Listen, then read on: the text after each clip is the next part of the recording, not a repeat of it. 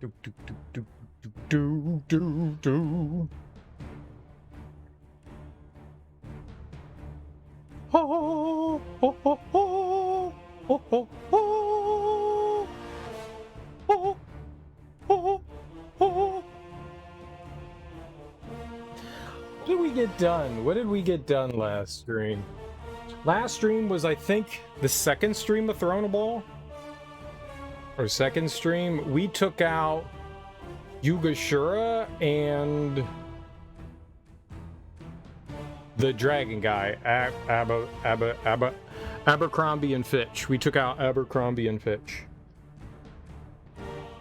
Oh my god. So, I mean, if that trend continues, so we took out Yugashura pretty early on, real early. We don't have a potential. Well, we do. We're going after the other ball spawn. There were two here, so we've got another ball spawn to deal with, and then I'm assuming we're gonna take on the monk guy, Balthazar. I think we're gonna end up taking him down after we take down this next one. So that was what we took care of. I think we made some decent progress. I don't have to deal with the Watcher's Keep. I didn't know that was part of this. I did the Watcher's Keep in the main game. So that takes like a big chunk out of Throne of Bhaal, I think. That though, the Watcher's Keep took, I don't know how long, a long time to get through. Especially fighting Demogorgon. So that whole chunk of the whatever this is not part of it. So in that regard, that's kind of cool. We took care of that. So we just need to go in, and I think the last thing we did here was we did the little challenge. So we're like on our way out of the dungeon, the dungeon, and whenever the plane is. The challenge, that's whenever the plane is. We're making our way out of the dungeon where we killed the Dragon Ball spawn. That's cool that a ball spawn could be a dragon. Or I guess it was like part dragon? I don't know how they were quantifying that. That was pretty cool. Yes. So we took care of all that stuff, so I'm not quite sure what they want me to do now. Like, should we go back to town? Are the monks going to be pissed that we killed the dragon thing? I thought that they'd be happy, you know? Maybe we could just go and deal with Sendai's enclave, because we took... Oh, okay, we took care of Abazagul's lair. Abazagal. Hello, Hoggisborg. Welcome on in. How you doing? Happy Monday.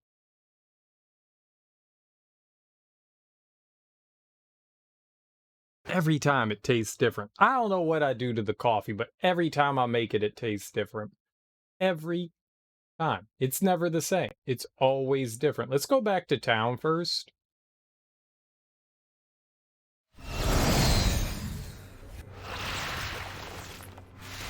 I just wanted to see if, like, anything happened. Consider it done. I've no time for to talk to like, if you they now. were going to be angry at me for killing the dragon or not.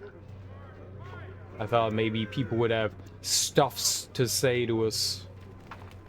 It doesn't seem like they do. It doesn't seem like they do. Alright, well, let's go take a nap at the inn, and then we'll go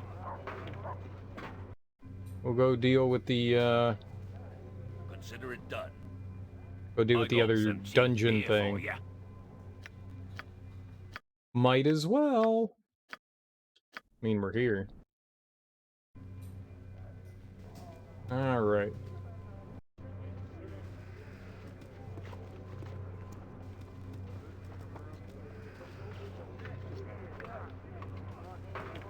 Ah! It does have an earthy flavor. Consider it done. I'm not opposed to coffee. I have no problem with it. I think it's one of those things that's like an acquired taste. I just want to drink caffeine. And after a while, you get used to it. It's one of those things you get used to. Is it good for you? I don't know. I like drugs. Is this Kenshi? I don't know what that means. No, I'm serial killer. Serial killer. Consider it done. What can it be now? This is private property. What are you doing here? I'm just passing through.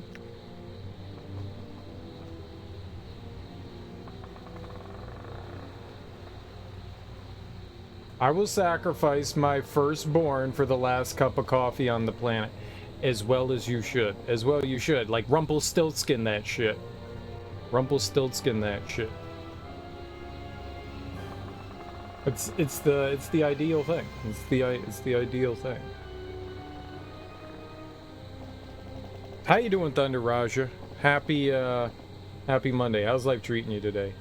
I am the firstborn. Well, you're getting sacrificed. You're getting sacrificed. Chicken pot pie, dude. Nice. I love chicken pot pie. It might not be my favorite, but I love some chicken pot pie. Good chicken pot pie. Bad chicken pot pie is the worst thing in the world. Good chicken pot pie is fucking amazing. There is bad chicken pot pie out there. I've had it. It's not good. It's not good. You don't want it. I don't want my chicken pot pie to be soup. I want chicken noodle soup for my chicken pot pie. You keep that shit away from me. I need it thick. I need that thick pot pie. The thicker, the better. That thickness. Oh, it's so good. How can you fuck it up? You can fuck anything up. You can fuck anything up. Just add some hot sauce to spice it up until you think if you think it's getting boring. Hot sauce doesn't save terrible tasting. Hot sauce doesn't save terrible tasting. No, I like chicken pot pie thick. If it's swimming, you did something fucking wrong. You did something fucking wrong, as far as I'm concerned. Honestly, I like chicken pot pie, but instead of having like the pie crust on top, people call it dumplings, but it's not chicken and dumplings. Chicken and dumplings is very different. I just like having biscuits with the pot pie. I like doing it that way. Chicken and dumplings is a very different thing. It's chicken pot pie, but with biscuits. Oh man, homemade buttermilk biscuits. Oh, it's so good. But I agree.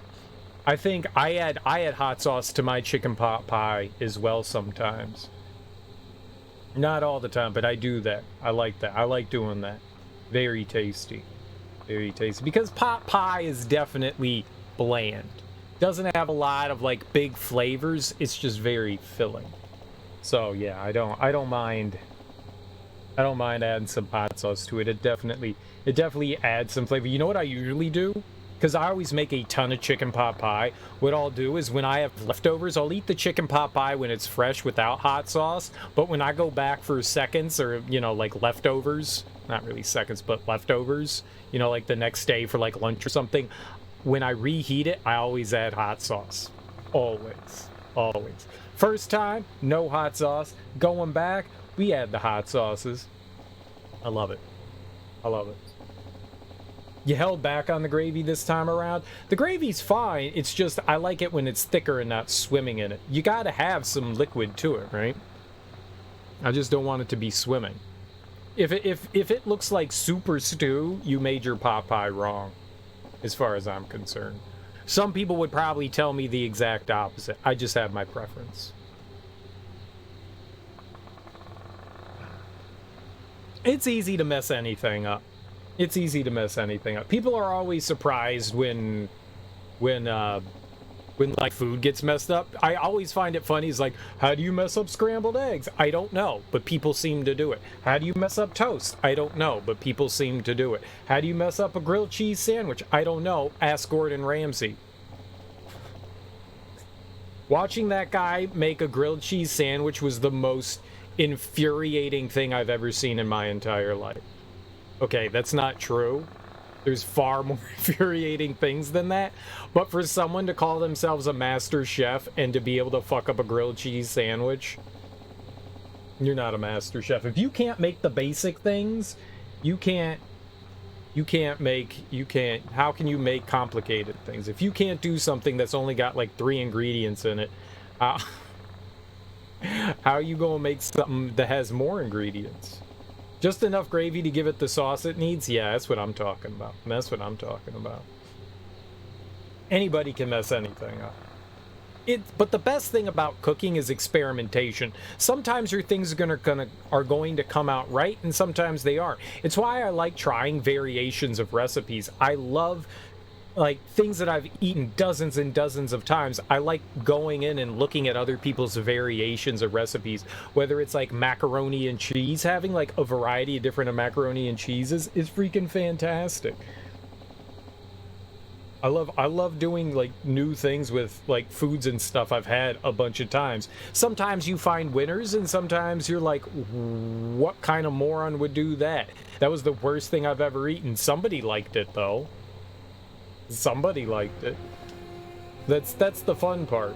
But no, it's easy to mess stuff up. Very easy to mess stuff up. Very easy.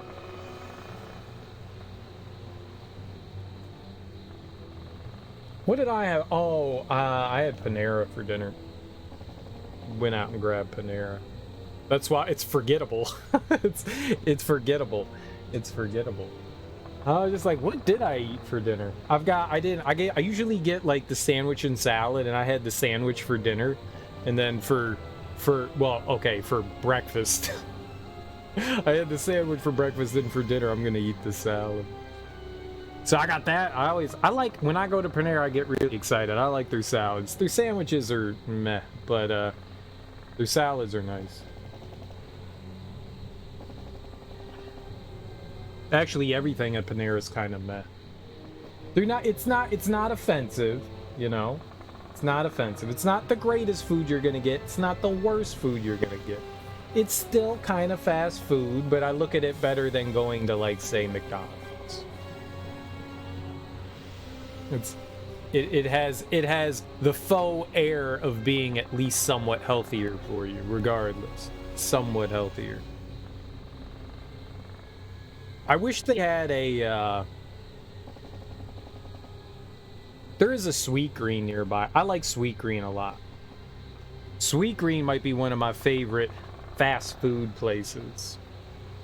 So they're just a salad joint. They're a salad joint, and I like that. They make some delicious fucking salads. They had some curry cauliflower seasonal salad one year, and it might be one of the greatest things I've ever put inside my mouth. It was fucking fantastic. I was just like, give me the curry cauliflower. Just give me the curry cauliflower. I just want to eat the curry cauliflower. You can like throw everything else away. I just want the curry cauliflower. Just give it to me. Just put it in my mouth. Just give me bowls of it. It was so good. It's so good. That salad was freaking fantastic. So good. I haven't been to a Sweet Green in a long time. Because the salads I usually make are just at home. Because it's easy to make salad. But when you don't want to put in, you know, effort into food, it's nice to be able to go to those places and just be like, salad please. And they're like, here's your salad. There's a Mediterranean salad place called Kava, and their shit is great because they've got you know like hummus and tzatziki sauce, and those are like my favorite things. And falafel. Oh my god, just put falafel inside of me all the time. Oh, I love falafel. I love falafel. You know what I do? I put chickpeas on my chickpeas. I put hummus on my falafel. And oh, it's a win. Oh, it's a win. Go. What's up, Hack Gaming? How you doing? How's life treating you? I love falafel. I love falafel. Falafel and some tzatziki. Oh, that's so good too. Falafel's a funny word. It is a funny word. It is a funny word. but it's also delicious. It's also delicious. I love falafel. It's probably not that good for you. I mean, it's vegetables, but they're deep fried. So it's not exactly the greatest thing in the world for you, but man, is it tasty. Oh, I love falafel. Good falafel.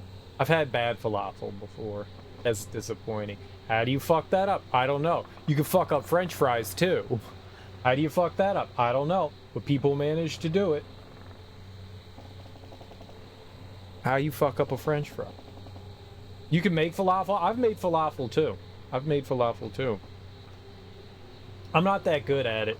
I'm not that good at it. The first time I made falafel, I did something wrong. I don't know what it was. I guess I got the binding wrong or whatever. Because when I was deep frying it, it was just like falling apart. And I was like, well, what the hell did I do wrong? I followed the recipe. Like, well, I have no idea the first time. I don't know what I've done since then that's different.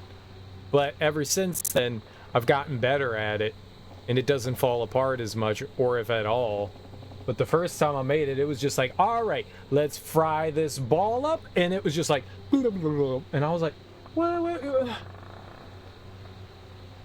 I can't eat that. It's just burnt little bits of beans.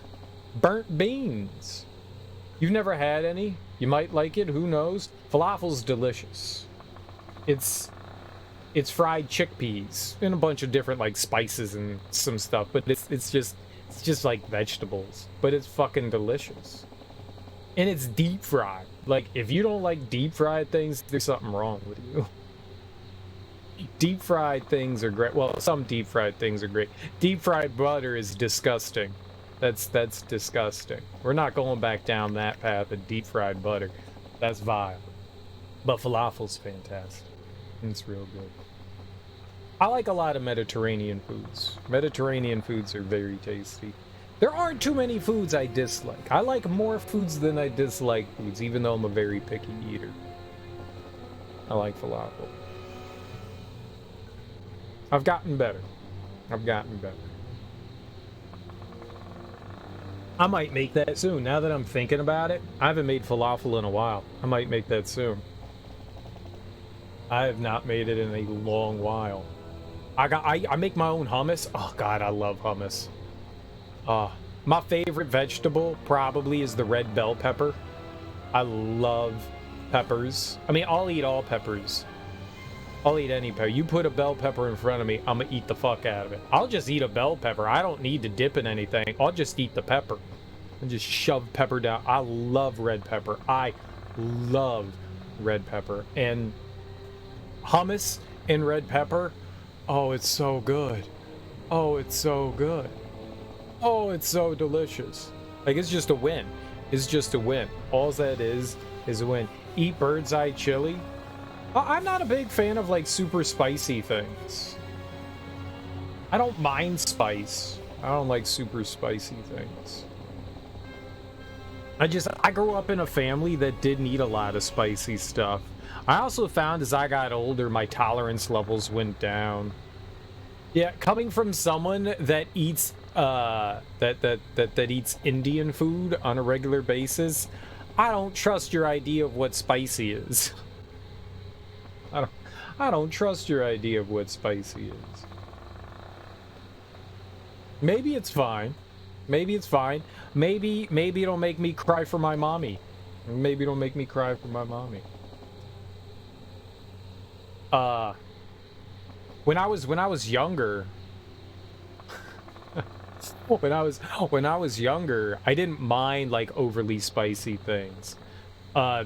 Taco Bell used to have like burn your ass off like spicy hot sauce. I mean, for me it was spicy hot sauce. Maybe for most people it wasn't. They had something called volcano hot sauce. I don't know that they make it anymore.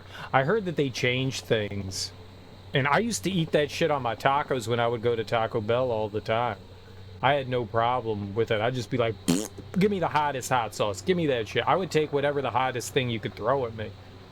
Now in my old age, I'm like, oh, ketchup is spicy. Oh, it burns my lips. Oh, I'm so tender now. I don't do spice as well as I used to anymore. Taco Bell gives diarrhea. I haven't had Taco Bell since high school, which was a very long time ago. a very long time ago. I don't eat Taco Bell. They call it Taco Hell. They call it Taco Hell for a reason. I don't think I could eat Taco Bell nowadays and come away with that unscathed.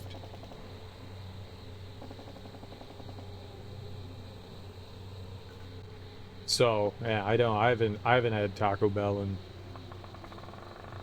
I couldn't tell you the last time I had Taco Bell. It's been over 20 years. It's been over 20 years. I will not go back to a Taco Bell.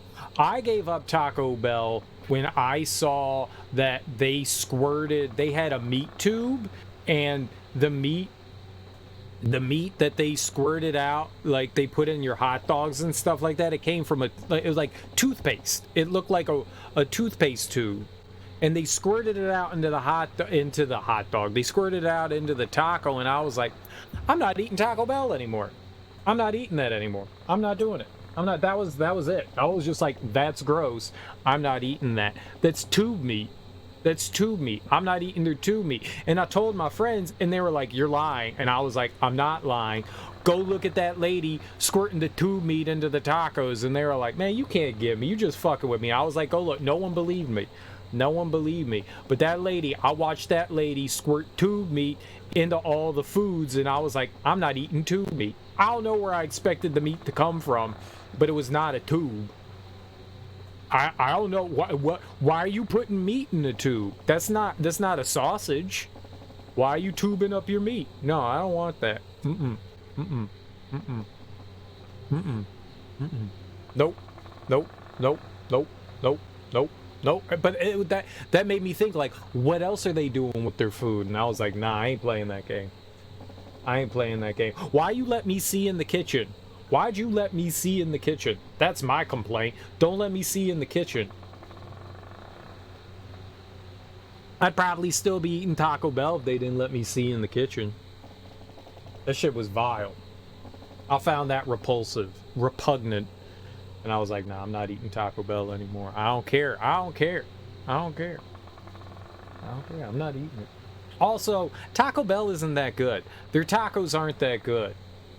Like, their food just kind of tastes like trash. But, I mean, that's most fast food places. Like, McDonald's food tastes like trash. There really aren't fast food places where I enjoy the food outside of, like, fried chicken. Like, Popeyes has some delicious fried chicken. That I'm okay with. Chick-fil-A has some delicious chicken, but see, Chick-fil-A is full of religious bigots, so I don't fucks with them. Even if their food might be tasty, fuck you, Chick-fil-A. You're giant pieces of shit. So, Chick-fil-A can suck the big one. KFC is trash. KFC is terrible. Awful. There are better places to go than KFC. KFC is horrible when it comes to chicken. Just awful. Popeyes is a bit better. You might not have Popeyes where you are. It might be more of like a southern East Coast thing. That's possible. That's possible. Like places they're around here, fried chicken places are a dime a dozen. Like we have like 20 different places you can go get fried chicken. Like almost every mom and pop place serves fried chicken around here. So like we're a bit spoiled in that regard. There's fried chicken everywhere. Like there's like 7 or 8 different places where I live within pretty much, maybe not walking distance, but within like a mile, that all have fried chicken, including Popeyes. There used to be a KFC. The KFC got shut down because no one likes fucking garbage ass KFC, and now it's replaced with a mom and pop place. There's a mom and pop place there now. Because people weren't eating that garbage. People line up at fucking Popeyes. People don't go to KFC. Go to Jollibee. I've never heard of them. Never heard of them. That might be a where you're from thing. We've got, what are they called? Oh, I forget. I had it on the tip of my tongue, and now it's gone. We have a bunch of fried chicken places in the area. It was another chain, and I couldn't remember. El Hermanos. We've got a Pollos Hermanos or something like that nearby, right? We've got the meth chicken. Fried chicken restaurants. Fried chicken restaurants. I live in Washington, D.C.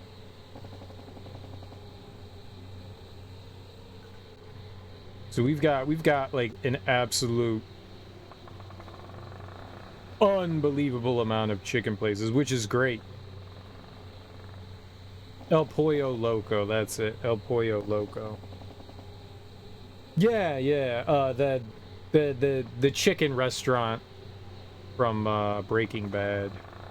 Yeah, El Pollo Loco, that's what we have.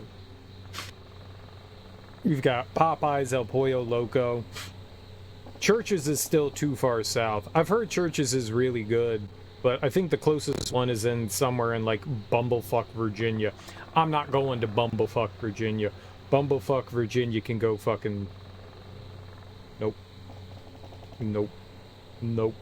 Nope. Nobody likes Virginia. Virginia's kind of like New Jersey. If you live in Virginia, you like Virginia. But that's it. Everybody else hates Virginia.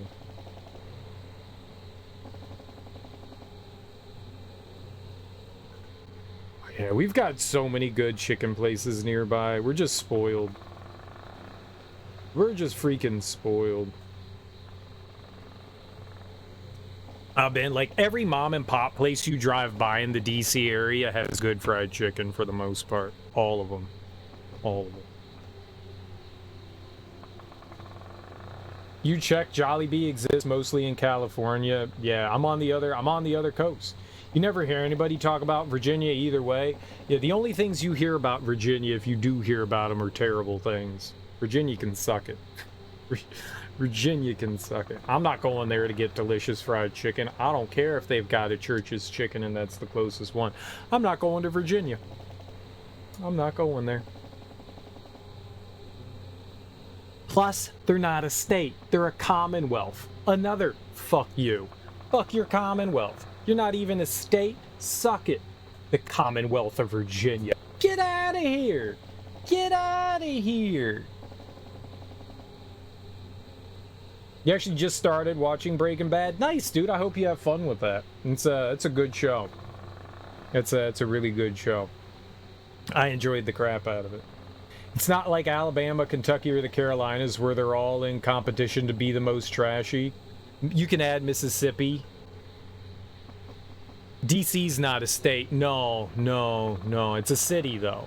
It's a city. They won't allow DC to be a state for whatever weird reason that they have going on. Taxation without representation. It's really fucked up. It's genuinely fucked up that DC is not a state. Virginia just chilling out down there. Yeah, they're low key. They're low key fucked up. Virginia is mainly carried by Richmond and more so Northeast Virginia. Northern Virginia very much carries Virginia. Everything else in Virginia is just fuckland. It's just weird, what do we call it? What's the word I'm looking for here? Incestville. That's it. Yeah. Virginia is the incest state. Mississippi, Georgia, Tennessee, yeah, the South.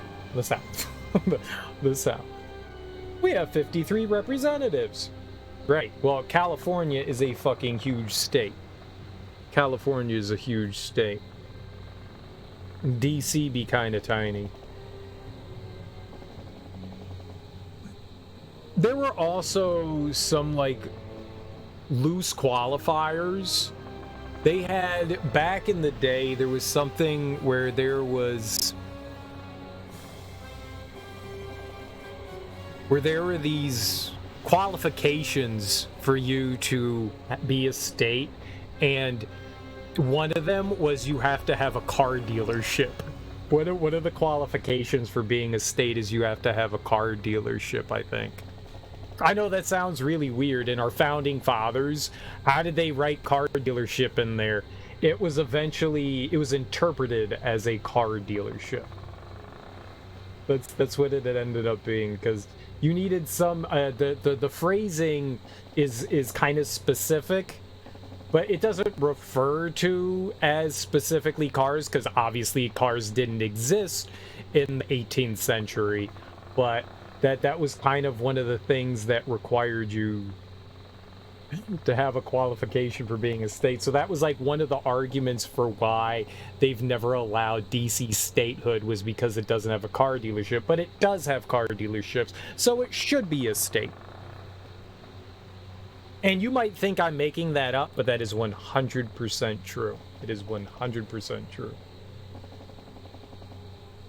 It's such a weird thing. So there's like a handful of things. There's like a population thing for you to be required to be a state. I think there's a couple of others, but for whatever reason, like having a car dealership is one of them. And it's like, what the fuck? What the fuck? It's too dumb not to be true. It is. It genuinely is. It actually is. It's one of the dumbest things I've ever heard. Now, I remember when I learned about that, and I was like, that's not real. And yeah, no, it is. It is. It actually is. It's an interpretation. I forget the exact wording of the clause or whatever it is. The population minimum, I think, is... I don't actually remember. Qualifications to become a state. For statehood, to become a state. Nope, just to become a state.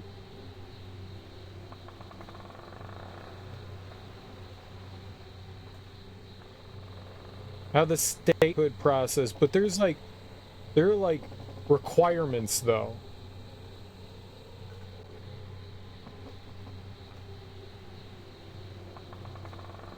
I'm just gonna look up car dealership, because that's the weird thing. Because someone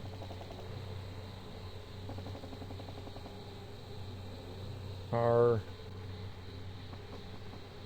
dealer.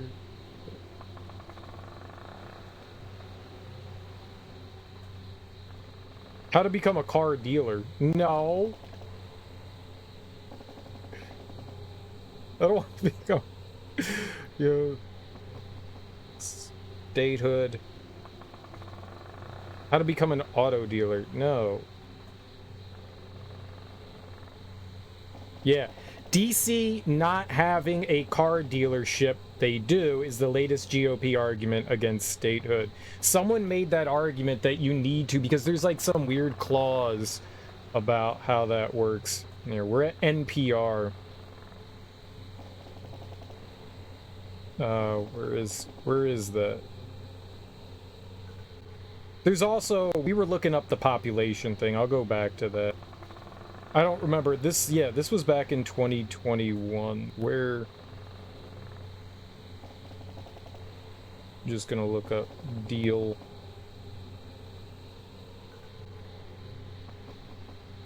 The new argument du jour for Republicans came courtesy of Representative Jody Hice of Republican of Georgia, who said that DC ought not be a state because it didn't have a car dealership, landfills, or airports.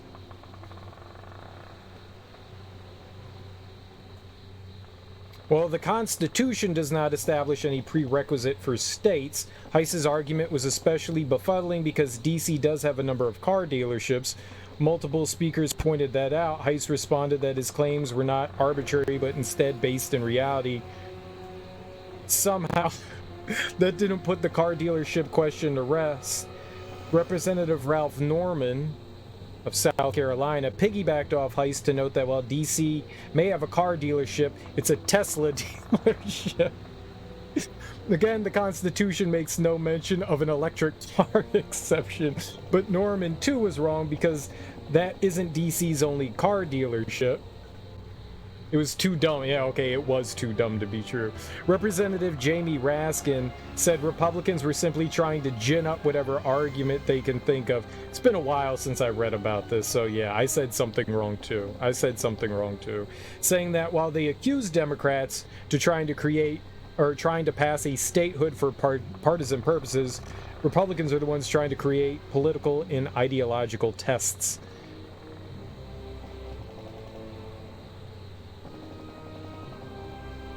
Alright, so that had nothing to do. Well, where did he come up with that? Where the fuck did he come up with that? So I think the argument is that the city doesn't have the amenities that a state, like states do, like airports and stuff. Whereas, I mean, I guess Reagan would be DC's airport, but I guess that's in Virginia. Reagan and Dulles are really close nearby, as is BWI. I mean, Reagan may as well be Washington, D.C.'s airport. I mean, it's right on the border of D.C. Like, when you go into D.C., you see planes fucking landing. I mean, maybe it's not directly in D.C., maybe it's considered Virginia, but it is. So they were just saying that it doesn't have amenities. That was the thing. So when they were saying it doesn't have a car dealership, which it has a bunches of them. It has a bunch of them. I've been to them. Yeah, so I mean, because that was a while ago that I read this, I thought I read that there was like some sort of clause about like being able to, I think there was something about like being able to sell like carriages or something like that. I think it was like a carriage thing. And that's why they brought up but maybe I don't remember that. Oh, I'm just saying that I meant as far as like access to things. Yes, it doesn't have one. No, I wasn't trying to make that argument. I'm just saying that it might not be in DC proper, but it's like right fucking there. That's all that I was trying to say. I wasn't trying to make an argument of anything else. That wasn't here or there. I was just trying to say, I wasn't clear on that. Just like, well, okay, maybe it's not in the city proper, but it's like a metro stop away. Right, but it's not in DC, right, but I don't think that really matters.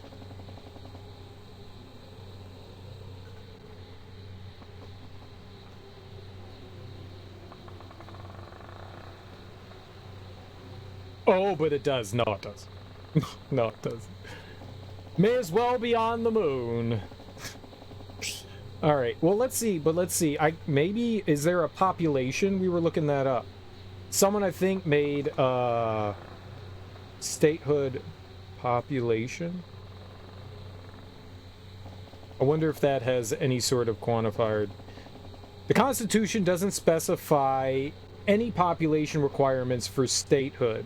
The Constitution gives the authority to create states to Congress and leaves the how to that body. Here, let's actually go there.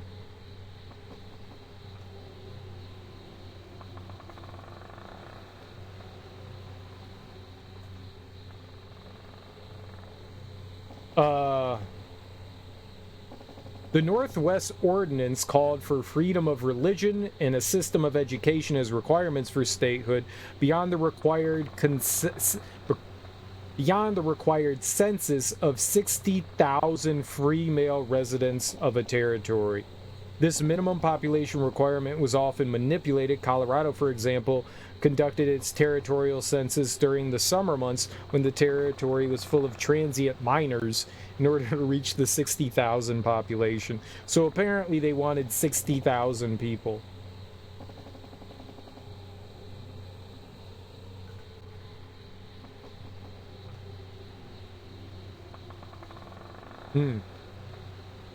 Yeah, Congress gets to set the condition.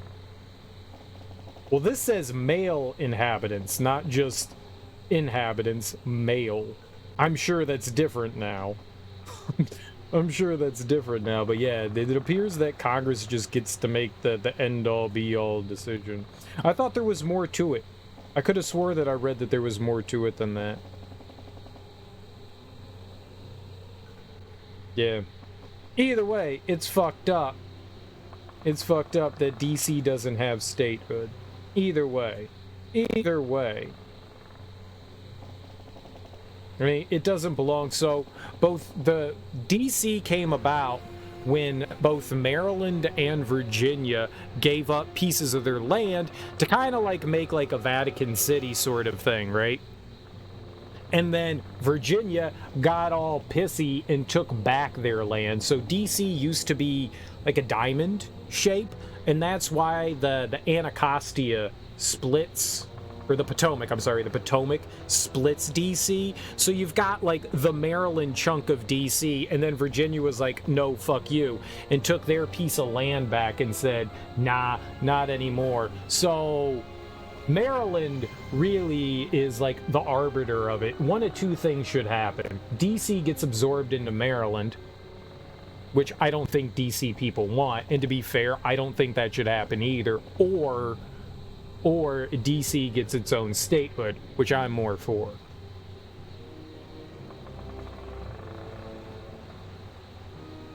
I would be very happy for DC to get its own statehood. It seems fucked up. It seems fucked up that they don't. But yeah, and that's another reason why to say fuck you to Virginia. They were like, no, my land. You had it for a couple years. It's ours back.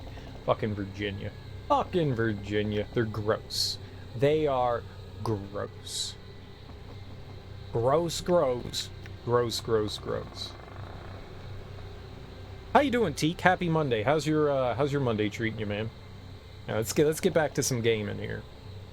This is private property. What are you doing here? Just passing through, looking for the ball spawn named Sendai. Who are you? I don't answer to you. I go where I want, when I want. Who are you? My name's none of your business, stranger. This is my land, and I don't like people prowling around in my woods. Oh, actually, I was told there might be a ball spawn named Sendai in these parts. Home sweet home Alabama. No one's ever said that. No one's ever said sweet home Alabama. That's just a joke. It's a meme. It's the meme. No one's really said that before. A ball spawn, huh?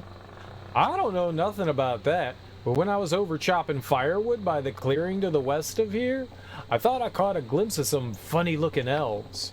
Not elves. What are they up to? Could have been my imagination, though. I ain't never seen elves with black skin before, and they were only there for a second before they vanished. Oh, that's the Underdark. I don't normally like strangers in my woods, but if you want to check out my story, I guess that would be okay. Look for the wood carts in the southwest clearing of this forest.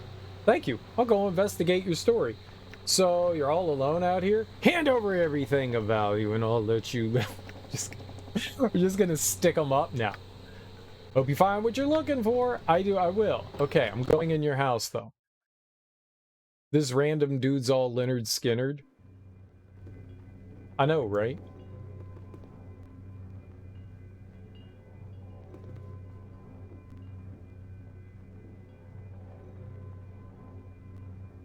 Wait, did Leonard Skinnerd sing Sweet Home Alabama? I will do my best. Sweet Home Alabama. I know they did Freebird. Play Play some Freebird. Yeah, play some Freebird. What do you want? Play Freebird. Right you are. It is Leonard Skinner. Play Freebird. I want to listen to a 45 fucking minute song. Why are people so obsessed over fucking Freebird? It takes like 9 hours to listen to that fucking song. 9 hours. Rune of Clangaden. Mine. We're just robbing this guy. Same dude made Freebird. Oh, I know Skinner did Freebird. I know that.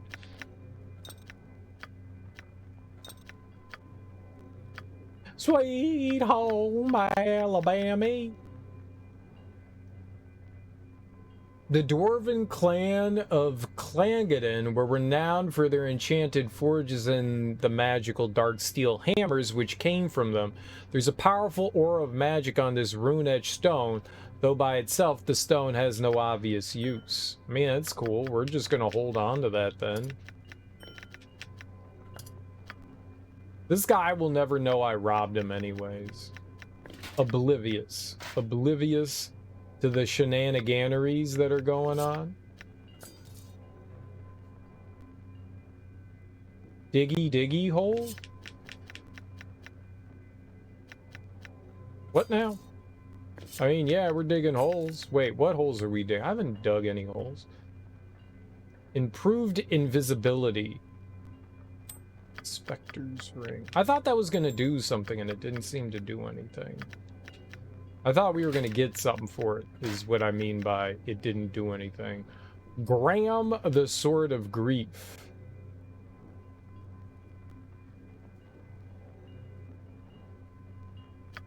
It seems cool. Not super helpful. It's actually slightly more... Oh, but that's because he's like maxed out with... Yeah, I'm not gonna switch weapons here.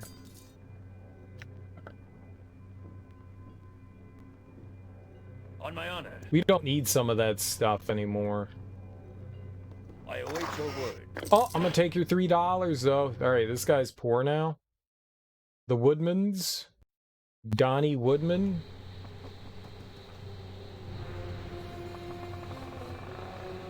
Alright, I stole all your stuff. I hope you don't mind. Well, those are frightening noises. It's too dark to see anything.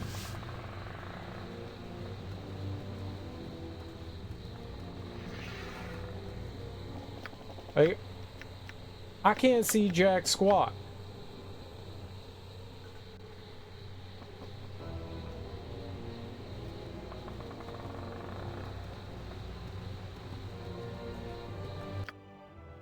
Oh, I'm just like walking into a wall.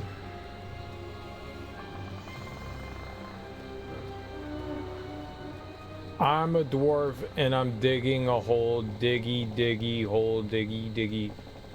Oh, you just made that up, didn't you? These gravestones appear to have been hastily and recently erected to give the two graves the illusion of being older. Though carefully placed, you note that the sod of the graves was laid to cover the fact that they've only been recently dug. Dug. Well, then dig a hole.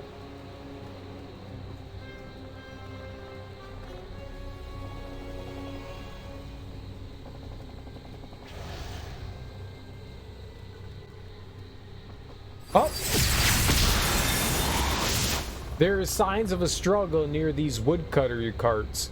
Piles of things that may or may not be human remains lie in stinking heaps. Someone has slaughtered here. Human remains. Oh man, I read that all kinds of weird. May not be human remains. Stinking heaps. I like stinking heaps. Oh god. Hive Mother. We're fine. Kill things faster! Go team murder! Don't let the Hive Mother get you.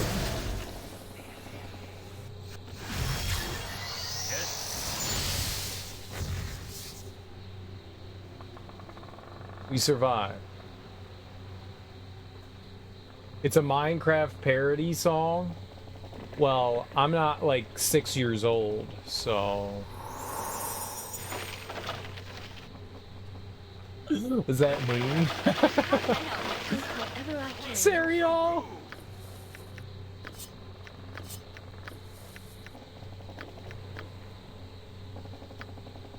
My bad. My bad. My bad.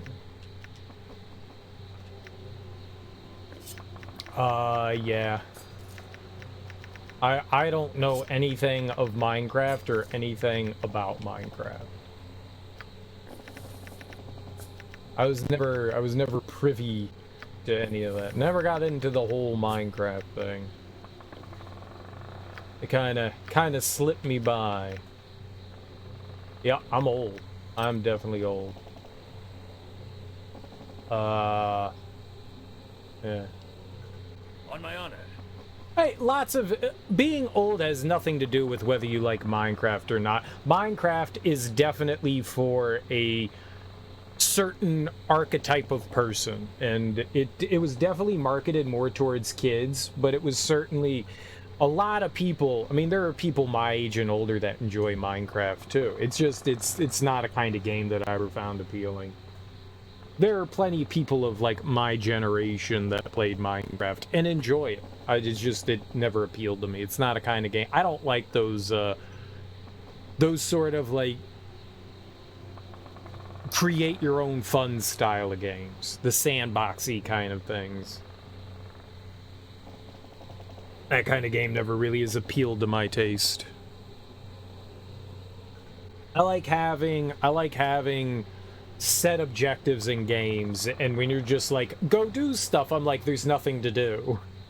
That's my view is when like people are like, go explore and play in the world and create things, and I'm like, there's nothing to do. There's nothing to do here. There's nothing to do. There's nothing to do. While other more creative people are like, there's so much stuff you can do here. Look at all the cool things I've created. And I'd be like, there's nothing to do here. There's nothing to do. It's just a big empty world with nothing to do.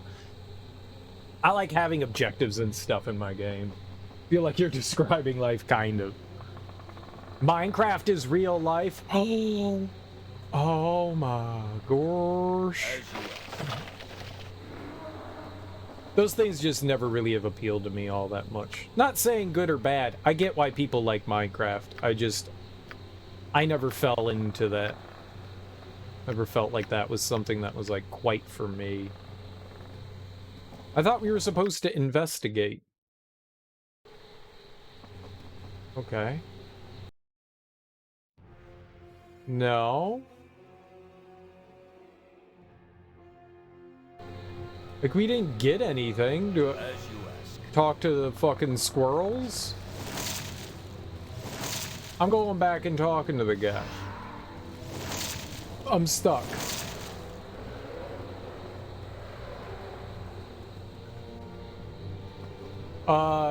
Sir Woodsman, sir?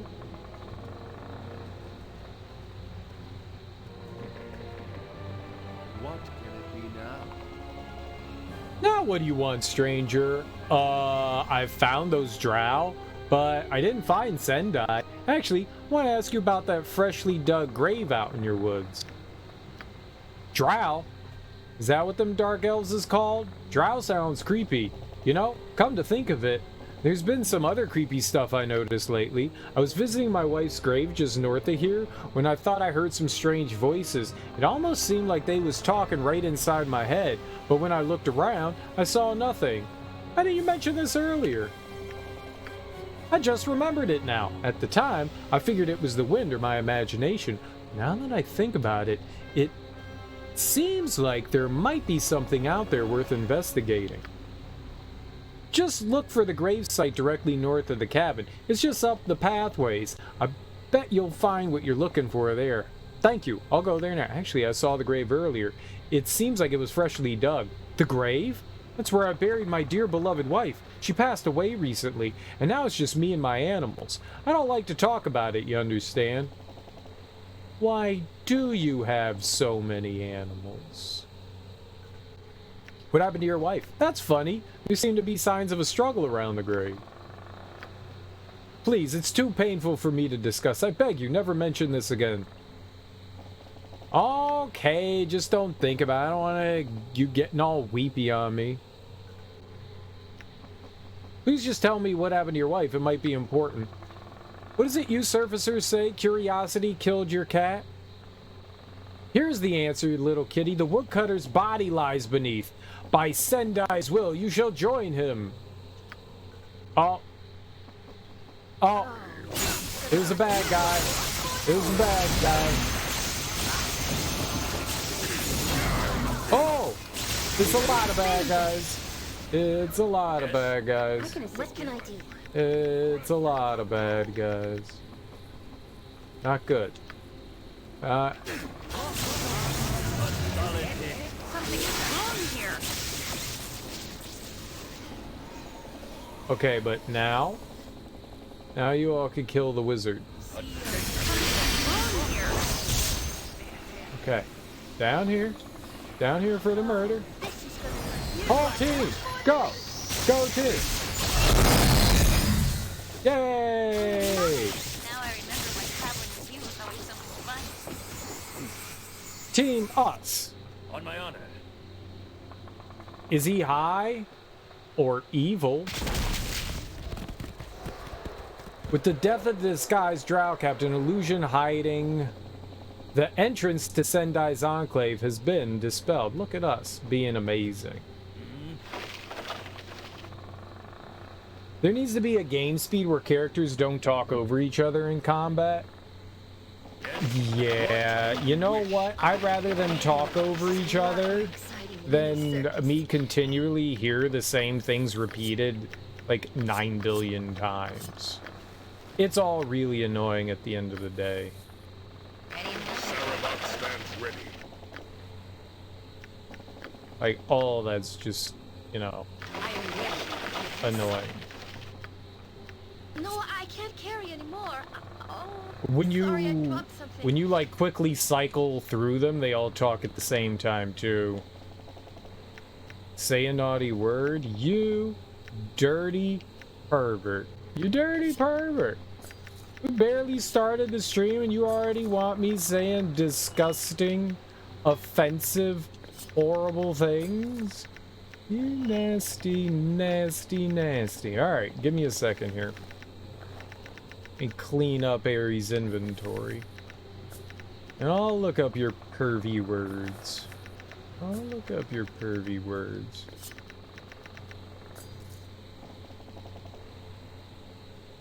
You can turn off some of the voices, like the extra voices. They're annoying, but at this point, we're like 350 hours into playing. I'm not going to change it, but yeah. You can, there is an option that we can go into. I think it's, I can't see it. That's too small.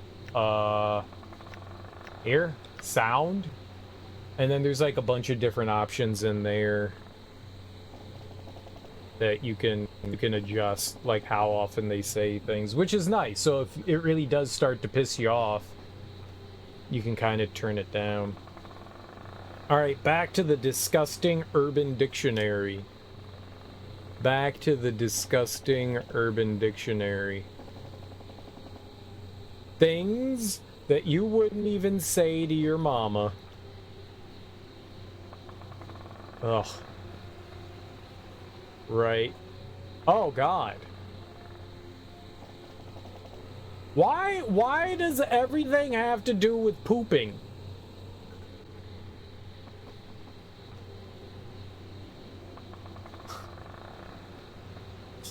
Okay. This disgusting thing is the Nigerian Hurricane. I had to read it to make sure it wasn't, like, overly offensive. A sexual act in which a man poops puts it in a blender, and then proceeds to rub his body with it. After this, the man must quickly jump on their sex partner, attempting to also cover them in as much of the feces as he can while using anal penetration. Why do all of them have poop in it? Like, people are like, ha ha, poopy's funny. Well, there you go, you dirty pervert. You made me look up Nigerian Hurricane, you foul human being. That was gross. That was gross. That was definitely gross. I felt my stomach turn a little bit. That's not what I expected. That's not what anyone expects. It's not what I expected either. It's not what I expected either.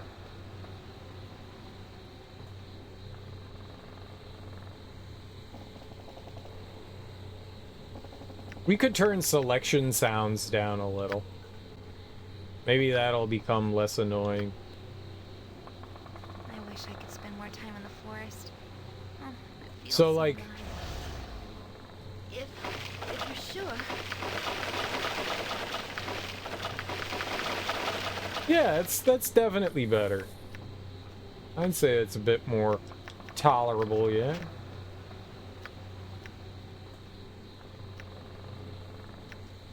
It's not like they're saying anything unique or helpful when we're selecting them, right? Then it just makes the really annoying, like, switching noise. Very well.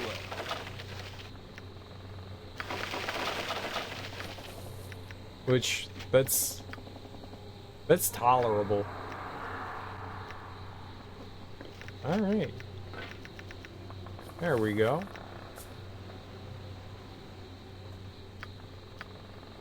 What? I can't save? Sure I can. Oh, is that because Nolly is all oh, Nolly is messed up. I didn't notice that. I thought she was part of the fun time crew, the fun crew. Nolly, be part of the fun crew. Nolly, Wakey, wakey. Very well. Door goes open, door goes closed. Door goes open, door goes closed. Door goes open, door goes closed. Door goes open, door goes closed. Door goes open, door goes closed. Door goes open, door goes closed. Door goes open, door goes closed. It's not waking her up. I'm just slamming this door in her face. That would bother anybody. She's inhuman. She's inhuman. So, yesterday, I mean, while we're waiting for Nalia to wake up, I watched a movie. Apparently Amazon lets you... I actually watched 2 movies yesterday. One of them I regretted deeply.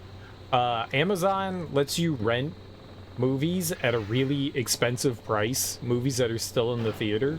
So I watched Black Phone. I watched Black Phone. And, it was awful. Black Phone was awful. It's supposed to be thriller horror movie with Ethan Hawke where he's like abducting children, and it was horrible. It was genuinely horrible. I didn't realize. No, I didn't. I didn't realize that it was an adaptation of Joe Hill. And if you don't know who Joe Hill is, he's Stephen King's son, who also writes. His name is Joe King. Like, Stephen King is a dick. Stephen King is a dick. He named his kid Joseph King, and his name is Joe King. So, Joe Hill changed his last name so, you know, he wouldn't ride on the coattails of his father. Which I respect when people do that. Joe Mama, even better. I'm not a fan. I've read a couple of Joe Hill's books, and they're not bad. He also tries to write, you know, like thriller horror like his dad. And they're not terrible, but they're not that good. Like, he wrote Horns, and Horns was not good. They also turned that into a movie, which was bad. That had Daniel Radcliffe in it. That was bad. Everything that I've seen that has Joe Hill's name on it as far as a movie has been awful. It's been fucking awful. And This was an adaptation of one of his books, and it was horrible. It was fucking horrible. Horrible. I mean, the subject matter's rough, but it feels more like exploitation of a situation than anything else. It just wasn't good. It just wasn't good. Ethan Hawke does a fine job as being creepy. I guess you got that going on, but it was just fucking awful. It was horrid. It was just awful. It's one of those times where, you know, it's not often. I make a lot of, oh my goodness, just get me out of here. Cancel. Which one's the cancel button? X? Ah. I was hitting the B button. I'm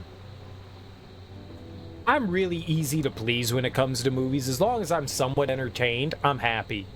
It's not often that I sit down and I watch a movie and I go, I just wasted time.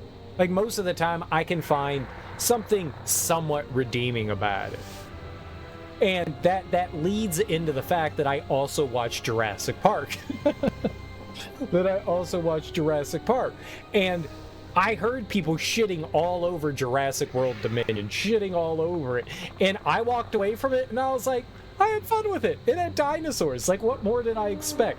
They brought back Sam Neill and this continues, I see little point in my remaining with your group. Jeff Goldblum and who played Laurie Stradler? Laura Dern. They brought them all back from the original Jurassic Park and plunked them in, and I know that's just fan service, but it made me happy, and I loved it. It doesn't do... When you go... the Jurassic Park movies, I chalk up to a lot like the superhero movies. You know what you're getting into. The story's gonna be dumb. They basically tell the exact same story every fucking time. Like, nothing different happens. I kind of wish that they changed up the formula, because it's the exact same copy-paste formula out of every Jurassic Park movie. Like, oh, everything's cool and nice with the dinosaurs, and then all hell breaks loose. The people get in danger. Giant meat eaters come after them. Some people get eaten, none of the main characters, and then you know, it's over. The whole series is garbage. Oh, pish posh. Pish posh. The first Jurassic Park movie is one of the greatest movies ever created. I love the original Jurassic Park movie. You can argue till you're blue in the face with me. They're not great movies, but they're entertaining, and I chalk them up to like the whole like superhero fad of movies, where a lot of the superhero movies just basically copy paste the exact same formula of a movie and think that they're doing something new, but they're the same thing.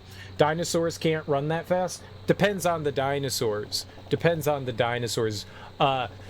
The velociraptor that they chose, or the dinosaur they chose to represent the velociraptor, isn't a actual velociraptor. Velociraptors are smaller dinosaurs, but that's not true.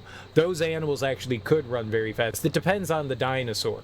Completely depends on the dinosaur. Some dinosaurs were built for speed, but then you have like other dinosaurs, like you're not gonna see a Diplodocus, a Brontosaurus, you know, hurtling down at 40 miles an hour. Yes, some things are definitely fictionalized in the movie for fictional purposes to make things more exciting, like the Stegosaurus. The Stegosaurus and their tails with those huge fucking spikes. Stegosaurus did not have like 6-foot spikes on their tail, nor could they turn their tails upside down and slam down with them. You know, yeah, some things are definitely made up for movie dramatic purposes. Absolutely. Liberties are certainly taken. Like, they said that the T-Rex, and I've heard multiple different things depending on how things, because science has changed dramatically. I mean, it changes, like, what we know about dinosaurs changes dramatically all the time, and sometimes theories go back and forth depending on things. So I've heard a lot of different things about the T-Rex being as mobile as it could be, because some people thought that the T-Rex used to walk more upright, And now the idea is that the T-Rex is more kind of like cat-like, where it uses its tail as kind of like a counterbalance measure, so it can walk more in a horizontal fashion, which means that it actually could move a lot faster than people thought, because in that upright position you're not going to get a lot of speed, but in that lower balanced position you can actually move faster. Now, whether they moved at 35 miles an hour, yeah, I don't think so, but velociraptors are, or at least some of those smaller ones, could be akin to like a cheetah, and they could get over very high speeds, going much higher than, I mean, what, a cheetah can run like 45 fucking miles an hour, and they think some of the dinosaurs absolutely could. It really just depends on what dinosaur you're looking at. But yes, a lot of liberties are taken in the movies, but that's the point. It's not a real movie. It's like, what if dinosaurs existed today? Yeah, a lot of it's fictionalized. That's okay. They're not meant to be documentaries. That's okay. The T-Rex is going after humans, not enough calories in a human to satisfy your need. You don't think that a dinosaur would eat a human being? I think a T-Rex would eat a human being. If they could eat like 5 human beings, I think they'd be okay. Like most animals are opportunistic. If they see something, a lot of the times, and it's free to them, they're gonna fucking go after it. Well, your situation is very situational. Well, just go 90 miles an hour. Sometimes you don't have a car nearby. Sometimes you don't have the ability to go 90 miles an hour. You need a pretty straight road to go 90 miles an hour to get away from something. Well, just go 90 miles an hour. That's a really simple solution to a problem that usually doesn't have a simple solution. I get it. It's like looking at horror movies. Horror movies are meant to be fun, not real life things. Shit happens and stuff, yeah. You know, the thing that bothered me was in Jurassic World, and you had, what was it, Jessica Chastain? Is that who it is? Brandy Chastain? Jessica Chastain? That's who that is, right? She was running around in her high heels, and she never thought to take them off while she was being chased by a T-Rex, and I was like, well, that can't be real. Well, that can't be real. Yeah, there are very few places where you can go 90 miles an hour and not die. The T-Rex would have hunted like a tiger. See, I'm going to say that you're not an anthropologist or have any idea of what you're talking about in regards to dinosaurs. Neither am I. But making assumptions is a bit silly. Oh, that was Bryce Dallas Howard. I get Jessica Chastain and Bryce Dallas Howard confused all the fucking time. Why? I don't know. Maybe because all redheads look like cereal. I do. I get them confused sometimes. They don't look alike. They don't look alike at all. I just get them confused probably because they're both redheads. If you put them up, I don't think I'd be able to tell you which one was which. I'd be like, they're the same. They are the same. Yeah, Bryce Dallas Howard. I don't know much about dinosaurs. I just know that I am pleased and entertained when I see dinosaurs on TV. Like, I'm like a 5-year-old kid again. I want to get my dinosaurs out and line them all up in front of the TV and watch fucking Jurassic Park, you know? Like, I love it. I don't care if it's terrible. I just like the fact that there's dinosaurs. Like, there's dinosaurs roaming throughout cities and stuff like that. Like, I just find that highly entertaining. I want to see dinosaurs in New York. And not We're Back. I want to see dinosaurs in New York. Where's that movie? Jurassic World. Dinosaurs in New York. I want to see a T-Rex stomping through downtown New York City, fucking shit up. That's what I want to see. Watch this video! No.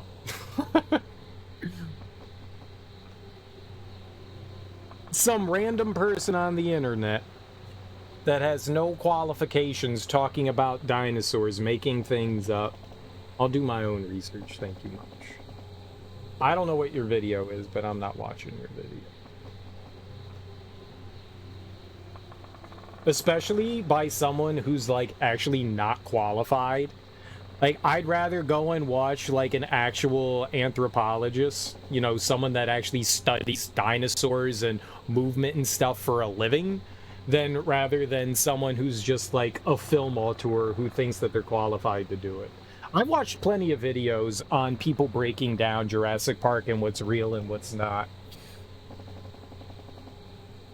There was actually a guy, what was it? My buddy sent me a link to it. He's an anthropologist. He works for, like, his a guy that worked for the Smithsonian, and he dissected Jurassic Park. And yeah, he tears it fucking apart. He tears it apart and says, you know, like, what's real and what isn't. And that's fascinating. And he's an actual anthropologist, so he knows what the fuck he's talking about. I'm not saying people can't do research and know what they're talking about. Try the film theorist? Nah, I'm good. I'm good. But the whole point is that it's fiction. You have to suspend your belief. If you're watching Jurassic Park and going, this isn't real, you're kind of missing the point. Like, it's going over your head then. It's going over your head. The majority of the point of movies is to be entertained and to have a suspension of disbelief. If you're going and watching Jurassic Park for something real and you're criticizing it because it's not real enough, then you're missing the point. It's supposed to be fun and entertaining, you know? It's cool when people, like, say, okay, and you dissect a film and say this, this, and this, and this, and that's fine. If you're going from, like, a actual animal standpoint of something and dissecting things and going, this is what they got right and this is what they got wrong, that's cool. But Jurassic Park isn't presenting things like this is real and this could happen, you know? It's fiction. That was one of the only interesting things they said in Jurassic World, where the scientist guy flat out says, we don't make them to be real, we make them to be what people expected them to see. They did say that. That was their rationalization for the reason why, like, the dinosaurs didn't have, like, feathers and stuff like that. And then in this one, they make that point in the newest one, Dominion, as well, where they were like, okay, we made this one supposedly how it's representational of what it was like in its environment, not like these other ones. And I was like, that's really clever to kind of, like, what do you call that, like, step back and, like, fix an error in the way things were, because the idea that dinosaurs had feathers was still kind of a newish theory and they weren't quite sure on it when Jurassic Park came out. So a lot of the dinosaurs weren't represented. They were more represented as their, like, more lizard counterparts. So they go back and what do you call that when they change something, when they go back? They were like, oh yeah, they were taking liberties with their creation. So that's why they weren't truly representational of it. They retcon. Yeah, it's a bit of a retcon. Yeah, thank you. Yeah, it's a bit of a retcon. Going back and, like, pseudo fixing, like, the issue, the inconsistency. I don't care. Look, I mean, it's a sign of its time. Jurassic Park wasn't trying to be real either. You shouldn't have to say that 100 times in a movie per watch. Then you're missing the point of movies. If you're sitting watching a movie going, that's not real, that's not real, that's not real, that's not real, you're ruining your experience of it. And that's fine. That's fine. If that's how you want to watch things, watch fucking documentaries. You know, do you sit and watch, like fucking Iron Man and go, there's no way that's not real. Oh my god, Iron Man couldn't possibly fly. That technology doesn't... No, you have to suspend your disbelief in a movie. I can watch any movie and go, that's not fucking real. The whole kind of video games. Oh my god, we're playing fucking video games. That's not real. Yeah, the shit that's happening in video games, people can't cast magic, people don't have super magical abilities, elves don't exist, dwarves don't exist. Fucking one-eyed giant flying eyeballs don't exist, dragons don't fucking exist. That's not real. It's a fucking fiction. It's fiction. That's the point. It's stupidly bad in that movie? Alright, we'll agree to disagree. We'll agree to disagree. Those movies aren't trying to be reality. They're trying to be fun.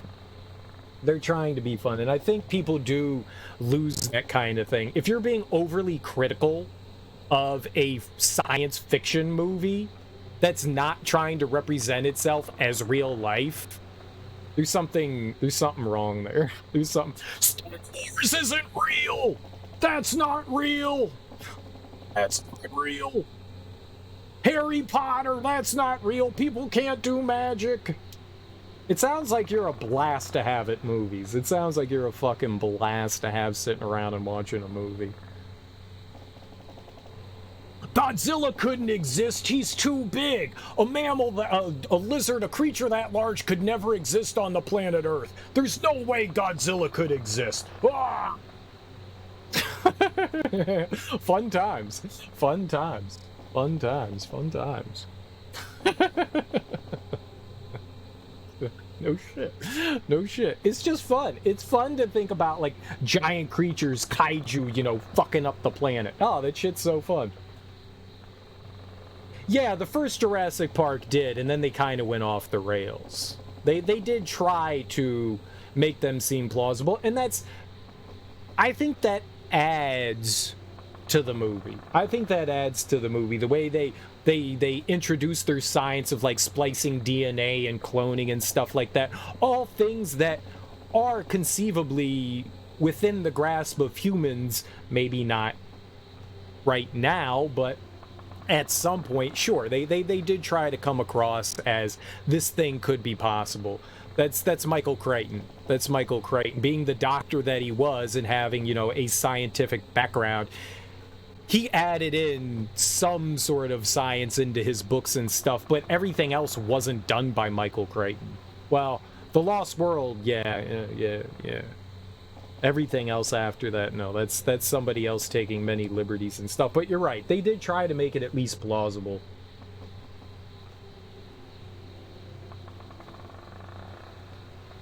Then if you stop being plausible, the series kind of evolved beyond that to an extent. I think we can all agree. And, I mean, it wasn't even the Jurassic era. No, it wasn't. No, it wasn't. No, it wasn't. Some of the creatures came from all over the place. It's just like, what's the more, it's not even just the Mesozoic era. There were a bunch of different eras that they combined, stuff from all different eras. It wasn't just Mesozoic or Jurassic or Triassic or Cretaceous. They mixed in a ton of different things. It's just, it was a catchy name.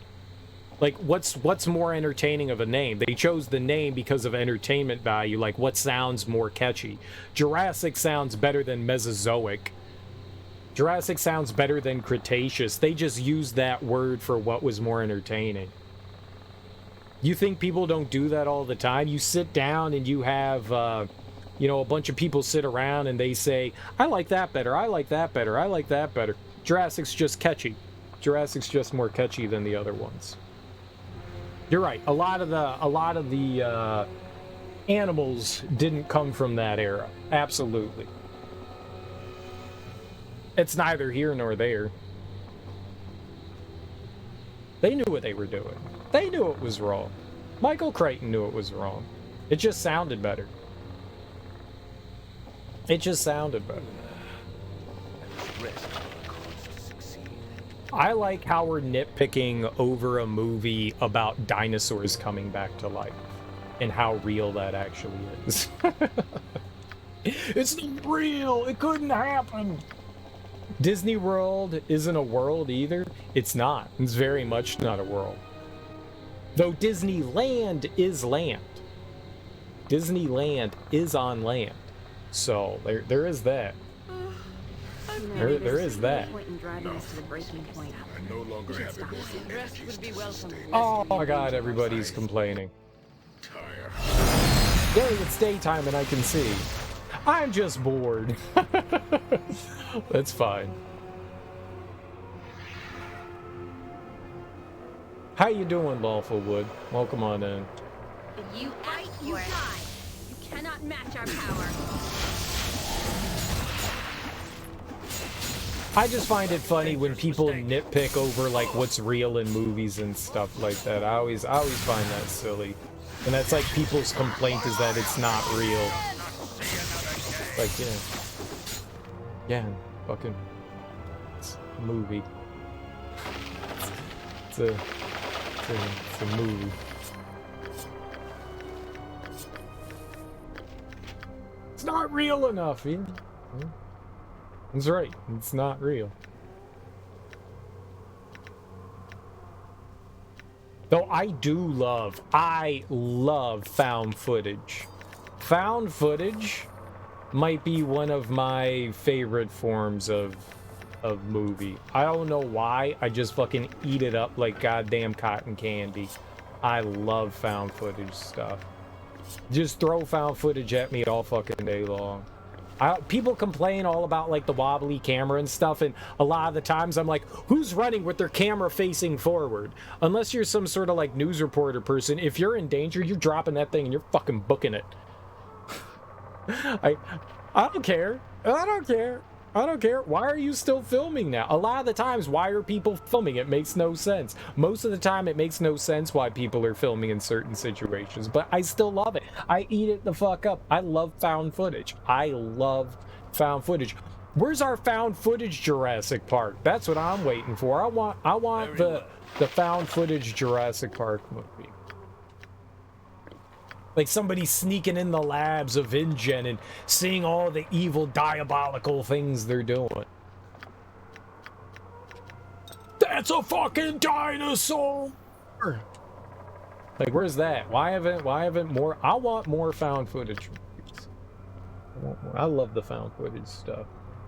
I loved Blair Witch. Blair Witch was great. What just made that? Oh, we found a trap. My magic is I was like, why did the game just pause? Because there's a trap. You can count on me. The Tribbity Trip Trap Doodah. Very well. Perfect.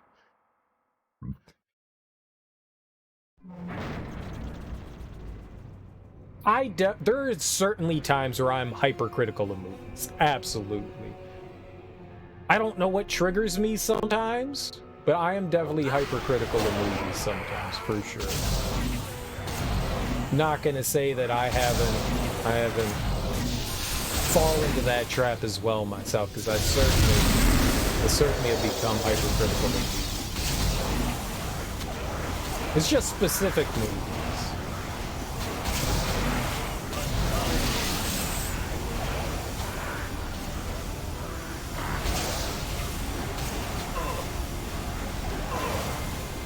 I think the more convoluted a story and movie gets, the more critical I am of it. So something like oh, what was that horrible movie that oh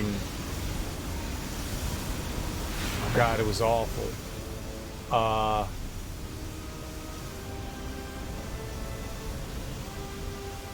Christopher Nolan's last movie. Like, I scrutinized the fuck out of that. There's so many things in that movie that just don't make sense. Like, that was a movie that I was hypercritical of because it's a movie that wants to try to make you feel like you're dumb while you're watching it, even though it does abide by its own rules itself. Oh God, what was that called? Oh my God, it was awful.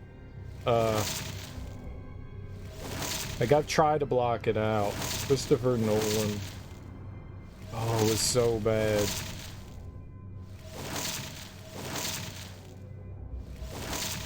Tenet.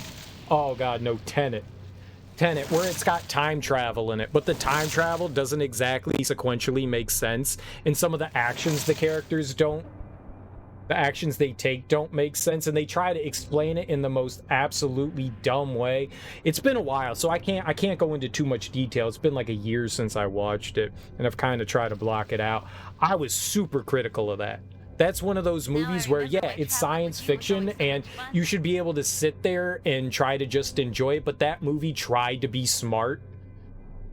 I think Christopher Nolan came up with a clever idea in the story second, because it's shot really well. It's really cool how it's shot, where you're like, where they're fighting backwards and someone's fighting like that. Those fight scenes were so fucking cool.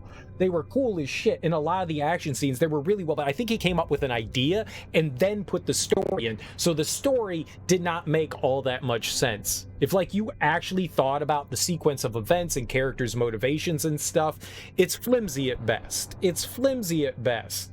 And when a movie tries to come across as being smart when it's not, that's when I start to nitpick things. That's when I start to nitpick things. When you get preachy over things and start, you know, yammering on about stuff and how clever this is and how unique it is, I just go, all right. That's where my brain starts to go angry. That's when I start to nitpick and like scrutinize things. Jurassic Park is there to be fun. Tenet was there to try to be a smart, intelligent sci-fi movie when it's really simple and dumb. When it's really simple and dumb. They tried to make a very simple premise as convoluted as fucking possible, and it just turned into a fucking mess.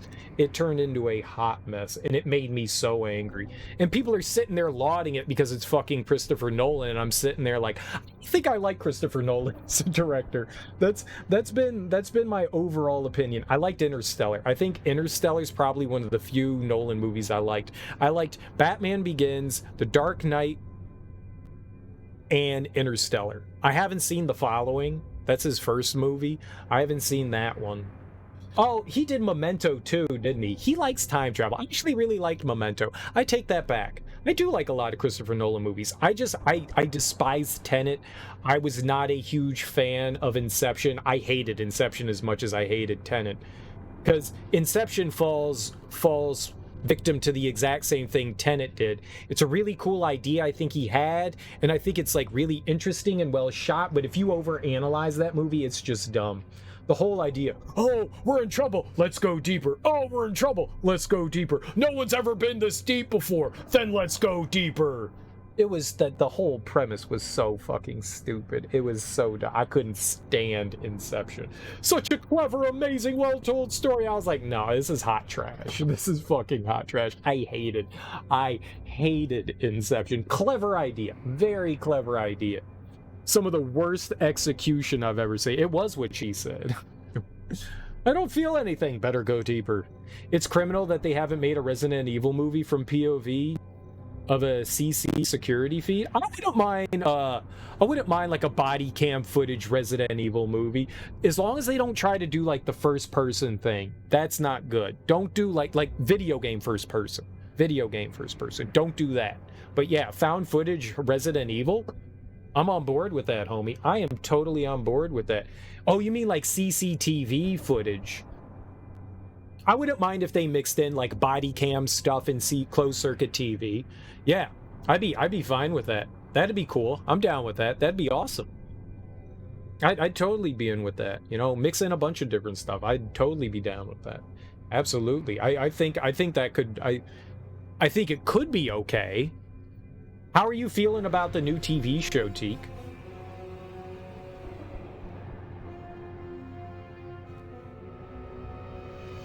How you feeling about that new TV, the Netflix show?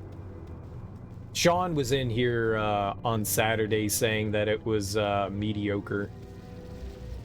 Said he had some fun with it, but it's not really that good. I got a feeling that Sean is usually really kind towards things much more than I am, and I got a sinking feeling that it's probably not that good. Oh my God, everyone, where are you?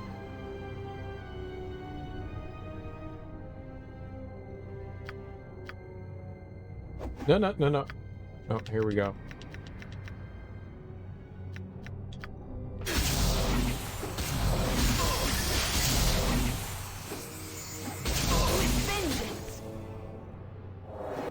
Oh, okay, so we're just not done fighting billions of monsters. Got it. Okay, let's get Sarevok low. What do I think of the price of gold is per ounce? I don't know too much about that stuff, to be perfectly honest. I know gold prices can be manipulated somewhat, and I heard I don't know how true it is, but I heard that the amount of gold that we have, I'll just say it, farmed from the earth, mined, wouldn't even fill up an Olympic swimming pool. It's still a lot, but it's not that much, which makes me think, like, it can't be true. Like, every time you see it on in like the movies and stuff, and they show like Fort Knox, it's like stacked up to the fucking ceiling. I mean, an Olympic-sized swimming pool is really fucking big, but like that can't be true. We've had to have mined like tons of that shit. Now, every metal weighs like something different, but still.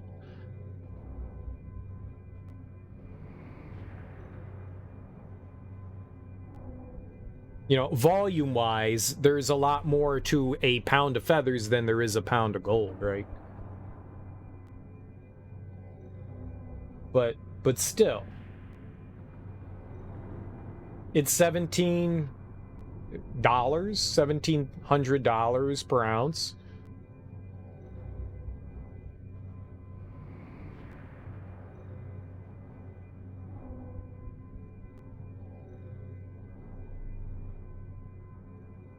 It's a lot of gold. It's a lot of gold. It's a lot of gold. So when I hear that, I'm like, that can't be true. Like 8,000 tons? That can't be true. You can't have 8,000 tons in reserve. Is that true?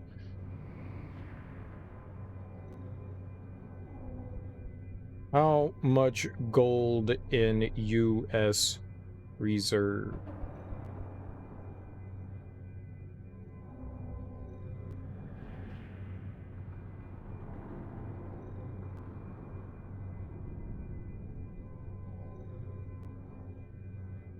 State report. It's from the Treasury. It's from the Treasury, the actual Treasury. Gold bullion. 2,258,641,878 ounces of gold bullion. I'm not gonna translate that into, that's a lot. That's a fuck ton. And then gold coins, blanks, and miscellaneous, it's over 261 million ounces. All right, ounce to tons. We'll just say it's 260 ounce to ton. Ounce to ton.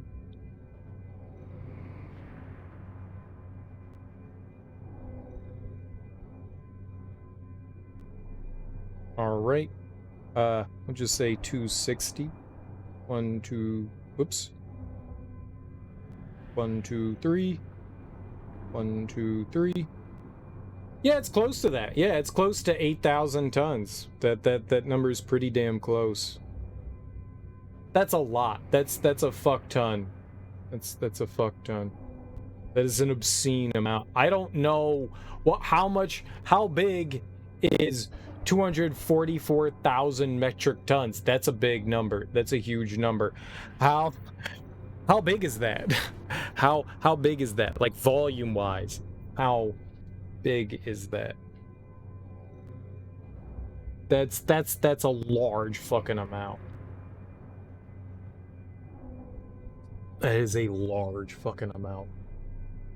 That is a lot. This is a lot. Oh, this is sorry, Betty. What's heavier, a ton of gold or a ton of feathers? Probably the feathers. Probably the feathers. That's a lot of feathers if you think about it. That's a lot of feathers. What's up, Willie? How you doing, dude? It would take 106 million pounds of gold to fill an Olympic-sized pool. And, okay, so how much is 244,000 metric tons in pounds? Oh god, metric tons to pounds? Metric tons to pounds, because a metric ton is different than a ton.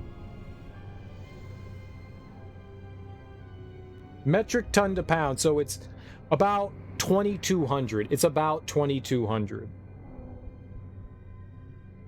It's about 2,200. So if we do 244,000, that's 537,927,920.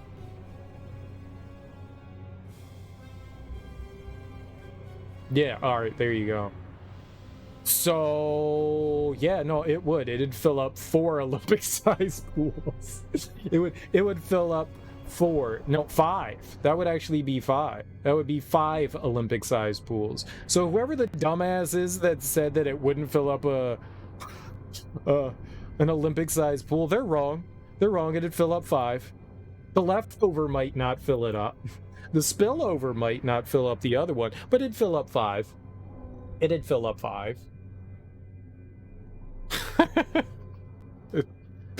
That's a lot of gold. That's a lot of fucking gold. That's a lot of fucking gold. The amount of gold mined wouldn't even fill up. I've read that multiple times. Multiple times. Gold is very dense. Gold is extremely heavy. I've held a gold brick before, and I don't know how much that weighs, but it's more than you think it does. You look at that. I've done it with iron too. We used to, when we would do iron pours, we would I have the word and I don't have it right now, but we used to ingots. We used to pour out iron ingots, and you would dump like all of the leftover metal that you have. You would pour into an ingot mold, so that, you know, like if when you needed to like melt metal again, you would just use the ingots. And I've held a gold ingot before. I've held a lot of different metal ingots, and you're always surprised. It looks small. Those things look small, and you're like, it can't weigh that much. And then you pick it up, and you're like, thing fucking weighs like 35 pounds. Holy fuck. It's, you know, it's like maybe a foot long and like 3 or 4 inches deep, and you're like, man, that can't weigh that much. And you're like, holy fuck, that thing is heavy. Great paperweights. Great paperweights. Iron ingots, great paperweights. Yeah, gold is dense. Gold is very dense. A lot of metals are dense. Some more so than others. Aluminum, not as dense. An aluminum ingot is less dense. Aluminum is way less dense. Oh, it's going all right, Willie. It's going all right. That's insane. That is insane. We've mined a lot of things. We've mined a lot of things. Many things. What other things should we mine? I think we should concentrate more on fracking. I think we should concentrate more on fracking. I think fracking's very important. We got to get that hot and sexy gas. I don't think we frack enough. What other things can we pull out of the earth that it doesn't need? I for one am a fan of digging our way into the mantle and draining whatever the fuck is in there. I mean, what good is the mantle doing? It's just unused metals, right? Evil cannot be allowed to fester. Like, what's the earth doing with all that? Nothing. I make the argument that it's doing nothing with it. So we should absolutely 100% get all that. There's a lot in there, and it's just sitting around. It's just sitting around. Doing a whole lot of nothing. We should be mining comets and asteroids? Absolutely. After they crash into the Earth, though. After they crash into the Earth. Not before. Not before. We should be space miners. That's what Teek's arguing for, is being space miners. And I'm kind of alright with the space miner thing. I'm kind of feeling the space miner thing. We could get some unobtainium, right? That could be important, getting that unobtainium. I mean, if Avatar's as real as I think it is, that unobtainium is going to come in handy at some point. Especially when all the weird blue people invade. We got to be ready for that. And you can't get ready if you're just sitting on your hands, right?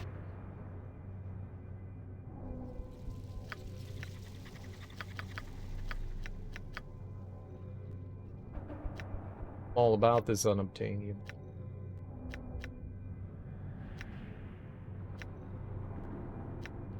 I do find it fascinating how much we can learn about our solar system and universe based on asteroids and comets. That's really fascinating.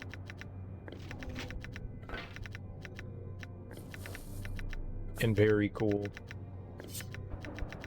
Like, there's so much information. One day, the most interesting thing is a lot of the times, like, we just assume, like, comets and asteroids what they are. But what if a giant asteroid was a giant piece of a ship? They can actually tell based on certain measurements and stuff. I learned this in astronomy, that they can tell kind of like what things are made of, for the most part, like what they're composed of, which I find fascinating. Like, how do you figure that out? Well, every planet sends out, this is going to be the wrong terminology because I haven't studied this in a long time, but like certain signals, and you can tell like what they're composed of. I find that absolutely fascinating. So they can get an idea of like what asteroids and stuff are made of. And there was an asteroid, or an object, we'll just call it an object, that passed through the solar system not all that long ago that gave NASA scientists a like, what is this kind of thing? They weren't quite sure what it was. They weren't quite sure because their readings did not give them anything definitive. So it was something very strange that passed through, and I was like, ooh, that's always cool. But like, how often could something like that happen that we just kind of like turn a blind eye to? It's just like an asteroid, whatever. What if there's like space debris out there that's, you know, from an alien planet? How cool would that be? Selfish Earth needs to share with us. With us? Yeah, the Earth be hogging all of its glory. You did the math. There's 13.5 trillion dollars worth of gold mined. That's how they found a planet made full of diamonds. Nice. Free diamond planet.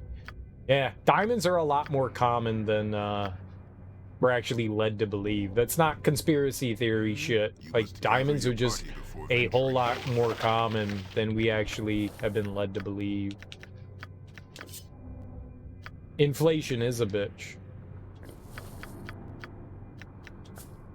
Like, diamonds are not super common rocks, but common enough that they're not like worth like hundreds of thousands of dollars. They're a common stone for the most part. They're not as rare. They're very pretty, but they're not as rare. The amount of diamonds that they have in reserve is absolutely obscene. For the amount that they're worth, it's a bit silly. If you know where to find them. Sure.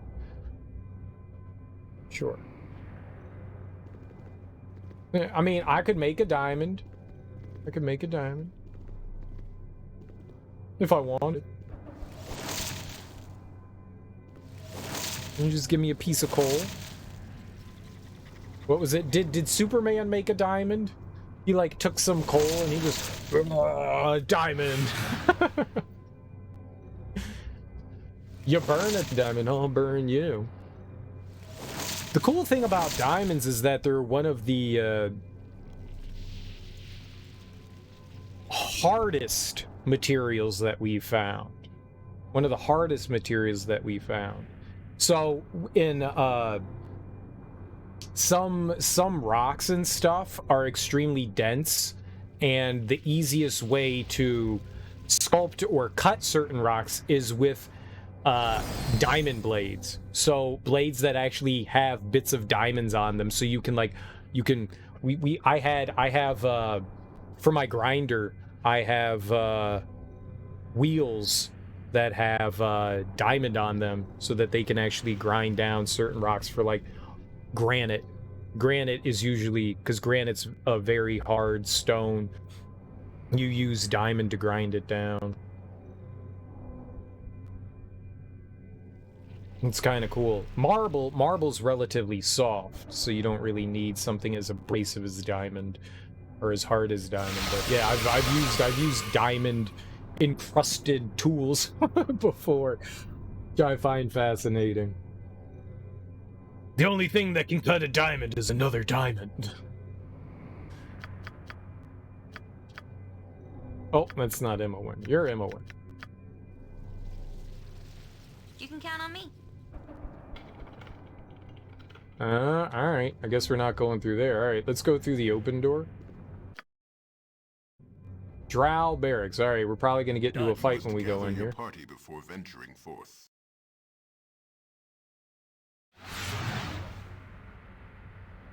You fight, you die.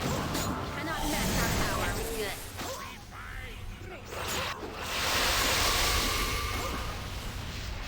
Oh, I thought he was a plural. I was like, you belong to somebody? Felons? You belong to somebody? That guy's a plural.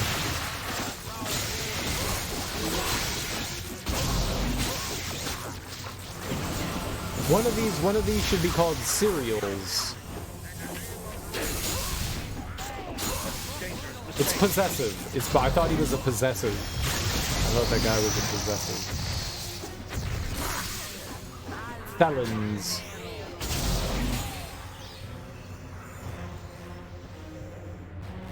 Done. Yes. Somebody labeled their friend as theirs.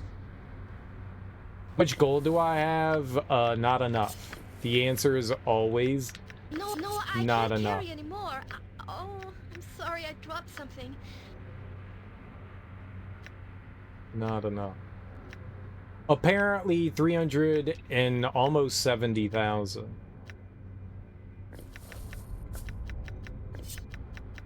Not enough. There's nothing really that I feel like I need to buy other than the upgrades and stuff that you get from the little demon guy and the weird plane, the mental plane.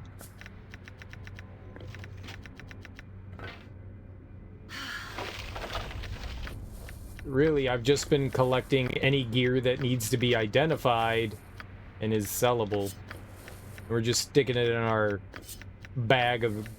great bag of trash. No, I can't carry anymore. Oh, I'm sorry, I dropped something.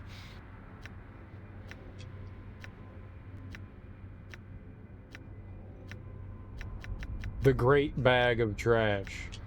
I'll identify it all. Why not? Bolt. Bolt. Bolt. We don't need it. But we've got so much stuff to sell.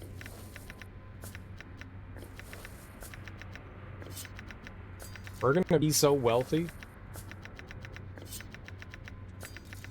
I basically have unlimited monies. We're really the richest living thing in all of the Sword Coast. We could buy everyone in the Sword Coast. We could buy everyone. Oh, there's actually something of value here. Not by where Aerie was, though. Yeah, look at that. Silver amulet. Oh, and a key. Alright, there were multiple things of value here. I think it was from that guy over by the door over here. Maybe we should go check over here.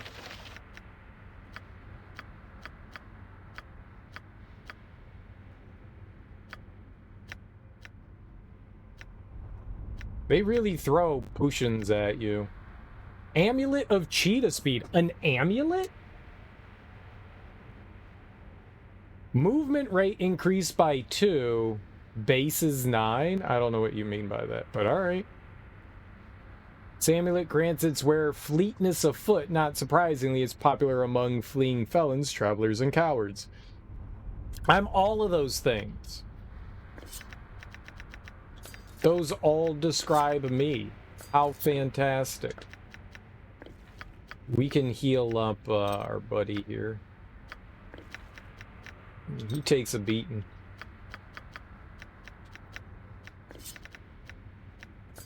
I don't really need that though, but I guess in case you didn't want to like replace boots, you could use that to replace your we'll give it to someone who's what? Oh, she's not nearby. That's why. Give it to somebody that's not really carrying anything. Amulet of Cheetah speed. What do you have on? Master Harper.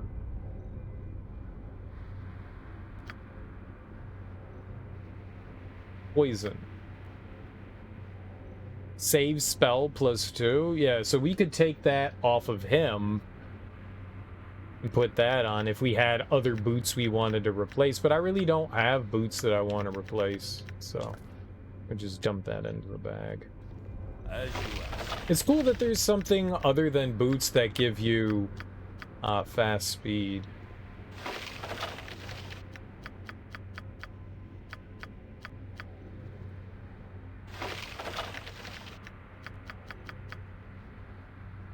All right, let's get drunk. More drinking.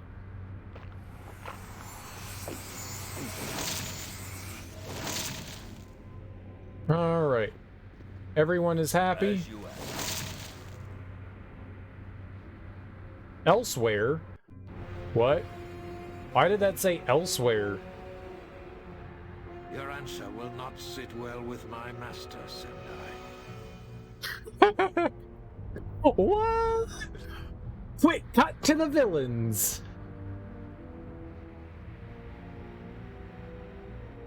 All right, story time. You dare threaten me here, in my own enclave? Enclave. Good job. Way to know English. Enclave. I'm calling it an enclave from now on. Get away from my enclave. Balthazar's army grows stronger with each passing day, Sendai. You know how this will end. There was a cool Xbox game. It's like a Western RPG called Enclave for the Xbox. That was a ton of fun. I don't know if it was available on PC or not, but that game was fun. I had a good time with that one. You could like choose your factions and stuff in that. It was pretty nifty. It's been a long time since I played that game. I played that back in like 2004 or 5.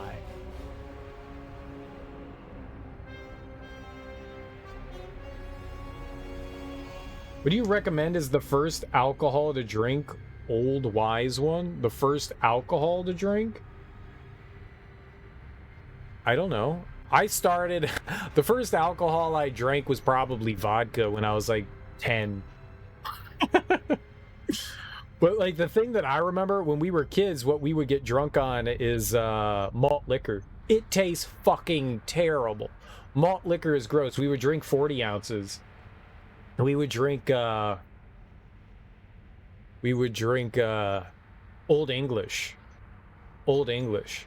But it's like, you're a kid, you don't really have access to booze, it's cheap as fuck, it gets you angry drunk. It gets you angry drunk. So we would drink Old English, St. Ides, Mickey's, whatever we could get our hands on. There was a local liquor store that would sell to me. It would sell to pretty much anyone. They didn't give a fuck. So we would just ride our bikes down there when we were kids and just buy alcohol. Totally illegal. Totally illegal. Big surprise they're not in business anymore. I don't know why they went out of business. I just don't think they were doing a lot of business because they were kind of like tucked away. I don't know. There's no way I could possibly recommend something for you, Hoggisboard. There's no way because everybody's tastes are different. Like, what should my first alcoholic drink be? I don't know. Miller High Life. Hell yeah, the High Life. The champagne of beer. I grew up drinking, malt liquor. That's what I drank. That was my first, like, real drink. It wasn't my first real drink. My first real drink was at a adult 4th of July party barbecue. Not adult, but like family thing. Yeah, do you like sodas and stuff like there? If you like sodas and stuff, having like a mixed drink probably wouldn't be a bad idea. You know, if you're gonna sit down and drink a your first drink's gonna be like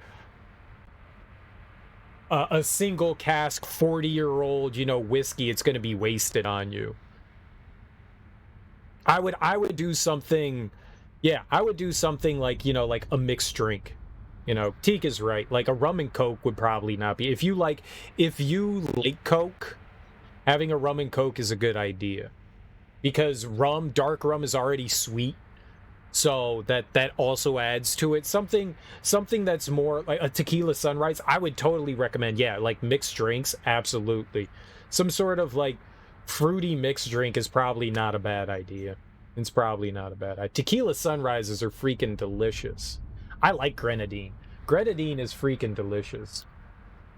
Go full badass and just take a shot of bourbon. Shitty bourbon. You don't even get the good shit. Like, you take the shot of bourbon and you go blind for like half a second. You're like, huh, I can't see. Why does it burn? You don't like Coke, but you drink it with rum? Yeah. Like, fruity drinks and stuff like that. Like, a screwdriver isn't bad either. A screwdriver isn't bad either, especially if you like juice. Like OJ. A well-made screwdriver, you're gonna be fine. Or a what is it? A gimlet? No, not a gimlet. What's champagne and orange juice? What's that called? Do that one. Do that one. Champagne and orange juice. That shit's fantastic. White Russians are fucking delicious. Mimosas, yeah, mimosas are fucking fantastic. That's a great one, and it's super sweet too. When you have champagne and orange juice, you barely, if it's made well, you don't really notice so much the champagne and alcohol flavor. You'll be drinking screwdrivers in about 9 hours. Oh, vacation time. Hell yeah, dude. A screwdriver is vodka and orange juice. That's all that it is. It's vodka and orange juice. The dangerous thing is when you don't know mixing proportions and it's like your first drink, don't fill your glass up with vodka, Like 2 fingers. You put in 2 fingers and then you measure out the rest. Depending on, fuck it, even if you're doing it in like a regular glass, like a juice glass, just 2 fingers of vodka and then dump in the orange juice. Pre-flight screwdriver is the best thing for a morning flight. Yeah, you gotta pre-game your flight. I hope you have fun in Comic-Con, Teak. Be safe. Don't go coughing in anybody's face.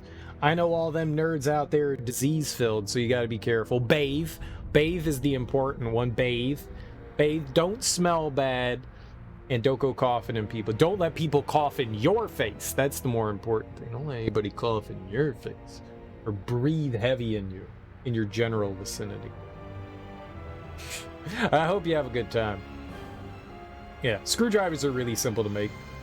Wish you could just bring your own vodka. Goddamn 9/11.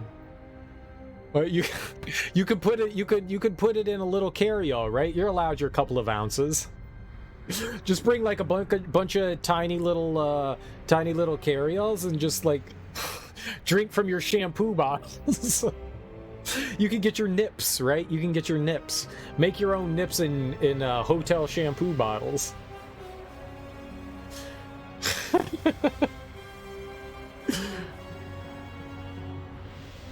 No one would be the wise. Oh, it's just shampoo. You've got a lot of shampoo, sir. Yeah, I plan to drink it on the plane.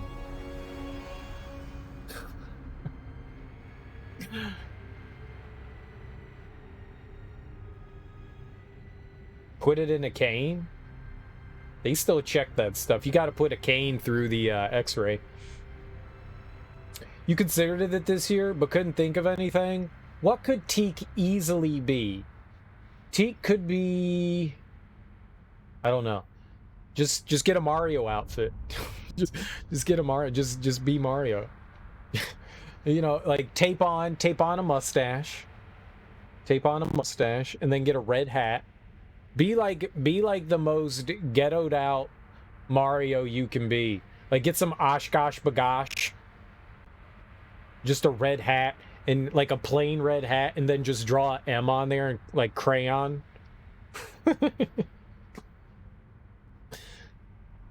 It's me, Mario. Right? It'd be perfect. Thought about doing 90s animated Spider-Man. Pale pink t-shirt and a gray jacket overcoat. Oh, Peter Parker. I thought you were describing Prince Adam from He-Man.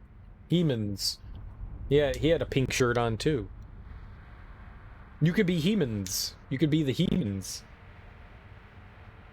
Everyone loves He-Mans. By the power of Grayskull! Be He-Mans. Prince Adam He-Mans. It's very easy, very easy. And then you could bring your cat, and you could be like, this is Cringer. Is that the name of the cat? Cringer? You could bring your cat and be like, it's Cringer. And you'd be perfect. Like, it's all pre-transformation. It's all pre-transformation. Prince Adam and Kitty Cringer. Yes. I'm a genius. I'm a genius. I can't tell you the last time I saw He-Man. I can't tell.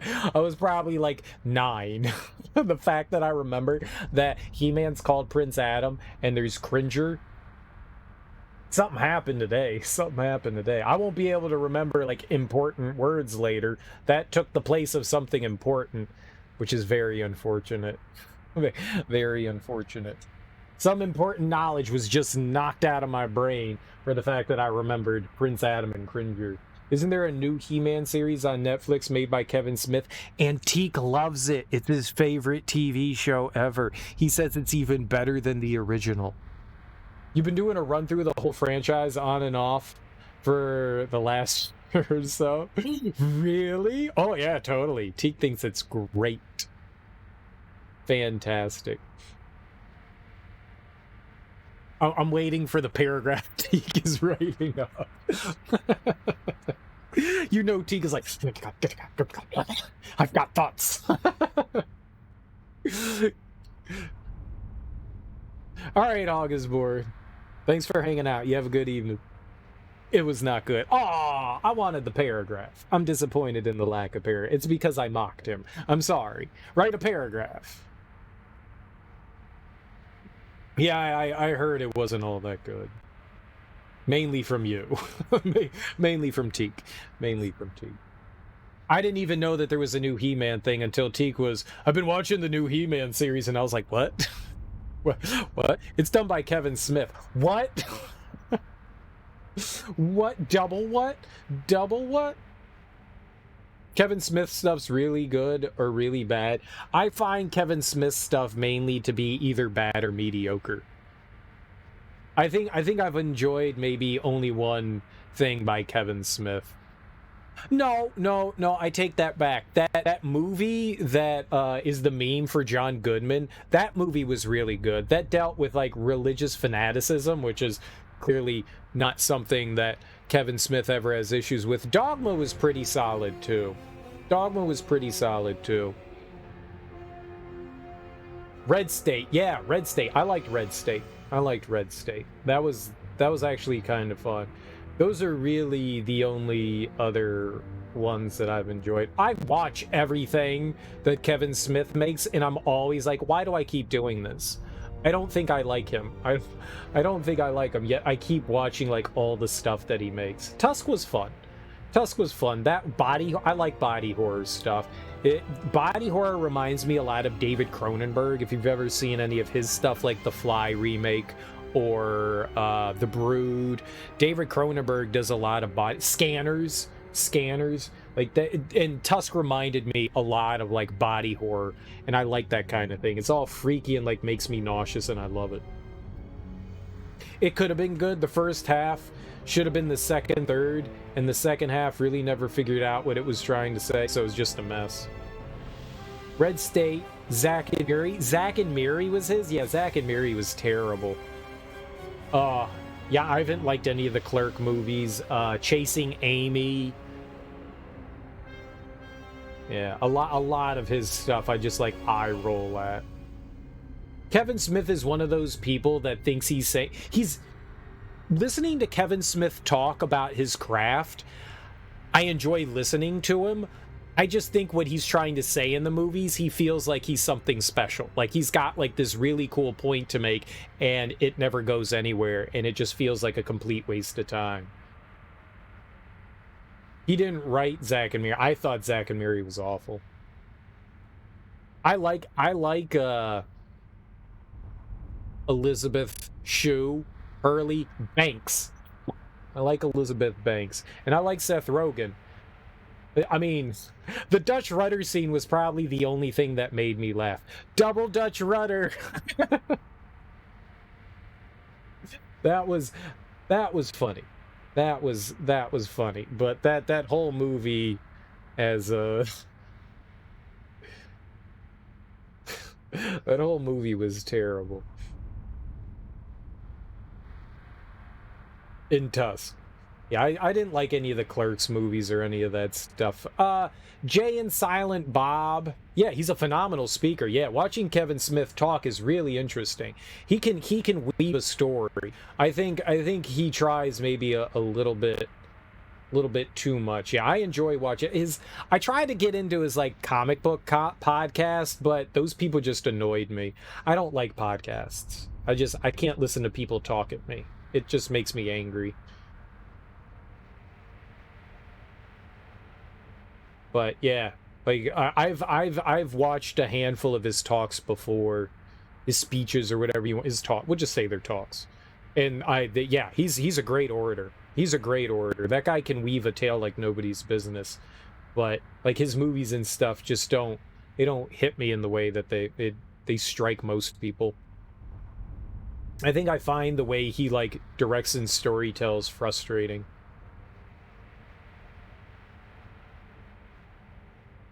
There's just something weird about his stuff that I just don't like completely see eye to eye with. I like Dogma, but there's also something that bothers me about Dogma.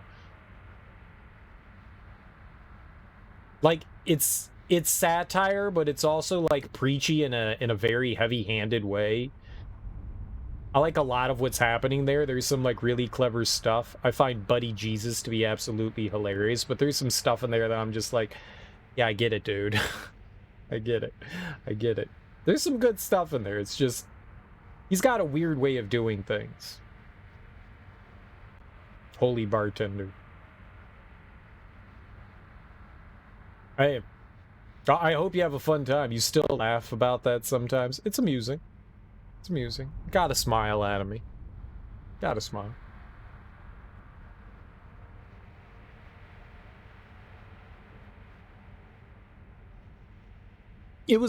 Dogma was a very clever way to approach things, I think. Very clever way to approach things.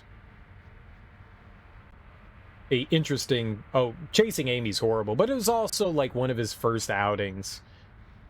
It's just not well done. It's got a lot of actors in it. People that went on to be like big name people, relatively. Oh, Jersey Girl is just trash.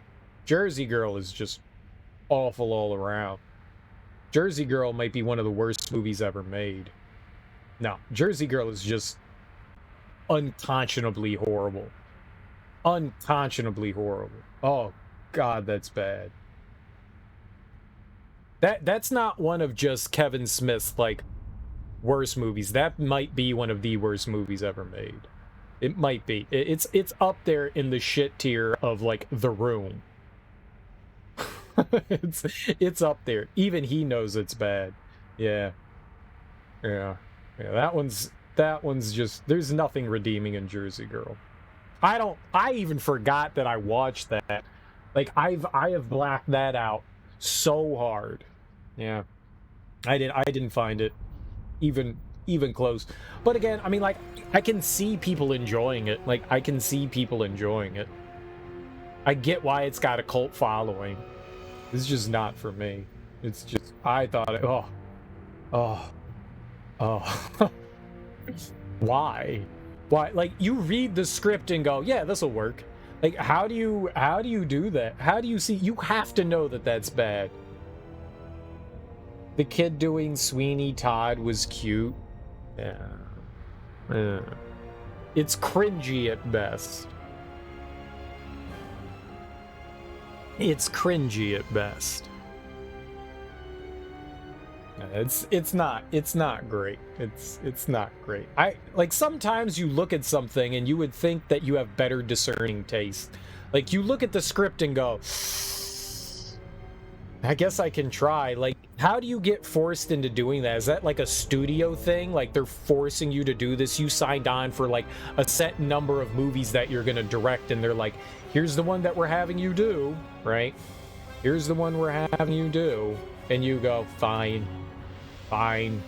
Like, is that due to like studio meddling and stuff like that? I don't understand how you get pulled in. I know sometimes that's what happens with a lot of directors, where they like sign contracts and they're forced to like make things that they probably never would make. I wonder if like certain things like that happen to them. You just wonder how certain movies get made. Like, no one would have, all right, we've got a star signed on to this. It's going to be big because, you know, it's the most popular it girl at the time.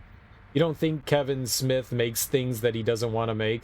Yeah, I don't get that vibe either. I don't get that vibe either. I'm just surprised Jersey Girl exists. That's what I'm saying, is I'm surprised that exists. That's why I was thinking like there had to be some sort of like studio meddling, because that doesn't feel like something Kevin Smith would like.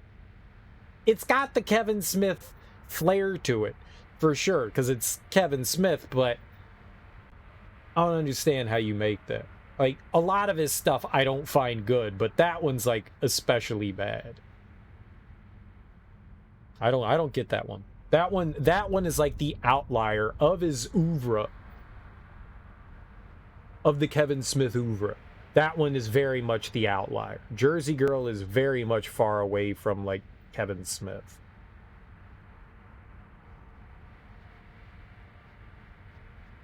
It just doesn't feel like, all right, we're making a rom-com. Like, that very much, it just reeks of studio interference.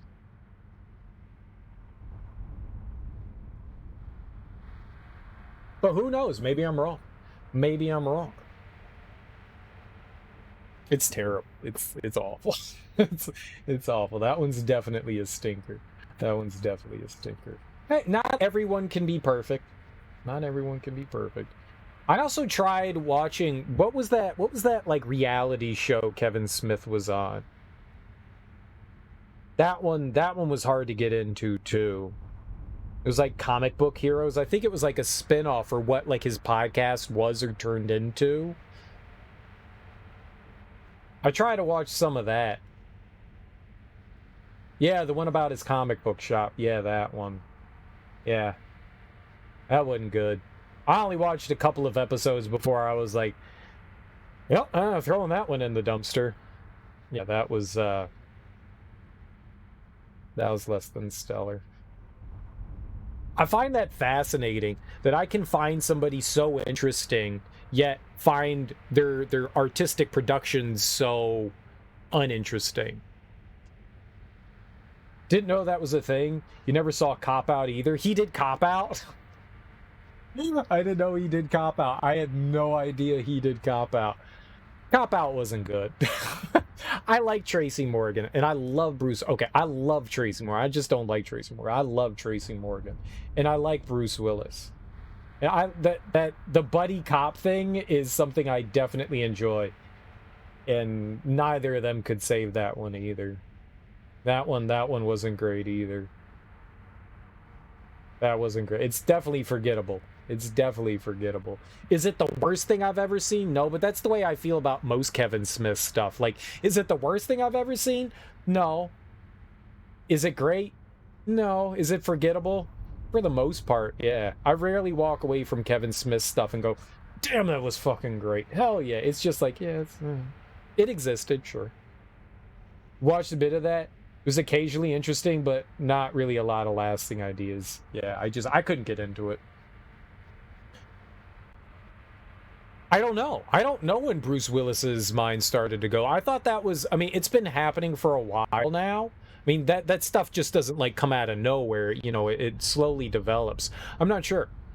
That was, I mean, Cop Out came out in what, like, the early 2000s? Like, the mid 2000s? I could be wrong. It probably came out in, like, 2011, and I'm thinking it came out in, like, 2006. Maybe.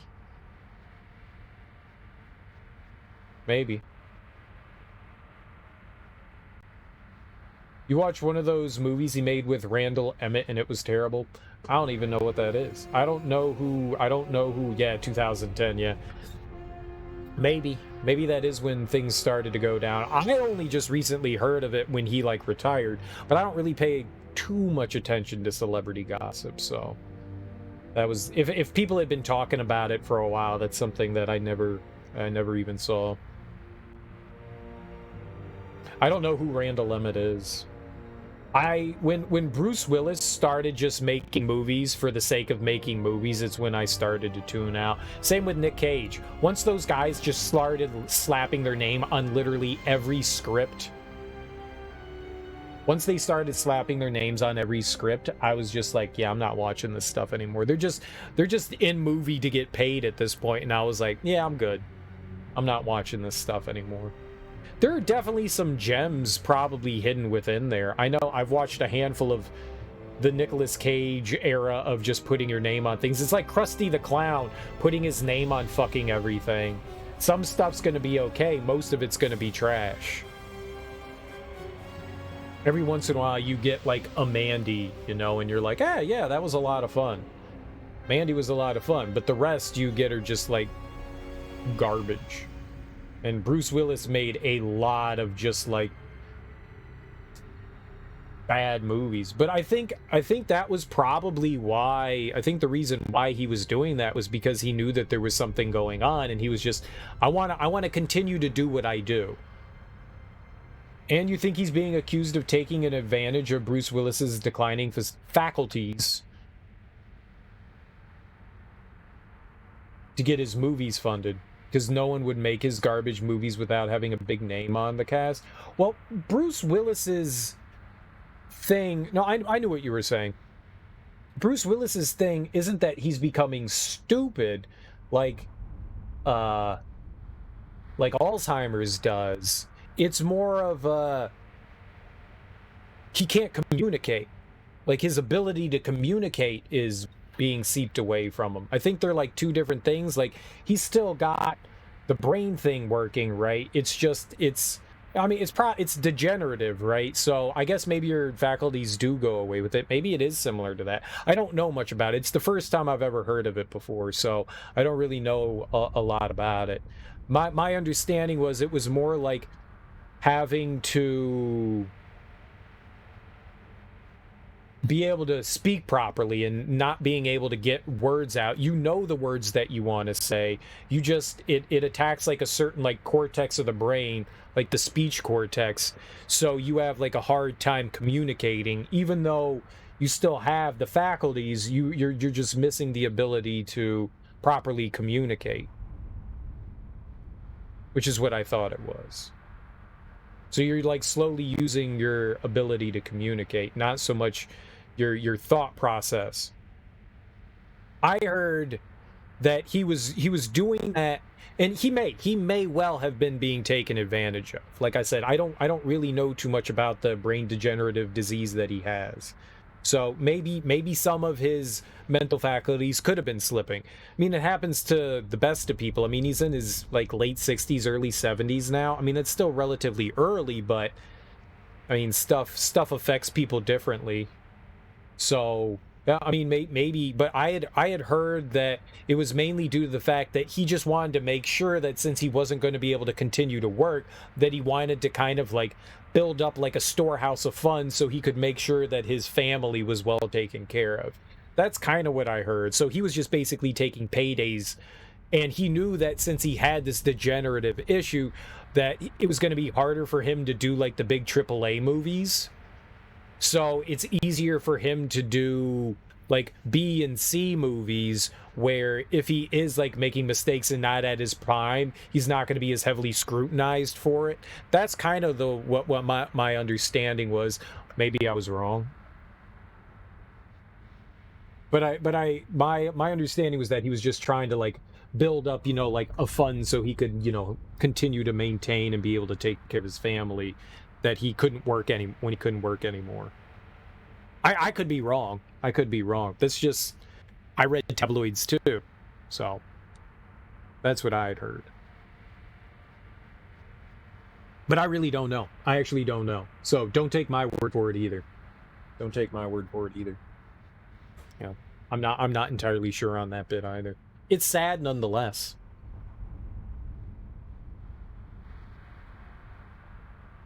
You know, I get to see that often enough with my dad, which is depressing as hell. Like, hearing about it from like a Hollywood person, but then seeing it like in real life, like two very different things. And watching those like mental degenerative diseases eat away at somebody is really rough. Really rough. I'll try to have conversations with my dad, and you can tell like my dad knows what he wants to say. He just can't get those words out. I don't know if my dad's been diagnosed with anything specifically. I don't know that he has Alzheimer's. I don't think that he does. He may have something similar, some other cognitive issue. Because like he knows what he wants to say, he just can't get those words out. Like he functions fine doing things. It's, well, maybe not. Maybe I'm a little too close to home on that one. Maybe I don't. Maybe because I spend so much time, maybe I've got like blinders on and don't see things well. But like most cognitive things, like I can talk to my dad and point to things and say things most of the time. I don't know. I really should ask my mom to try to get him diagnosed with something to see like what exactly is going on. It's not just old age. There's definitely some sort of like cognitive issue going on there. One of the things that made me like think of something was that I was reading, because seeing a family member go through things, I'm like, well, hopefully it's not Alzheimer's. So I was kind of going down a rabbit hole, like looking for like other things like stuff could be, because I mean that's like worst case scenario, right? Nobody wants Alzheimer's. That's terrible, because it eventually shuts down. Like you forget how to breathe. Your brain forgets how to beat its own heart. You know, the automatic functions are no longer done anymore. It's a terrible thing. So been looking at like other cognitive issues that things could be, and there's something that there can sometimes be a fluid buildup in the brain that can push on the brain and cause cognitive issues. It can eventually seriously damage the brain if it's not found early enough. And I was like, well, what if he had this weird swelling thing that's doing that? Like, what if they drain that out of his brain and then he's kind of back to normal? They say if they don't catch it soon enough that it can, I forget what it was called, but I was like, oh, that's a thing. And there's a lot of misdiagnosis with it because it causes something very similar to Alzheimer's, but it's not Alzheimer's. It's just like this brain swelling that is more prevalent in older people. And I was like, that's very interesting. That's like a hopeful thing. Like, just drill a hole into his brain, drain out whatever liquid that is, and then he'll be fine again. Perfect.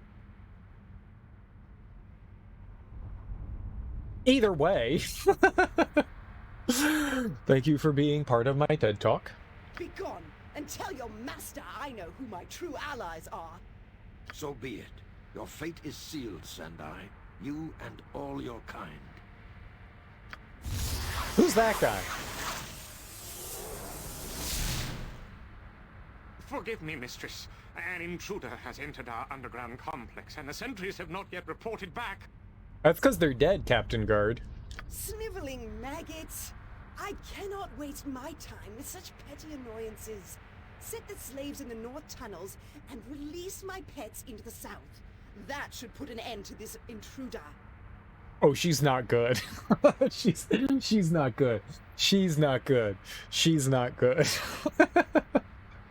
that voice actress did not nail those lines. It's like she tried but didn't really try. She was like, I'm gonna give this 35% effort. 35% will nail this. That was that. That was a 35% delivery of that line. If she went to 65, that would have been acceptable. But she stopped at 35. She's like, I'm gonna go a third of the way here. Yes, Mistress Sendai. It shall be as you command. Like the guard captain, that guy nailed it. That guy nailed it. Mistress Sendai? She did not nail it. She did not nail it. Nailed it. Now, holy shit, we're fast. All right, what was the key that we got? Drow Guard's key. This black and bloodstained key was recovered from the body of the fierce drow Kensai. Oh, I know that guy. North tunnels, south tunnels. I don't know. As you asked. I opened it.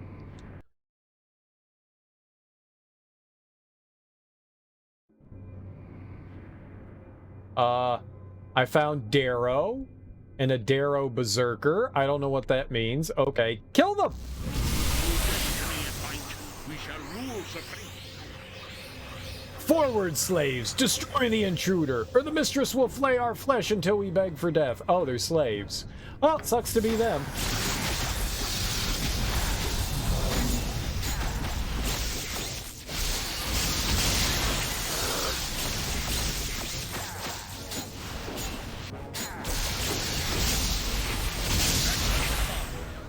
Worthless slaves? Why aren't they dead yet? Keep fighting. This guy's great. And he ran away. And he ran away.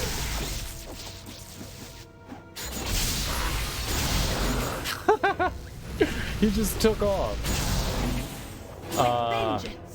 Here, I'm gonna get them all back up here. Oh, they're attacking from behind. They try to flank me.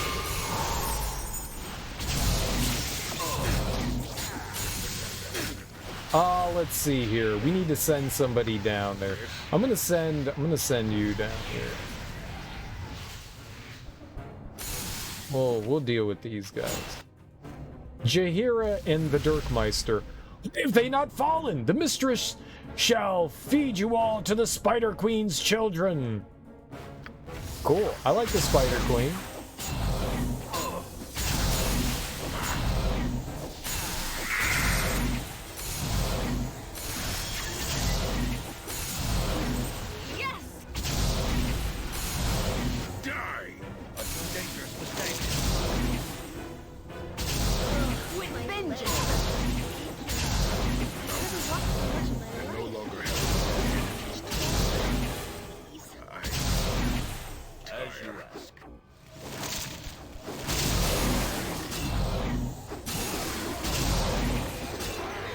All right, yay team.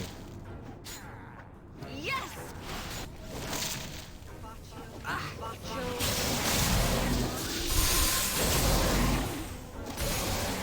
We're doing great. So much cannon fodder here. I should stop.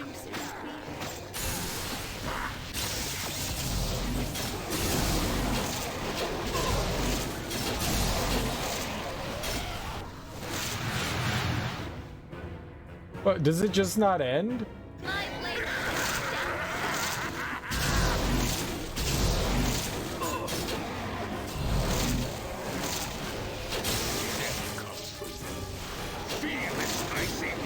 Rest would be welcome, lest we endanger. Okay, we're in the middle of fighting Jahiera. All right, we'll keep advancing. Incompetent slaves! I shall kill them myself! No, you won't. No, you won't.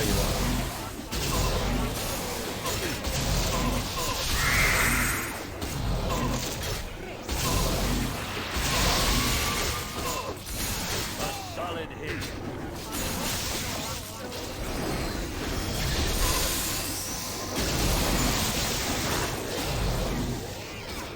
Yeah, they're doing great.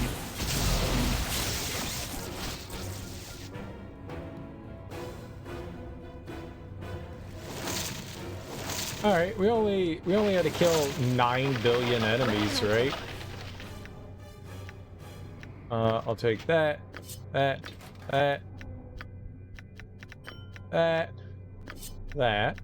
Monies is good.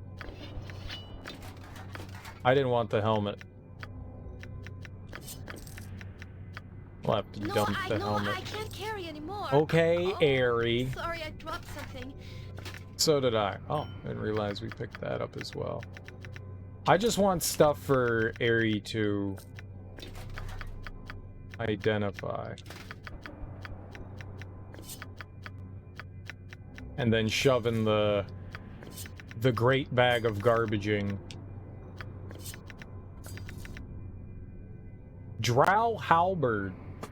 Like others of its type, this halberd consists of a cleaver-like axe blade mounted on a staff approximately 6 feet in length. Magic is being used to forge this particular weapon, gifting it with enhanced abilities to slaughter foes. This item, like most drow equipment, is created using adamantine, an alloy of adamantite that quickly turns to dust if removed from the Underdark. So, yeah, it's pretty much just not helpful to me, huh?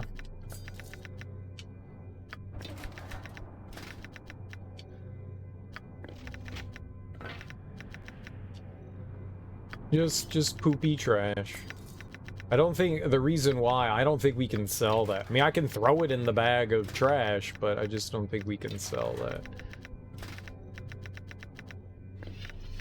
I think as soon as we go out, it turns into happy garbage time. Time for some calm. Enough. Uncle I Craig, no longer have immortal I energies know to I can be of sustain great me. use to you. I tire. Yeah, we're all tired, buddy.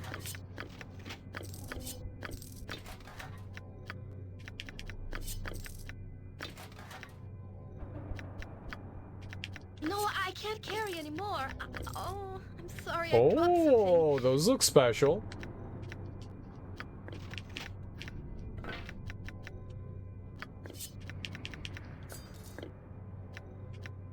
I was thinking of just moving this, like, into the middle.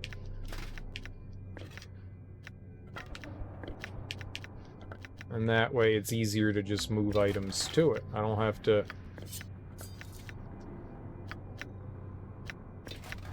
go as far. Less clicking. Ah! More efficient garbage placing.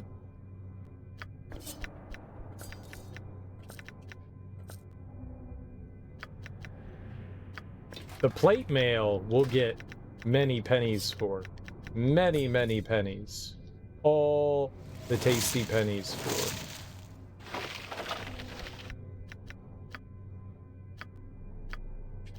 Aha, here's this stuff. I don't know what it is, but it's glowing. I'll have somebody else take a look at that.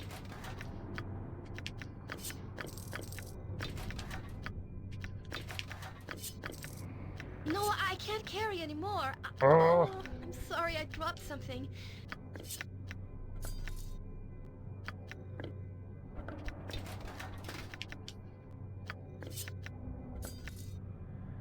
Battle Axe of Molitor. During the Tetherian Civil War, the Battle Axe of Molitor was in the possession of the House of Osiend. This noble family was betrayed while trying to flee the country, and Molitor led guard and personal friend took up the axe and sacrificed himself to buy enough time for his companions to flee. His battle cry was favored by the gods and was echoed across the lands as a symbol of devoted friendship and loyalty. Thus, the magical axe was used to uphold these virtues against those who lacked honor and courage. Well, it's not that good. And we got 2 of them. Somehow. There were 2 battle axes of mauling. Paul Molitor? Plate of the Dark +1. Dark Lord Hirtius. We made fun of this one. We've had the Hirtius. I made fun of that. Painius. Punchius. Lothius. Yeah. We've had that before. We may end up selling that. It doesn't seem all that valuable.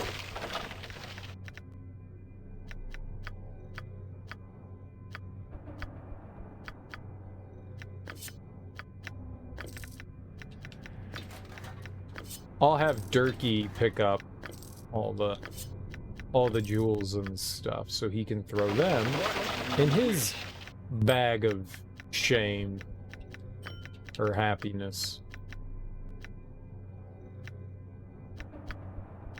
Just lube me up with speed. 24 is pretty good.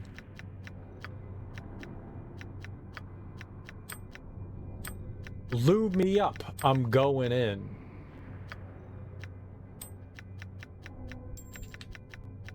As the great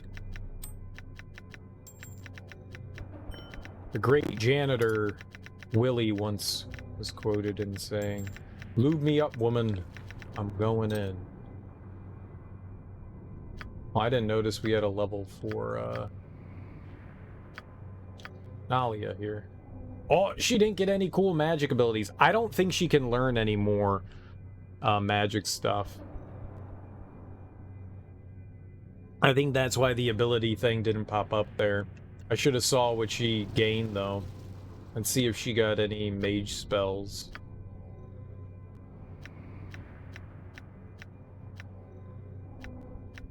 Not a 1. Not a 1. Darn shame that.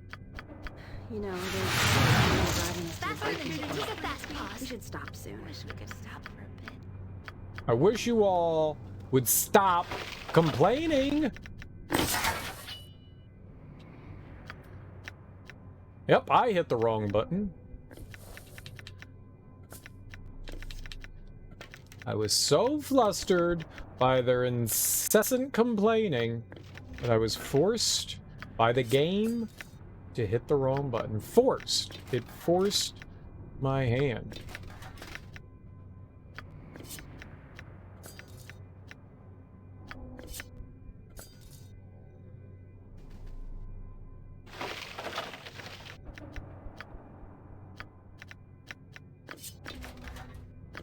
There's so much stuff just lying around.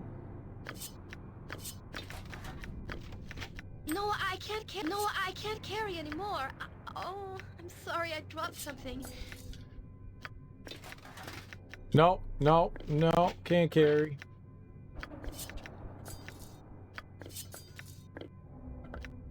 We're just gonna spend 20 minutes.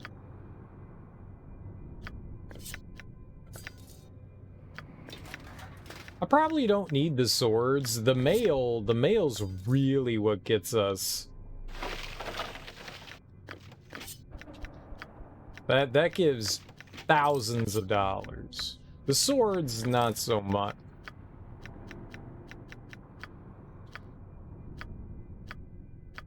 The swords don't give thousands of dollars. The armor does. No, I can't carry anymore. Oh, I'm sorry, I dropped something.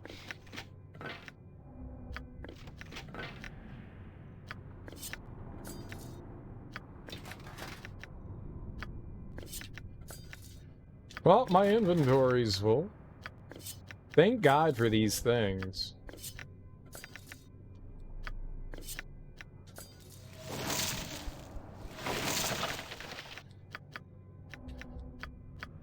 These infinite bags of carrying, or they're not infinite, but deep-pocketed bags of carrying.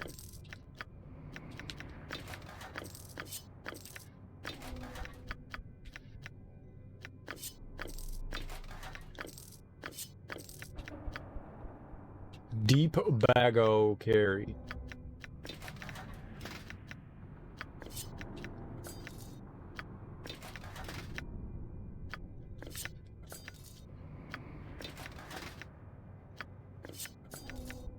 I think that room, the room we're in, not gonna say with 100% surety, Sarevok stands ready. Lest we endanger. but had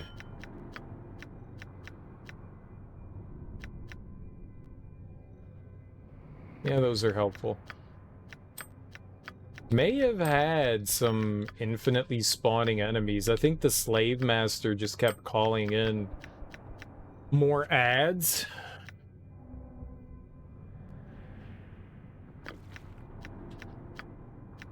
I don't really think I need wisdom.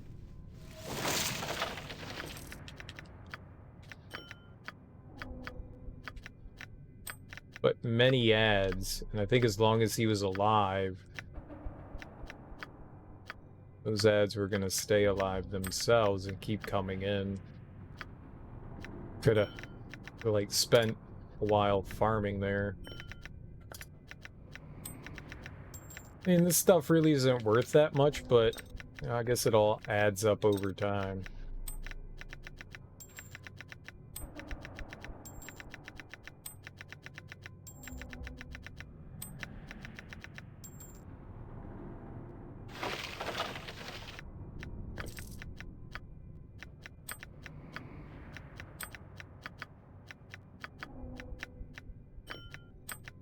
I also don't remember, like, what of the gems. I think the King's Tier and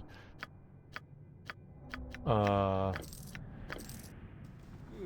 Rogue Stone Rest for a cause to succeed. are some of the more expensive jewels.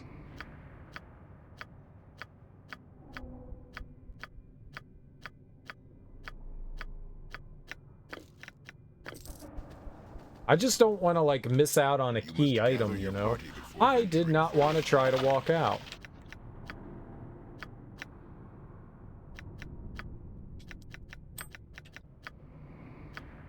We haven't really dealt with stone much in this game. There haven't been, in the first game there were a bunch of basilisks that would petrify us, but we haven't really had to deal with petrification at all in I had to drop your item on the ground. I can carry no more. in Baldur's Gate 2. It's not really been an issue at all. There have been other issues like the like level sap and energy drain and stuff. Those have been a pain in the butt. Petrification has kind of... What was that? Isle? I don't think that's worth a lot either. We haven't had to deal with a lot of that, which has been, you know, nice.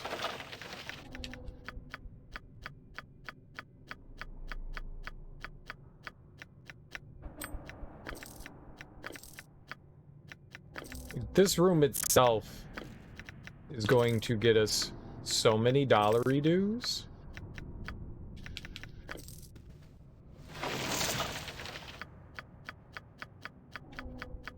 With all this trash, it's like hard to tell.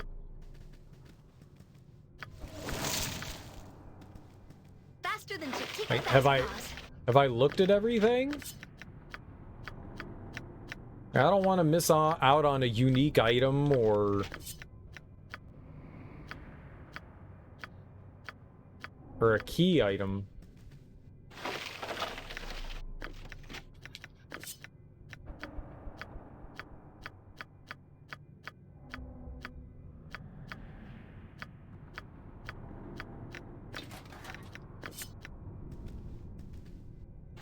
Which I probably could easily do. No, I can't carry anymore. Oh, I'm sorry, I dropped something.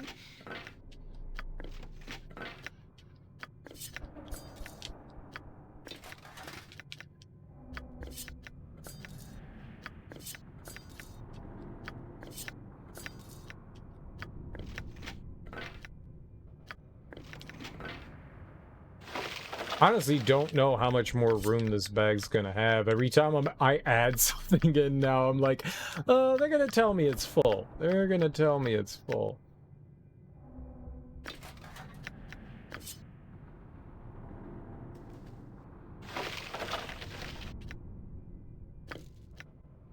Oh, well, we missed that.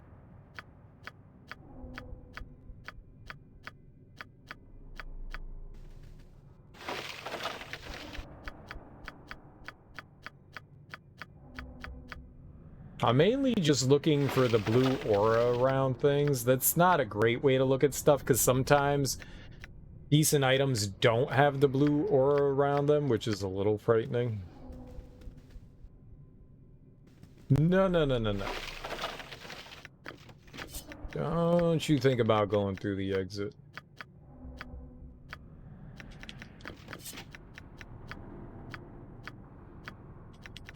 No, I can't carry carry anymore. Oh, I'm sorry, I dropped something.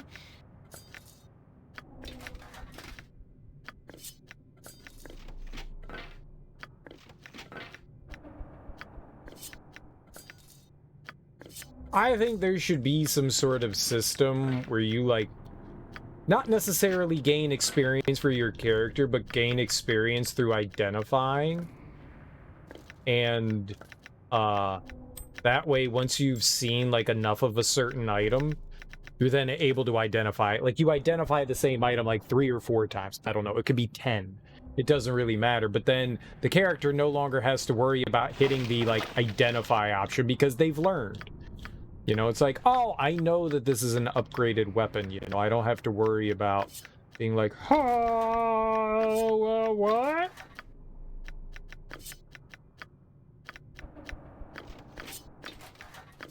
No, I can't carry anymore. Like, the amount of attention to detail sorry, that the I dropped game goes something. into for a lot of things, it's kind of silly that something simple like that is just completely overlooked.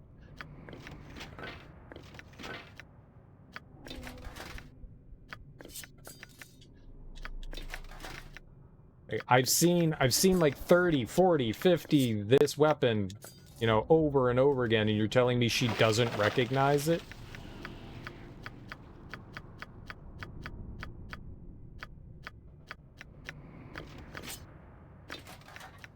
I don't know what it is.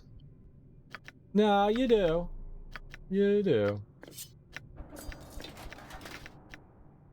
I recognize it. Why can't you? Enough. I no longer have immortal enemies to sustain me. Alright, I tired. think we're good.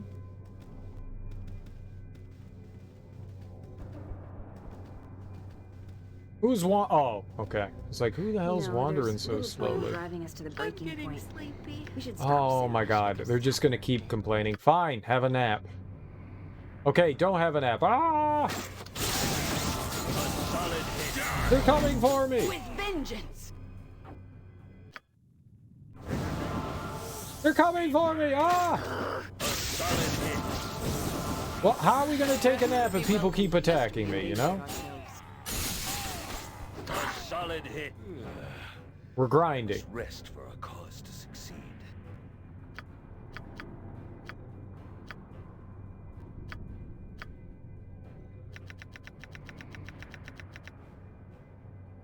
And she's definitely closing in on the amount of things she can learn as well.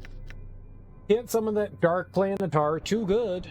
Too good. I want the dark planetar.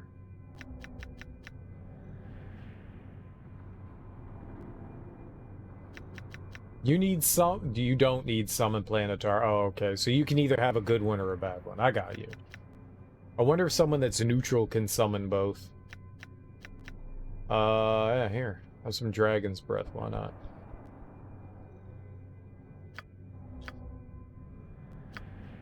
What'd she get? Level 7? Is that priest or mage?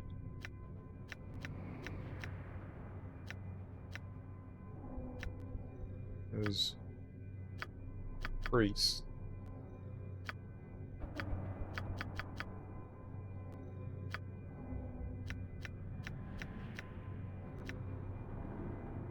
Oh, that's nice.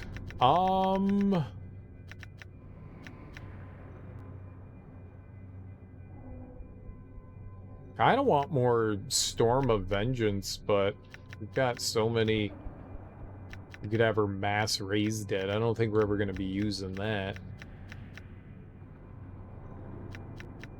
Elemental, we could try that. A neutral maze can choose which planetar they want, but once they choose one, they can't take the other. Fair enough.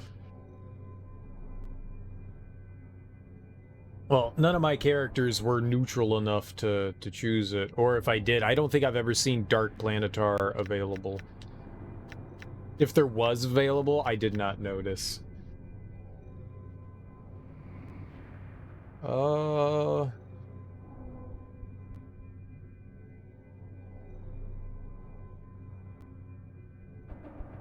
That's the thing that rains fire.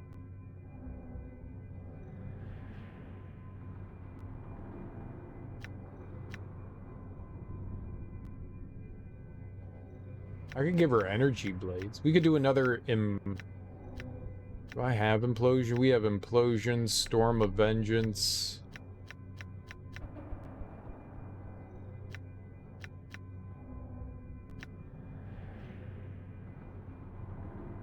Field of the Archons is pretty cool.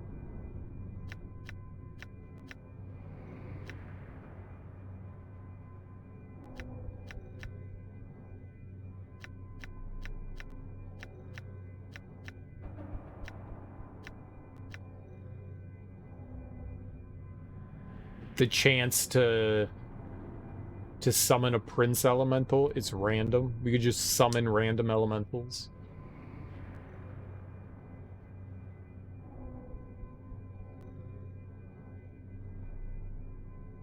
I don't know how good that is. It's another ad, though.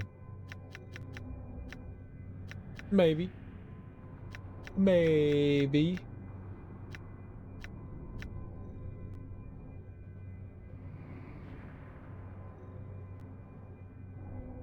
We'll summon a diva. We need that. We need the diva. Alright, take a nap. Yay, everyone took a nap. Now you all will stop complaining at me.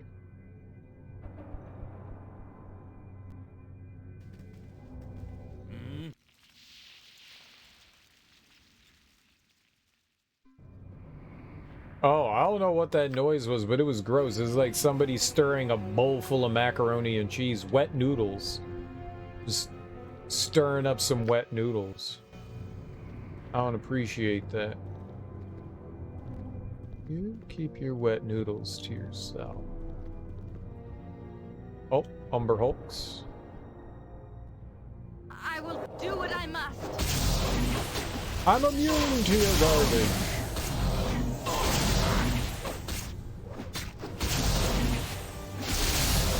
I remember when Umber Hulks were scary. I remember when I was just like, oh, Umber Hulks, I don't like them, they hurt. I'm just like, smash, you're dead. It feels good, it feels good, it feels good. It feels real good.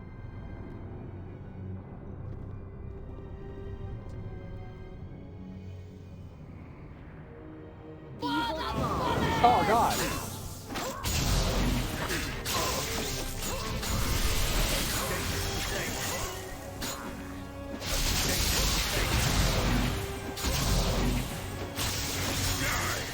Get him, Harry.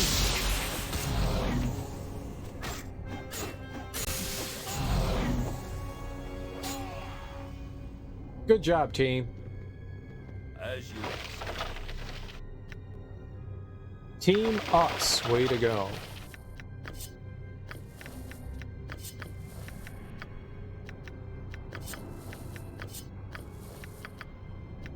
No, I can't carry anymore.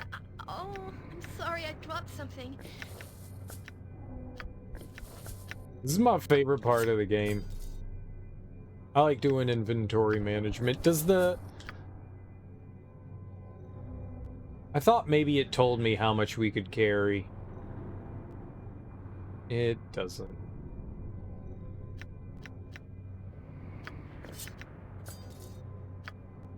Unless...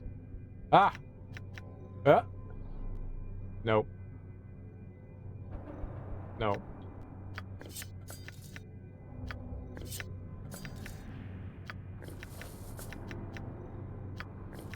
I just wanted to know, I mean, I know how much stuff it can hold. I just wanted to know how much room we had left for combining garbage into it. How much extra garbage can it have? What's up, Go Girl? How you doing? How's life treating you?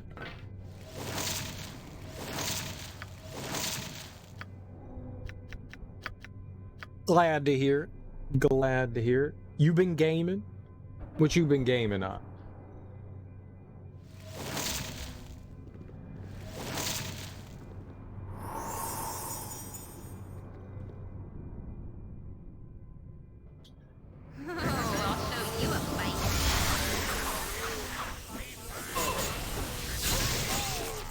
Jahiera, get in the mix! Get in the fray!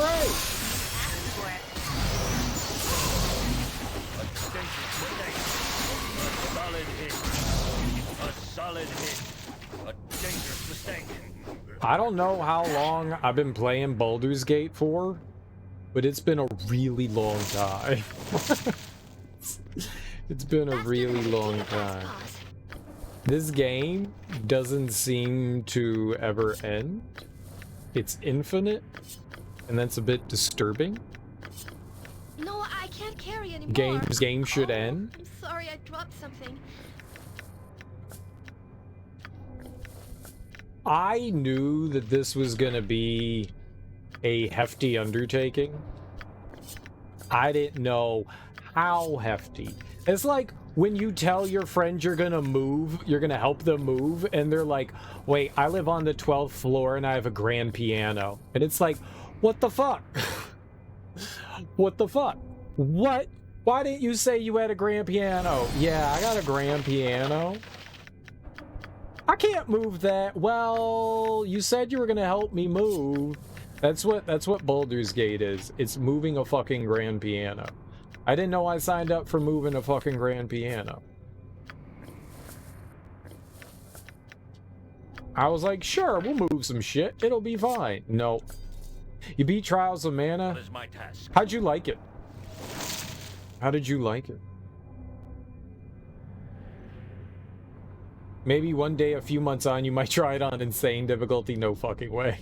No fucking way. I beat this. When we beat this game, it's beat forever, and that's it. That's it.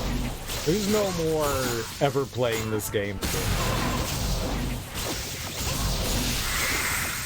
I feel like I owe it to myself to finish it out. I would have stopped after we finished beating the original game, Baldur's Gate 2. I would have just stopped then, but I wanted to, there was more content, so I wanted to see what more to it there is. But I definitely would have. I contemplated stopping there.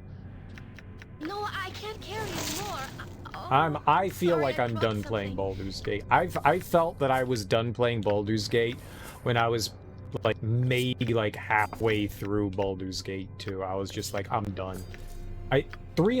Over 300 hours of playing like the same thing is very mind-numbing to me. Really mind-numbing.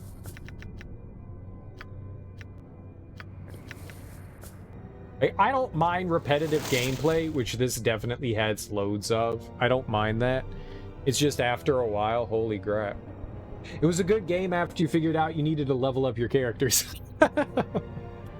That's always helpful in RPGs. Happy birthday to you? Well, hell yeah, happy birthday. Are you 21? Can you get alcohol now? You should totally drink alcohol on your birthday. This is a lot. Yay! Well, happy 21st birthday. Have lots of alcohol.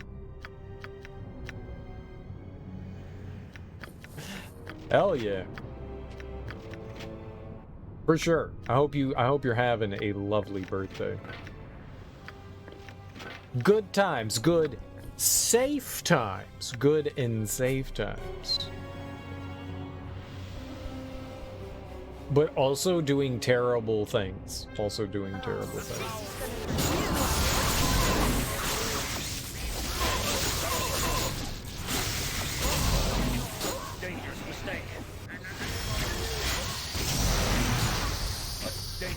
Don't drink and drive, kids. Righto. What are we not drive? Okay, no Mario Kart 8. That's what I'm saying. Like, drunk Mario Kart is like the best Mario Kart. Can you still drink in Mario? I think drinking in Mario is a lot of fun. Any form of Mario. No, I can't carry anymore. Oh, I'm sorry, I dropped something. That's my favorite time to imbibe. It makes you rage. I like to think that I don't rage at Mario Kart, but I don't know. I get salty sometimes. I definitely do get salty during Mario Kart. I haven't played Mario Kart in a while. We should do some Mario Kart sometime soon. Once I'm done with this 9,000 hour adventure, I think we should Mario Kart. Salty, you get ragey. Go girl, raging? I've never heard of such a crazy thing. You get angry at a video game? Poppycock. Lies. I've never once seen you lose your cool. Never. Never.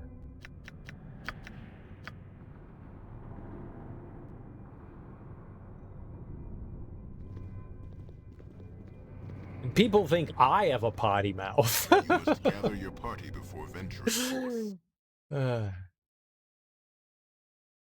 What's next on the docket for you to play, Go Girl? Now that you've beat Trials of Mana, what next? We both know that's not true. Yep. Yep.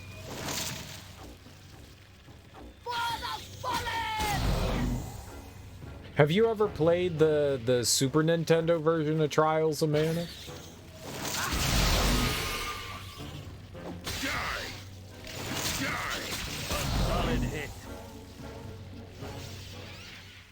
The remake looks really cool. Oh my! I think we went over this the last time.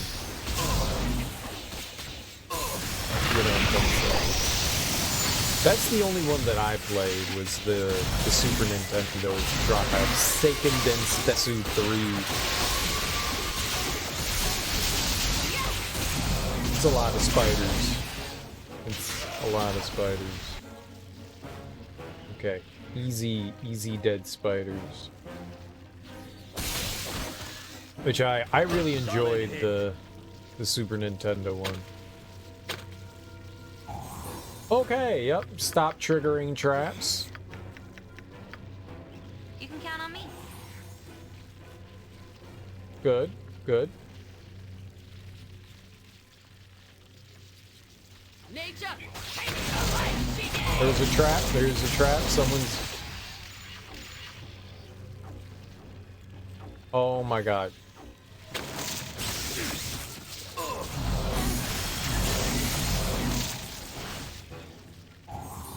Hey, I found the trap. I'll help however I can. Right as rain. On my honor. Good thing these traps aren't like actually doing something. We're saving against them so that... Found another one! Okay, I found a bunch of them. Good, good, good. Now that we're like planted in the middle of all of them.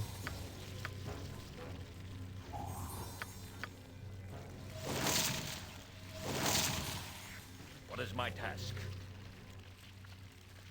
By my honor, you Lovely. see another day.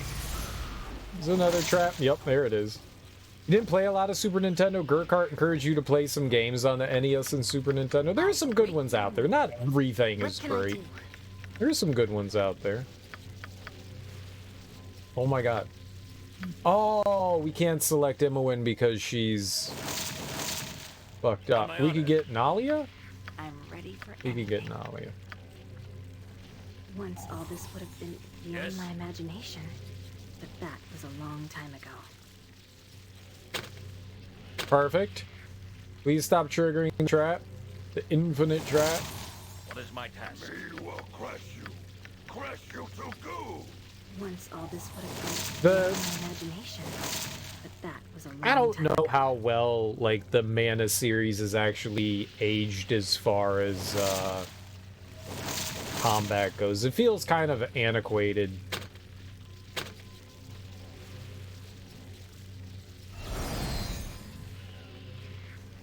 You know, being able to hit an enemy and then having to wait for your attacks to charge back up. Did we just trigger all the traps and they're all gone now? Is that it? Oh Oh my god! Me will crush you. Crush you to goo. You can count on me.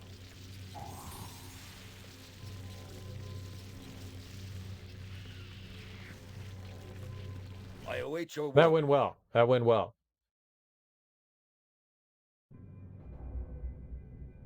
Oh. We're back at the beginning. Okay. As you ask. Enough.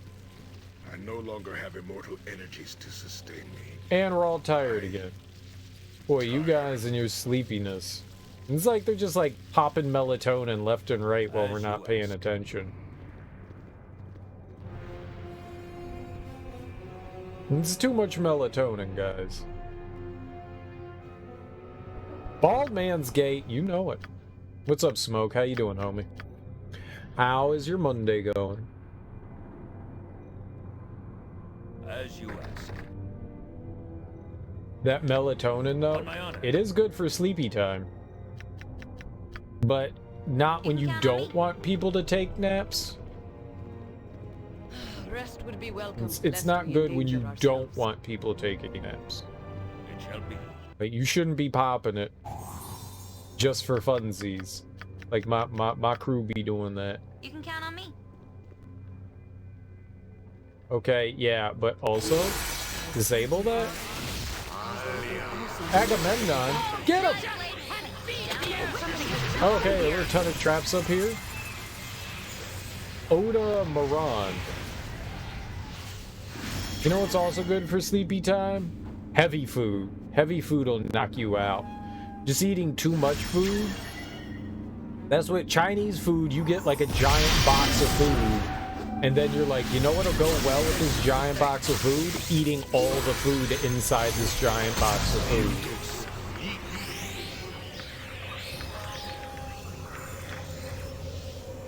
Right? And then you're like, ah, my tummy's full.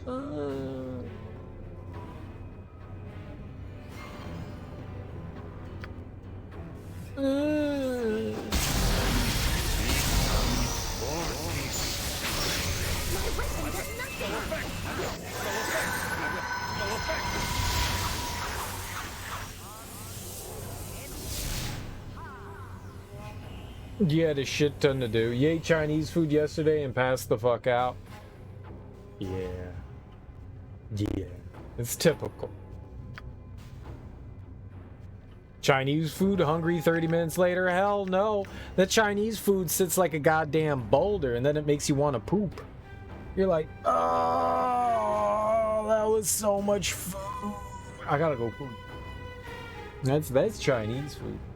That fruit, to me, fruit is, I just ate like a bowl of fruit and I'm like, oh man, I'm full. And that's like 30 minutes later, I'm starving because fruit's like 99% water. I've never felt that way about Chinese food. Chinese food just sits. At least for me it does. It feels like it just sits there. And it just mocks me.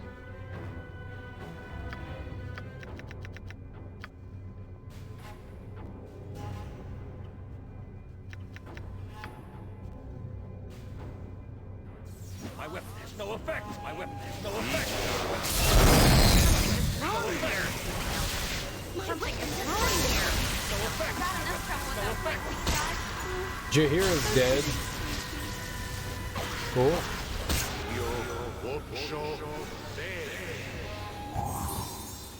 Okay. Great.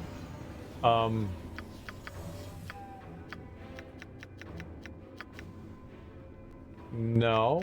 I wanted that. Okay, thank you. You can count on me.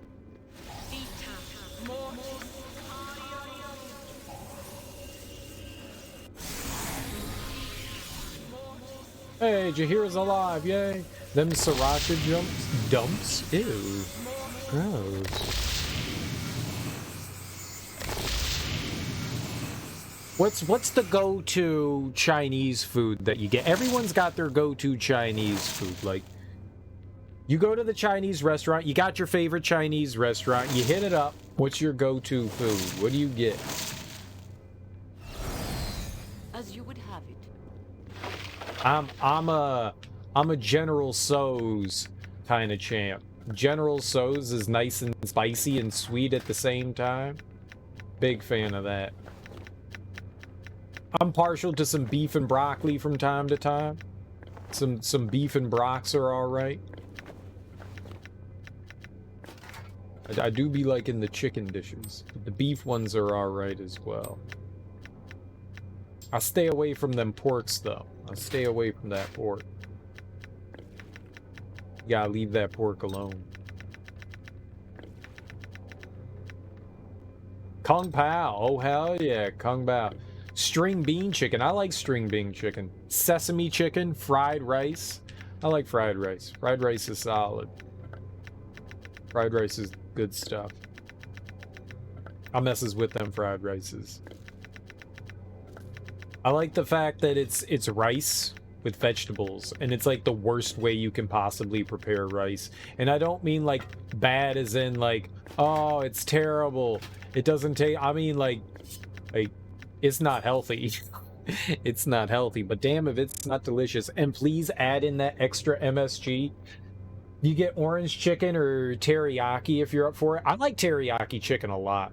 Orange chicken solid. Orange chicken solid. There was this one place that it shut down a while ago, which is really unfortunate. It was a Hunan place, and they had orange chicken on the menu, and they used like fresh orange in there. They would zest the orange peel into there and then use actual orange. Like they would squeeze the oranges into it, and oh my god, their orange chicken was so fucking good. It was so fucking good. It wasn't like some like syrupy concoction that like a lot of restaurants use, like Panda Express, like their sugar chicken. Even though Panda Express's orange chicken is fucking crack and it's delicious, their orange chicken was so good. And then they would leave like little slices of orange. Like if you went to the restaurant, they would actually put orange slices on your plate. Oh my god. Oh, they were so good. So that was my jam. That was my jam. That chicken was so damn good. It had no right being that good, man. So damn good. I like teriyaki chicken too. I like teriyaki chicken too. That's pretty solid. Heart of the Damned. Drow Wardstone. That was another lich that we fought there, and I was kind of hoping that was going to be something useful, but I guess not. The Brilliant Gem is of an indeterminate level. Let's determine. You fucks with egg rolls too? I fucks with egg rolls. Hell yeah. Ah, the Eye of Tyr. Cool beans. A gift from the god of justice, this pommel gem gleams with the holy fire. If the burning stone were to be set into the hilt of a weapon of virtue, the result would be a blade capable of carving a righteous swath through all the evils that plague the realms. Nice. Lo mein noodle and sesame chicken. I'm all about some lo mein too. I like some lo mein. Sesame chicken is bomb. Sesame chicken is bomb. I've had like really good sesame chicken and some absolutely atrocious sesame chicken. The really good sesame chicken, even if it's okay sesame chicken, I'm down with sesame chicken. I'm down with that. I like it. I like it. Lo mein solid. Lo mein solid. Maybe not my most fave, but lo mein is solid. The Heart of the Damned is an ancient dried human heart. Ew. It takes its name from the legend of the man it came from. What if we licked it? What if we licked the Heart of the Damned? Just a little taste? Like, does it taste like a raisin or a prune? Like, what do you think a dried heart tastes like? It's gotta be good, right? It takes its name from the legend of the man that it came from. Legend has it that during a war, the cause of which has long been forgotten, a keep was besieged. The lord of the keep knew that his walls would soon be overrun, and rather than have his people enslaved, he slew them all. When the besiegers next attacked, they found the Lord standing amongst the slain. The Lord was burned at the stake, And the legends say that his heart would not burn. The heart is an artifact of significant malevolent power and may be of use to some. Sweet!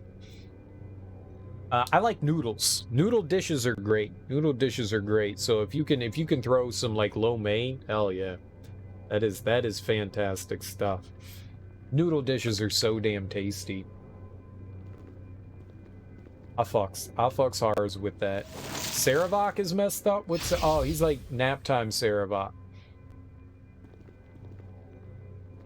Rest would be welcome, lest we endanger ourselves.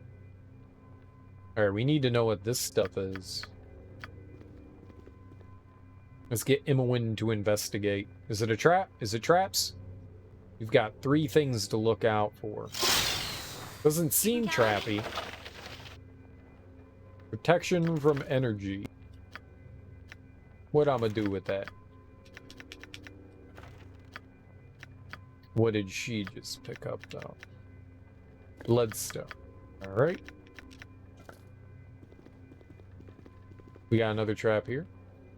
So I guess that Drow Wardstone will get us through that other door. And doing good things.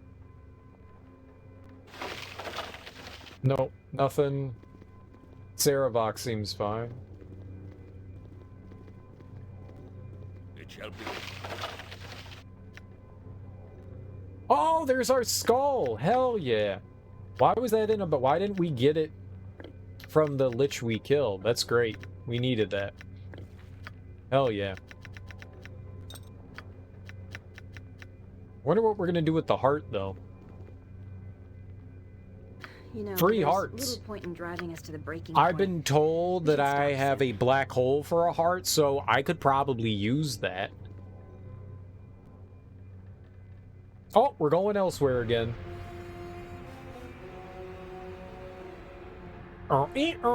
Mistress, your plan has failed. Your servants have been slaughtered and the invader continues to advance. That's me. Slaughtered? And the intruder yet lives? Impossible. I swear it is true, mistress. And forgive me, mistress, but there is something else. If you value your life, you will cease your stammering and speak, Captain. Yeah, speak. I have learned that the intruder is a bull spawn. We are under assault from Gorian's ward. Oh no, it's a me. No! Why was I not told of this immediately? They must be stopped. As though any other invaders shouldn't be stopped either. Alright, Go Girl, thanks for hanging out. You have a happy rest of your birthday. Congratulations on being older. Hell yeah. Oh, you're totally welcome.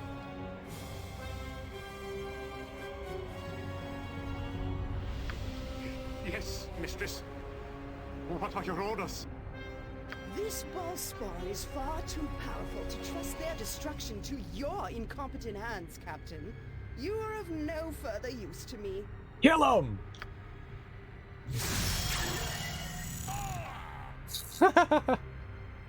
Jahiera, my priestess, destroy this intruder. Gorian's ward must not be allowed to reach this chamber. Did you see my little swirly bits? This whole area is in the same areas where we were.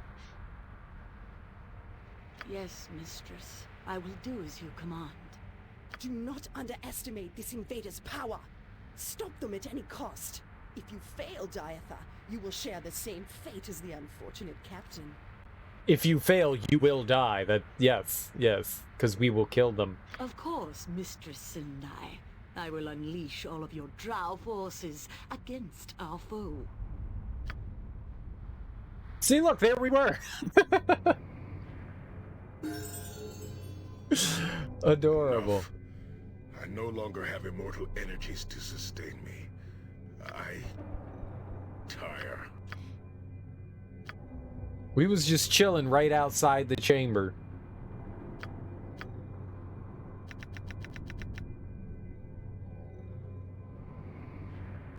I got a hardiness. I got 2 hardiness. That's pretty good.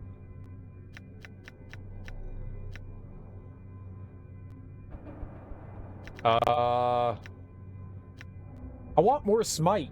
They only let me smite once. I want to smite a lot. Y'all need to let me smite harder.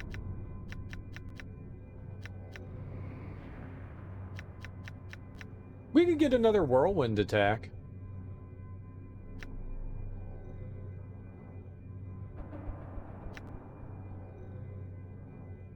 Just blatow, blatow, blatow, blatow, blatow. We'll get another whirlwind. Why not? Oh, and we need, yep, Imoen.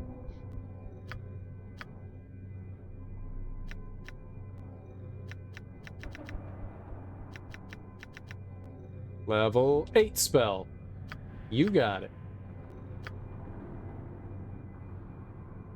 Oh, she didn't get any spells. Other than the level 8 spell. But good for her.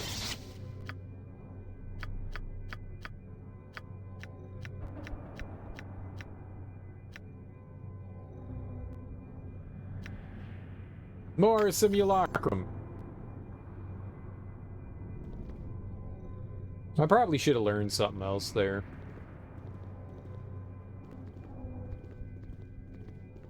Ah, well. What's done is done. Oh, everyone's complaining about being tired again. Everyone's always tired. Like, every 5 minutes they're like, I grow tired. I grow tired. I'm tired.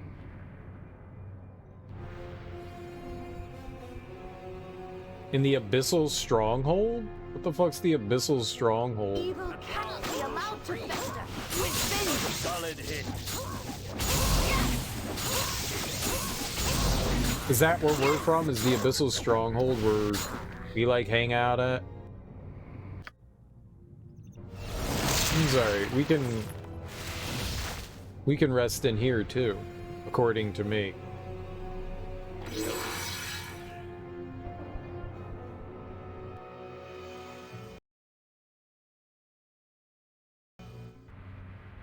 I found her. I know you, Turkey, milady. And you have power, but you are not drowned. By Sendai's will, you will be slaughtered in this place. No, I know. It does. It only after 2 times, though. After 2 times, then they become tired. They get 2 haste, and then they get nappy. But they keep casting haste on themselves. It's just annoying. I've heard such things before. Your threats are meaningless. Your mistress is doomed. The most powerful child of all. Who are you? Fool, I am Drow. You are not but Iblith filth. Sendai need not be bothered, for I shall destroy you. Enter Ogre Mock's chamber if you dare. Defeat him, and I shall face you myself. Who the fuck is Ogre Mock? Is that your mom? Is your mom Ogre Mock? Oops. Well, I guess we're gonna go phase Ogre Mock. By my honor, you shall not see it. A solid hit.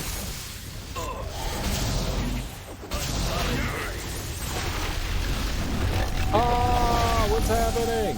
I will do what I must. Something is wrong here.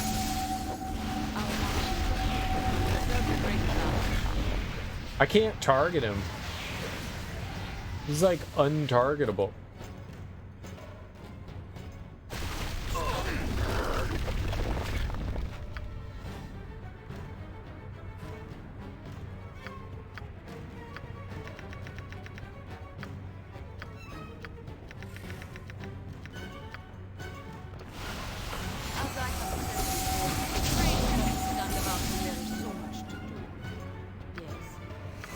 Oh, you were so dead. Something is wrong here.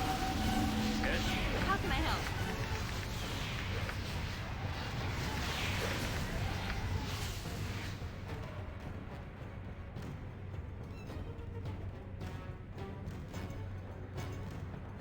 I can't target anything. Something is wrong here.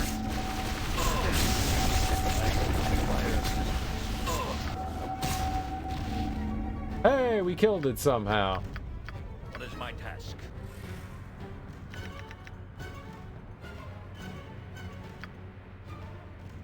Turkey did it.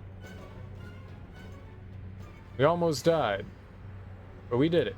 Easy game for babies. That was weird.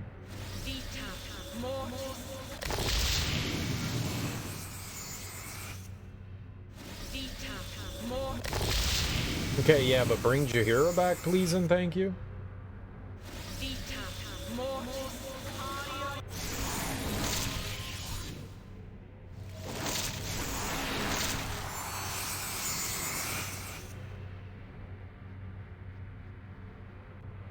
That's all you're gonna heal? Great, okay. It is done.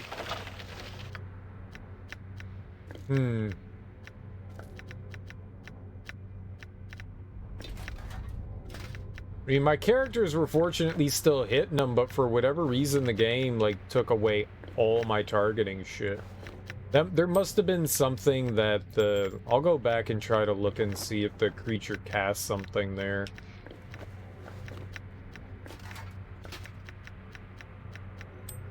That was wild.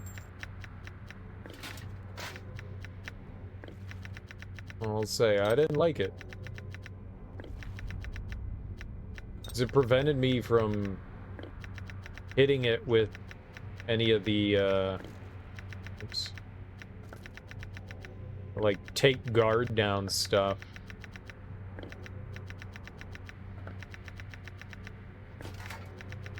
Shields and whatnot.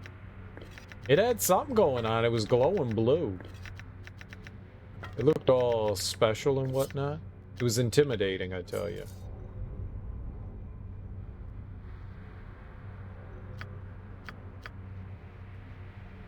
When it, like, charged into combat, what did it do? Our actions are good. And will Oh serve my the greater god. balance. Thanks, Jahiera, for messing up my scrolling.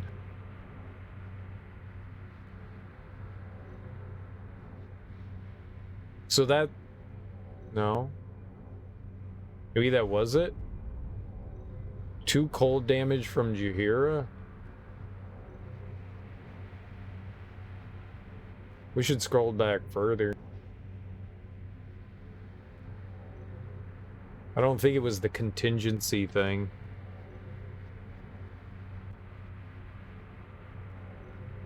I don't think Stone Skin prevented me from targeting it. I didn't go back far enough.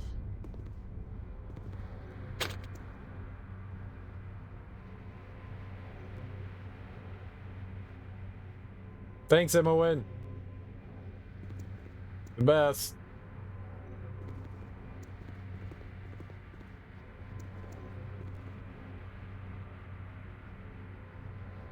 Maybe we should heal Jahiera a bit.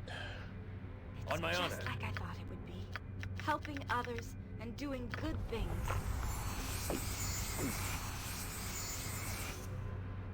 Good enough, right?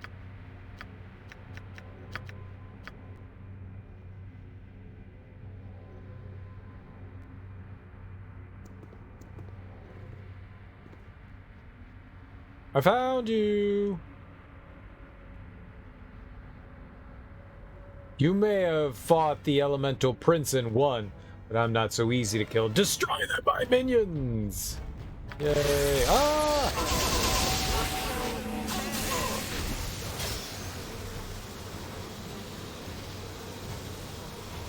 Yeah, this is fine. This is just fine.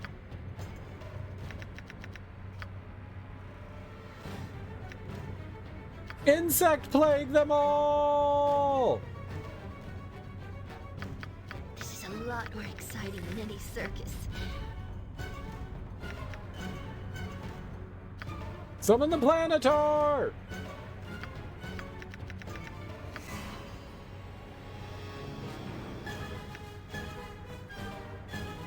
And a comet!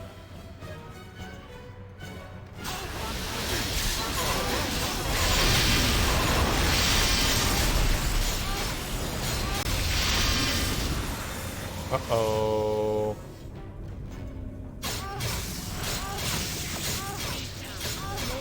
I summon bugs. I mean, I can't. Why aren't you doing like healing or something? You fool. I should have healed earlier. Who's the one that heals everyone? Do we not have that? Is it all gone? There it is. Mass cure. Do it. Jahiera's dead.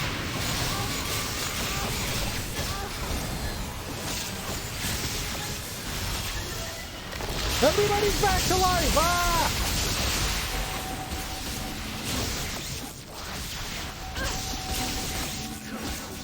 Ah! I'd like a redo.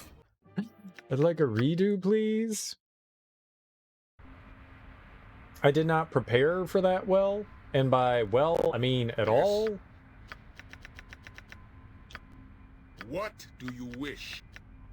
I wish you to drink syrup, sir. Drink some fucking syrup. Don't be complainy. Enjoy your syrups. What? Just drink syrup, man. Nope.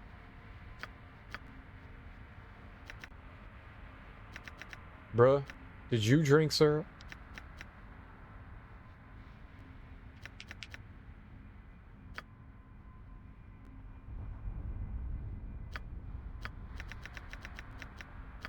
Get you a golem.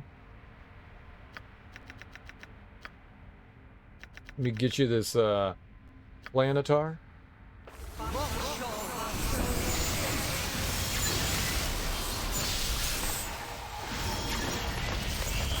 Alright, we got friends. Check it out. We got friends. Don't worry. It's a cool group of friends. We like hanging out together. Making pasta dishes for one another. We're really cool like that. We be chill.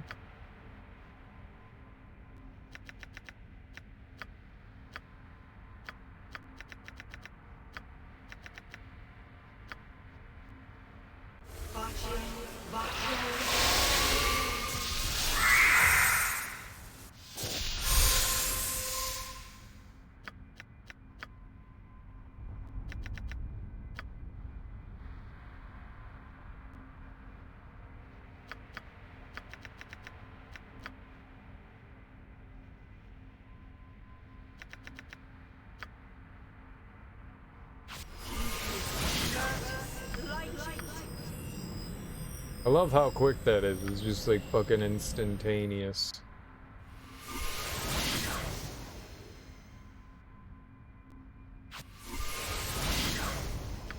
Okay. This time is for all the camels.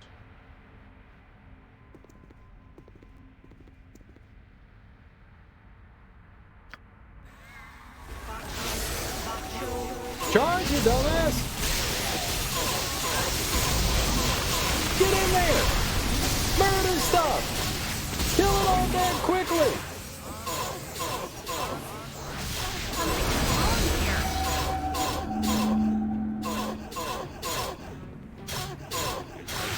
We're fine. We just got a couple of pigeons.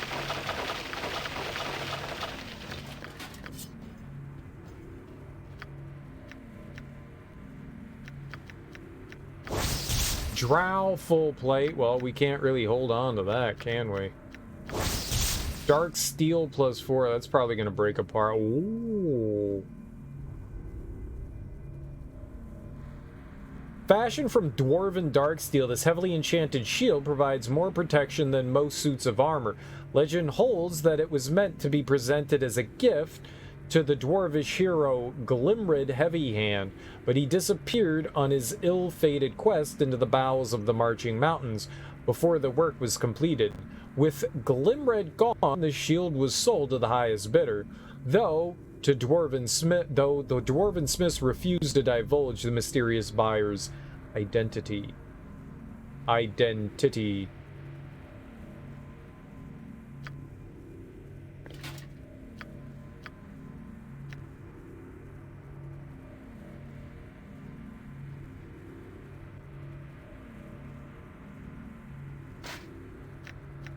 That seems better. This does armor class +5 and saving throws +1, but...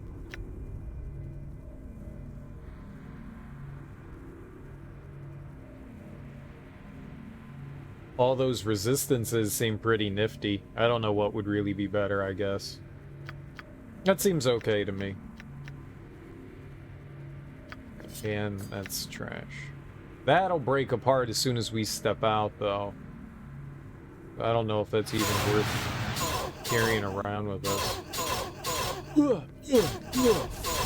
It's okay, we'll take a nap. It'll get rid of it. Look at us. We're fine now. Ah, let's level up his halberd again. We're getting up there. We're getting up there with the halberd. We're getting up there. We can get him a resist magic as well.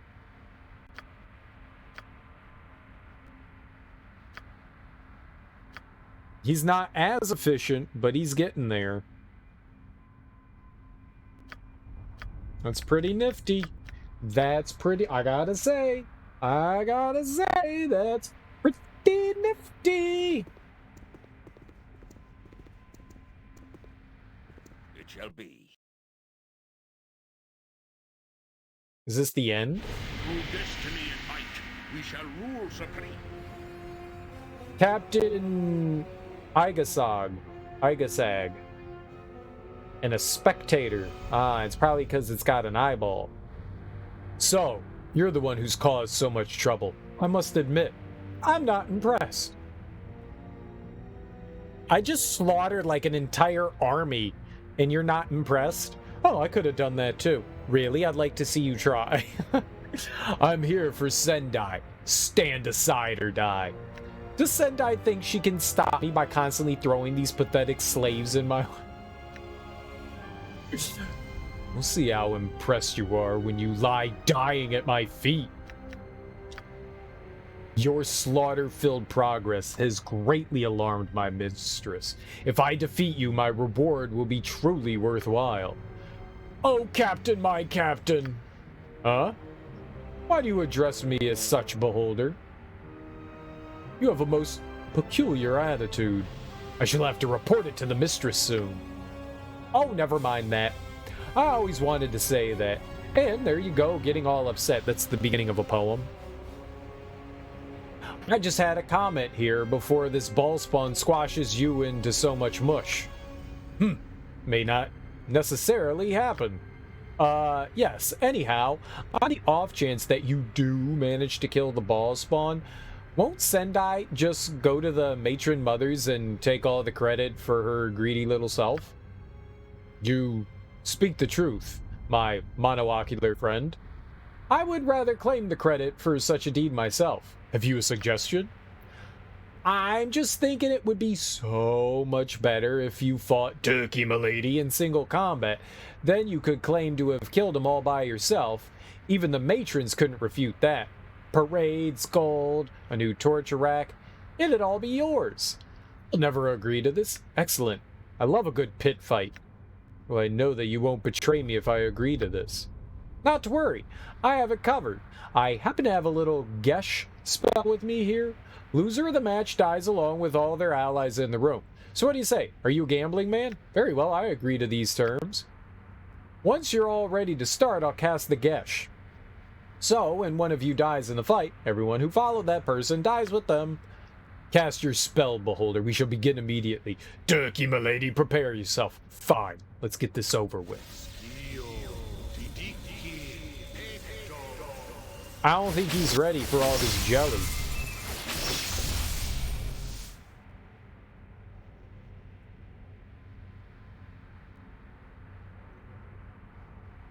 Jahiera?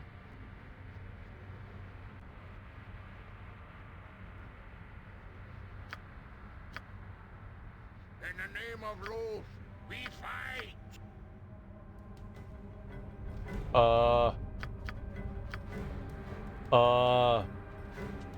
Bruh, attack?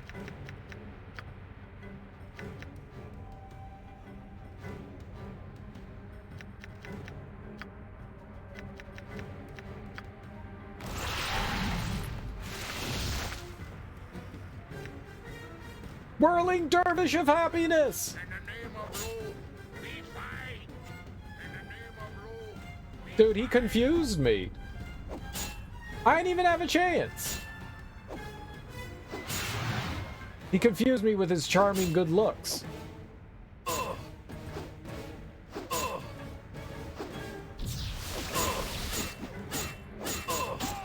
Oh, he's dead.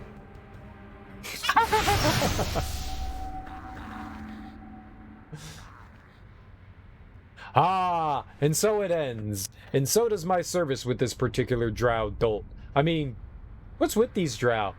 Have they nothing better to do than to summon me for their stupid tasks? Hey, aren't you the spectator beholder from the Sahagin city?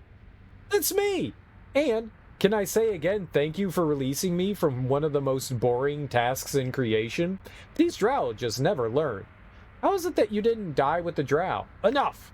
I cannot let you to continue to live, foul beast, I suppose. What are you gonna do now? Oh, you know, find the nearest hive, check out the ladies, the usual. You? The same.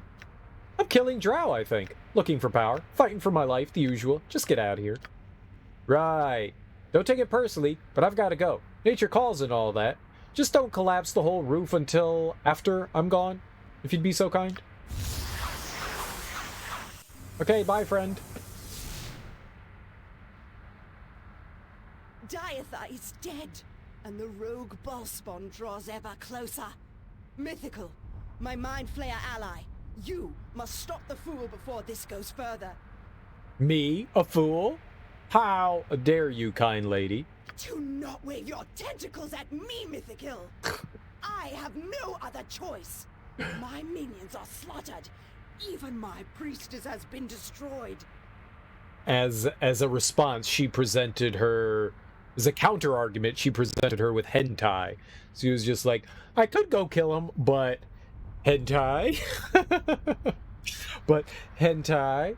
No one's horny right now. If you wish to feast on the brains of those that Bhaal enslaves, you will unleash your illithid on the Bhaal child that invades the Enclave. You must not allow the interloper to reach my inner sanctum. Enclave. Ramen in Enclave.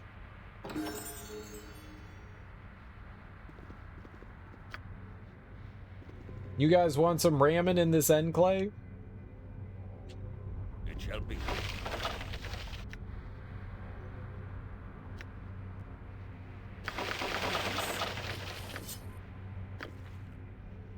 Short bowstring, you say? Nice. I think a lot of this is drow equipment, which means that it's all bad.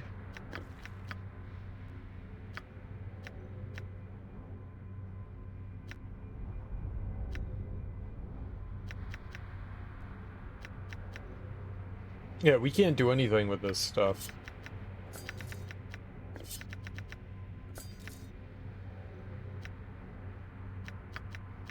I'm not going to waste magic on it. Bowstring of Gond. Gond Wonderbringer, the god of invention and innovation, created this enchanted bowstring to improve the accuracy of even the most powerful of magic bows. Very nice. I don't think we can do anything with that, but very nice.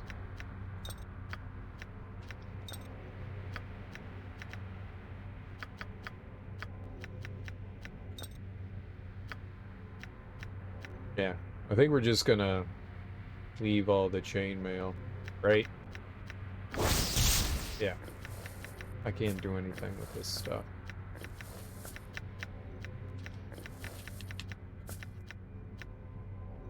I'm pretty sure it just all turns to garbage.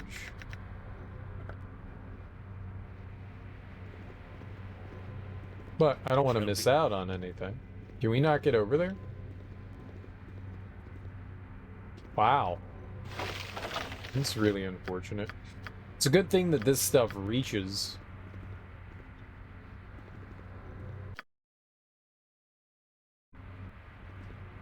Yeah, if like one of their guards had something of value, it's gone forever.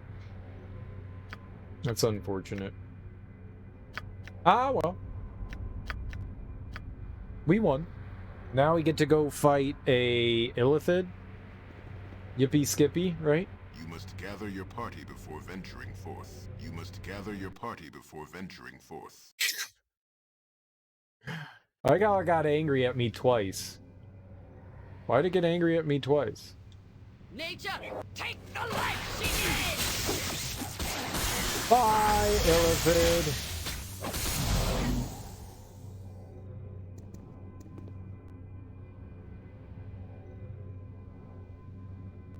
Okay, we're trapped. But how trapped? It shall be.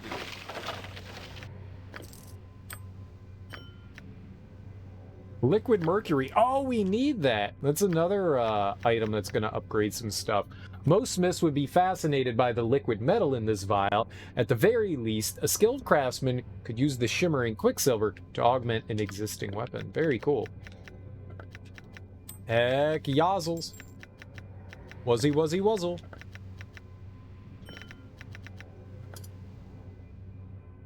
I was just waiting for Imowen to try to find something. Uh-oh, vampiric. What?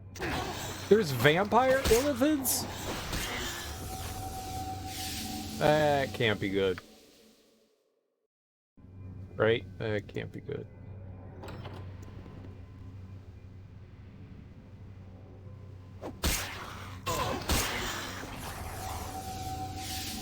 They're so gassy.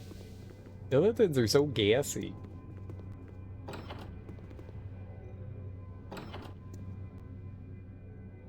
Oh, I found mythical. Mythical's dead. Alright, Jahiera's dead again. That was quick. A solid hit.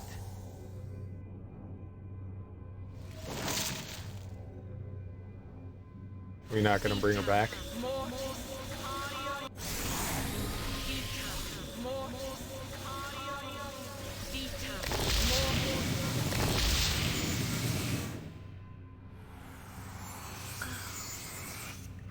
I don't know if it was like she got brain drained. Maybe she got brain drained. Those Illithids just murder things so damn quickly.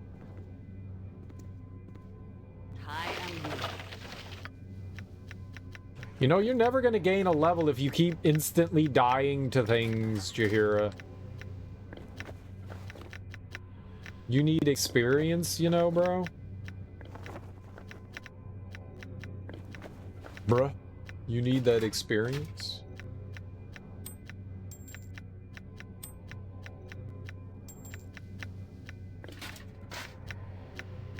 Experience is key to get smart. Yes. Yes, and thanks.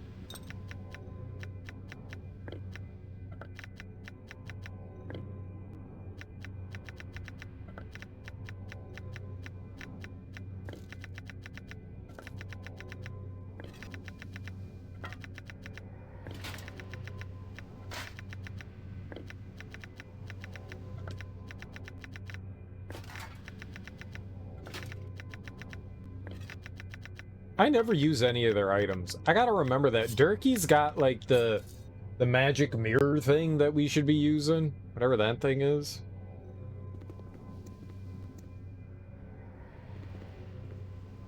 He's got the meat taps. The meat taps. That's what I meant to call it. The meat taps.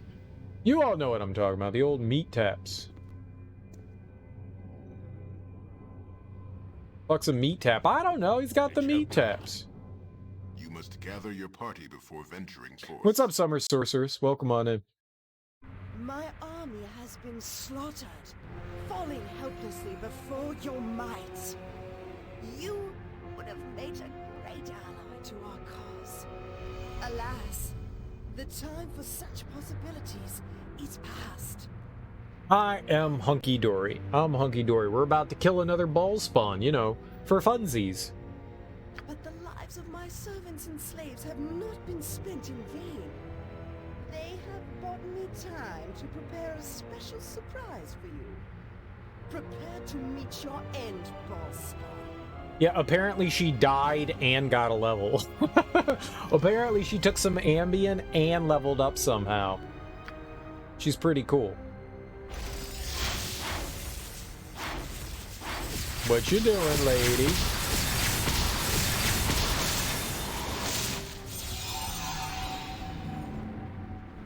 That's a lot of her. She like doppelganged herself. Is this the orgy we were looking for?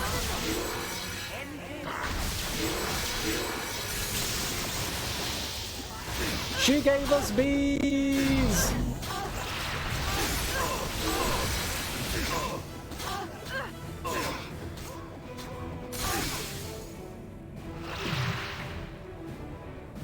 Is that Sendai the evil?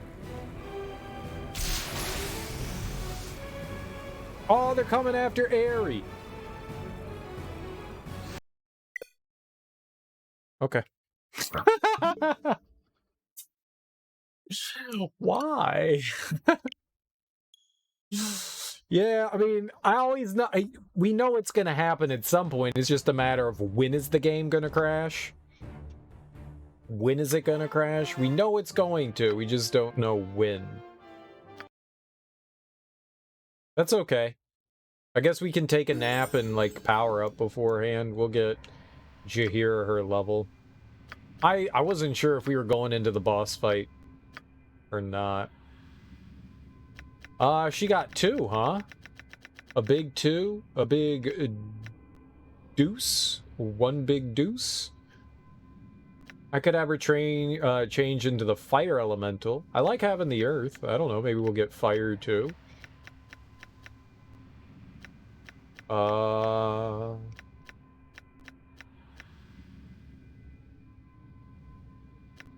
Get some magic resist. That's never a bad thing.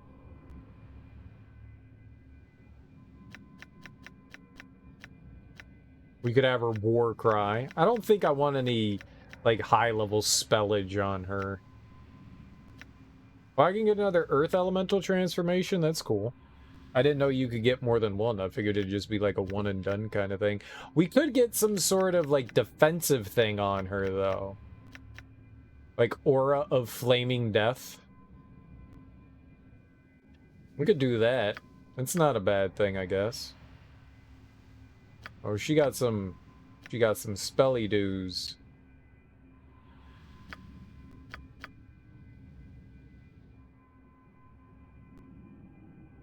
She gets a bunch of spells in this. That'd be cool.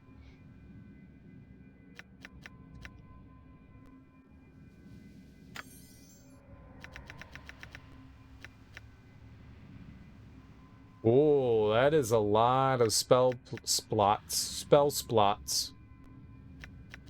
Let's throw on Iron Skins. Maybe some more Cure Critical Wounds. Iron Skins. Holy shit!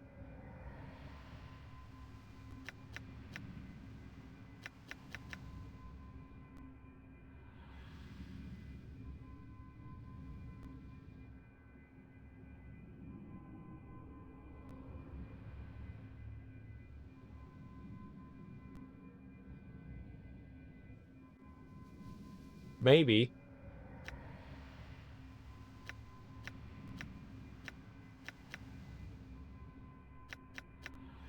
She doesn't have a lot here that I want to throw on. Physical mirror, why not? I mean, Dolorous Decay, Fire Seeds.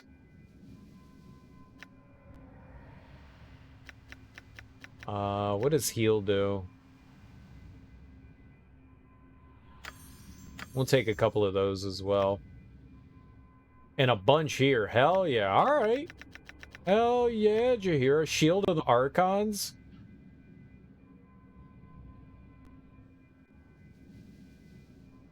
Okay, I'm taking that. It's nature's beauty.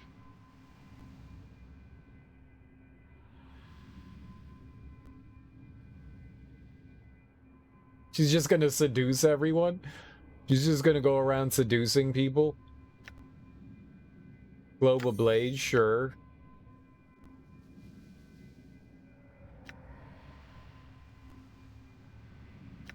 Firestorm. Aura of Flaming Death, hell yeah, Aura of Flaming Death.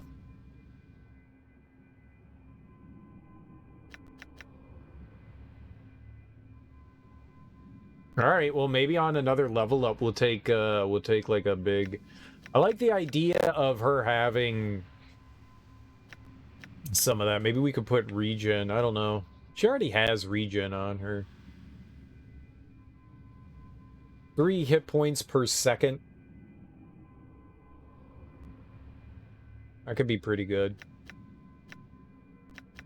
It's not great. Earthquake, no way. Creeping Doom, I don't think so.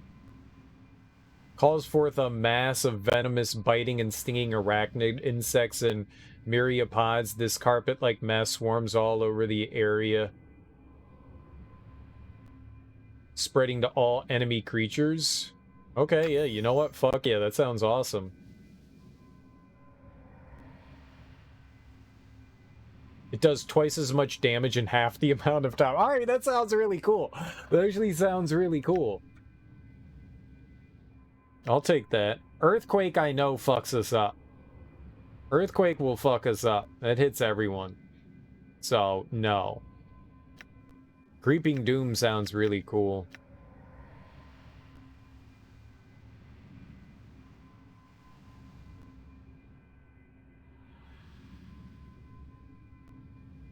I mean, Confusion could work alright. Yeah, we're definitely throwing out Creeping Doom. Hell yeah.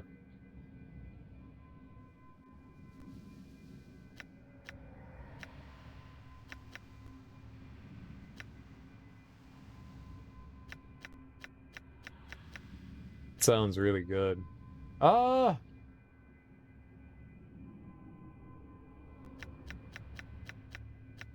Sure, let's get some seduction going on. Why not? You never know when you gotta seduce.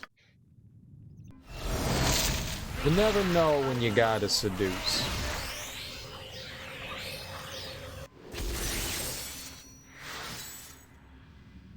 Alright, team. How can I help?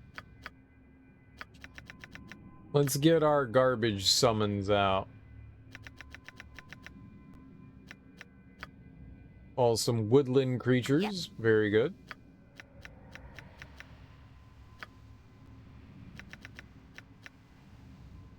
No, no, no. That is 100% not. It's that one. It's not great, but it's what we got. We're gonna get our clay golem going. Get our planetar buddy.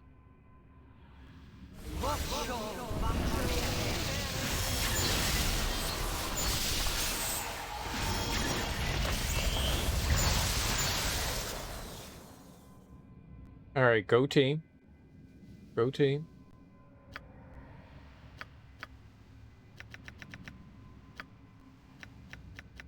We'll get our sexy haste.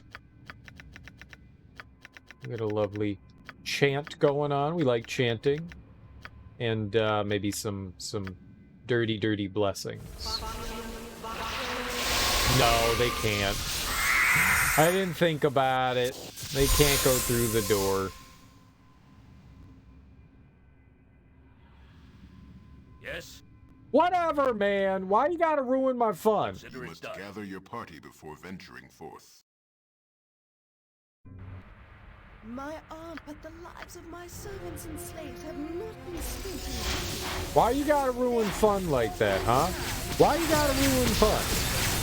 Can they really go through the door? No. It's not my fault. What do you want? Yes? I can assist you. I should have waited. Yes?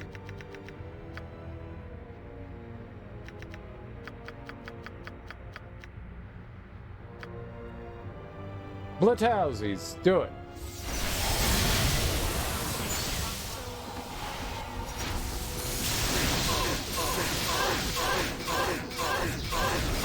Ow!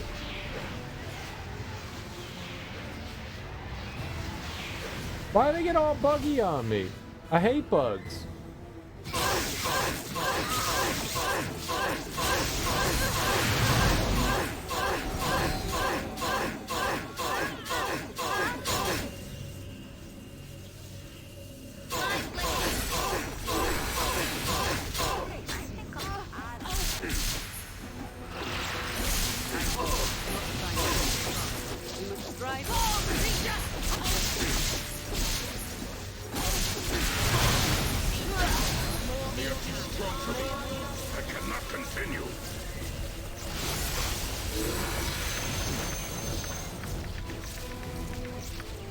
Nope, nope.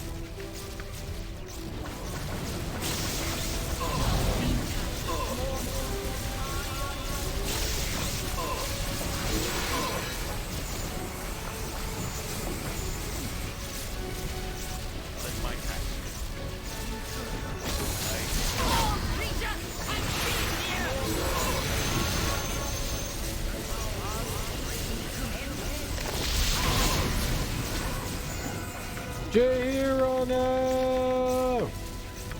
You got all those cool spells and stuff. More than one.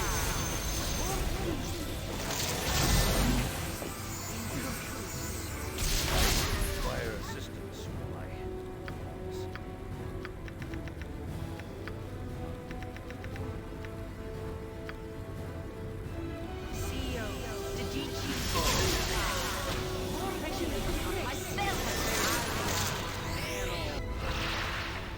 It is done.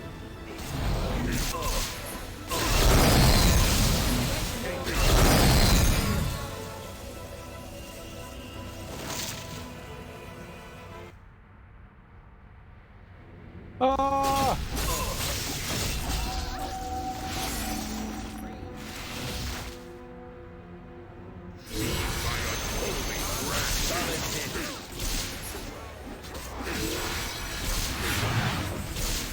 dangerous to stay.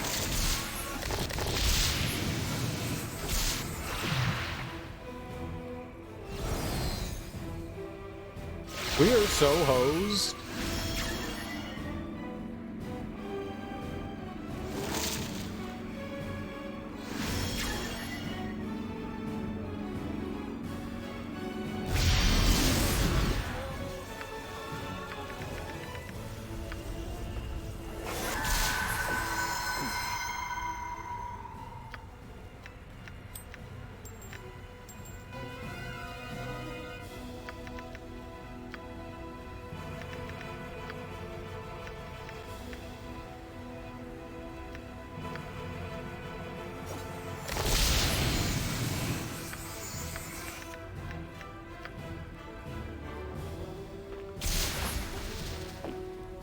I don't really have a way to dispel or do anything about that, so...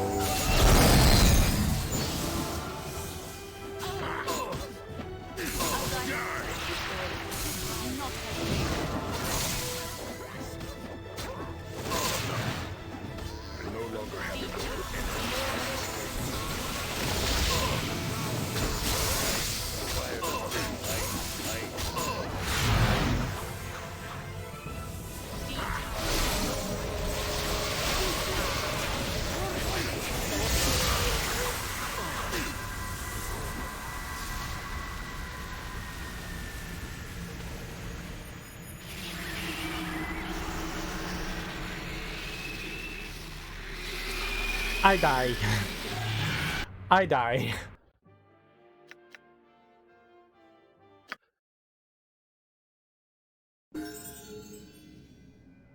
Nah, we gotta do it all over again.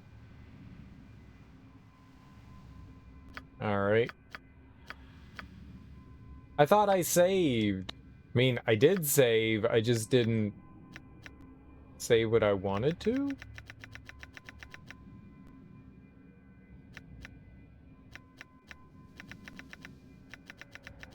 You could summon a diva.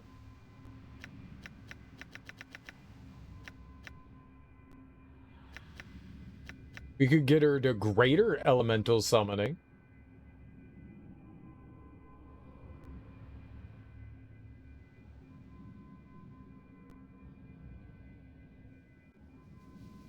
You know what? Fuck it. Let's do it. Why not? She doesn't need magic resist. We're gonna greater elemental. The more sorcerers, the worse. That's not how it goes. The worse.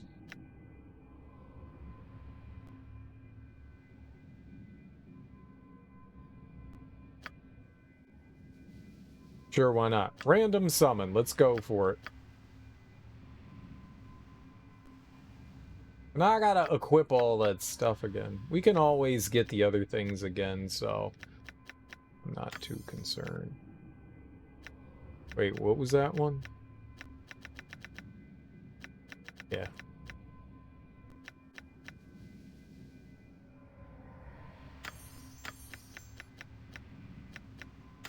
Iron skin, right? Pain elementals are tight. I mean, if you're into that kind of thing, you freak. You freak. Doom. It spells doom. I mean, I'm real and sorcerers are not. So me? So me? Me? I'm gonna say me. I'm pretty cool. But I'm real. But I'm real. Yeah. Are you? You're just not a figment of my imagination, man.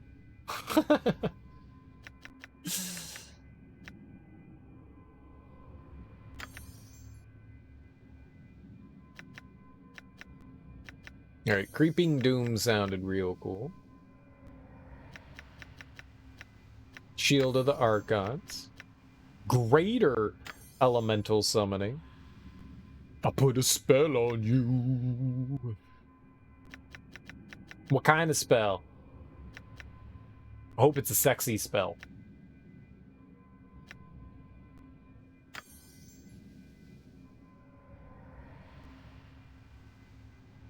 A spell of eroticism.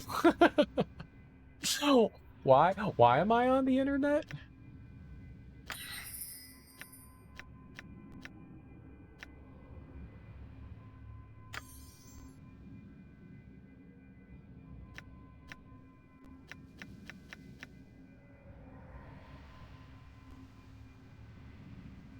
The dank purple OG Kush spells? I want those. Those sound like great great things. So I could summon an elemental, or we could summon a greater elemental. And summon a greater element. Summon 2 greater elementals.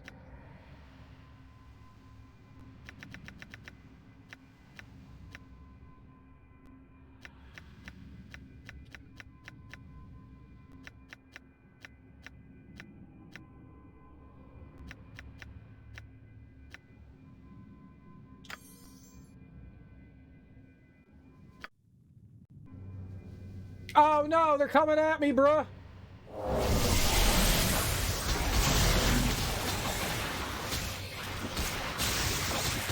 They are too strong for me. I cannot continue.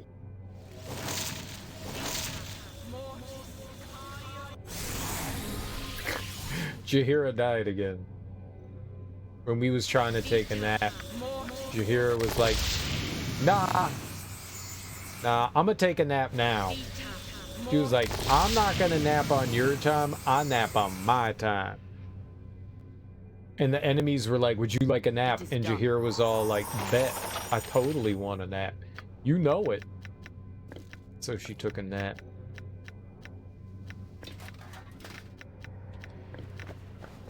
That is not where the girdle of happiness goes. You wear the girdle of happiness.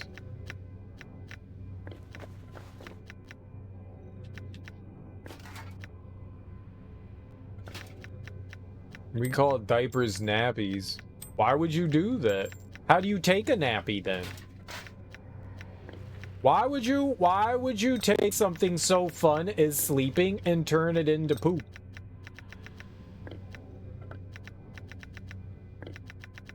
Like, I'm gonna go take a nappy poo, and you're all like, no, that's what we call diapers. Like, what the hell?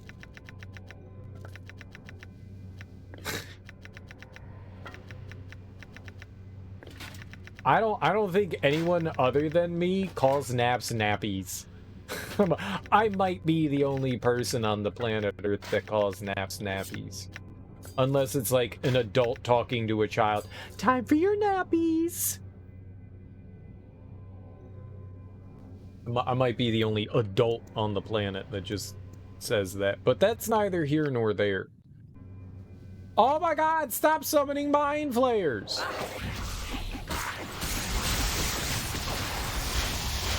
Jahiera's dead again.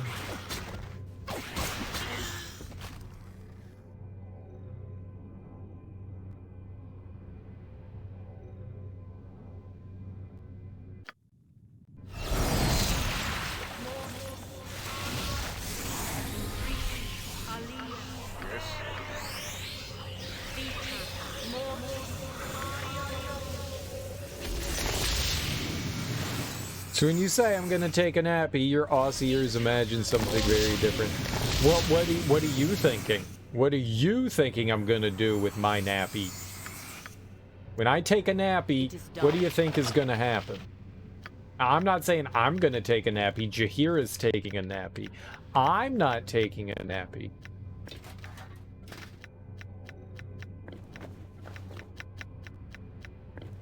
You think I'm gonna take? I mean, I'm not ashamed to admit, man. If I had access to adult diapers, you're fucking right, I'd wear them. I don't know where I'd get said adult diapers. I imagine in the diaper department at any sort of retail store. I'm gonna look into this, and I'm totally gonna wear some diapers. That way, I can just pee on stream and then not have to worry. Oh my god. I don't want to do it. Sitting in your own pee is gross. I don't want to pee and then sit in it, because then it's all like squishy, and I bet you it'd smell bad. I bet you it'd smell bad. I probably already smell weird. I don't want to smell worse. A very efficient man. I don't want to be efficient in that way. Like, the bathroom is only like a few feet away from me. It's a very admirable quality. Yikes. I'm willing to soil myself for everyone's pleasure. I'd rather not do that, though. That seems very important to me, to not urinate on myself for any specific reason. I just don't think peeing on myself is beneficial to me or anyone around me. Outside of some giggles, I don't see how me peeing on myself would benefit anybody ever.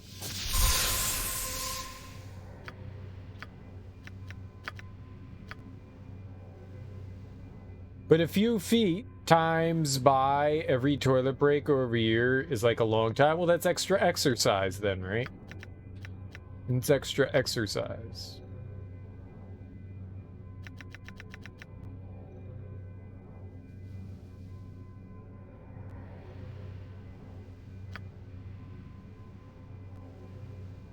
Right? That's what we're getting is exercise.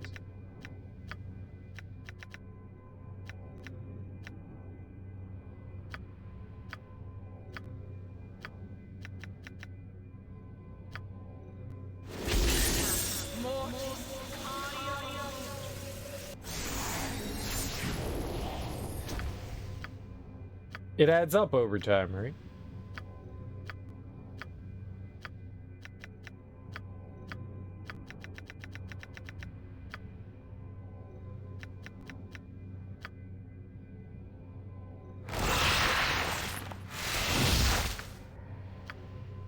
All right. Let's go lose. Consider it done. Let's go lose. My army had, but the lives of my servants and slaves have not been spent in vain. They have only time to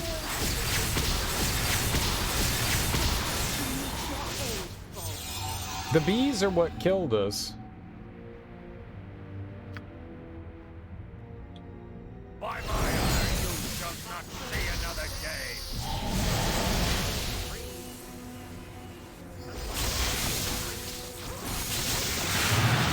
Consider it done. What is my task? Who are we going after? You? Not the bees! There's always bees! Something is wrong here. Something is wrong here. We're still hitting them.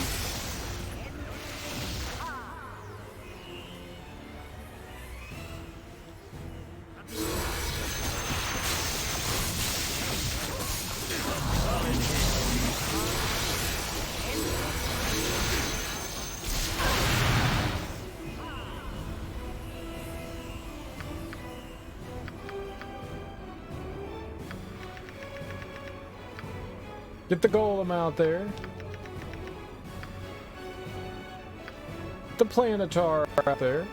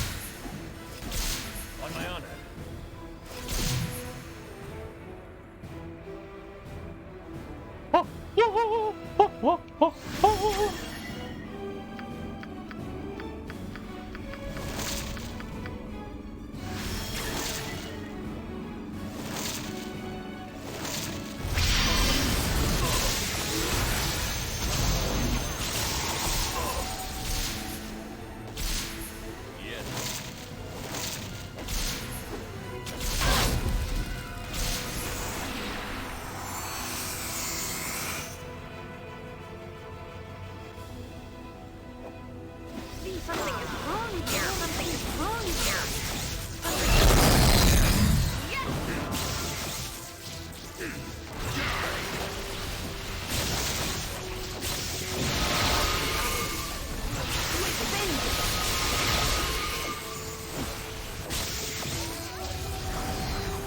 Now it's on like Donkey Kong.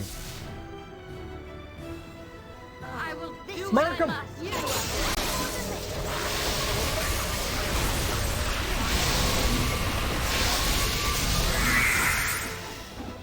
Something is wrong here.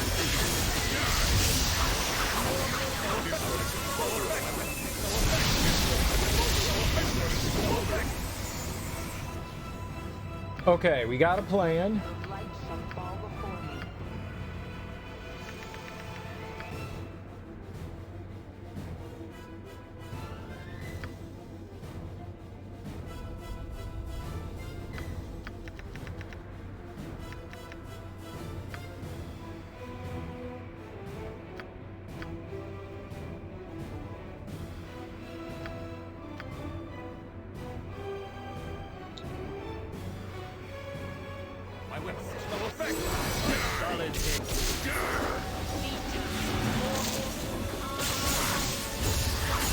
Oh, she just had like the magic mirror thing on.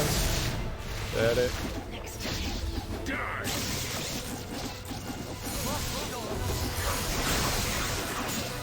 No! No! My ball essence is ripped from my very soul! Damn you! But I may yet rob you of the glory of your victory! She said ball essence. What essence? Oh my god. My ball essence. Ow! It's been ripped from me, not my balls. That's hilarious. Oh, they chose poorly. You chose poorly. Know this, even as I die. You are a fool. You have been used and misled. Witness the truth to which you have been so blind. Well, if it means holding on to my ball essence, I think I'm gonna do it.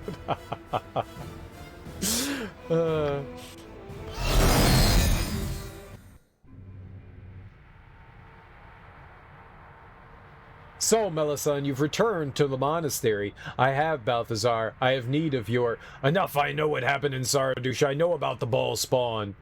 It's unfortunate, but I can explain, my old friend. No, you forced me to tip my hand now. It's time for you to die. What are you doing? You are no child of Baal, Melisande. Your part in this ends here. I shall see that my brethren take her.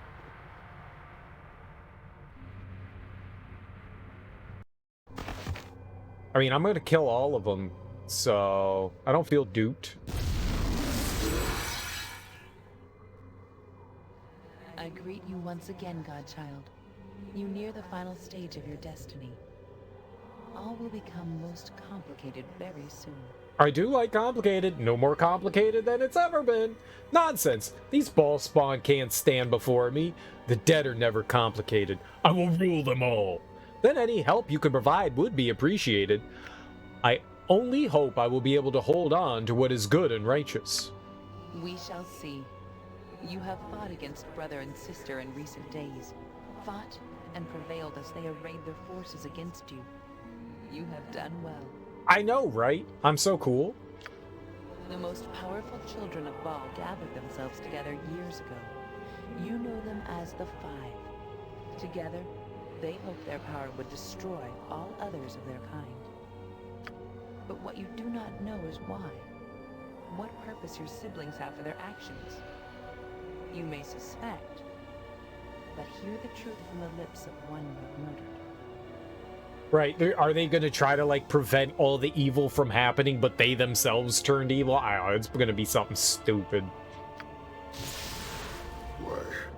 Why am I cold? Why is Yagashura disturbed? You shall explain the truth of your actions, Spirit, to the one that killed you. If I was killed by that one, then I don't owe nobody nothing. You shall answer our questions of the Five. The Five, Yagashura owes them all right. Sure, I'll speak. I was approached when I was still at the temple, still being taught the powers of Baal by the old witch. The greatest of all the Baalspawn were joining forces, I was told. We would defeat all others before us. Yagashura didn't trust the others. Figured sooner or later the Baalspawn would turn on each other. Figured I was stronger than the rest of them, maybe, but not all of them together. I think that boss fight there was actually pretty cool. The fact that she, like, dispersed herself into, what was it, like 7 or so, like, different spots. And then you, like, kill all of the doppelganger clone things and then you fight her again. That's a pretty cool fight. It's a pretty cool fight. So I joined, raised an army of men and slaughtered all the Baalspawn we could, waiting for enough of the essence to collect in the abyss. For Baal, the dead god, and your father to be resurrected as he had planned before his death. And we would be his right hands, all 5 of us. That's what we were promised. We would live as demigods, ruling Faerun with our power. It was worth taking a chance for, Yagashura thinks. Oh, no, they were just all evil. Okay. So the Five sought to resurrect your father and become demigods. What does this mean to you, Godchild? Very little. Isn't that what all these ball spawns want? It's over now. You finally beat Shin Megami Tensei Nocturne? Dude, that is a hard game. Did you fight Baal? I think Baal is like the true final boss in the game. Did you get like the true ending to it? That game is like really freaking difficult. Really difficult. I liked it a lot, but man was that thing hard.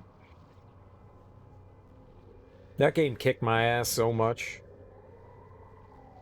That was Nocturne was my real first exposure to Shin Megami Tensei, like real exposure, like a game that actually, because I tried Persona 1 and 2 and I just didn't like them, so oh my god, holy crap. That ending is, yeah, that's fucking hard. I think it is Ball, the one that you fight, I think. I don't remember. It's some like super demon. It's a maybe I don't think it's Beelzebub. Beelzebub. It's one of the names for it's very grindy, yeah. Yeah. Yeah. It very much is. I bought a guidebook when it came out, and it was like a little Bible. And I bought it mainly because it told you all the combinations of stuff. I mean, the internet existed back then, but it wasn't like, I think it came out in like 2004 or 5 or something like that, Nocturne. So your access to like game facts and stuff like that, and the game boards, like some of the information was just all over the place. So I ended up buying the game guide. Oh, you fought Ball already? Oh, okay. I bought the game guide because it told you like what the combinations for the fusions were, and that was so much easier, like reading the combinations and stuff, than going into the internet and trying to figure it out, or like randomly combining things yourself. And the guide was really cool, super helpful, a lot of detailed information in it. There's an orb demon after Ball. I don't remember. I remember it being like super difficult. I remember that shit being really hard. I got whatever the true ending was. At least I think I did. Maybe they added stuff to it in the remaster as well. That would also be cool. They could have added some like extra bosses and stuff, would be nifty. I don't know anything about the new version of the game, because I haven't played that, but still need to go through all the Kalpa floors for the true ending. I recall doing that. Or whatever they were, I forget what they're called. Is it really called Kalpa? Whatever they are, I remember, because each floor has like a gimmick that you have to deal with, and that stuff is like really fucking hard. Not harder than the boss though. If you can get through the floors, you're still gonna have a hard time with the boss. The final boss is like fucking insane. I thought, for whatever reason, I thought it was Ball. Maybe it's like Omega Ball. I don't remember what it was. Yeah, those floors were tough. They all, like, there's like a bunch of them. I recall them all having like a gimmick to them. Fun though. Congratulations on beating it though. That game's no joke. That's really hard. It's really hard. It means their plan has failed and I will become supreme instead. It means that their plan is defeated. Ball will remain where he is, dead. Wasn't what I thought they were up to, but it's all over now anyway. Been following a guide so you can get all the endings, but you're going to take a break for now. It's also a really long game. It's grindy and long. I remember having to grind for a while too. It's also not very story heavy. Like, every time you like finish an area and beat a boss, you get like a little bit of story, but it's not like the visual novels that are, you know, like the Persona series. And the other, that's Shin Megami Tensei 3.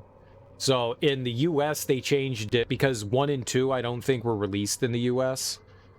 Shin Megami Tensei 1 and 2, I don't think were released, at least at that point. So, so they labeled Shin Megami Tensei 3 Nocturne instead of 3. Because they thought that would be weird. I had no idea when I bought it that it was the third one in the series. I thought it was like a spin-off. I had known what Shin Megami Tensei was, but I thought Nocturne was like a spin-off because of the name, and I was just like, oh, whatever, I'll play it. And then, because Shin Megami Tensei 4 actually has like a much more in-depth story. Like, you start out and it's like weird story things, apocalypse things, and then there's like no story until like you beat the game. Other than you, like, run into Dante. Dante gives you more story than the rest of the game. It's like Dark Souls. It's like Dark Souls. Like, the beginning of the game and the ending of the game gives you story, and that's it. So it's very much dungeon crawlery. Started this game when the HD released, and you beat it now. That was like a year and a half ago. Either way, I mean, congrats on beating it. I had fun with that one, too. I enjoyed it. It made me go, maybe I do like Pokemon. I was like, maybe I do like Pokemon. Because Shin Megami Tensei is definitely Pokemon for adults.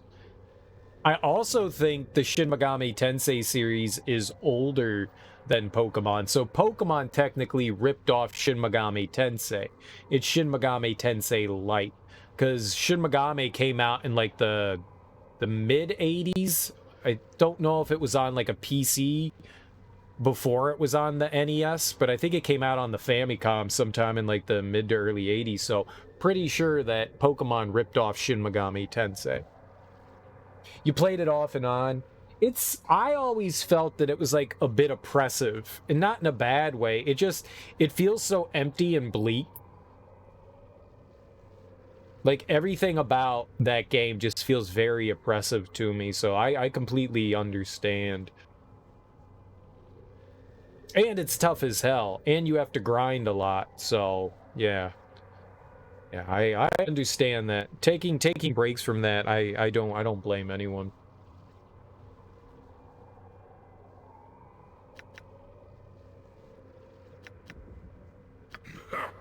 You are a fool to think the five are defeated now. Of all of Bhaal's children, who do you think possessed the most of his essence? You, certainly, but we five as well. I mean, Sarevok. How many of the five have you killed? Myself, Ilisera, probably Abazikal, and Sendai too. That is a lot of Bhaal's essence, and still one Bhaal spawn remaining. Balthazar, Melisson. I think Melisson still has something. You hate the levels where you fall through the floors and teleport back to earlier areas? Yeah. Yeah. Yeah. That stuff is definitely frustrating. That's frustrating in any game. Like falling through a floor and having to like repeat stuff over again. Especially when encounter rates are so high. Yeah. I never got far in Persona 2. I almost beat Persona 1. I never got far in Persona 2. Either of the Persona 2 games. Yes, Balthazar. If anything, fool, you have stirred Bhaal in his slumber. He is closer now to awakening than ever before. The last of the five yet remains, Godchild, and your father stirs. What will you do? I'll just have to stop Balthazar and Bhaal too if it comes to that. Balthazar can't stop me from taking my rightful place, and neither can my dead daddy. I would prefer just to leave, but I probably won't have a choice. If I can kill Balthazar before he raises Bhaal, I'd prefer not to deal with my so-called father at all. That's probably it, right? That's what Balthazar's been scheming the whole time, trying to resurrect Bhaal. I can serve my father far better than he ever could. Slaughter, maim, destroy, what comes naturally? Then continue on your path, Godchild. I shall see you soon enough. Murder, murder, murder, and kill, kill, kill. I still like all the gambling old ladies. They make me laugh. I don't know why they're gambling, but I like them. Maybe they're playing Mahjong. Maybe they're playing Mahjong.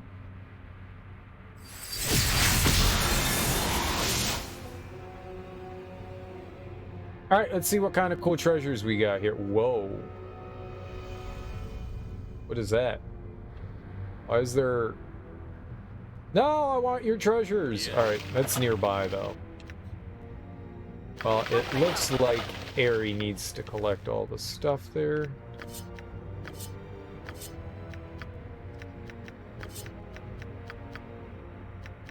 A bow, a katana. Katana. No, I can't carry anymore. Oh, I'm sorry, I dropped something. Short bow +3. Perfect.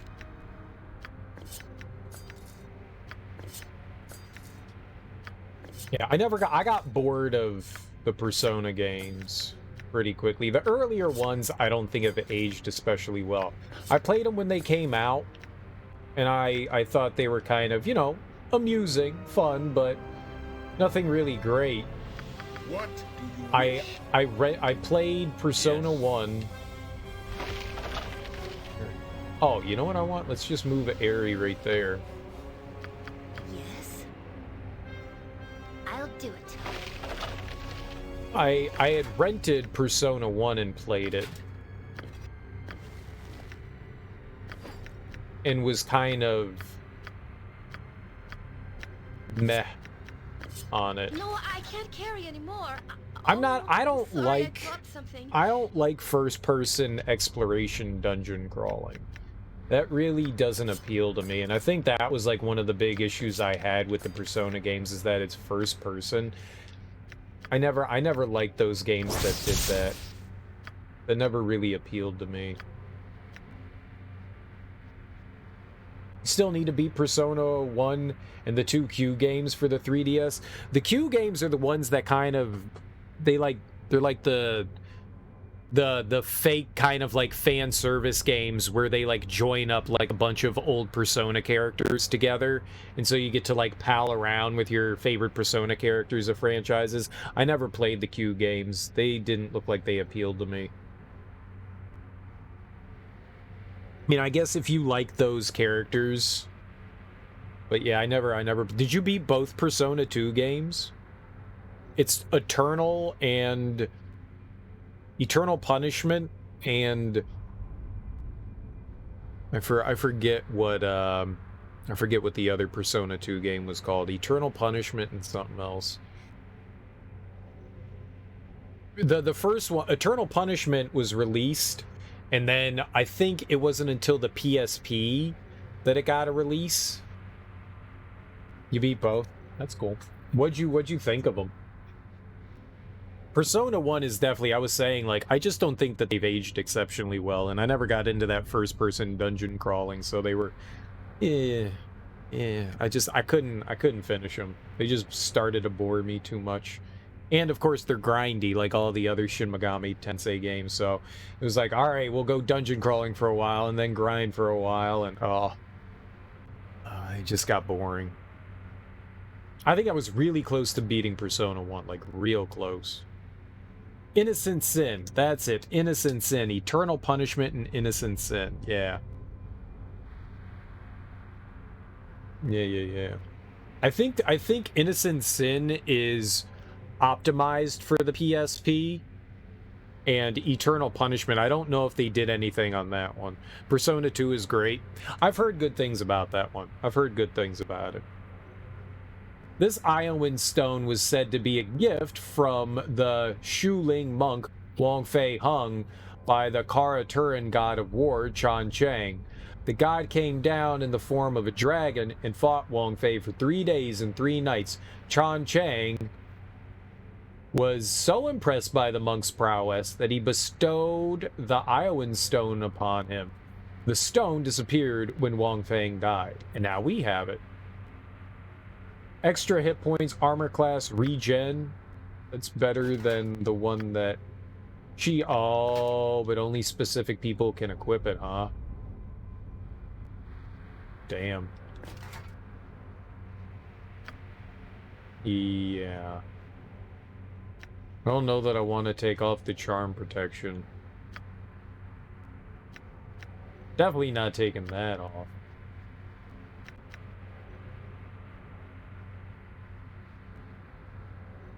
Nope. And you don't get any protection against critical hits. Yeah, I guess it goes in the trash bag 2.0. Innocent Sin was pretty easy, but Eternal Punishment was pretty hard. Now, I'm gonna make a guess and say that you played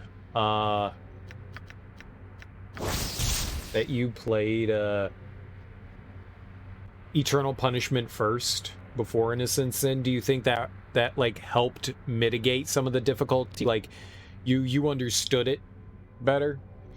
With Eternal Punishment, you had to grind more and think about your builds. I got you. Fashioned by the Hierophant Wasalia before she chose to forever dwell on the elemental plane of fire, the suit of armor is not covered by typical metal studs, but by heavy red thorns.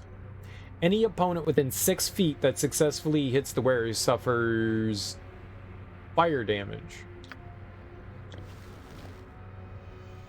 Oh, you played Innocent Sin first. Interesting. Because my understanding is that Eternal Punishment comes before Innocent Sin. I may be wrong. I don't know that for sure.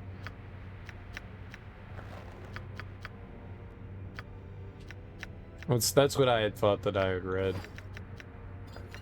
May be wrong.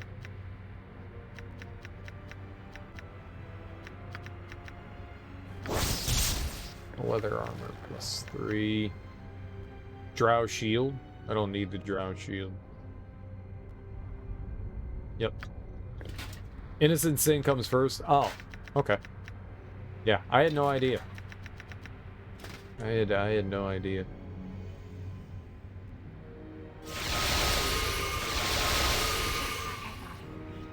Helping others and doing good things. No. I want you to pick up the garbage, man. Rest would be welcome, lest we endanger ourselves.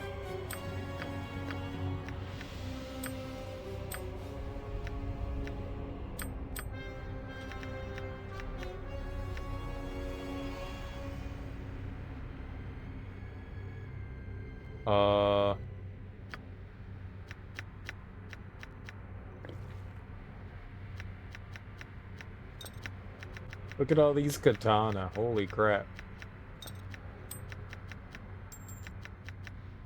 You heard that the PSP version's way easier than the PS1 version.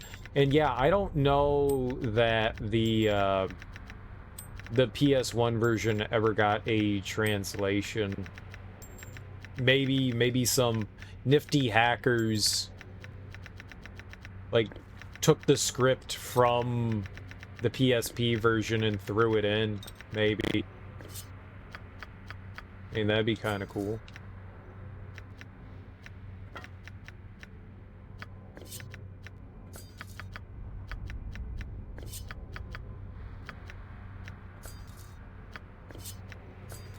Eternal Punishment had a PSP release, but only in Japan, right? So you had to settle for the PS1. But that was also available on the...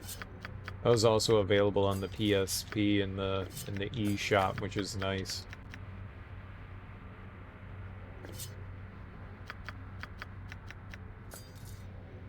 Alright, yeah, it's taking too long. I can assist you. I'll do it.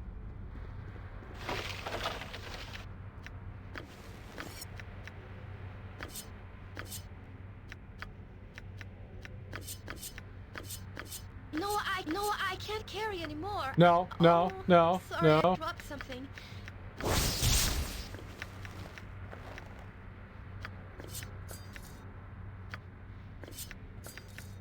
I didn't know that they also made an enhanced version on the PSP. That's a shame that that one didn't get imported. But I guess when you already have, I mean, we already had Persona 2 Eternal Punishment available. Maybe that's why they didn't do it. It also may have not sold crazy well.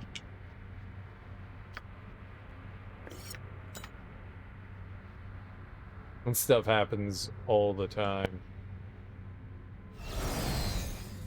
Oh, let's send her over there to see what we got.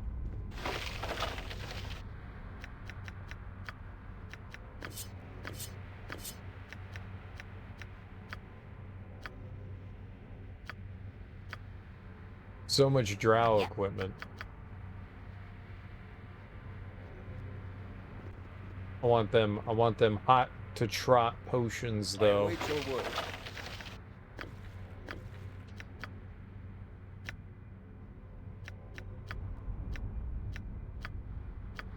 What? There were more potions. I know there were more potions. Give me the potions. My magic is What at can I your do? command. I seen it. Yes. Aw, there are no big boy sippy cups left? Yeah, there are. I want my hug. I want my hug. Little hugs. I had to drop your item on the ground. I love little hugs. Little hugs were so damn delicious. This is just sugar water, but goddamn was that sugar water fantastic. If you're like, what's a little hug? It was like these... It was juice that came in these little tiny, like, barrel-shaped jugs. Oh, man, that shit was so fucking good. We would get them all the time at a day camp. Stuff was terrible and fantastic. And they came in a variety of flavors. And by flavors, I mean colors. Sold well, but not Eternal Punishment in Japan. Yeah, maybe. That definitely could be a logical reasoning behind why. not releasing in US. It's the way that stuff usually goes. Alright, Emowyn can't carry it, but you can still be a pack mule.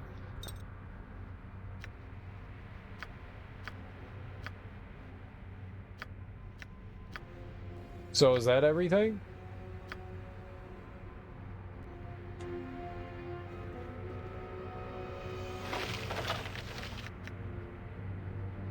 We don't need any of the drow gear, because I can't use that anywhere. I just want to make sure nothing else is... Oh! Just lying around, right? That looks like something. Okay, maybe not. Just a garbage ring.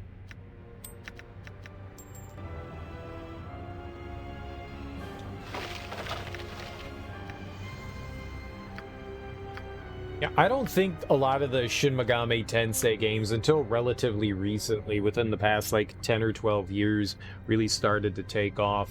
I think it really started with Persona 3 and Persona 4. But they keep getting more popular, which, I mean, that's for a series that's been around for, you know, nearly 40 years. It's finally getting popular. It's nice to see. It's a fun franchise. And oh my god, are there so many games and spin-offs of Shin Megami Tensei? You're never gonna run out. Like, people getting new to the series, they've got like 30 fucking games to play through if they're interested.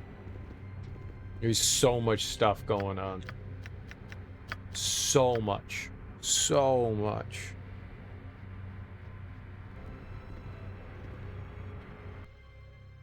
Alright, what does this thing do? Oh, it just worked me out. Greetings, old friend. Fancy meeting you here. It gave me something. It said, oh, lost an item. Adamantine dust? What? I must have had something. Got a halberd? Well, Soul Hackers 2 isn't new. It's a remaster, I think. Soul Hackers 2 came out on, like, the DS or something like that, I want to say. Maybe it was even a Saturn game. Maybe it was even a Saturn game. Yeah, it's like a remaster. Maybe it's a remake, but it's not new. But it's cool that it's coming out, though.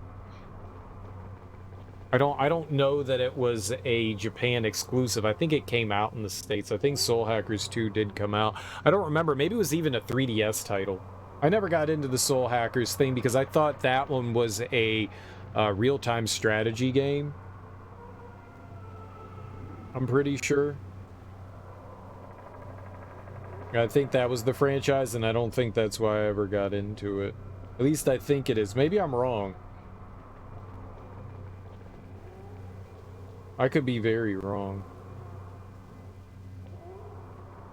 Yeah, the first one came out. The first Soul Hackers came out. I think it was a Saturn game, right? Yeah, Sega Saturn. That's the... Oh, they remastered it for the 3DS. That's what it is. So, that was just that one. Okay. It was ported to the 3DS. That's what I was thinking of. So, it is a new game. Okay. I thought there was more than one Soul Hackers thing, though. Oh, I didn't know that. I thought that they had... I thought this was a remake. It's not. It's its own thing. Well, that's cool. I don't know anything about that franchise, or that spin-off. I guess I'm wrong.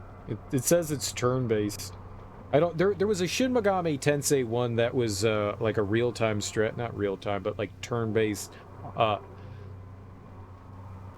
yeah, a strategy RPG. Like a strategy RPG. That's what I thought the Soul Hackers one was. I don't think it is.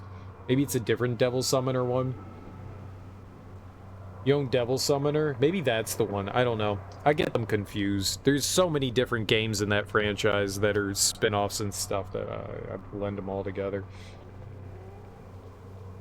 The Digital Devil Saga is really fun. I played the first one. I didn't beat the second one because the end of the game is just a fucking grind fest. The final boss is unbelievably difficult, and I was just like, yeah, I don't feel like spending another like 3 hours grinding in this game, because the first game wasn't too bad.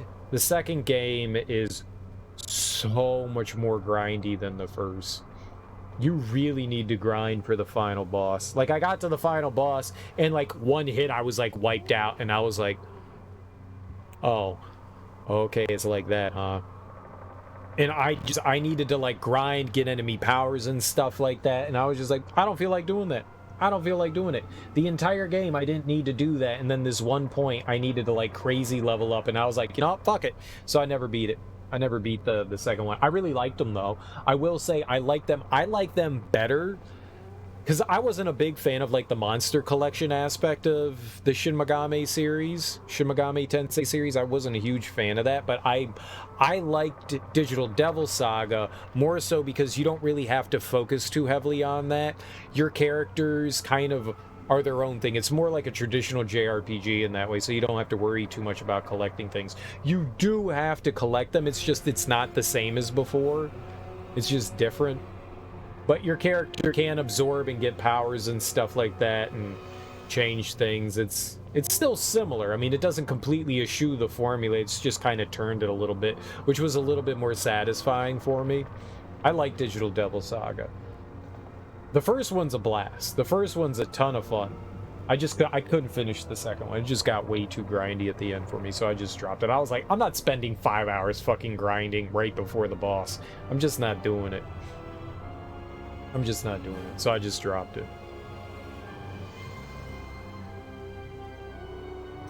Elminster? Oh, so you do know who I am now. I must admit, you've changed more than a little since the last time we met, before you were straddling the world with your power, so to speak. Why are you here now? You've been watching my progress, I suppose. Straddling the world, it hardly feels that way. Tell me what you want and be quick with it before I gut you where you stand. Watching your progress.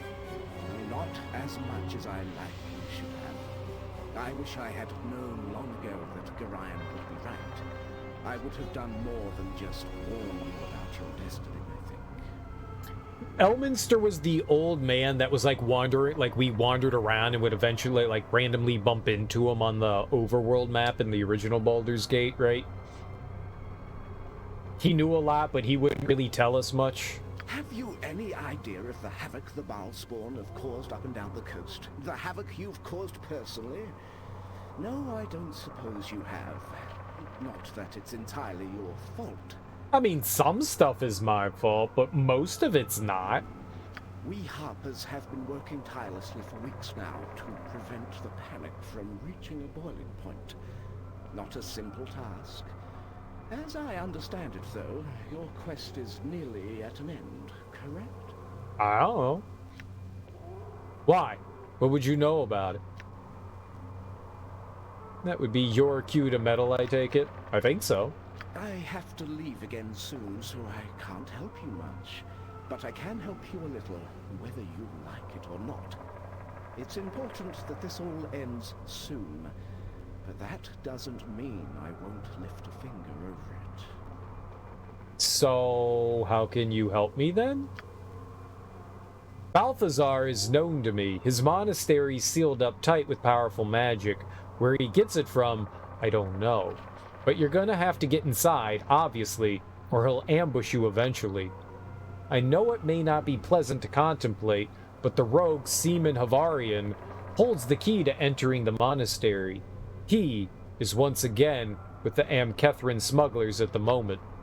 As I understand it, Havarian has been into the monastery several times up until now. He may be able to help you once again, if you're willing to look for his aid. There may be another way in, but you'll have to find it on your own. Now, I must go. From this point on, attaining your destiny is completely your own affair. I wish you well. As if it wasn't before.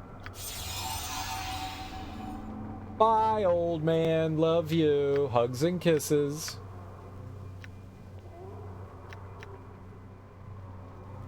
The game said we got a halberd. I don't see a halberd.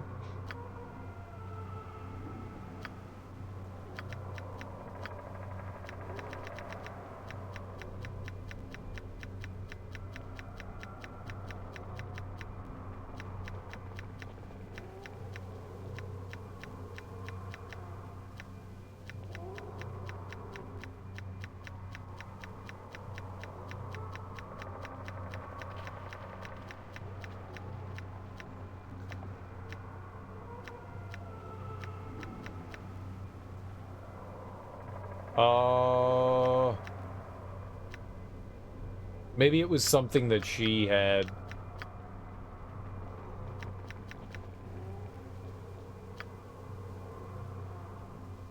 Oh, I can't identify it out here? Fine.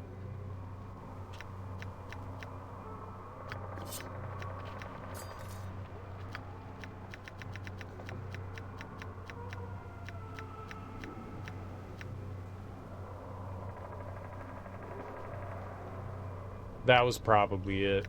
That was probably the halberd. I don't think we gained it or whatever. It just gone. 56 katana?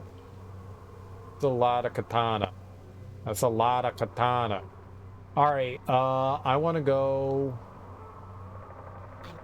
You know, there's little point in driving us to the breaking point. I've never walked so much in my life. Everyone complaining at one time.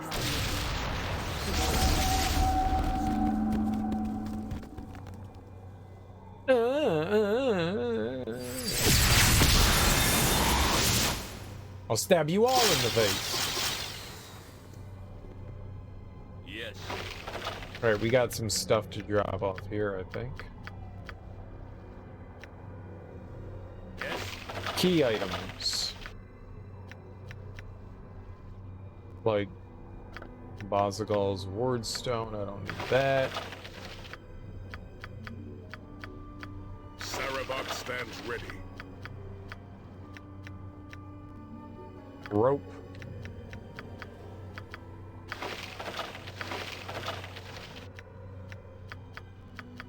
I mean, who knows? Maybe we'll need the rope later, but I don't think so.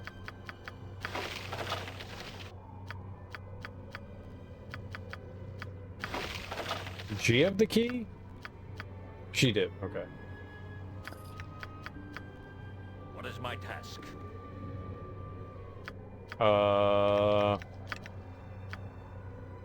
Okay, let's see what we can upgrade here. Oh, I want to put the pages. I want to put the pages in here. I must rest for a cause to succeed. Yeah.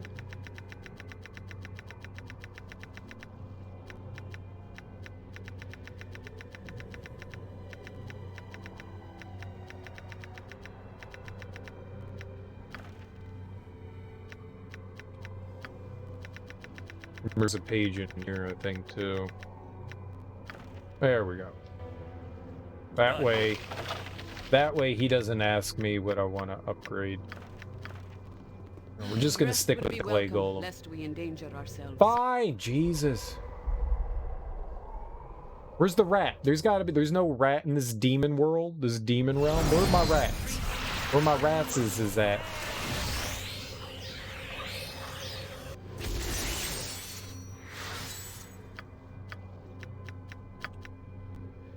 There's Rat Mommy and Rat Daddy. My rat fam. Saspinar, gladly. Ooh! Needs must I look through your belonging, huh? Sword that burns? Have cream for that. You has Flaming Sword of Onger Vodal. If I takes liquid mercury there and maybe 10,000 gold pieces, I has good recipe. You wants me to make it? Yup, put them together. Okay. Stands back then. Never used this recipe before. Could be messy. I don't know what weapon this is. I don't even know if that I'm using it or not. Enjoy. Now, Saspinar, Duties. Lots of goodies to find. The true power of Frithrior's blazing sword has been unleashed by the liquid mercury. Equipped abilities, strength 22. Holy crap. Immunity to level drain. That's pretty good.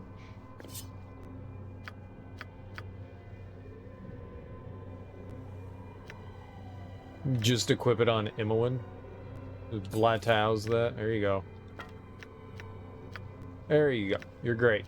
Now you have strength of 800. And now you've got 50. And now you have 800. Alright. You're a warrior, Imoen. You're a warrior. You're no longer a ranger or warrior. Ooh, what a big sword you have. Oh, compliment me more. You has the Sword of Grief, and you has the Heart of the Damned, and 5,000 gold pieces, maybe. I knows recipe, add life-draining powers, oh yes. You want me to make shiny one? Yeah, sure. Okay. Stand back then. Oh, that's Graham. Never used this recipe before. Could Okay. That's the Graham cracker. Cool. Enjoy. I was thinking that was not that great of a weapon. Let's see what happens now. Siegfried's fearsome blade is even more powerful with the Heart of the Dam set into its pommel. Poison damage, each target must savor's death. It's two-handed. It's still not better than what we have for him. The halberd's just too good to get rid of. Pretty cool weapon, though. Ooh, needs must I look. Ooh, Holy Avenger sword, huh? Nice. I can combine Pommel Jewel, Eye of Tyr, with Holy Avenger 5000. Makes it better, I could. Yeah, sure, whatever. Stand back then. Never used this recipe before.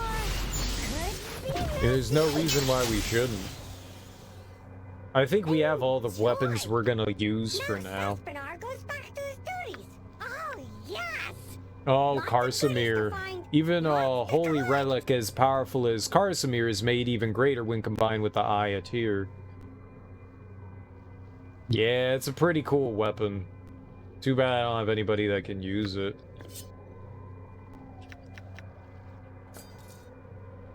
Not a single person. Forging is such nice work. You has Schemator. Spectral brand. Me has old recipe, adds Skull of Lichen 5,000 gold pieces, and it's so much better. You want? Yeah, sure. Okay. Stand back. I think Jahiera has the Spectral brand. I think that's what she has. The Schemator. Enjoy. Now Saspinar goes back to his duties. Oh, yes.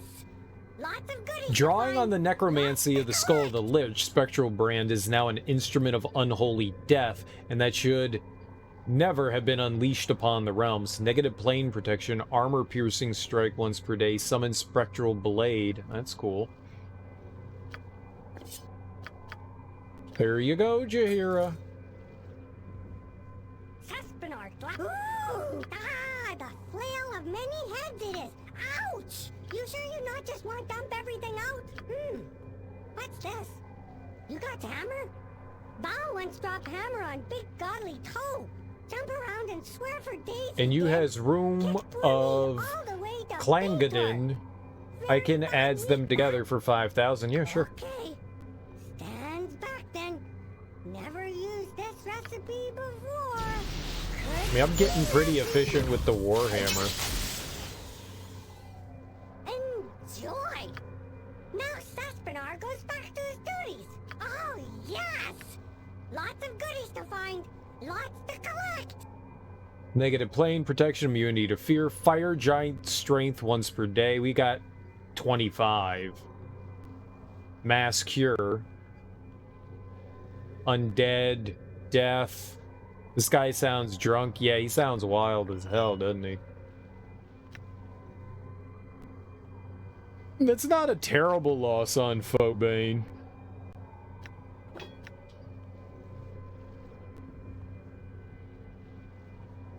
Phobane, I think, is too good to give up for the hammer.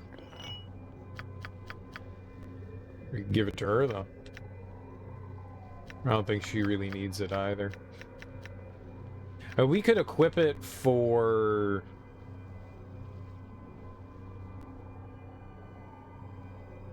Drunk Chipmunk? Yeah, kinda.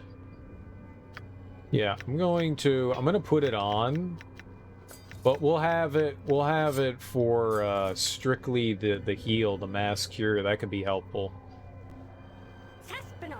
Ooh! Ah, the flail of many heads. You sure you not just want to dump everything? Huh? String? Ooh! Good string it is! Like string when you tie shoelaces together, but better! You as Bowstring of Gon, famous bowyer. I can add Darkfire bow with 5,000 GP. Yeah, sure, go ahead.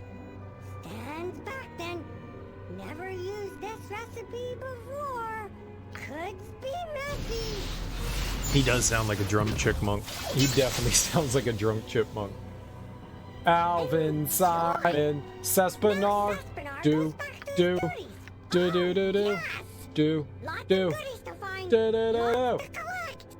Is it a short bow?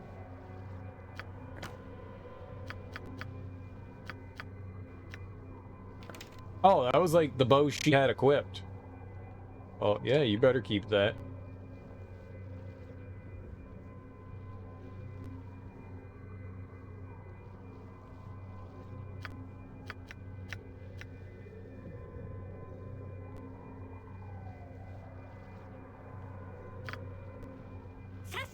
Ooh! Ah, the flail! You sure you're not? What got we here? A book? It's good bedtime readings, maybe? Oh, this Tome of Golems. Yuck. It seems you has lots of junks in here. Needs junk drawer. Oh yeah, the circlet and Netheril. Looking, but I'm running out of recipes. Yeah, I left that back in Ahtkatla. Hey, what is this? A hood? You off to visit Grandma? Ring of Invisibility and Antidote Potion. I don't have a Ring of Invisibility. There only one more recipe I has. I check, but just 3. Well, I don't see anything else I can make. So much for that. Over and out. See ya. Wouldn't want to be ya and all that. Okay. That's where I'm going now. I want a nap, maybe. Hey, we made stuff. I don't know how good this stuff is that I got, but we improved some things, I guess. I'll keeps it. I'll keeps it. Wait, where's all the granny heads? The gambling grannies. Greetings, offspring of my old foe. It's time we spoke, you and I. Who the fuck is you? Old foe? Who's Sirik? Have I killed you before? But first, let's make sure we're not bothered by any of your so-called friends.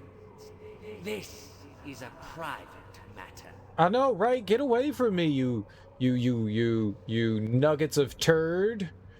Back away, back away. This is bull spawn talk, not for lesser folk.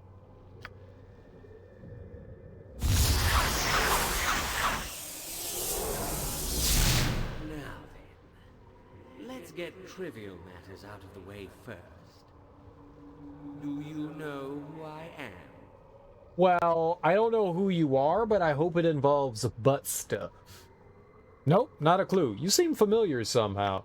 You're the current god of murder? You'd think Bhaal would have spread his seed out a little more intelligently. No matter, I am Sirik, the reigning god of murder, not to mention of strife, lies, and illusion.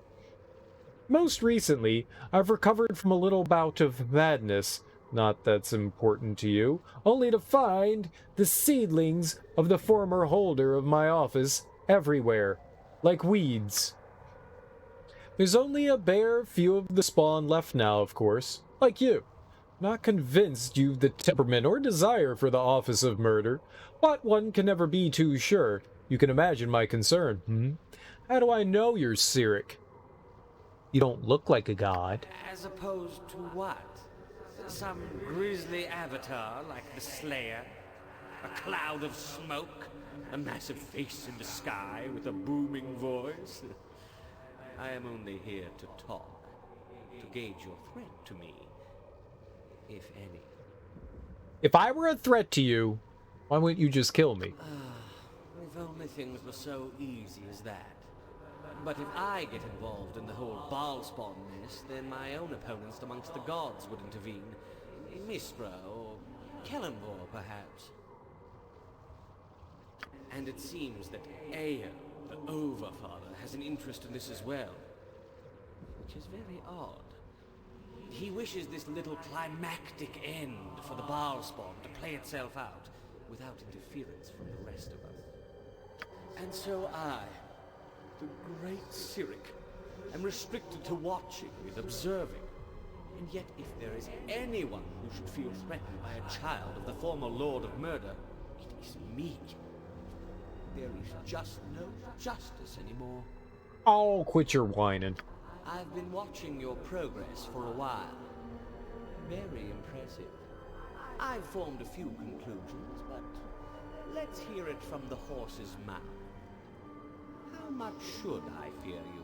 You needn't fear me. I have no designs on becoming the god of murder. You're a god. Doubt you'd have any reason to fear me or anyone. You should fear me plenty. I'm coming for you, Cyric. I will achieve my destiny. Yeah, maybe. You should fear me like every other evil creature should. Ha! Don't make me laugh. I'm not going to answer that. No matter what I say, you'll make up your own mind.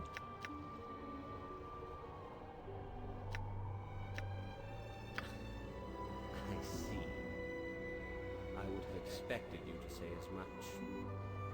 I mean, if the game is going to force me to become the god of murder, then it's going to force me to become the god of murder. I don't really think I have much say in what happens here. Who could have expected that this level of the Abyss, this Throne of Bhaal, would give me such problems? If only I could have destroyed it to begin with.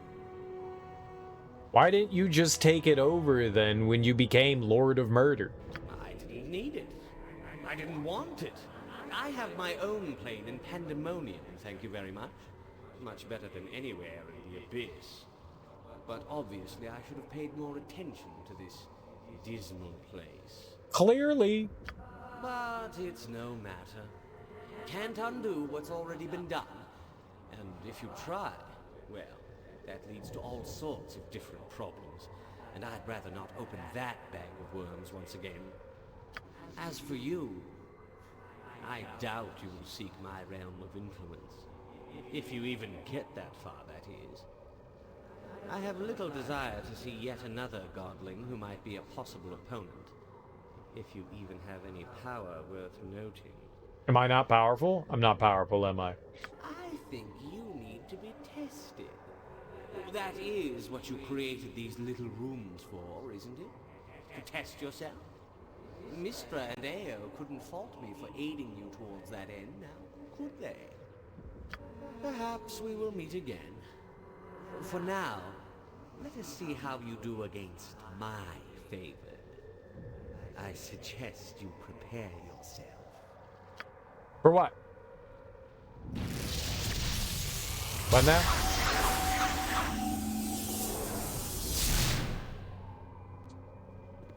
We're doing stuff to each other?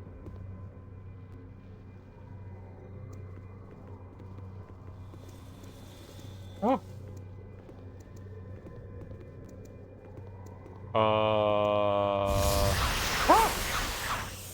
Favorite of Cyric. Die, thing!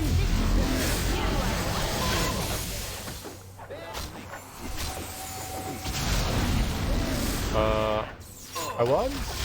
Ah, there's more!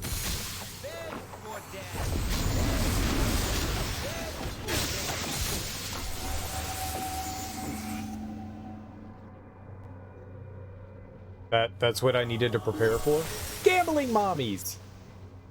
Gambling mommies, gambling mommies, gambling grannies. Oh, they're grannies. They're not mommies. Look at the gambling grannies. Gambling. Gambling granny. Grand gamble. They're playing mahjong. Ooh.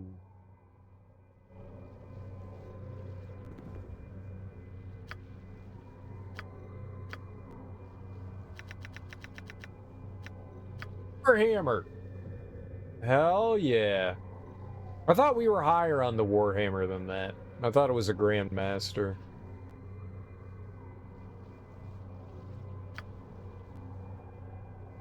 Darn shame that.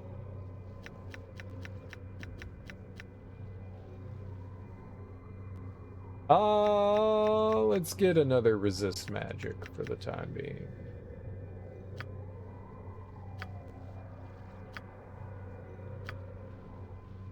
Yeah, I don't know why, but I thought... I genuinely thought that, well, I thought, we had 4 already. Well, the Warhammer is becoming more and more efficient. That's nice.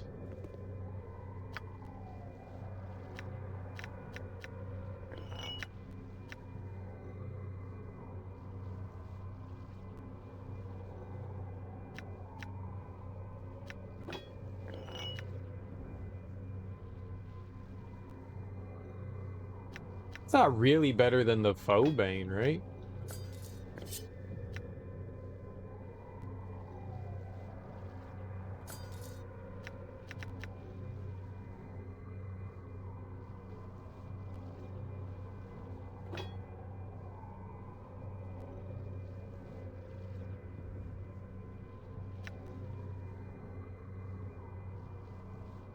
$26 to $32, $23 to $29.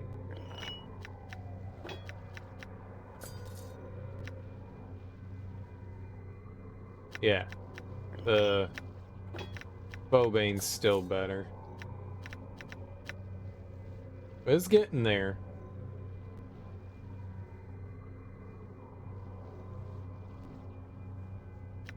It be getting there.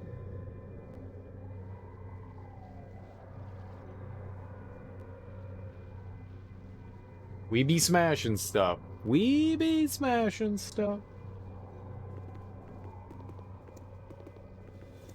Alright, that wasn't too difficult of a...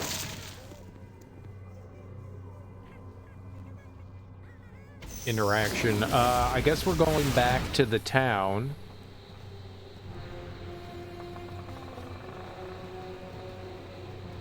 Cool beans. Done.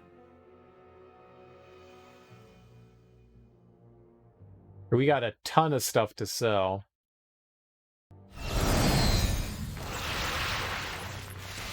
What? Why did we come here? That wasn't the town? Am I an idiot? I'm an idiot, aren't I? We went to the Oasis? Oh my god. That was smart. Oh, the mercenaries! They're turned against me!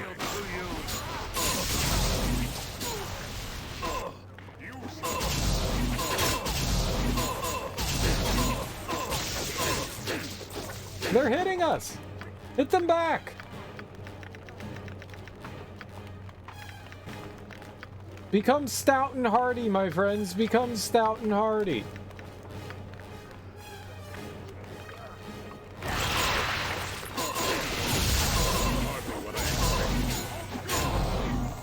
Friends, help attack, please.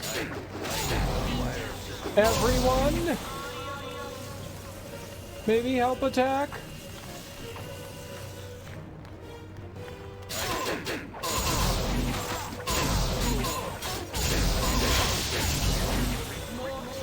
Oh god, we're getting hit by, everything.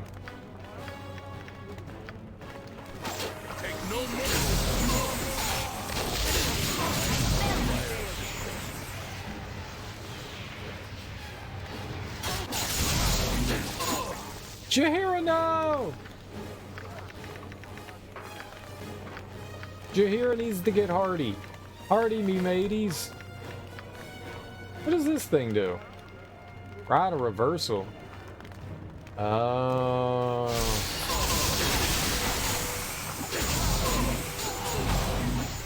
I have a plan. No, that was not the plan, was to examine that. That's not a good plan. The plan? It's always a good one.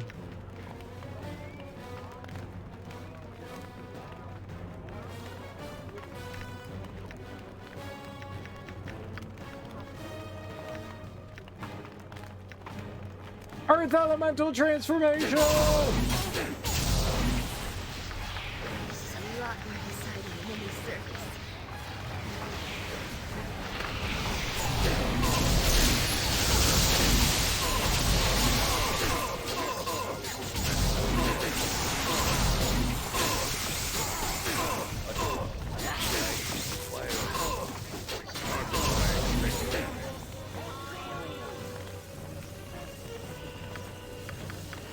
We're doing great.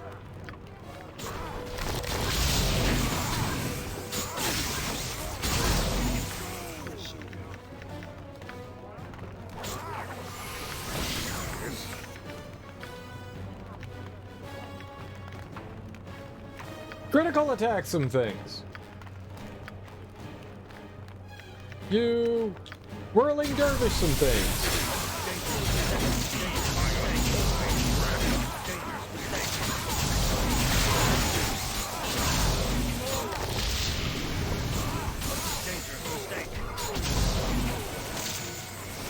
Jahiera's kicking everything's ass. You all see how badass Jahiera was there? She's a funky monkey. On my honor.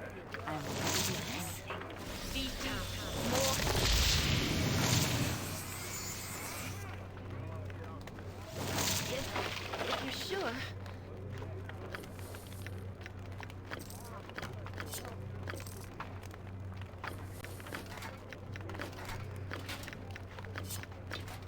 No, I can't carry anymore. Oh, we got so much shit to sell.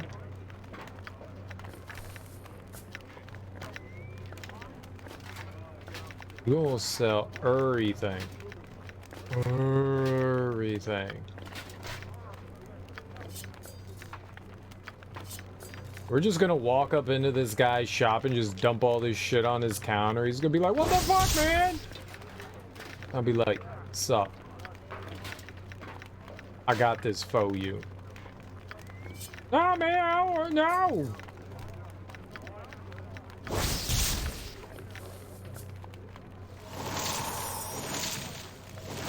Pick it up, Harry.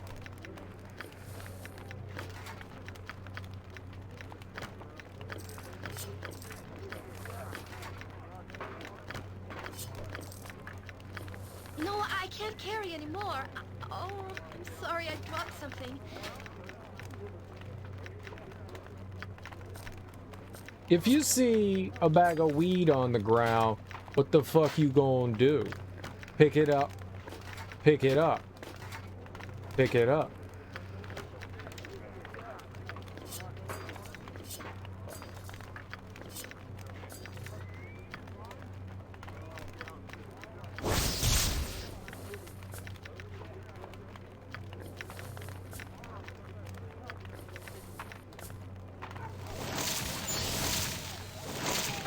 That's what you gonna do.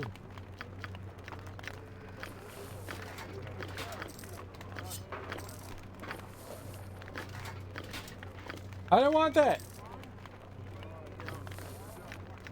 No, I can't carry anymore. Oh, I'm sorry, I dropped something.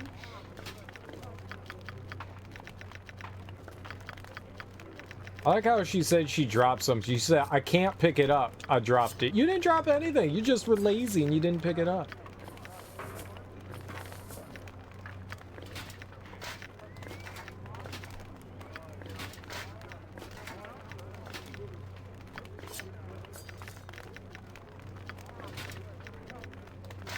How many people did you kill to get all this armor? No one? I didn't kill anyone? You can't prove it. You can't prove it. Everyone? I killed everyone. If they walked and they talked, they're dead. It's not my fault. They smiled at me and I didn't like it. It made me uncomfortable. I don't like it when people smile at me, so I gotta stab them.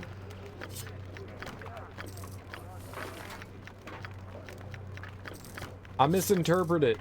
No, I can't carry anymore. Oh, I'm sorry, I dropped something.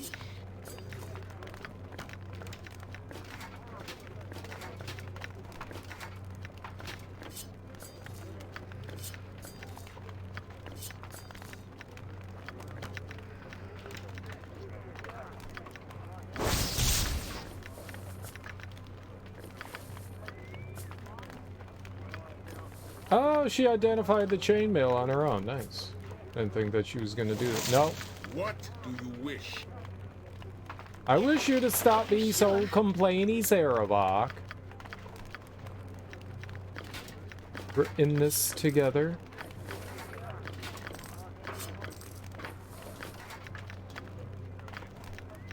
No, I can't carry anymore. No, no, no, I'm no. sorry, I dropped something.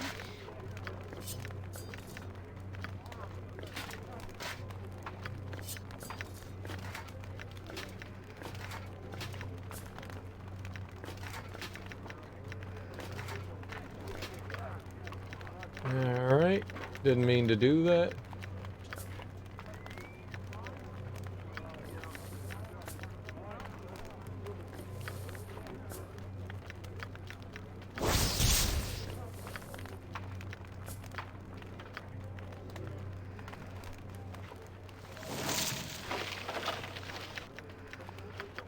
There can't be that much left on the ground, right?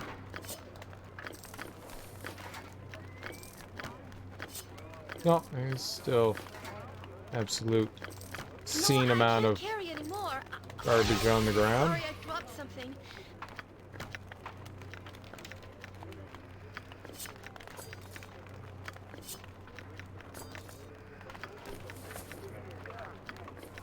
At least most of it's identifiable.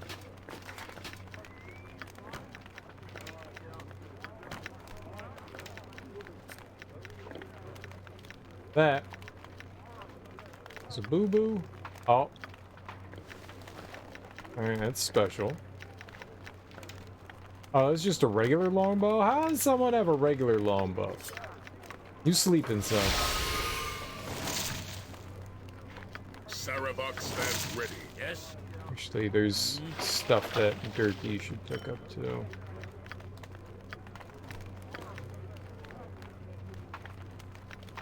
$18 strength for who? Who wants 18 strength? No one.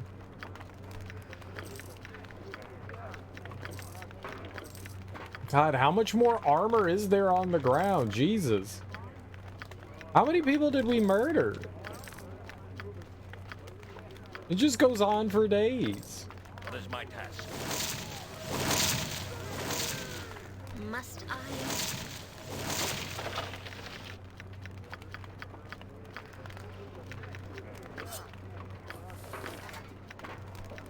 Hold on. I had an identification scroll. I can use that. No, I can't carry anymore. Oh, I'm sorry, I dropped something.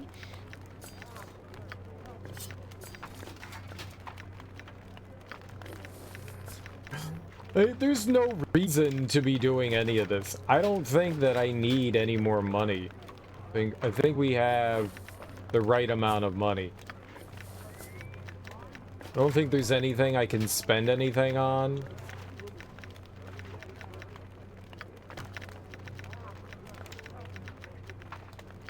We are going to become so rich off of selling all this stuff. I didn't even see what that was. I should have at least checked.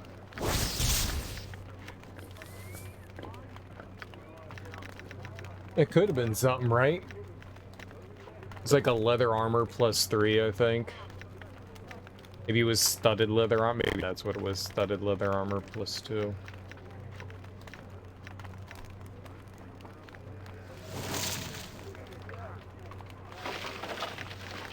Alright.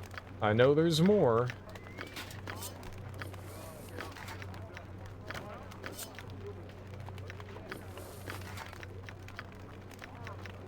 No, I can't carry anymore. Oh, It doesn't sorry, I stop. dropped something.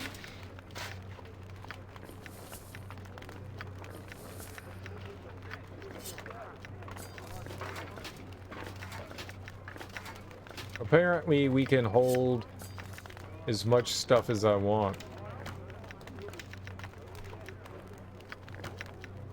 I really thought the bag of holding was going to run out at some point. Maybe it's 100 unique items? Finally.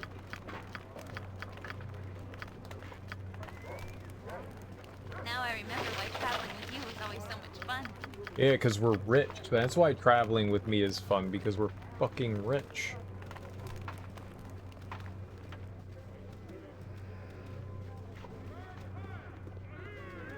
The guards came at me, bro. Oh.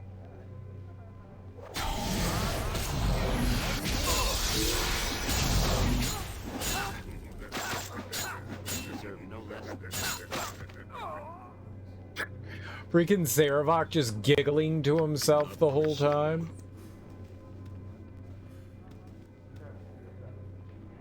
If you're sure. Just maniacally laughing to himself.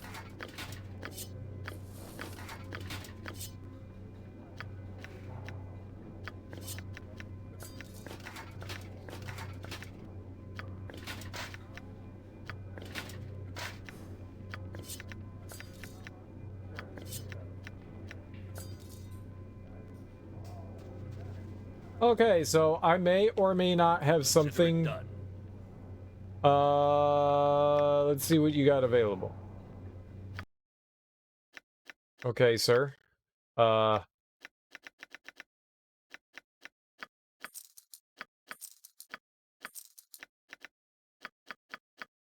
Harry, do you have anything to sell, this fine gentleman?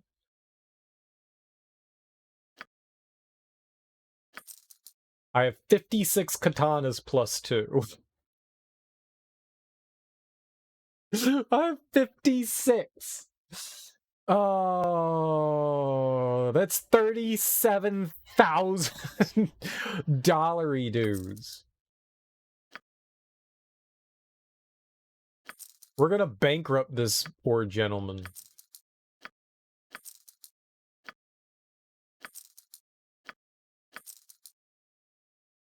$110,000. We have 49, what was this? Elven chainmails?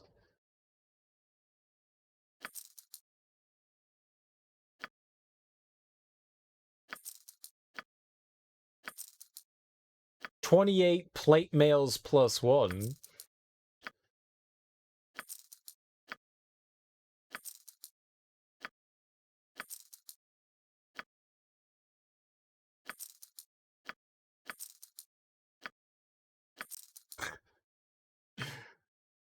$16 crossbows. Oh, fucking stupid. 36 short swords. Alright, yeah. That's not bad.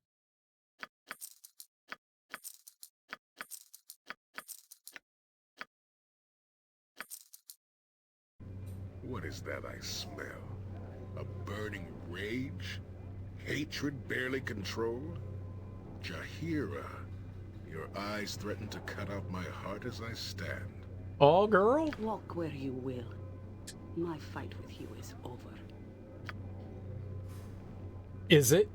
I hope my last bid for power would have had a more enduring impact. The memories of the victims are all that remain of it. You are nothing to me. You're a phantom, a shadow of an evil already faded. I will remember your defeat, nothing more. My defeat? Of course, I understand. I am nothing because I am something. Then you failed, didn't you?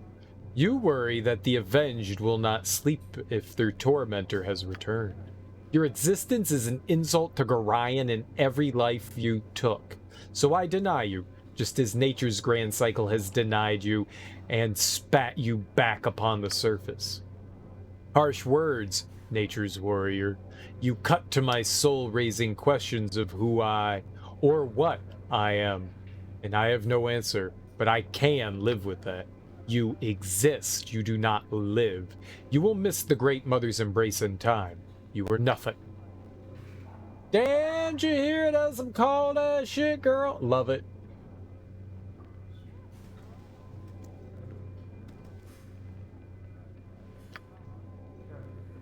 Certainly. What can you tell me about Balthazar? Yeah, I don't think he's got anything.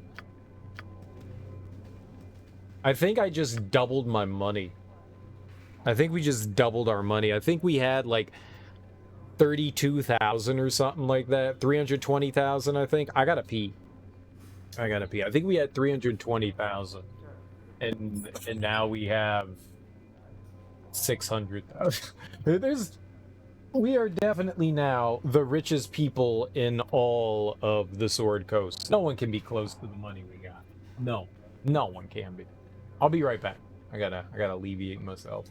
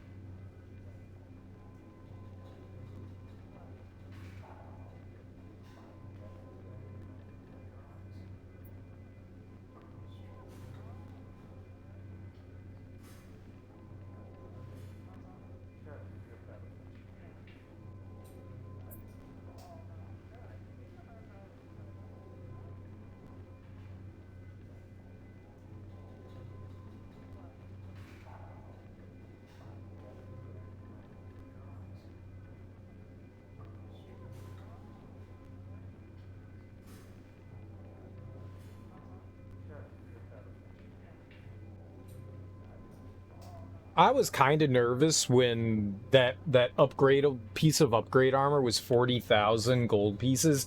I was thinking so much more was going to be, you know, expensive like that, but it turns out that that was pretty much like the only thing that ended up costing that. I genuinely thought that like things were just going to be like insanely expensive, like stuff was just going to be pricey. Most of them were like 5,000 gold pieces, which was nothing. Like, we would end up spending, like, 20 or 30,000, but that was only everything, like, accumulated together. I thought it was going to be way more pricey than that. I mean, which, I guess is neither really here nor there. I'm just surprised. I thought things were going to be way more expensive to upgrade shit. We got Jahiera walking around as a giant. I love it. You must gather your party before venturing forth. She looking real cute, all big and large like that. Real thick. Aye. Speak your mind, if you must. Why, hello again, Turkey, my lady. I've been waiting for you. Where's my hat?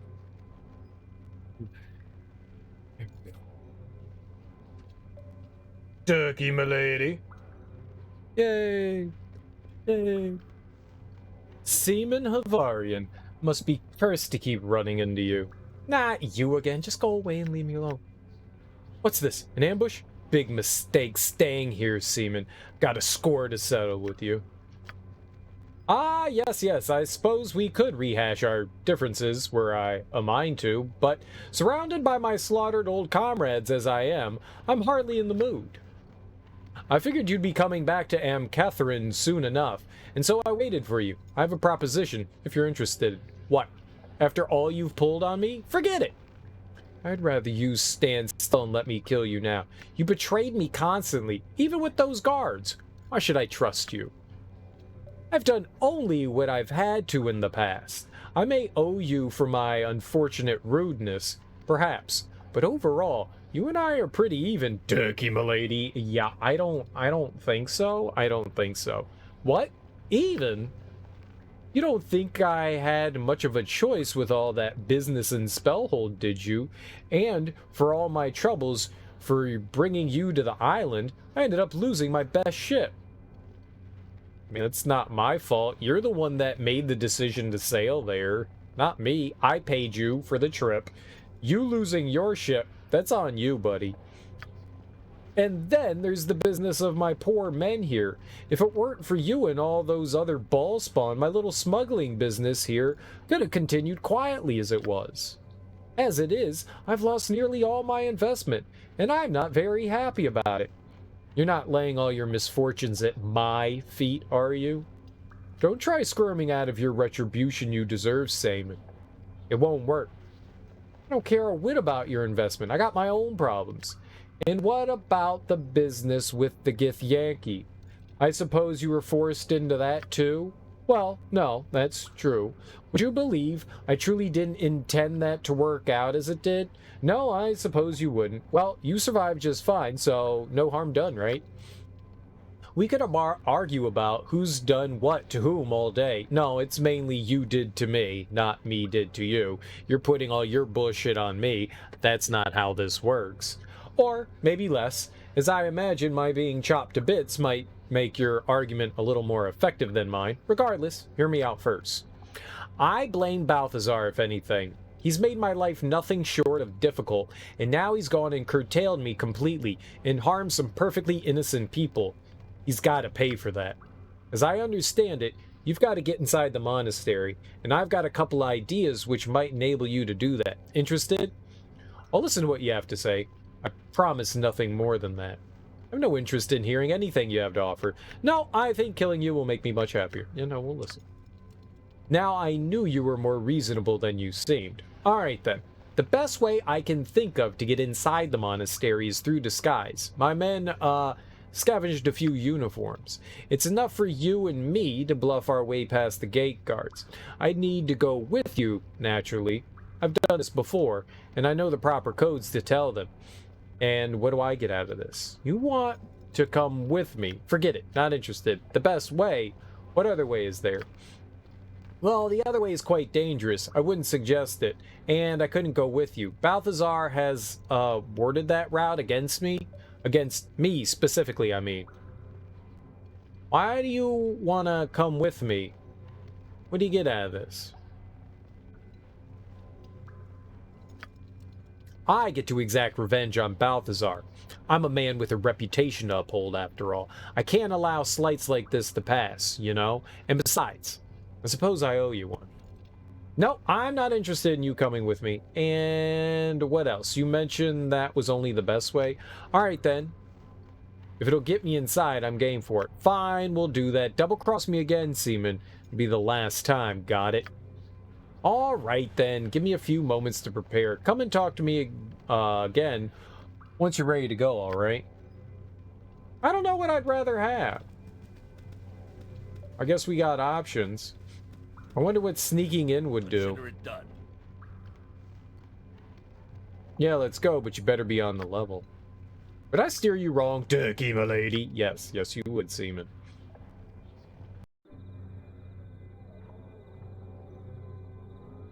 The ball spawn taint must be cleansed, brother. With the mercy of the gods, it shall be so, brother. Be righteous, brother. Be righteous, man. Be righteous, brother. Yay, we're righteous. Ah, Samo, you have done well, delivering the ball spawn as you promised. I assume they have been drugged. We do not want any trouble after all. We should have snuck in the back way. I brought him, but he may be more than you can handle. I drugged this one before. I owe him one. I knew Balthazar was a fool to trust you, Samon. Oh, he's running away. Go, Jahiera!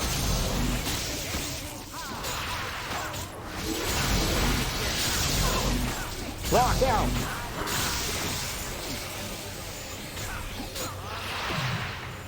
Uh-oh.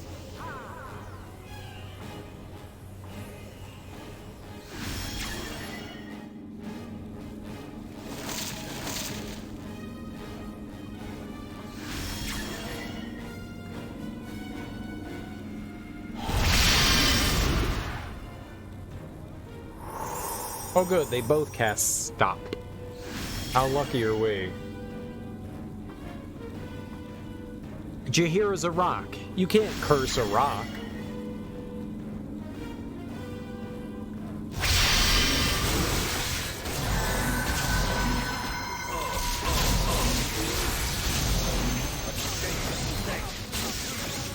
Okay, you can apparently curse a rock.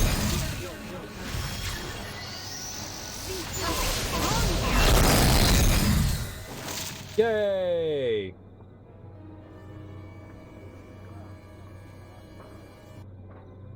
I mean, he got us in. I wonder what the back way would have done.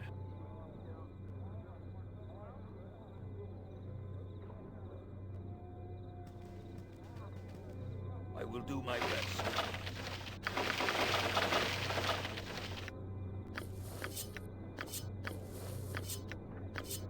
This may not be the last thing that we have to deal with.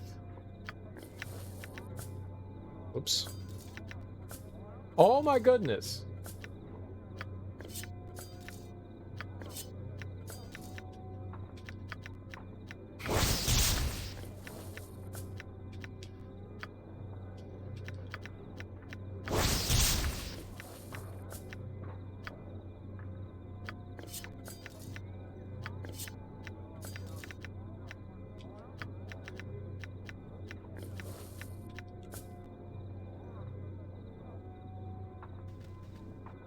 We gotta wait for our buddies. I will do my best.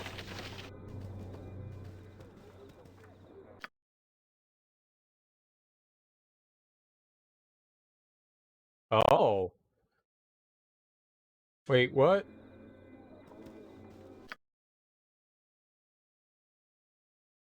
Oh, we're on the top side. I was like, where in the living fuck are we?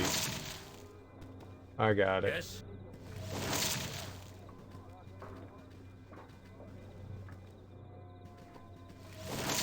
Come on.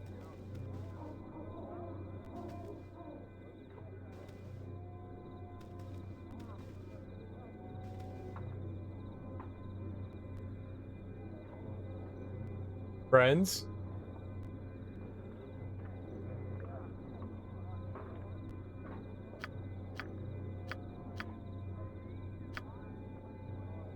A level 9 spell, very nice. That's good.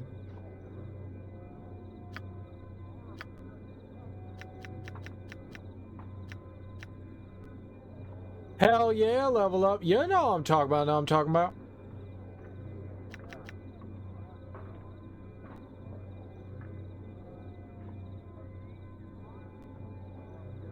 Maybe.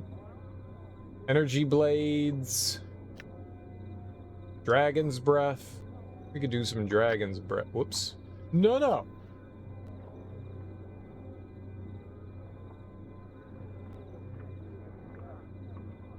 Sure.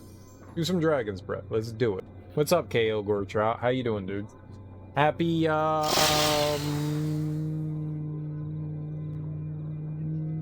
Monday. There we go.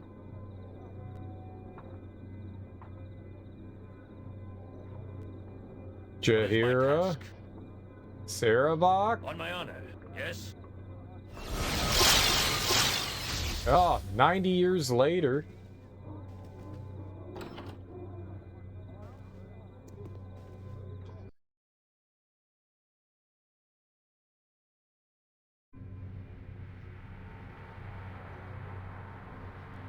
I found a way inside.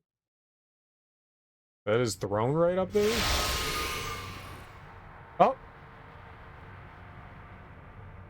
Your presence here shows me how foolish I have been in gathering my army of mercenaries. I truly regret my wasted efforts at the expense of Ahtkatla's citizens. I demand to know where Melissan is. I know your secret, Balthazar. You were working with Abazagal and Sendai. I am the child of a god. Did you really think your pathetic army could stop me?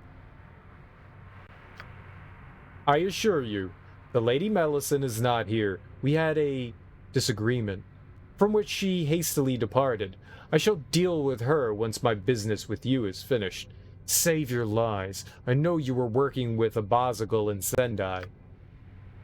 I suppose it may have appeared as such, though in truth I have plotted their destruction ever since Melissan recruited me into the Five. What kind of lies are you spinning now? Are you saying Melissan is the leader of the Five?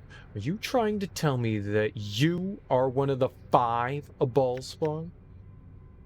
I mean, I figured she had something to do with that. I called that early on. I was like, yeah, she's got something up her sleeve. Melissan recognized the taint of Bhaal within me, just as she recognized it in Sendai, Abazagal, and the others, just as she recognized it in you. She lured me with promises of power and glory, but I followed her for a different reason. Only by joining the Five could I discover who the others were and plot their demise.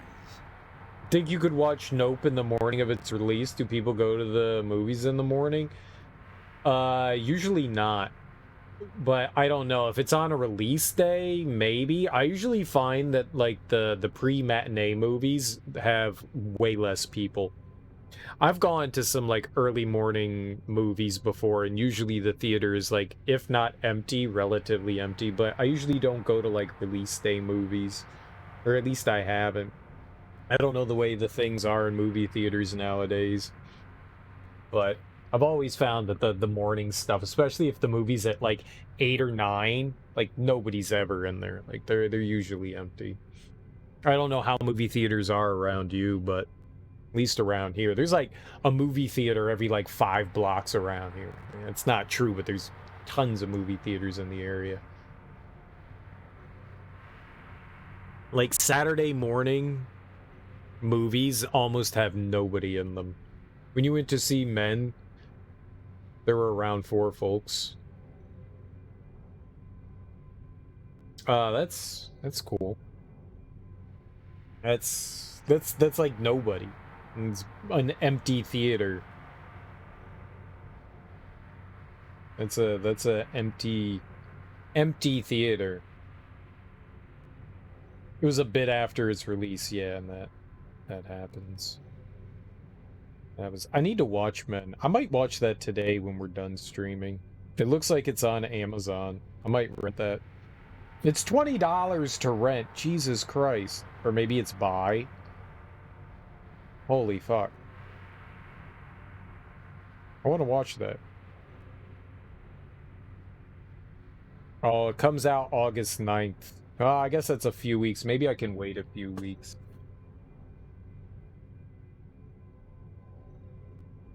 Well, something like Men is not a big release. That's not a big release. It'll not be on HBO Max. Warner Brothers film. Wait. Oh, and not a Warner Brothers film. I don't know. I wonder what it'll end up on. It gets an official release on August 9th. I don't know who's gonna end up, streaming it though. I guess we'll just have to find out when it comes out. I'm not paying $20 for that thing. That's a lot. That's a lot. Oh wait. Oh, wait. So, you used me to betray the other ball spawn for your own goals. Yeah, something like a Marvel movie release will have way more people. Horror movies and stuff, while somewhat popular, ain't that popular. So you used me to betray the other ball spawn for your own goals. I guess by killing your allies, I've done your dirty work for you. You mean you manipulated me? Used me as a tool against the other ball spawn? I mean, I was going to kill him anyways. He didn't manipulate me. We were going to do that. That's what we were here to do.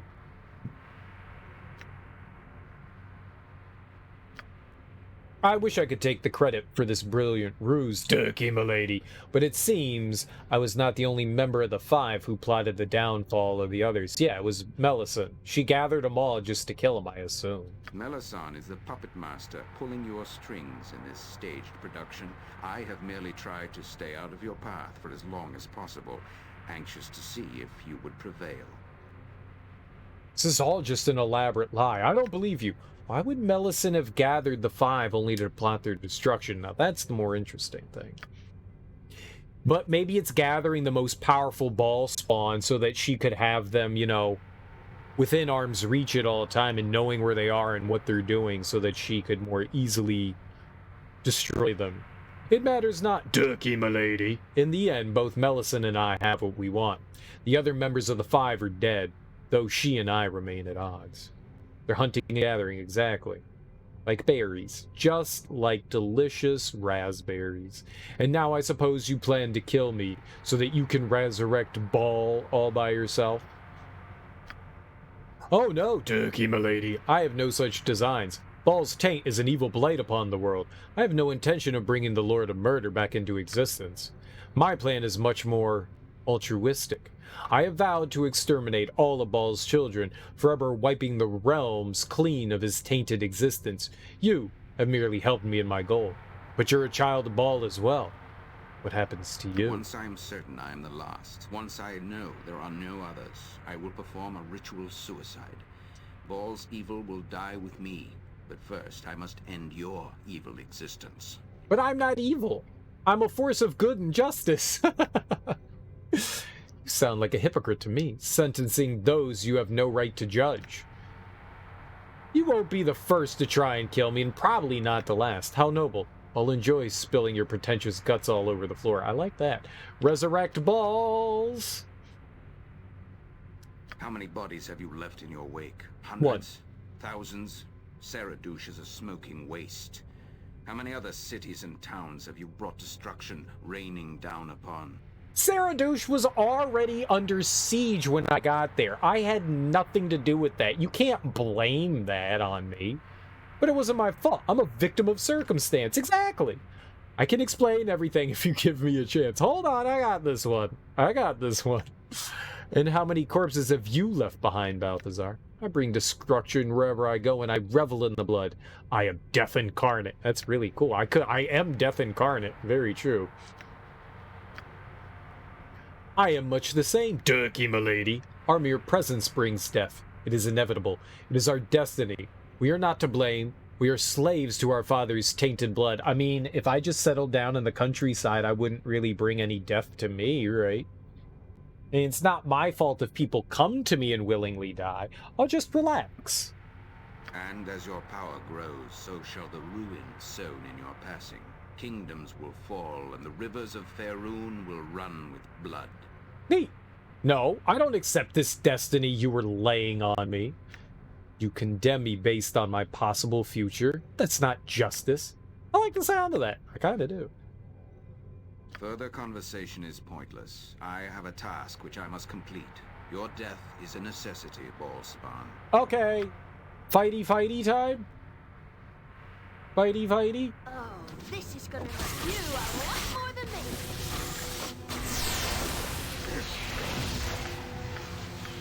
Oh, I can't control myself. I have been taken over. Smash faces!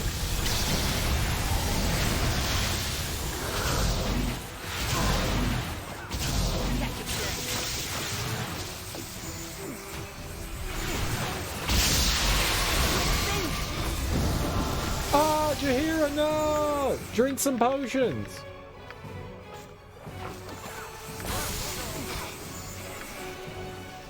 Oh, can I still, like, fuck shit up?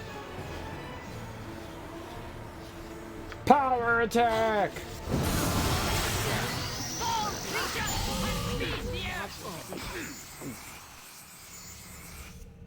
I got like cursed or whatever.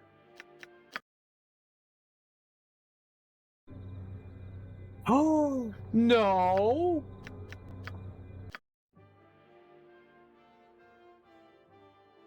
I saved at the top of the hill.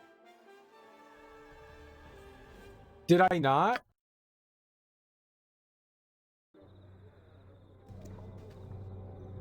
Okay, well, we had the autosave. I really thought that I saved up there. I want to know what the secret way was. Can we look at that? What if we don't?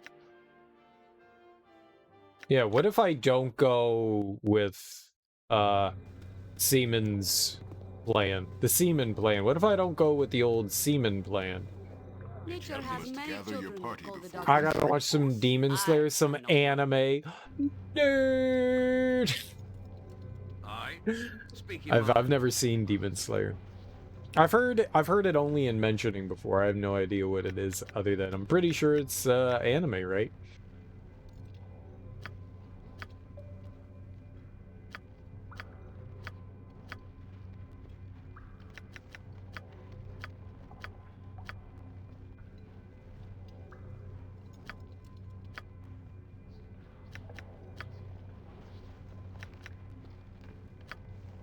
It's through the graveyard cavern just west of here. I hear it's full of undead creatures, but I could be wrong. Anyhow, there's a group of caskets high up on the platforms. One of them leads into the monastery, but you need a key to open that casket, and I no longer have it, and there's no guarantee whoever has it will give it to you. But if you're sure you want to go that way, I'll manage. Tell me where the key is. That's the way you want it. I doubt I can dissuade you, so be it. Find the gentleman Fahid here in Ahtkatla. You'll find him indoors somewhere. Get the key from him if you can. I trust that's enough help for you. Hopefully Balthazar can suffer just as much without my presence, yes? Perhaps we shall meet again. It shall be. Well, we know where that guy is. We murdered him once before. Oops.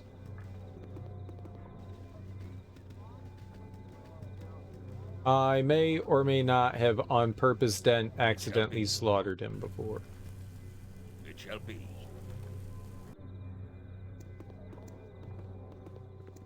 I just want to see what's back there. Like, we already took care of that whole area. So there's really not going to be anything in the graveyard. You gonna walk inside the house, man?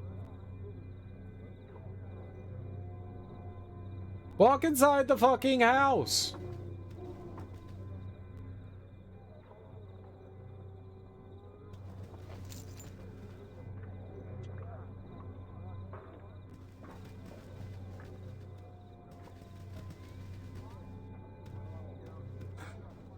Hello?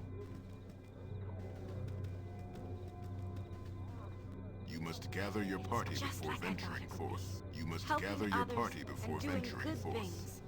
You must gather your party before venturing forth. You must gather your party before venturing forth. You must gather your party before venturing forth. Do I not have everyone? I have 6 people.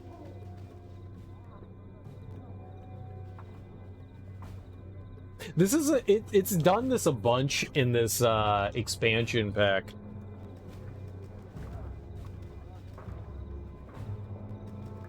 Yes. Ah, Jahiera.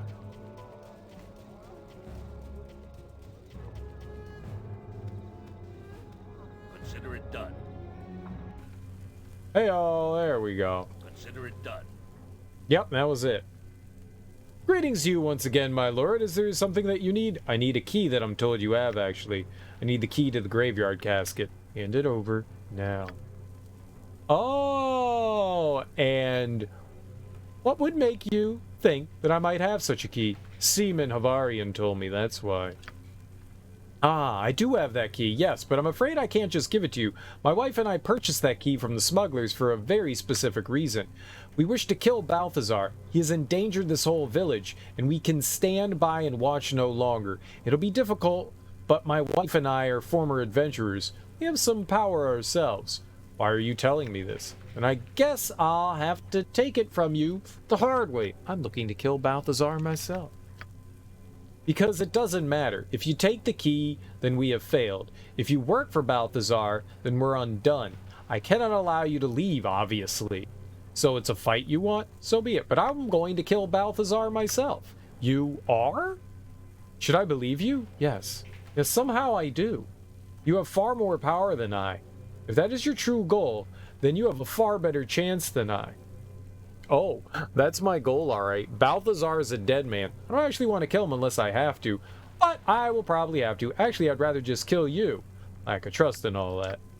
Then take the key. Use it to enter the monastery through the graveyard cavern. We wish you the best of success. Yay, they left. Now I can rob them. Gotcha. Yoink! Give me your garbage! Whoops. What?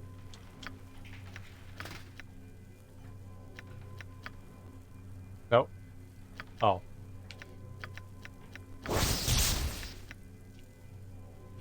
Yeah, it didn't bug out. It's done that before, though, where... Whoops. Where it wouldn't let me enter buildings even though I had all my party members. That was happening in Saradouche. Or maybe I didn't have all my party members with me then and I was just as confused because, you know, I'm not smart. That could have been, you know. Maybe I was just being silly and didn't understand what the hell was happening. Consider it done. Alright. We stole from them. Good for us.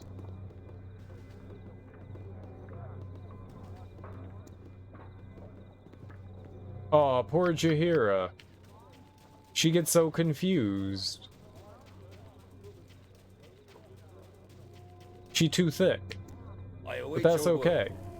We like her. Consider it done. She's our big boo bear.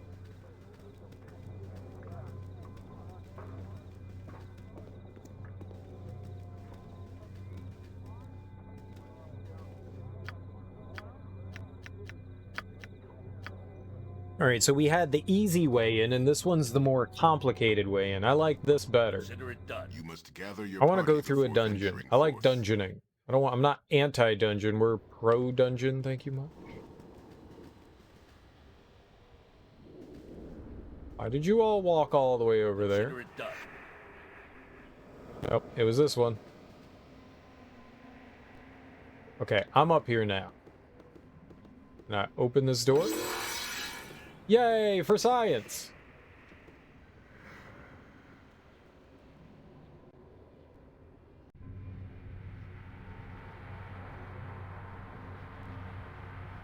Oh.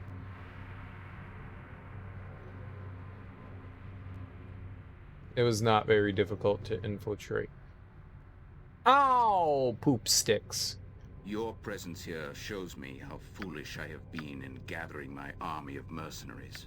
Melisande, she lured me with promises of power and glory, but I followed her for a different reason. Melisande is the puppet master pulling your strings in this staged production. Once I am certain I am the last, once I know how many bodies have you left in your wake, hundreds? I'm a And as your victim! power grows, so shall the ruin sown. Further conversation is pointless. I have a task which I must complete. The necessity of all spawn. But I'm a victim!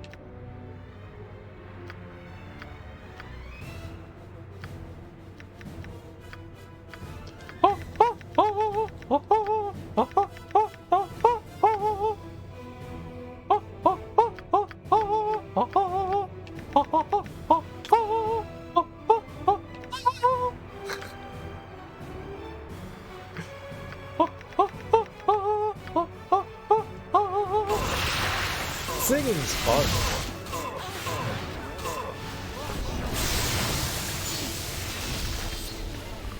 I'm gonna blare my horny horn.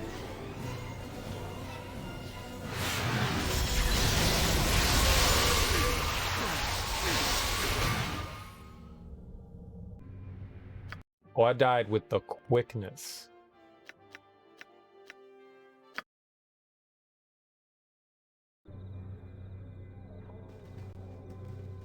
It shall be. Oh, I died with the quickness.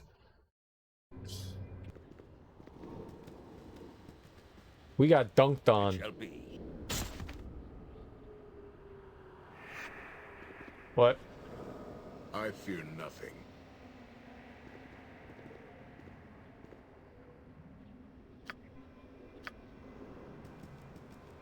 It shall be. I like fell. I took a tumble. Why did I tumble?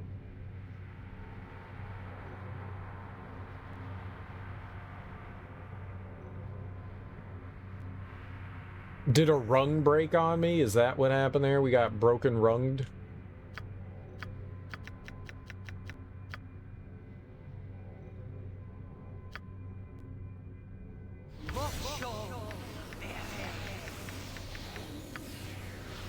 Yep.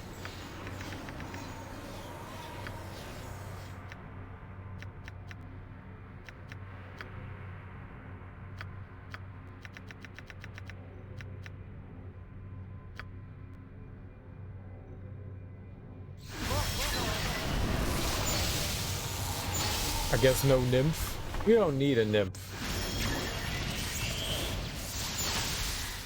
I don't need no dumbass nymph. I don't need no silly Billy nymph.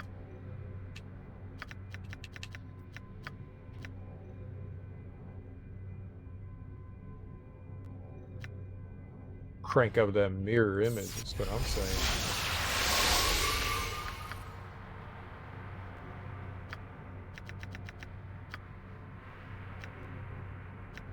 Where's my mirror image? No, I don't want any of that. Where's my mirror image? There we go. Where's my mirror image? I want that on me.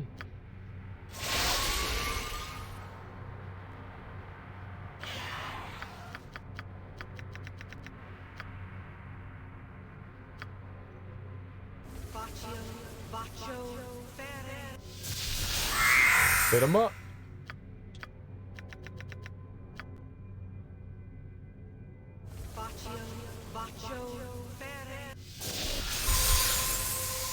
All right. Now we're kicking people in the hiney. Hiney, hiney, hiney hole.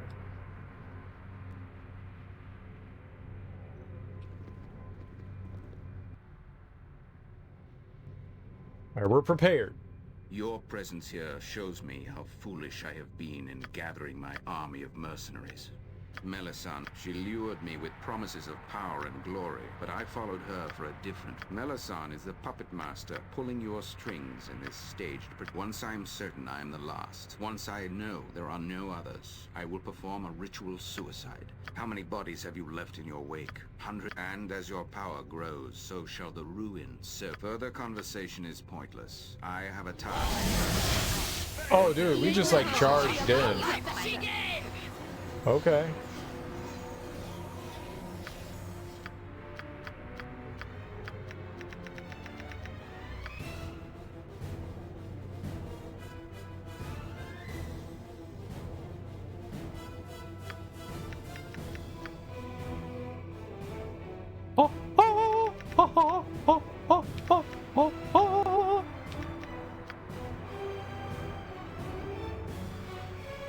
How can I help?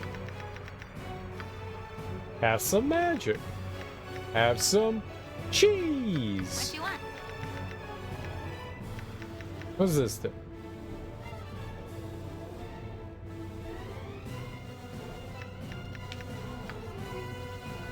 Silence could be good.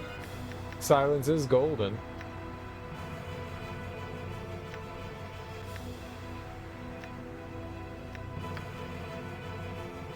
Die, flesh things!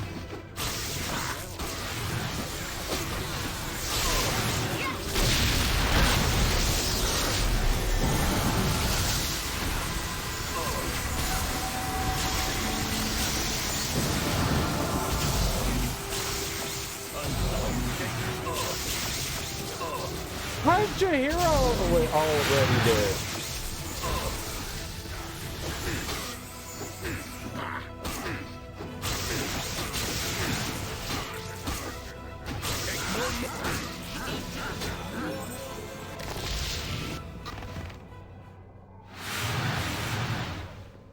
Fucking Jahiera. The greatest of the Bhaal spawn, the Five, have been destroyed, Godchild. Nearly all of Bhaal's essence has been returned to the source. Your journey is nearly complete. The Bhaal essence has been returned to its source. Oh my god. They knew what they were saying. They knew what they were saying. This is so funny. The innuendos are limitless.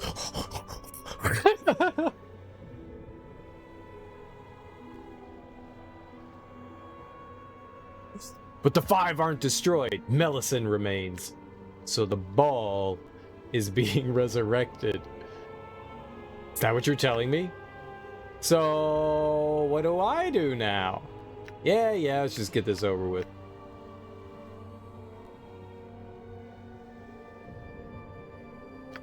The one you know as Melisande is not a member of the Five, Godchild. She is no child of Bhaal. I've got your essence right here, hoss. Wait, what? Right here. Right here. Right here. The dead god Bhaal has not been resurrected. You must understand what awaits you at the end of your journey, Godchild. And for this, the one you know as Melisande will explain for herself. I am here. Speak quickly. Whoa, that was aggressive, miss. You are here at my sufferance, spirit. You will answer our questions. I am no dead thing. You have called a piece of a living goddess to you. However you have done it. Should I become aware of what you have done, you will pay dearly. Wait, should I become aware? How are you not aware when you're here right now? That's dumb. It's just her spirit that was summoned. So Melisande's a god, huh? I'm not surprised. You are no goddess yet, mortal. The prophecy has not come to fruition. Oh. It will soon enough. Everything has happened as I wished it, and this will be no different. All of Bhaal's essence will be mine! No, all the Bhaal essence will be mine! Then explain yourself. If you are correct, it shall make no difference in the end. True enough. So be it. My name is Melisande the Black-Hearted, High Matriarch and greatest Deathstalker of my Lord Murder's Bhaalish temple. 'Twas I who led all the chants in his holy name. Okay. Just give her a nice pat on your head. Okay. You're evil. Okay, I get it. Good job. Alright, Melly. You're evil. 'Twas I who harbored his avatar when the Lord of Murder was cast down to walk among us in the time of troubles. To his greatest priestess did he come for succor. This is so dumb. I love it. I love it. To his greatest priestess did he come for succor. The nerds that wrote this, I love them. To my most trusted Deathstalker did I entrust the secrets of my resurrection. One of his priesthood needed to have access to the essence that would be collected from the Bhaal spawn. One of his priesthood would have to perform the necessary rites to give the dead Lord of Murder back that essence. I can't pay attention to anything they're fucking saying. It's so bad. One of his priesthood needed to have access to the essence that would be collected from the ball spawn. They keep talking about essence collection and balls, and all I'm thinking is just drippy sperms. One of his priesthood would have to perform the necessary rites to give the dead Lord of Murder back that essence. Give him his sperm back. This is so stupid. This is so dumb. And so, great Lord Bhaal entrusted that duty to me. After his death, I alone retained access to his essence, and my power grew as each one of his mortal children died, their divinity returning to the source. I suckered upon his essence as I held it in my hand day in and day out. I stared at his essence. I sniffed his essence. I cared for his essence. I bathed in his essence. Oh my god. You know, there was someone out here that sat down here and listened to this and they were like, oh yes, this is so well written. It's like a 13-year-old wrote this. I became his essence. It's so bad. It's so bad. I need you to extract my ball essence, please. Just extract a little bit. Not too much from the ball essence.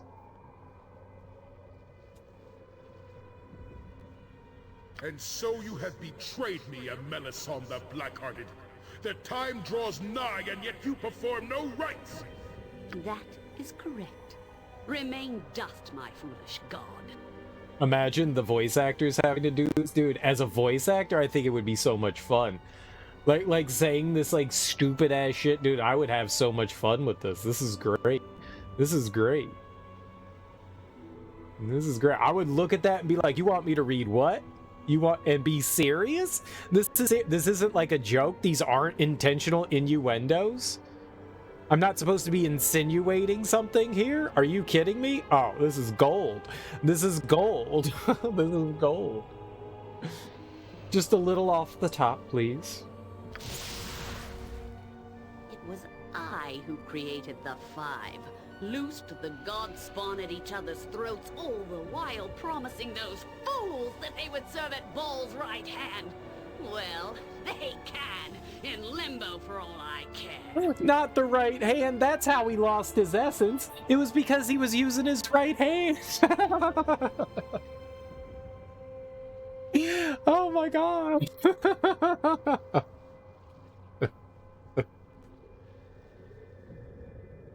It's all one big sex joke. It's all one big sex joke.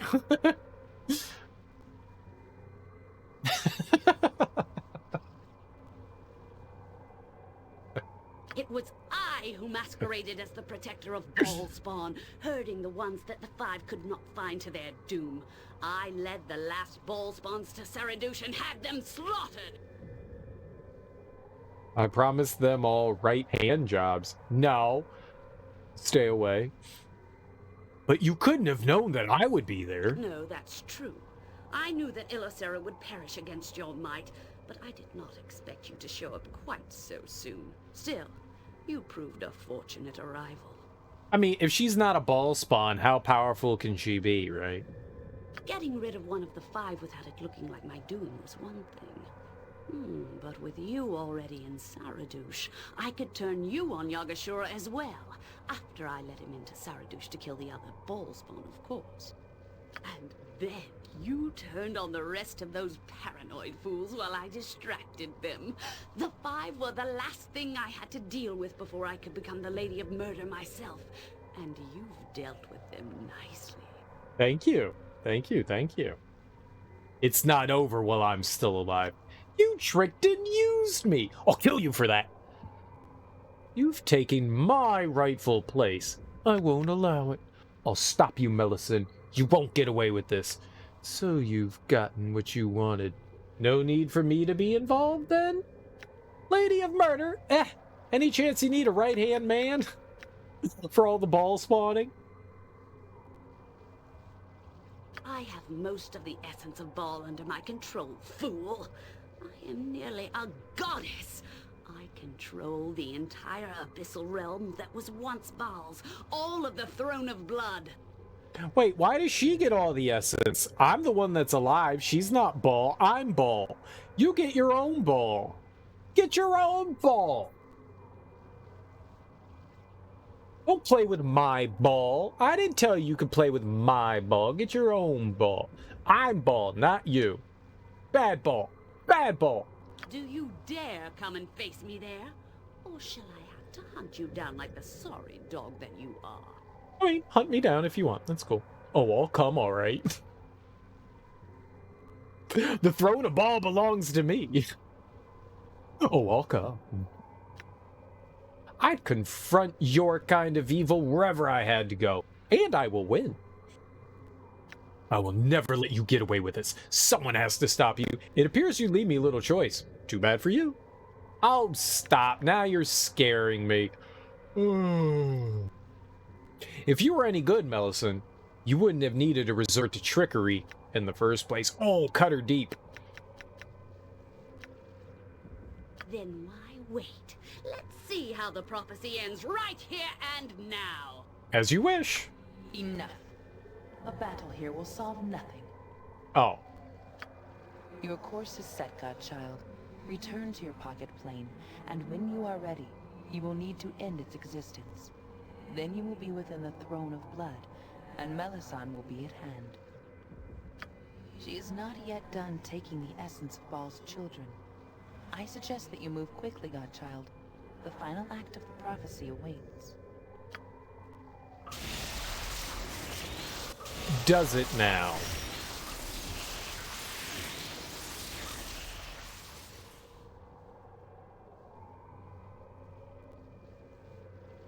Alright, well, Jahiera died again.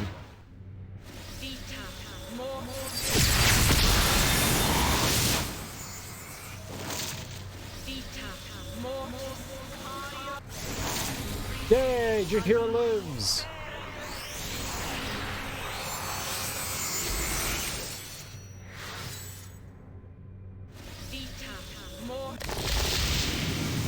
Ah, very nice. Alright, Jahiera, pick your, stuff back up, please.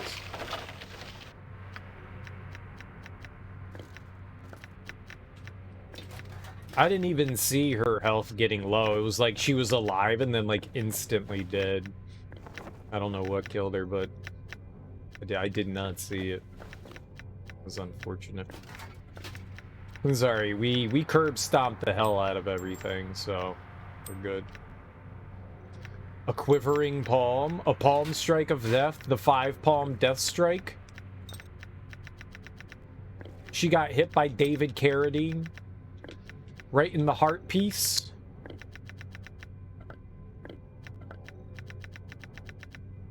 She's a giant earth golem.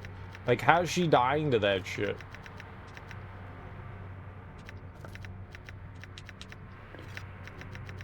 You mean like one of the monks did? Oh, I was gonna say it was just like a special monk attack. Yeah, alright. Well, it is what it is then, huh?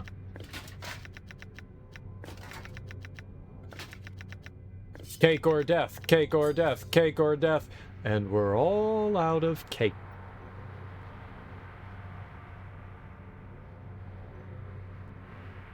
Oh, yeah, that would make sense, right?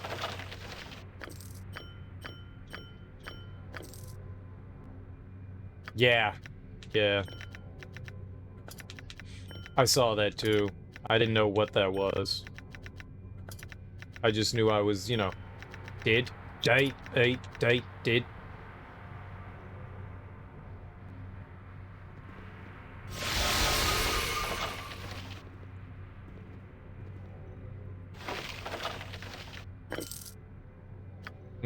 Not really what I expected.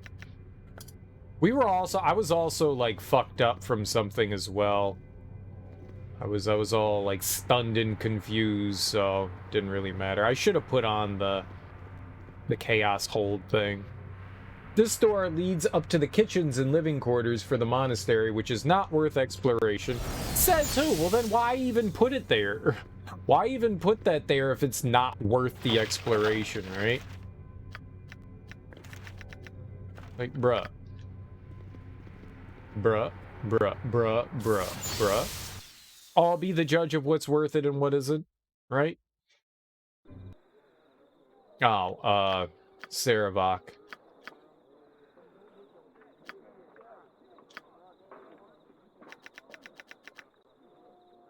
Let's give him another critical strike. Very nice. Maybe we should get him like the whirly-burly, like, kill everything, death blow stuff. V, it's a lot of things quickly that can only benefit me, right? It shall be. Uh-oh! I trust all is well. It's him! Destroy him in the name of all that's righteous! I mean, I killed Balthazar?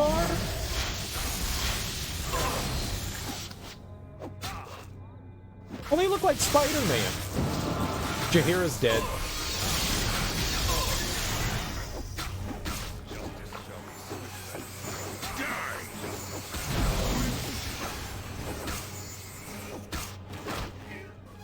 A dangerous mistake.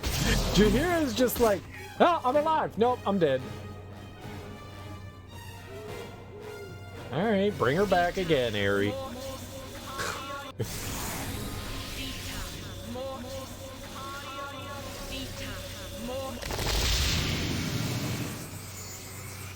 We're getting the Kill Bill treatment here.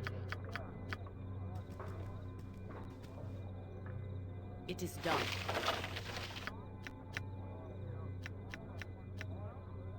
Monastery gate key, got it. Where's your stuff, though? Fine, just take it all. You'll have to pick that up off the ground.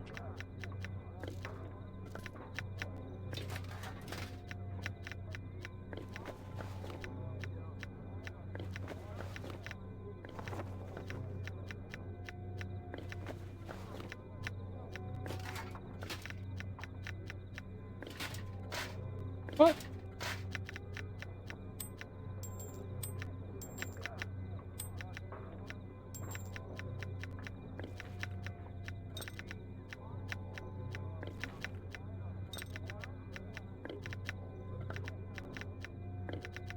Going swimmingly. I don't know where her stuff was. I can't see it. My characters are like standing in the way.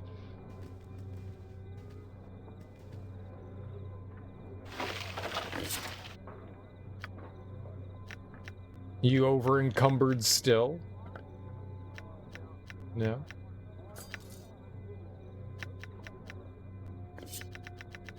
I don't need that.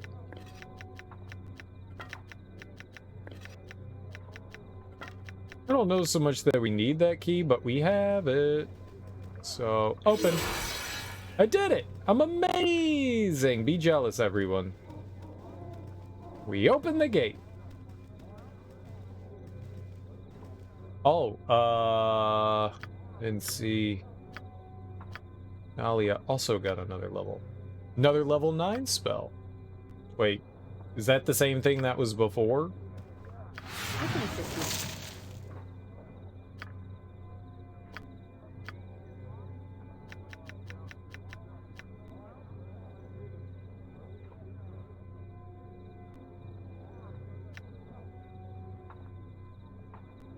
Dragon's Breath? Spit hot fire. Who are the greatest rappers of all time? The 5 best rappers. Dylon, Dylon, Dylon, Dylon, and Dylon. It's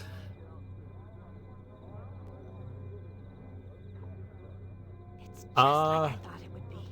Helping others and doing good things.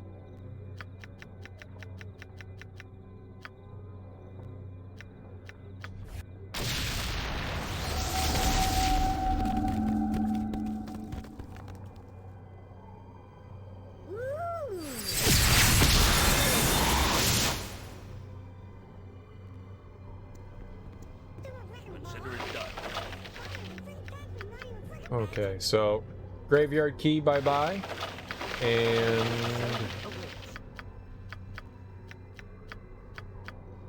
where'd the key go? Oh, is it just gone now?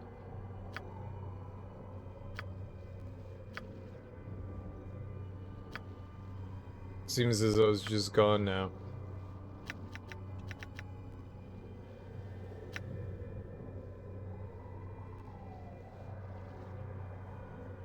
don't think I need that. Why do we have that?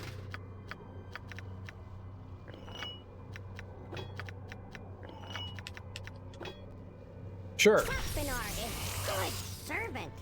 Oh, yes!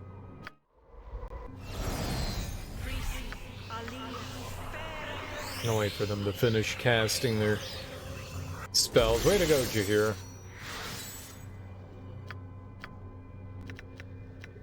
Okay. I don't think it really mattered which way we went in there then.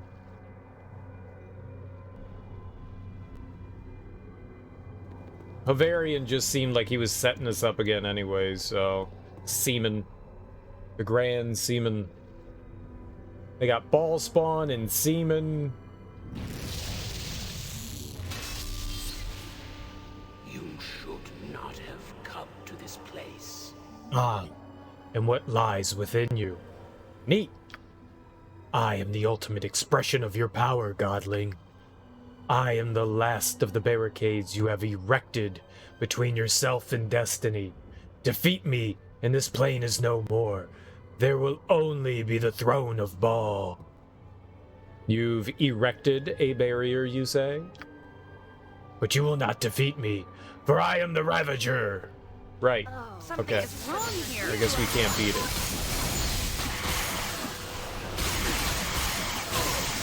Something is wrong here. Something is wrong here. Whoa, where's Aerie?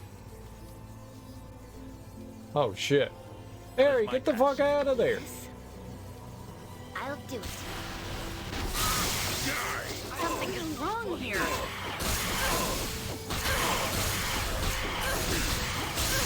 Something is wrong here.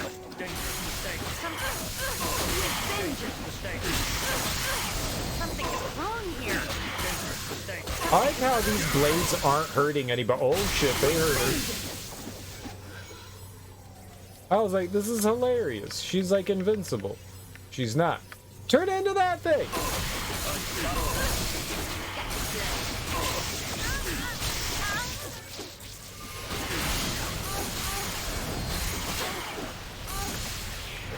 I'd rather not have them dead in that fight.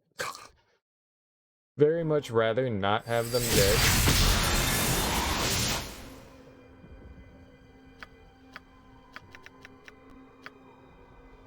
Oops. Ah. We'll bring the Planetar in, right?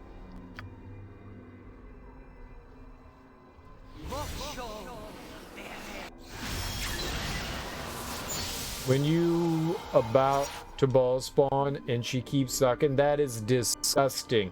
You dirty pervert. When you about to ball spawn and you keep sucking.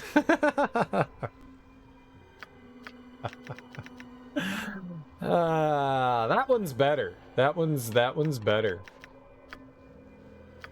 That one's better because that one made me laugh.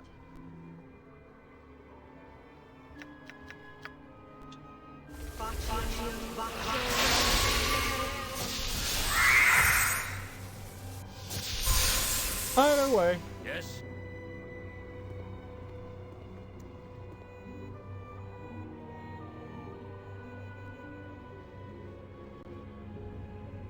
The music's so pleasant. You should not have come to this place.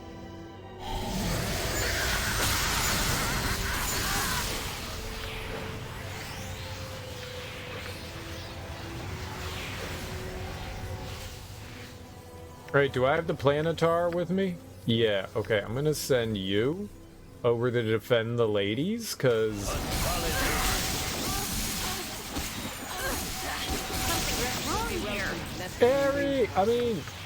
Jahiera, no! Where are you going? What is my task? Fucking fight! Shall prevail.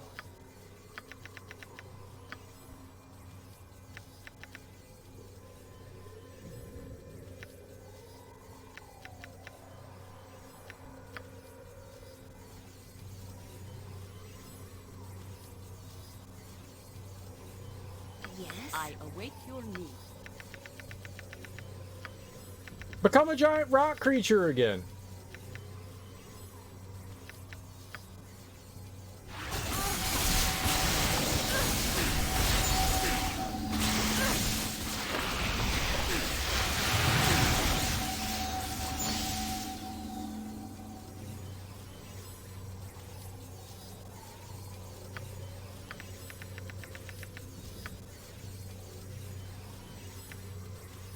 Yes?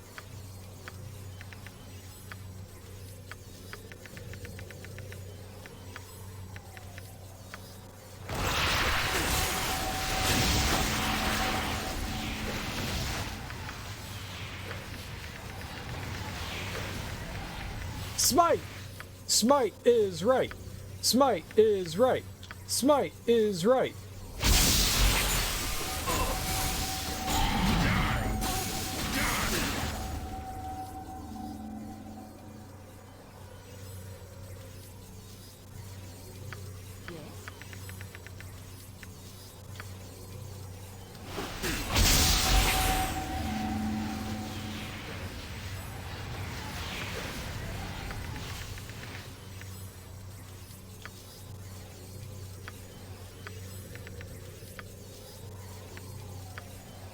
What do you wish? Can I take down that barrier of his?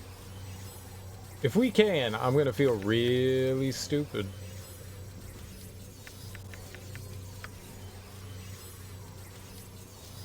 How can I help? Probably can, right?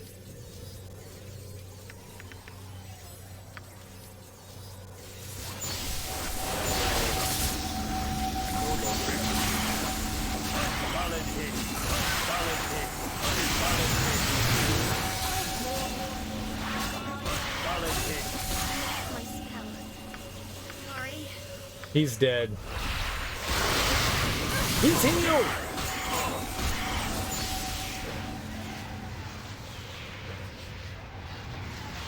How is it not dead? Kill it!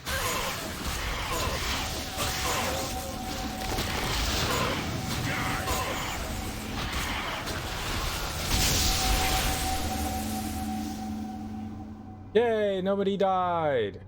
I'm amazing. Well, it would appear that this is close to the end of our journey. I know, right? I trust you. Remember that. Don't worry. This is my dance, and I call it how I want it. I'm glad someone does. Seems like the gods want to hold my hand through it. There will be a special place at the foot of my throne for you. She's a footstool? Just stand back from here on in.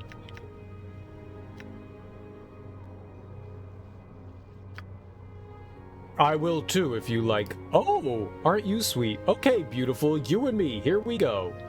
Funny, I'm glad you're laughing. Yes, you and me. I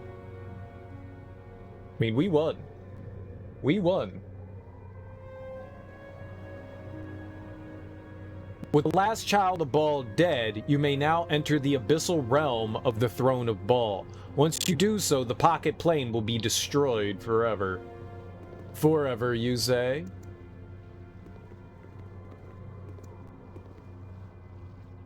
Oh, who this? Who that? First of all, who is you? Looking all cute. Looking all cute. I will do my best. Suspinar gladly serve the Great One. Suspinar make good butler, yes? Ooh! The flail of... You sure you're not just... What got we here? A book? It's good bedtime reading.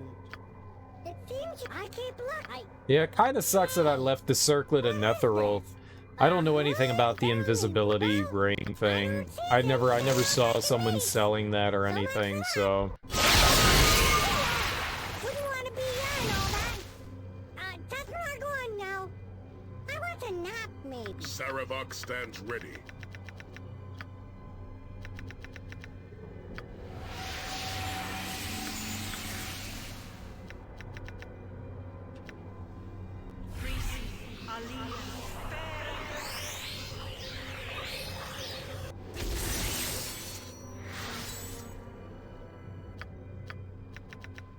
Well, I mean, I guess this is it, right? This be's the ends. They're warning us like we're going into the end of the game. Let's do it. I will do my best. Bye, lover Dorn. I'm ready. It is time for the end.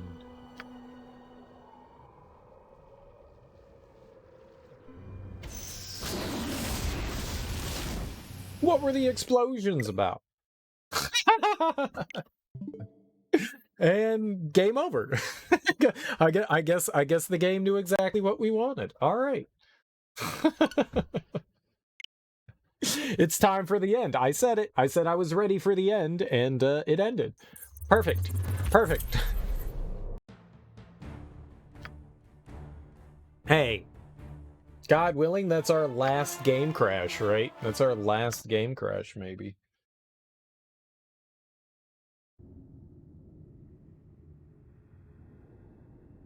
Oh. What?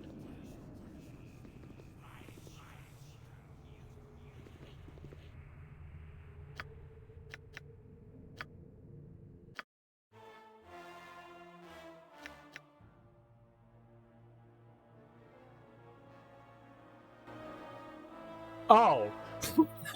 I was so confused. I was so confused. I'm so happy you brought me with you. Yeah, we just loaded the wrong game. I just loaded the wrong game.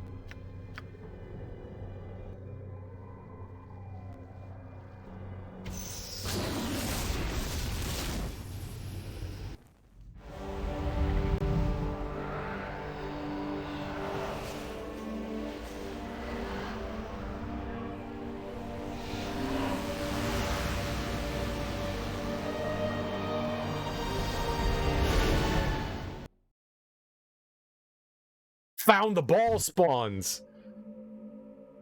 As you step into the abyssal plane, the first thing that strikes you is how suddenly alien it feels. A chill wind sweeps across an empty void, screaming in your ears that you are not welcome here. Several strange towering structures are present, suspended in the void by an unknown power. All your immortal senses tell you, however, that the powerful essence of your dead father is close, and that this place is, indeed, the Throne of Bhaal. Neat. I see you have finally found your way to the Throne of Bhaal. You should know, however, that you're far, far too late. Shit happens, right? This part of the abyss was once your father's, and might have been partly yours. But it's mine now, along with all the essence of a god. This place is mine to rule as I wish. You stole something that isn't yours to begin with, Melisande. You don't have all the essence of Bhaal, and you don't rule here alone. You manipulated me, you deceitful harpy, and you will pay. You should have remained true to Bhaal. Only he could have saved you now. I will stop you, Melisande, any way I can. Yeah, well, I suppose everybody has a dream. Psycho. Yeah, I'm trying to summon Molag Bal. What? By? Molag by? No, Bal? Bow? Ball, bow, bow, bow, bow. I don't know what the hell that is. I don't know. God, this story's so long and convoluted. Cliff Notes version. We are the son of a dead god, and when all of the Bhaal spawn die, his essence goes back to him and he resurrects. But instead of allowing the essence that I guess gets released when a Bhaal spawn dies, the priestess of Bhaal has been collecting it, and so she wants to become the next god of murder.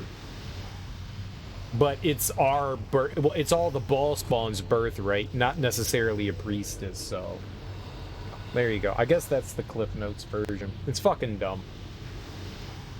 I'll stop you, Melisande, any way I can. I am disappointed in you, Turkey, milady. So much bluster, so much force.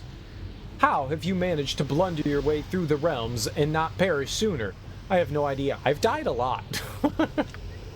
But it doesn't matter. In the long run, you've served me well enough. And now it's time for your essence to be added back to my power.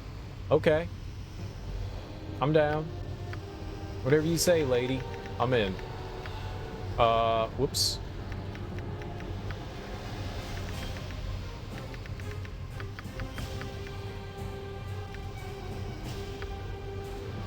Blatow. Blatow. Are we getting Jahiera all pumped up again? Probably should have done this all before we walked in the door, but, you know, that's life.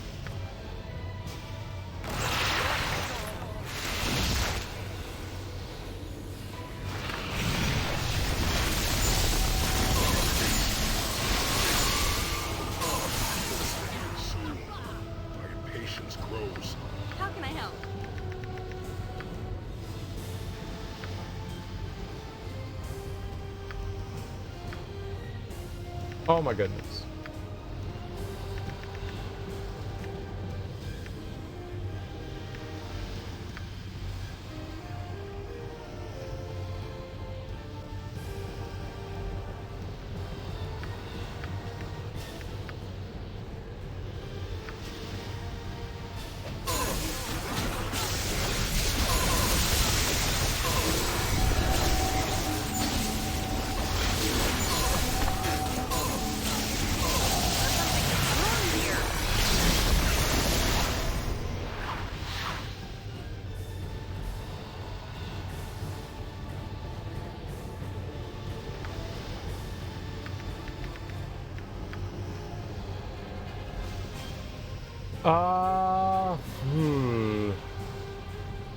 I think I have an idea. They mentioned pillars.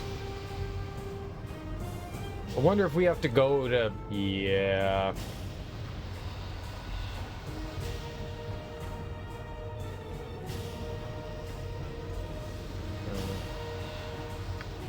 There's like a gimmick to this fight. I don't think we can hit her.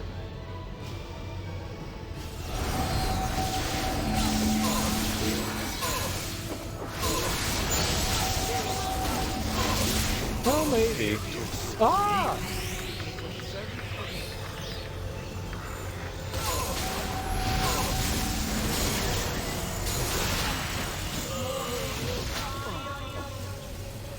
I died in like 2 seconds.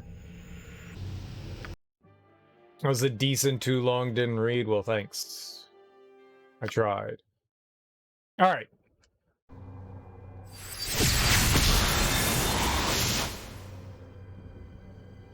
That didn't go well. Let's try boosting up before we go into battle, right?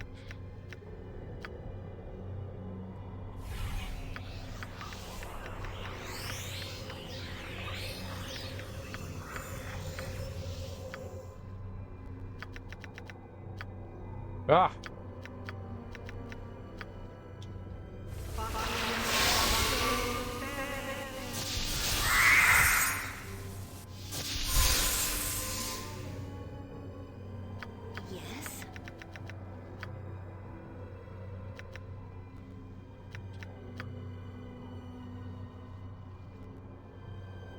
Nature's servant awaits. I'm just applying some buffs here to make us feel good.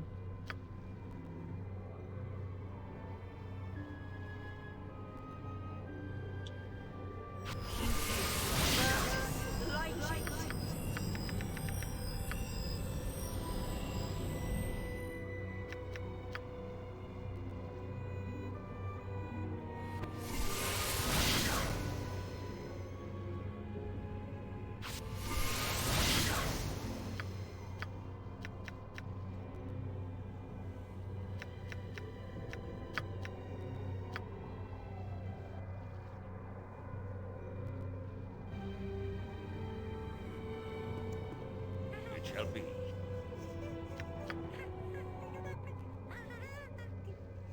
I don't know if they're going to allow me to keep everything we got on us, but if they do, we're good to go.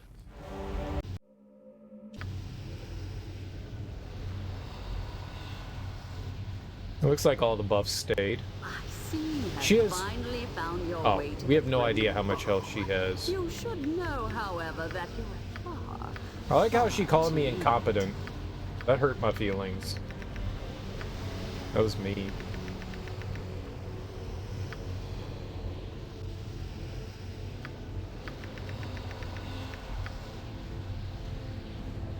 Yes? Oh, I forgot to apply everything again. Oh well, whatever.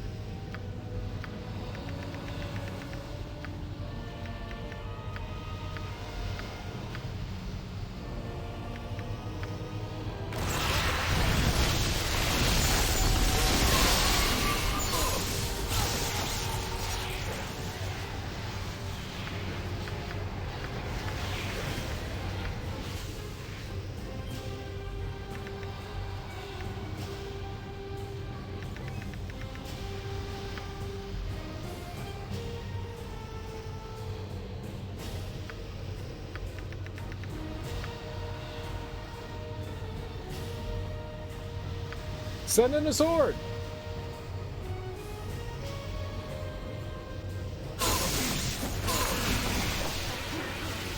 Yeah, get all up in there, Jahiera.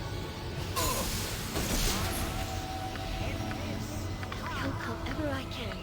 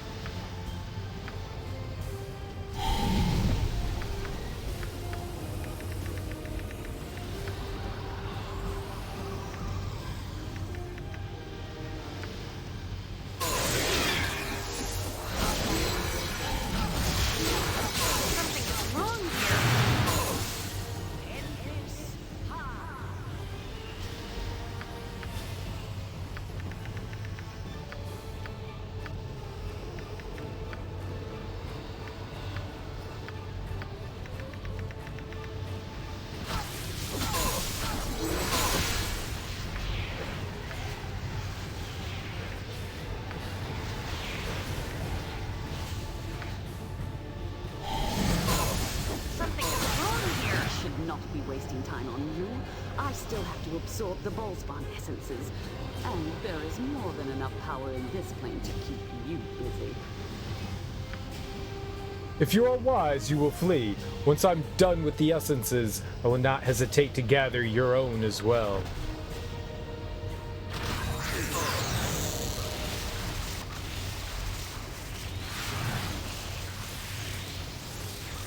So basically, she ran away like a coward.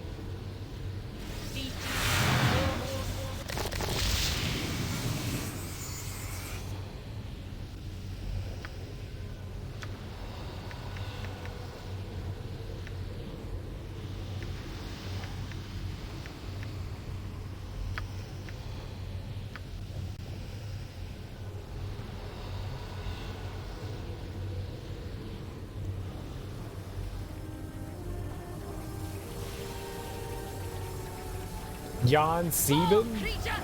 Ah! Something is wrong here. Something is wrong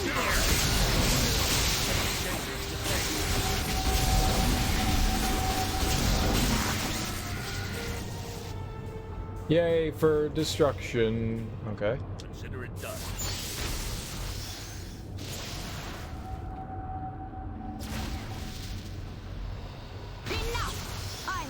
Enough essence to deal with you.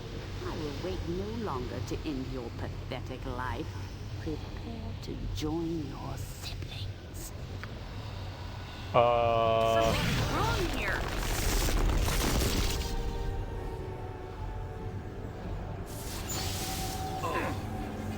Then my task. In Bearvan's name, it shall be done. Magic symbol.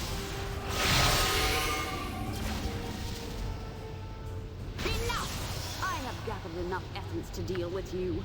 I will wait no longer to end your pathetic life. Prepare to join your siblings.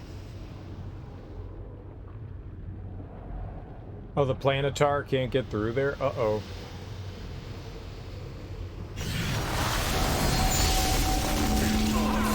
Oh, there's like 20 of them.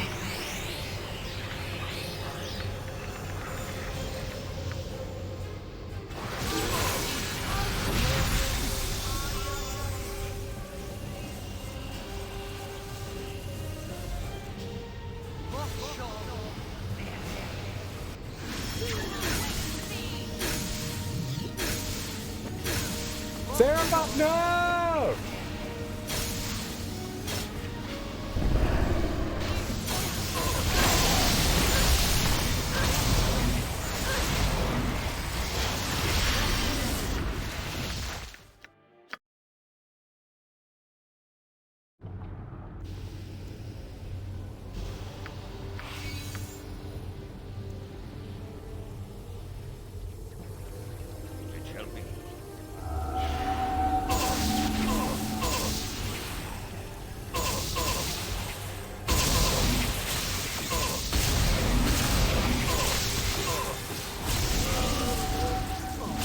That didn't go my way. Let's see.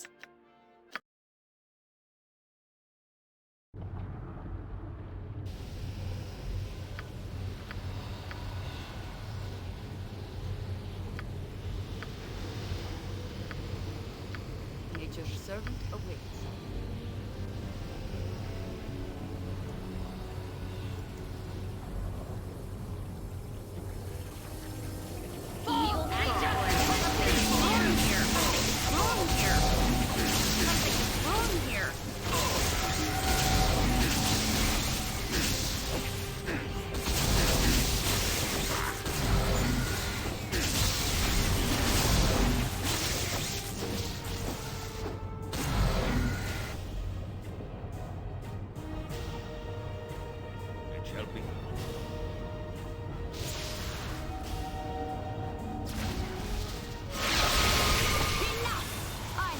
Enough essence to deal with you.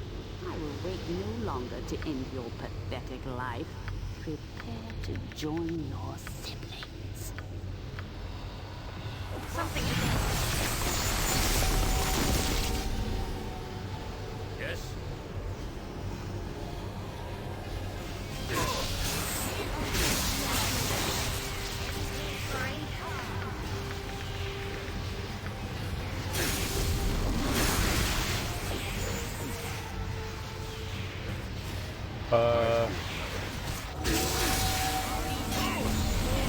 Dude! She's fucking standing there.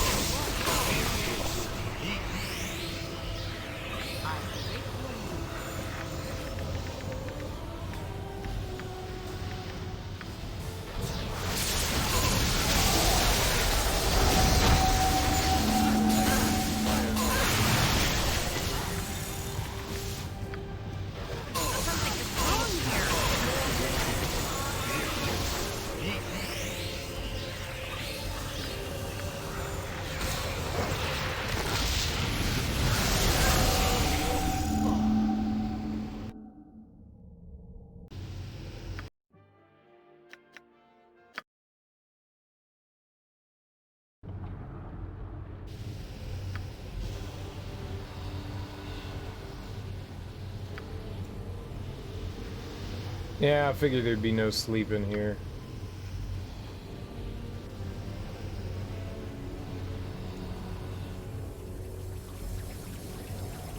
Feel my unholy wrath.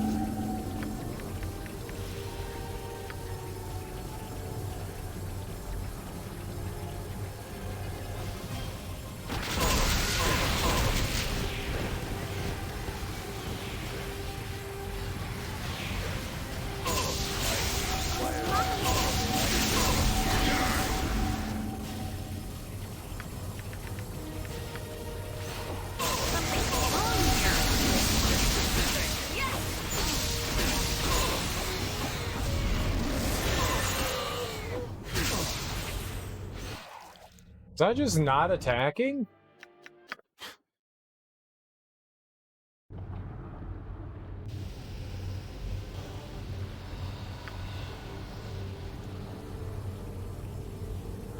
It shall be.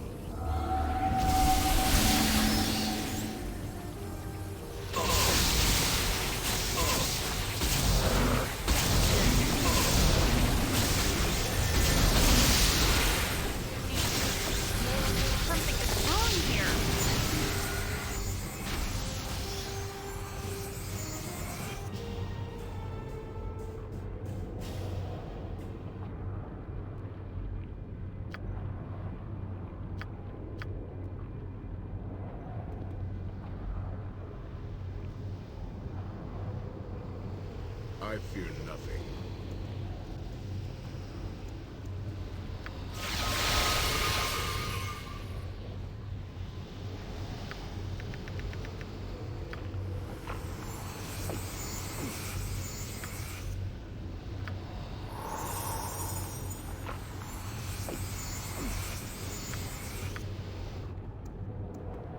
It shall be.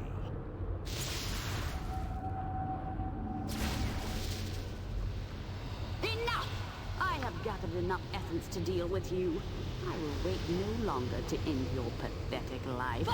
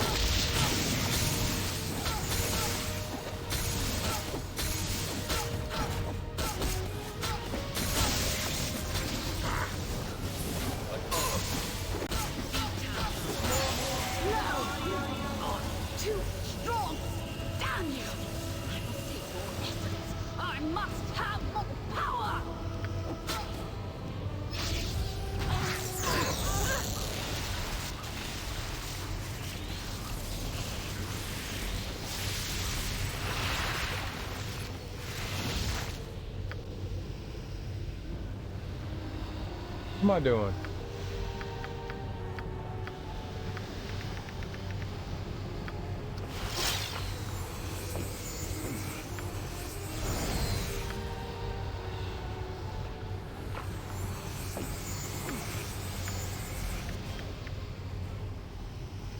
The Planetar actually helped out really well there.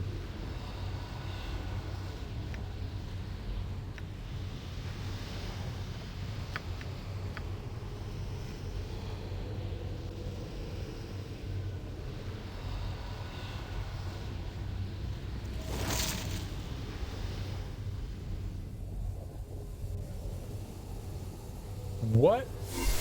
Oh God!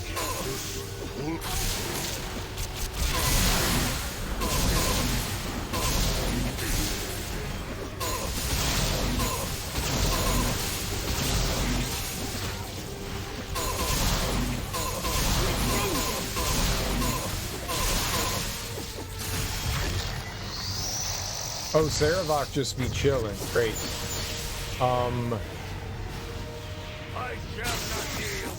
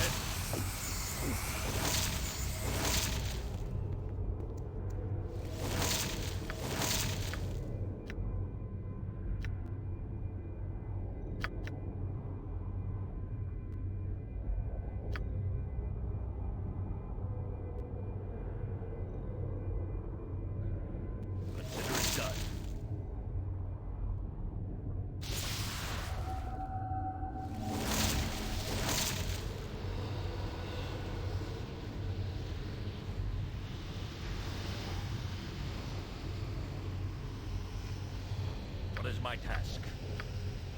How can I help?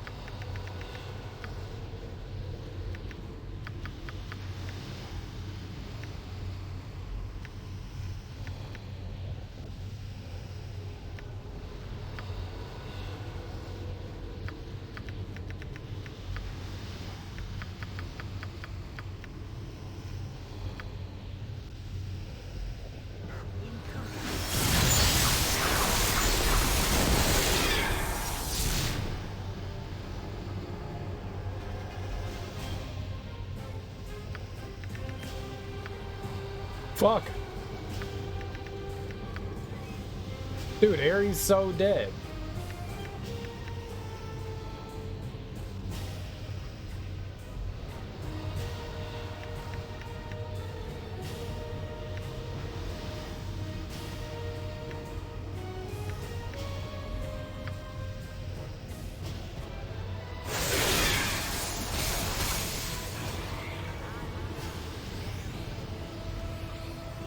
Faster than Chick. Take a fast pass.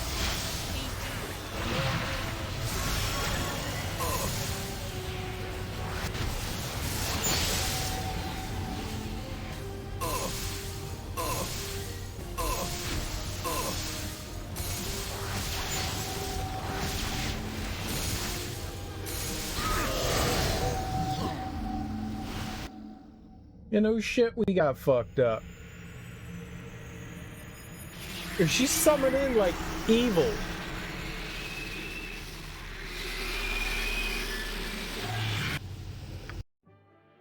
Oh. This is just like phase 3. It shall be.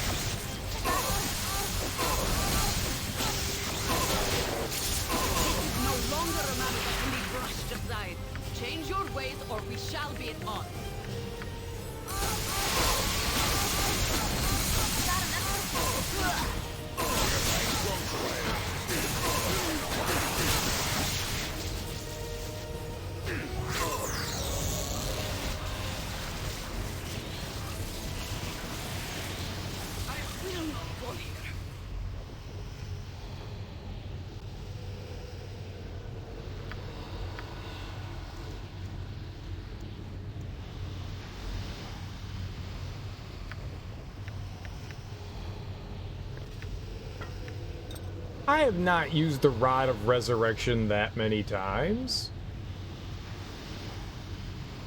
Oh, whatever.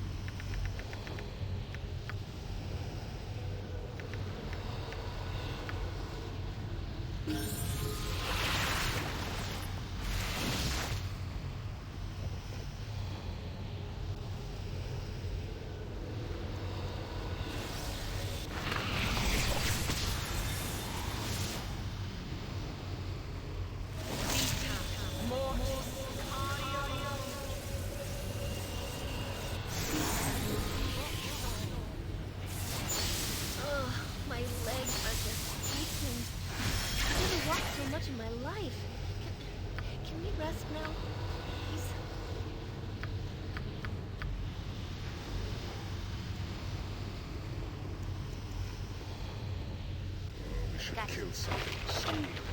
My impatience grows.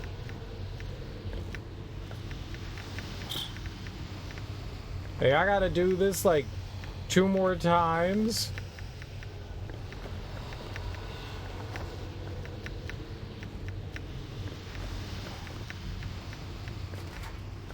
I guess the only people that need to live are me, so that's really all I should worry about.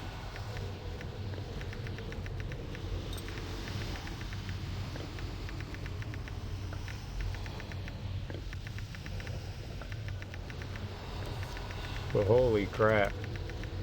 Like, each phase seems to get harder. Just focus on Melisande seems to be the key here.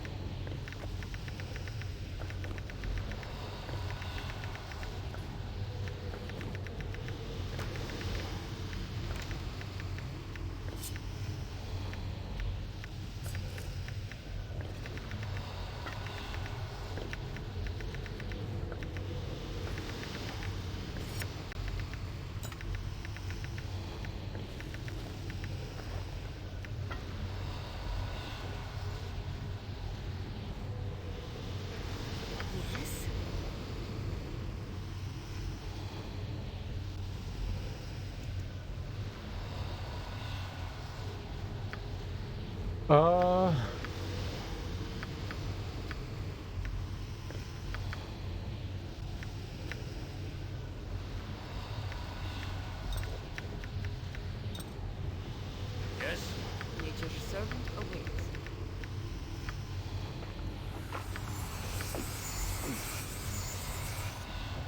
Yes?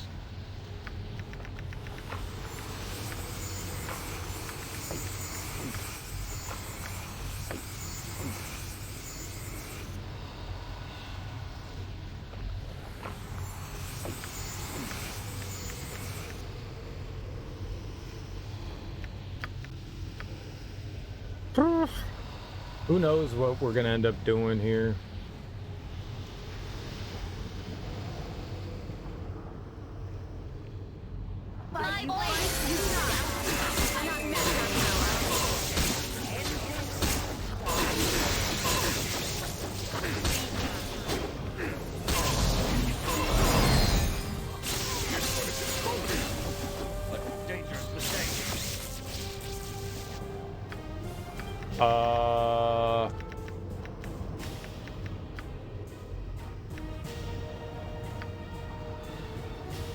Consider it done. This is what you consider this No effect. What do you wish? My weapon This has no is what effect. you consider productive use of our time? Do you prefer we stand around like this often? Did it not work? My weapon has no This effect. one is My weapon invulnerable. has no effect. No! I refuse!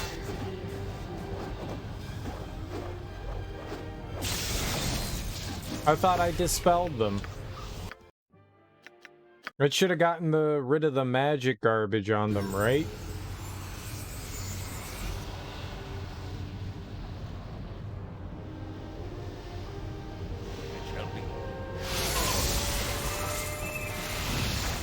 Oh, Imowen's not moving anywhere? Why?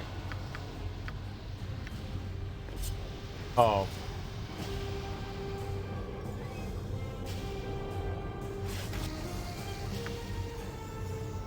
It shall be.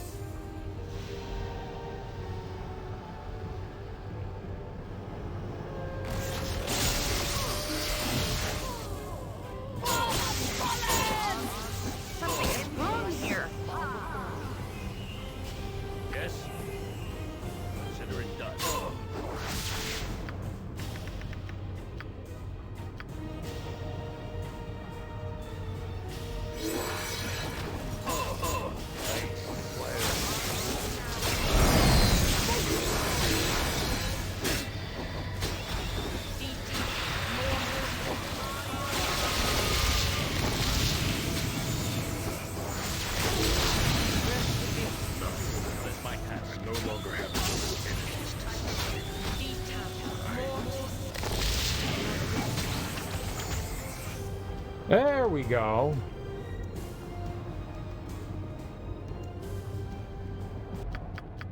Ugh, my legs are just aching. On my honor. I've never walked so much in my life. Can we rest now, please? Oh my god, game, stop.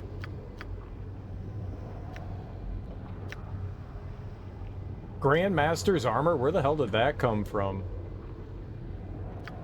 Why is she over encumbered?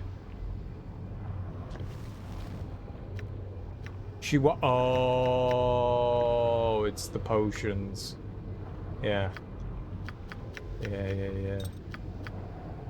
There we go. You know what? Let's,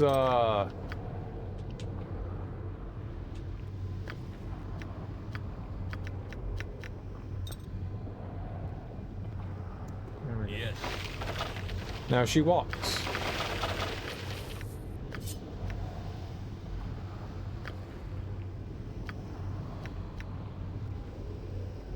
Wait, Aerie died?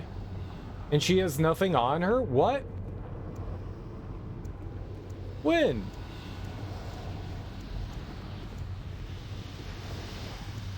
Faster than Chitika Fast Paws. Whoops. I got all of Imoen's stuff on, but I never put Aerie's shit on? That's funny. It's actually funny. I can't believe it. No wonder we were losing, huh?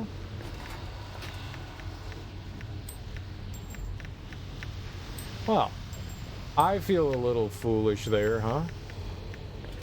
Mablo.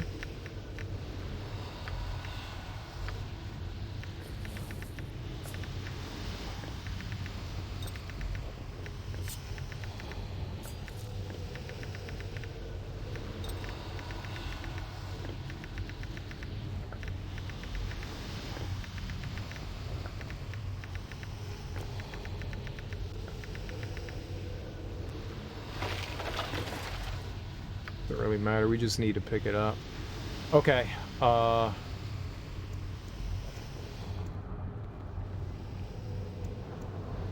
Yes.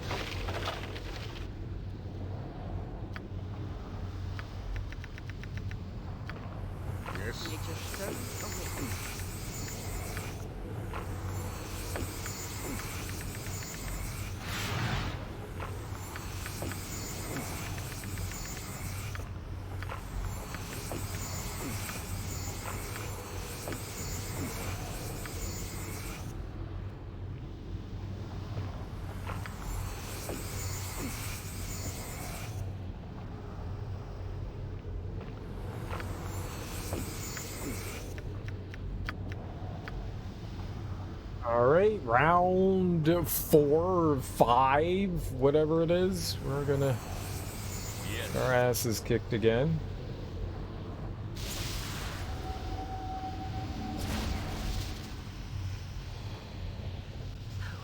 You are stronger than even I imagined. So, your destiny versus mine. Let's finish this now, once and for all. To the victor go the spoils!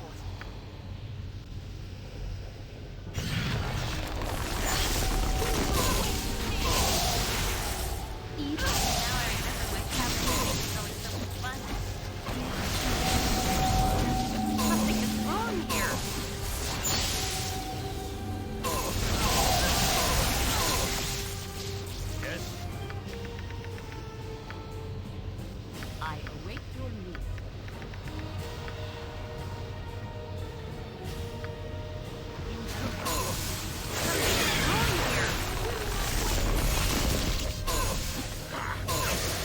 How can I help?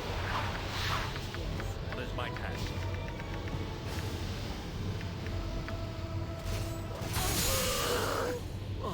Next time.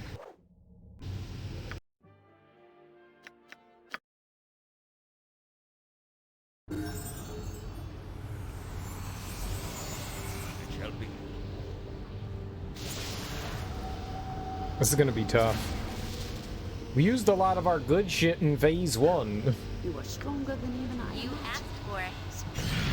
Your destiny is now once and I'm for all. glad To the Rezu. victor go the spoils! How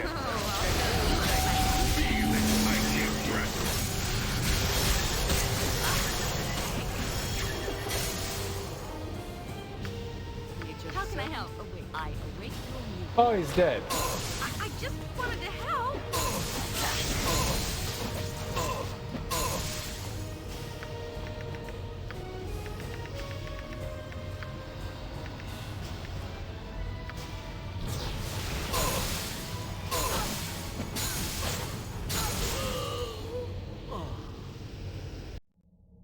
We're not even hitting her.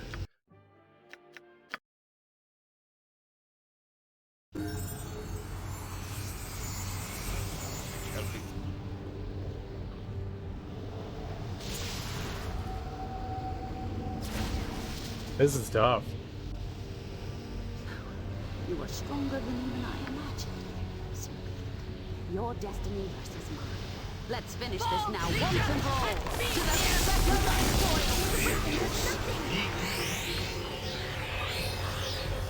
Something is wrong here.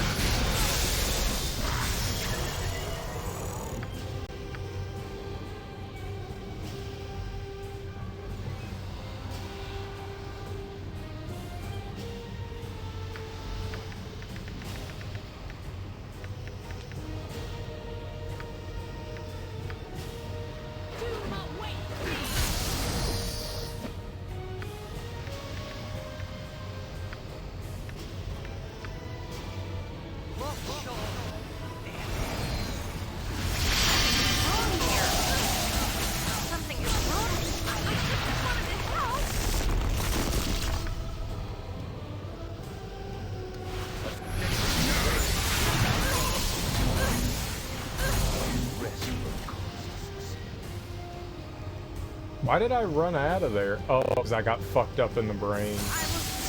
Great. And I just disappeared. It was going okay. God, man, her summons suck. It shall be.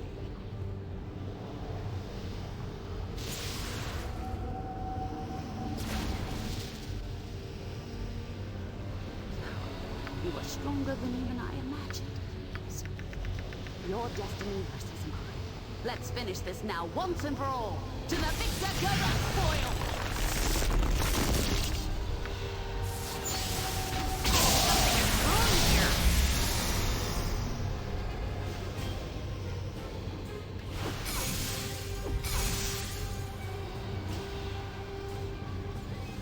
Alright, why is Aerie charging in?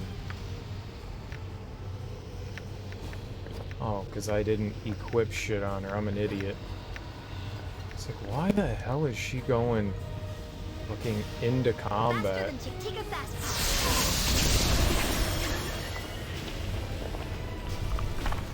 Okay, Jahiera's gone. Great.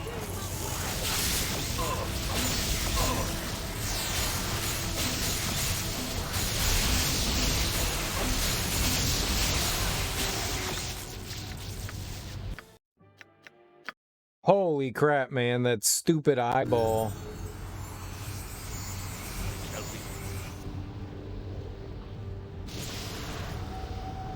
Oh, you know what? You are stronger than even I imagined. Yeah, I'm gonna hold on.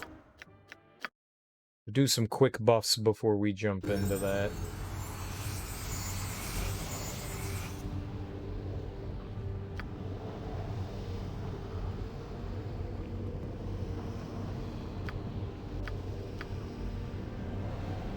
Yeah, Ares thing, thank you.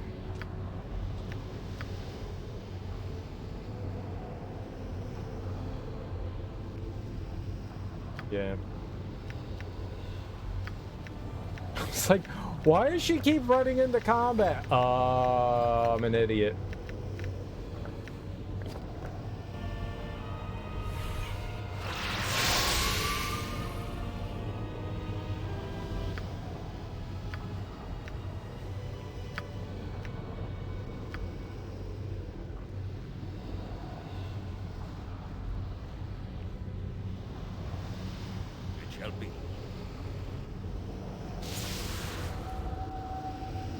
Faster is better.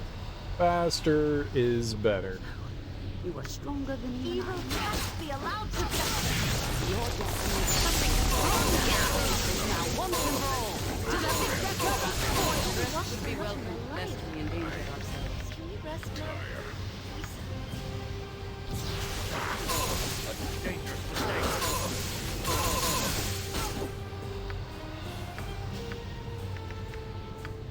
Something is wrong here. Something is wrong here. Maybe got a little greedy there. I will do what I can. Hey, I guess we could level up and get like a little bit of something extra, but it's not like I can get spells or Something is wrong here. spells or anything, so. Finish this now once and for all. To the victor go the spoils. Well, I didn't know I had a mass cure. That's helpful. I don't need that though. Oh, I forgot to do the ring of duplication.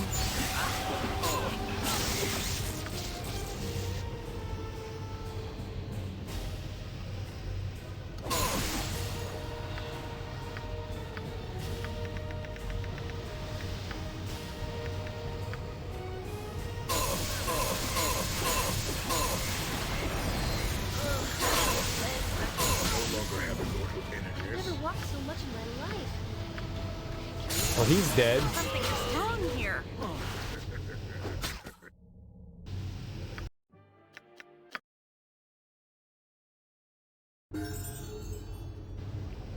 It shall be.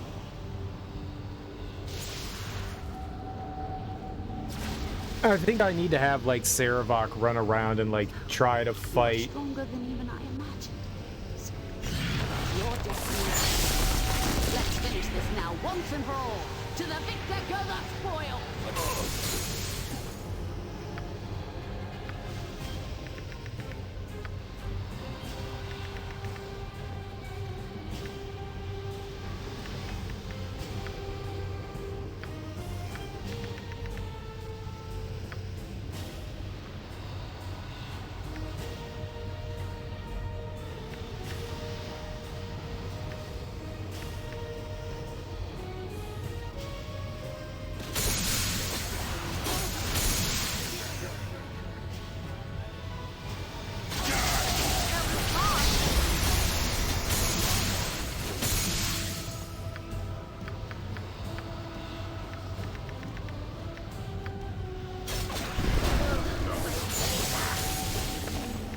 Jesus, man, her ability to summon is absurd.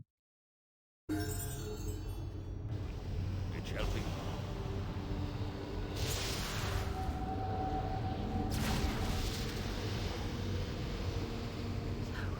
You are stronger than even I imagined.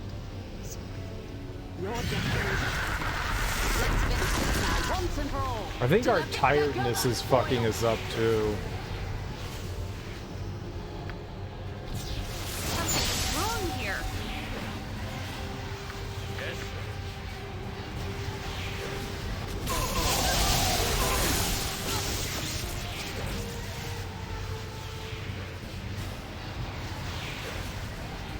Yeah. Yeah. Consider productive use of our time? Do you prefer we stand around like this often? Something is wrong here. Something is wrong here.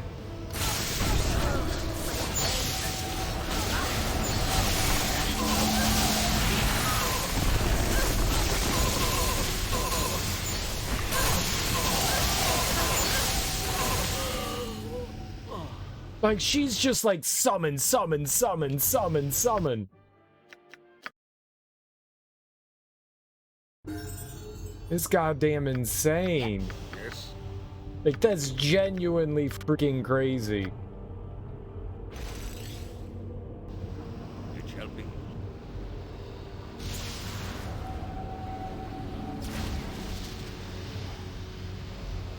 Right? You are stronger than even I imagined. Your destiny versus mine. Let's finish this now once and for all. To the victor go the spoil. Something is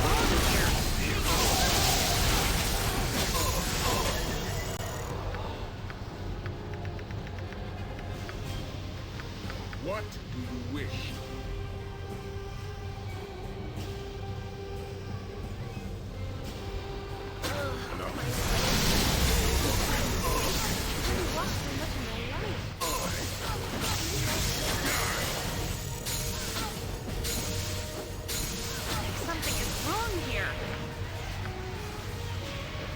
I can't get Durkee out of there, though.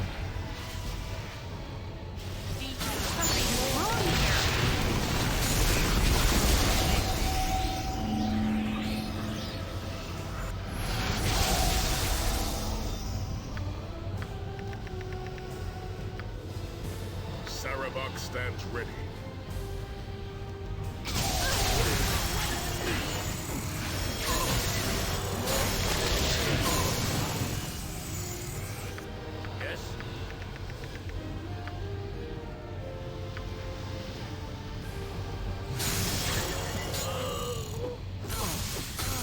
I mean, that was actually going somewhere. I don't think the silence worked.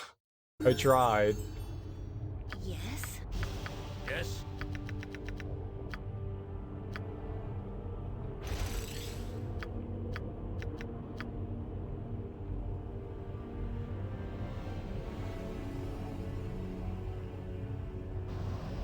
Consider it done. Now we're like double hasted. You are stronger than even I imagined. So, your destiny versus mine. Let's finish this now once and for all. Whirlwind! To the victor go the spoil!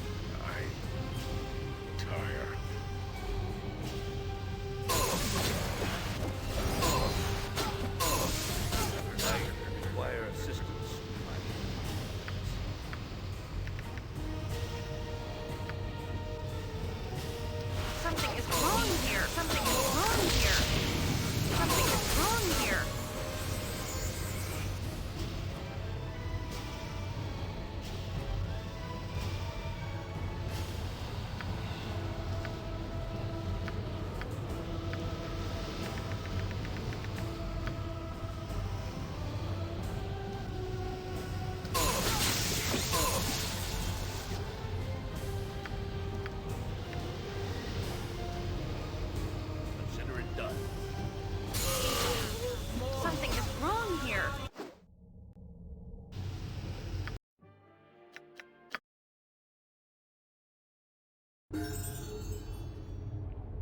As soon as they focus on you, that's it. Yes?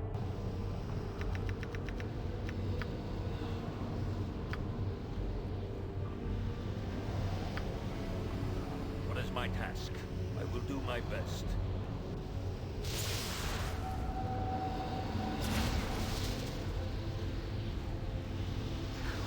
You are stronger than even I imagined. Your destiny. Let's finish this now once and for all. To the victor go the spoil. Something is wrong here.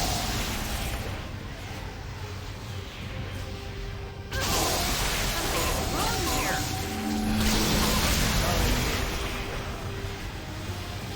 Yeah, exactly. No, there's no way we can know.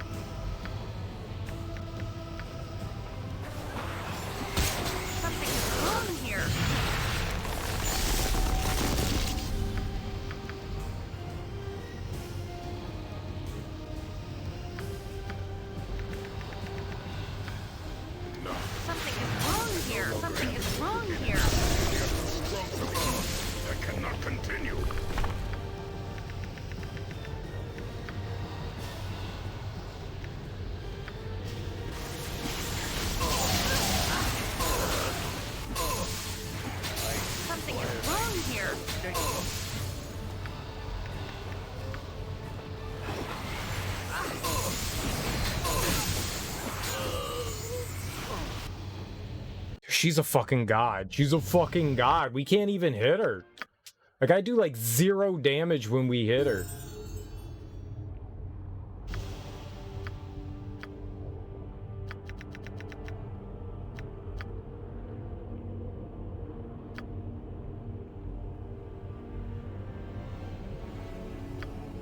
We're missing so much. The tiredness.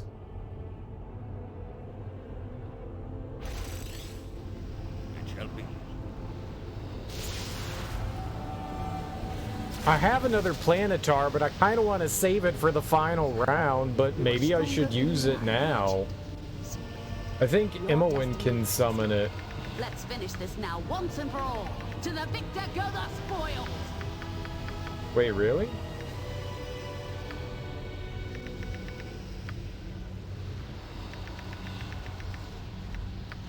Oh, maybe I don't have another one. I thought I did. I guess you can only do it once, huh?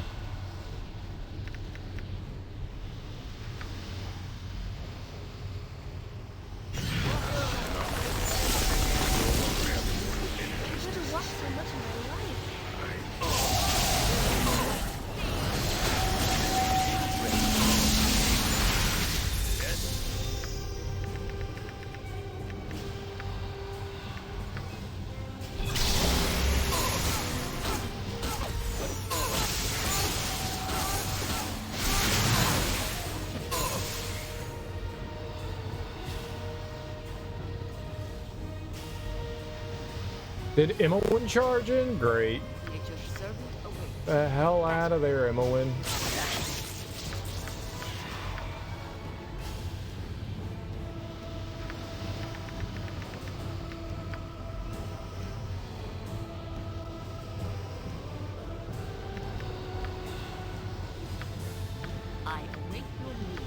Oh, we don't have Sarevok. Oh, we're fucked.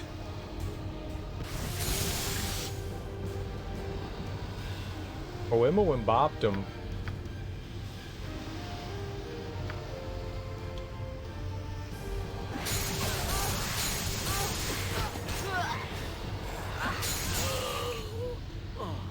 Oh, I died? I was so concentrating on Imowen, I wasn't paying attention to me. That was our opportunity.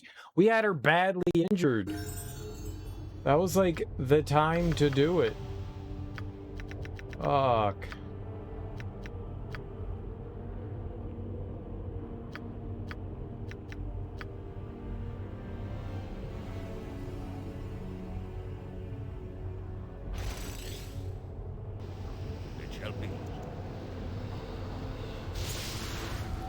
It's like keeping Sarevok on like all the other enemies, but when he gets like dissipated, I can't do anything. Your destiny versus mine. Let's finish this now once and for all. To the victor go the spoils. Something is wrong here.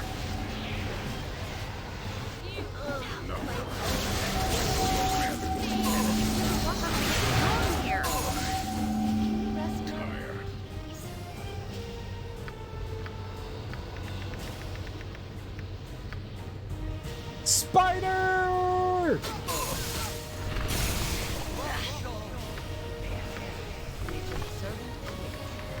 We got slowed. That's not good.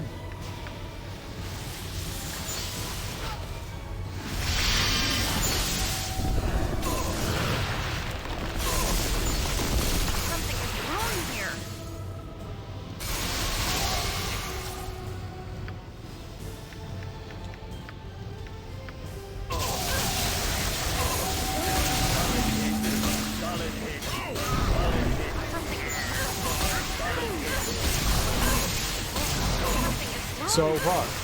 So fuck. That's just over. Holy crap, man. Her summons are the worst. Yes. That's just... It's summon, summon, summon, summon, summon, summon. Just nothing I can do. We just need luck here.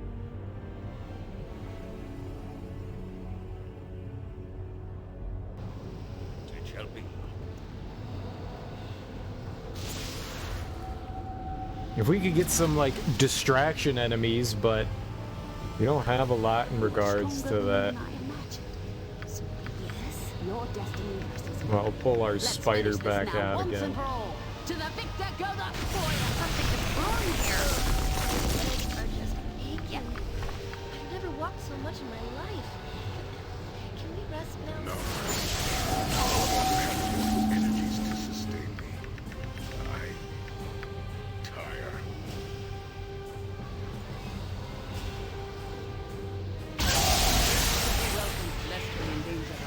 I can't see her.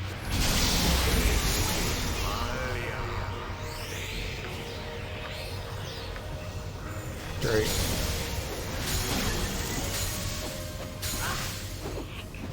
Something is wrong here. See, something is I'm wrong dead. here.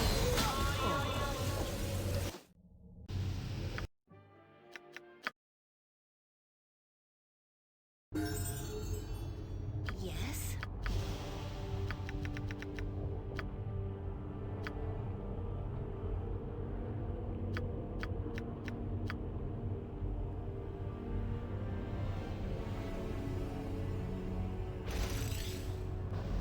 It shall be.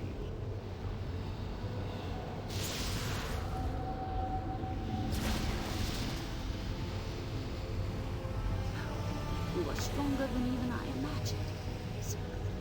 Something is wrong here. Let's finish this now once and for all. To the victor go the Something spoil. is wrong here. Something is wrong here. Rest for the cause to succeed.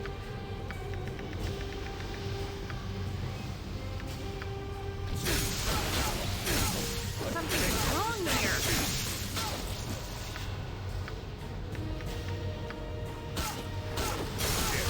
is wrong here. Feel its icy breath.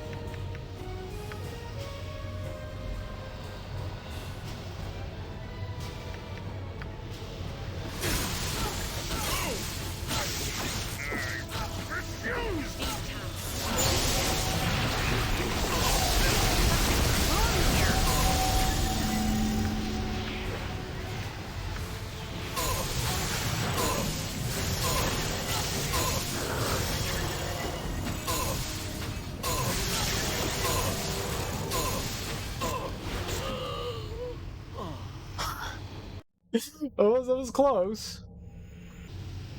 That was almost okay. Sarevok going down didn't help.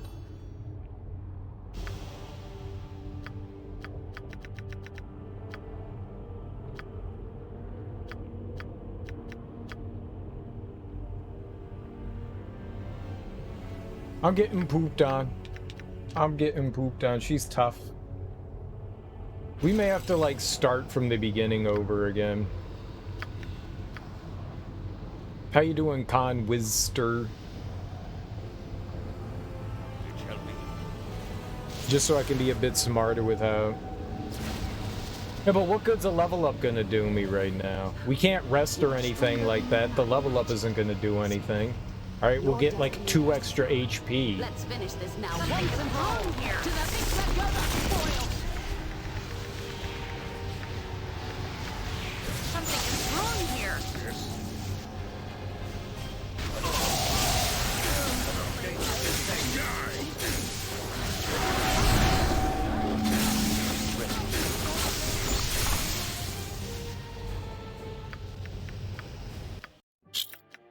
Well, 2 characters are about to be gone from that fight, so there was nothing we were winning with there. Yes?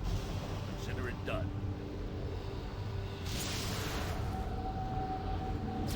I don't think the level ups are gonna save us in this situation. You are stronger than even I imagined. Let's finish this now once and for all. To the victor go the spoil.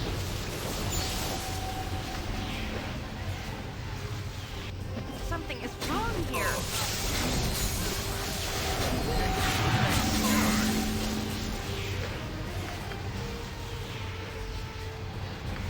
I do have a Scroll of Wish. I've never used one. I only have one.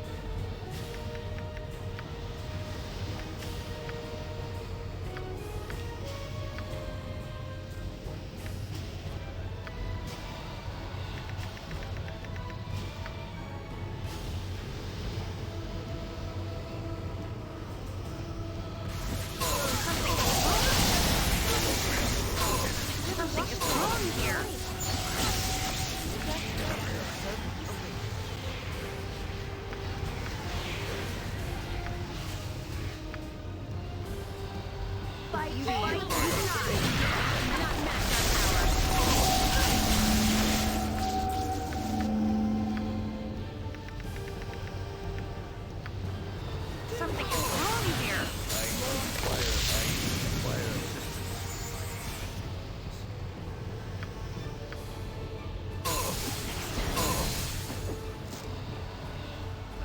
Oh, get the fuck out of there!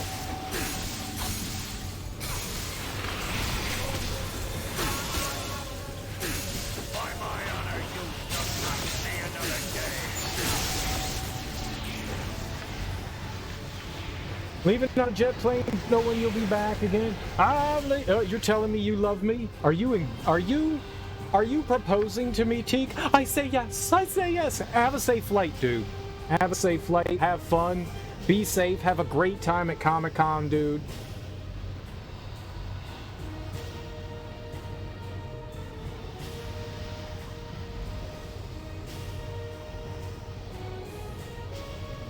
Yeah, I know. I could also put them at, she already has 18 wisdom, I think. We could do a bunch of different things. We'll see.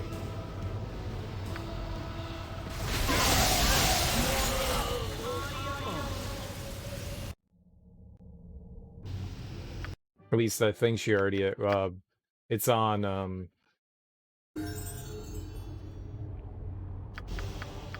on her. Whoops.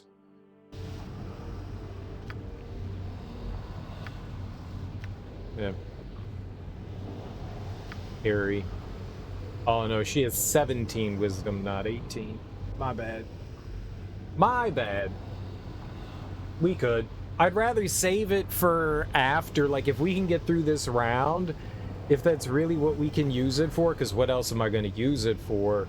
I'd rather save it for after this round, so if we could just get a little bit lucky and bring her down, I can use the rested thing there, and then bring everything back, and then whatever that final fight is with her, we'll be, like, fully ready for it, right?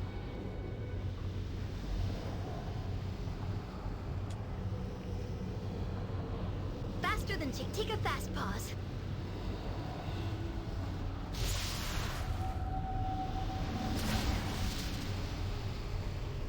This clearly isn't the last part of the fight. There's going to be more.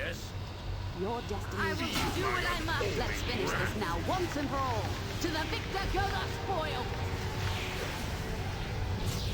Something is wrong here.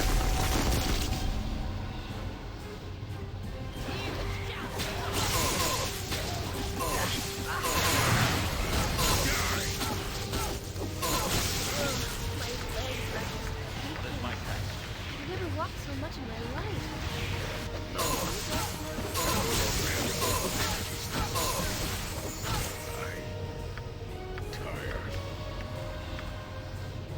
Something is wrong here. I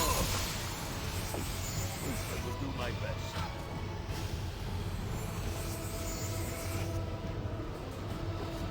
Something is wrong here. Something is wrong here. What? Yeah, all we did was need a little bit of luck.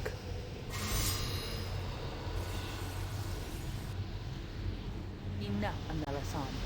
The gods have decreed this contest is over. Wait, that was the last round with her? No, there's no way. They said that there were 4 pillars. There's no way.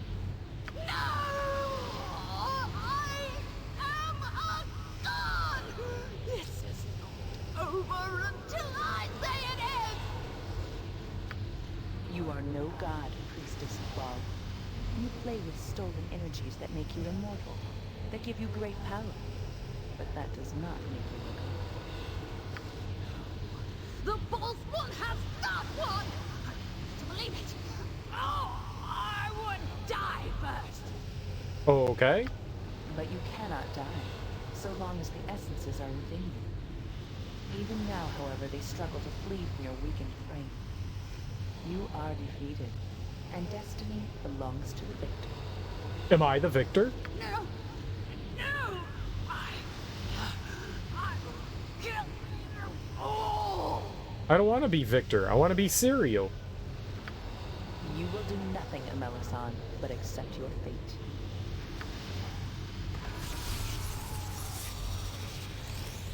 The time that was mentioned has come, Godchild.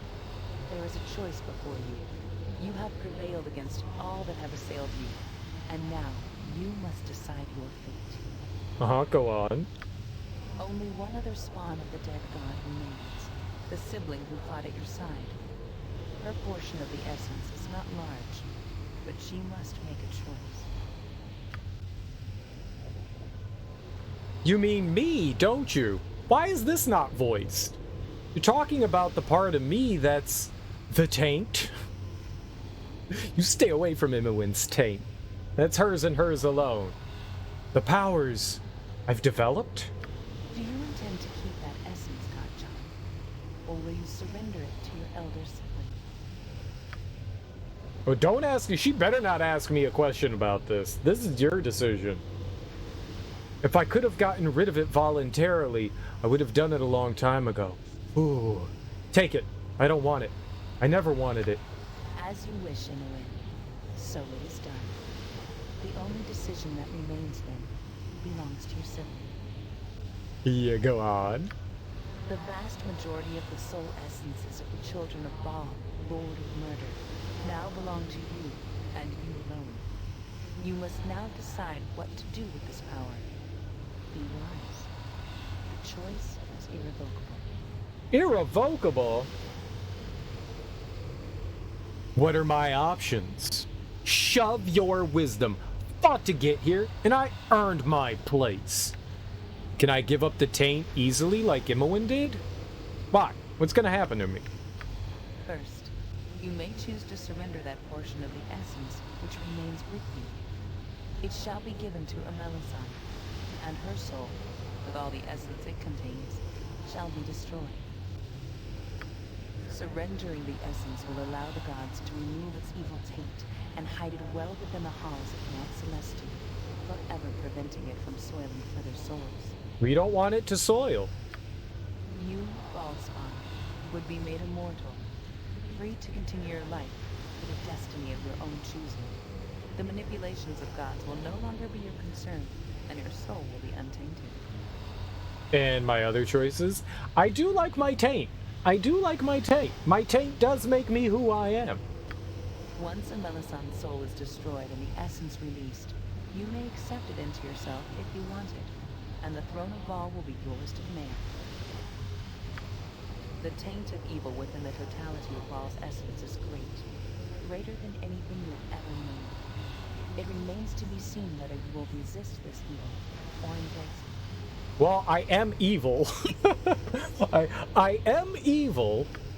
Regardless, you will receive new enemies from amongst the gods.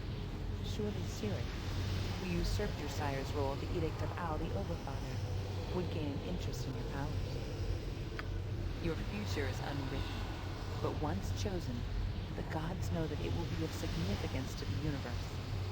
You will have few allies, and your trials will not end anytime soon. The choice is difficult, but these are your two options, Bhaalspawn. This is where your destiny is realized, and your future begins. You would be powerful, Turkey, my lady. But what would you use the power for? What will it use you for? I might accept the power of an evil god if I thought I could help people, but I won't fool myself. I would be tempted by the taint just like anyone else. But you know more about yourself than I do. Not waver. Were I in your shoes, I would lunge at this opportunity. It is no less than what I died attempting. Take it. Grab hold of what you deserve. I do deserve it, don't I? I slaughtered thousands upon thousands for this moment. So, it's finally come down to this, has it? After all we've been through, right from Candlekeep and Baldur's Gate, through Irenicus and Bodhi and their plans, I wonder what Gorion would say now. Yippee Skippy? Me? I'll miss you if you go. You're more than a brother to me. I owe you everything. But you wouldn't want to see planes? But who wouldn't want to see the planes? Who wouldn't want to see this through to the proper end? What a terrible thing to decide. You fought for so long to get to this point. If you choose to keep all this power, there will be nothing more than more fighting. I do like fighting. I couldn't do it. I wouldn't want to. What a frightening thing to become, but you've never taken the easy path, have you, Turkey, milady? So, it seems we have finally reached the end of your quest. What comes next could change you forever and dictate our future. I don't want to leave you behind, Jahiera. I love you. I'm sorry. I feel I have no choice but to go forward to accept my birthright. What do you want, Jahiera? What future do you see for us? I have pondered that question at your every move. With all that has been learned, I don't know where we would go next. I don't know where we would go.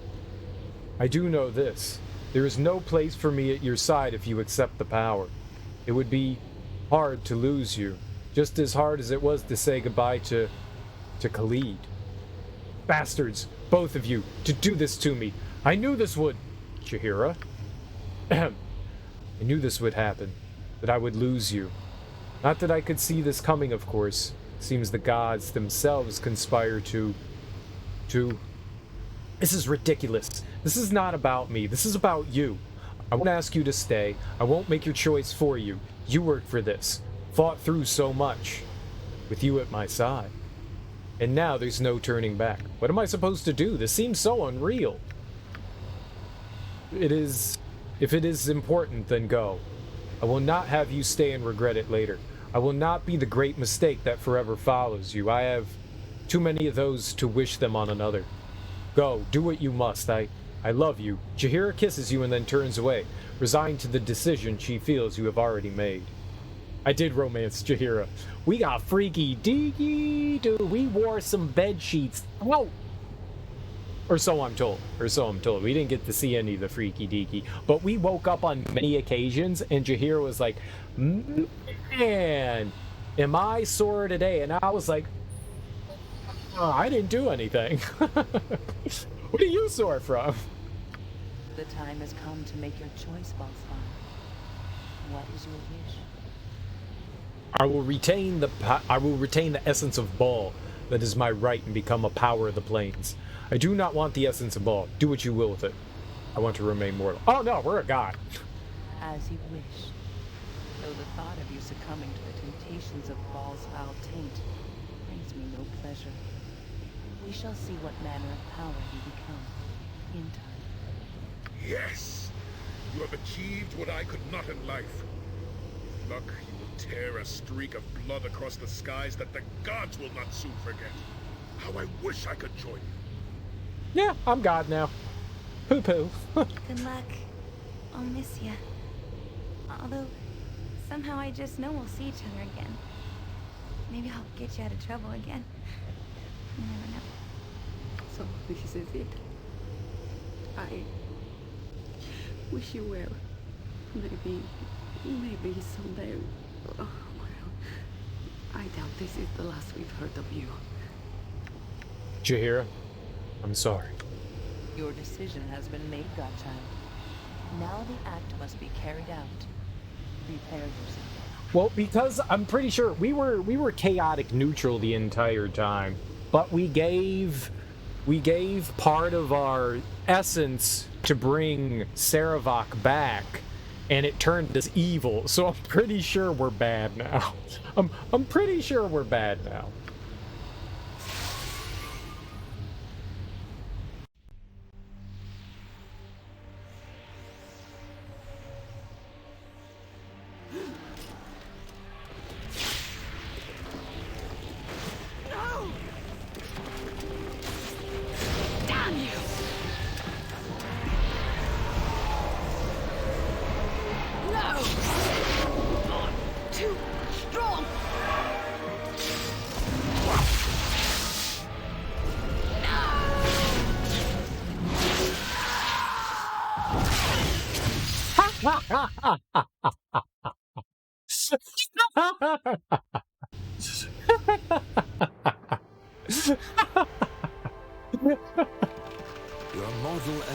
fades away as you embrace your divinity.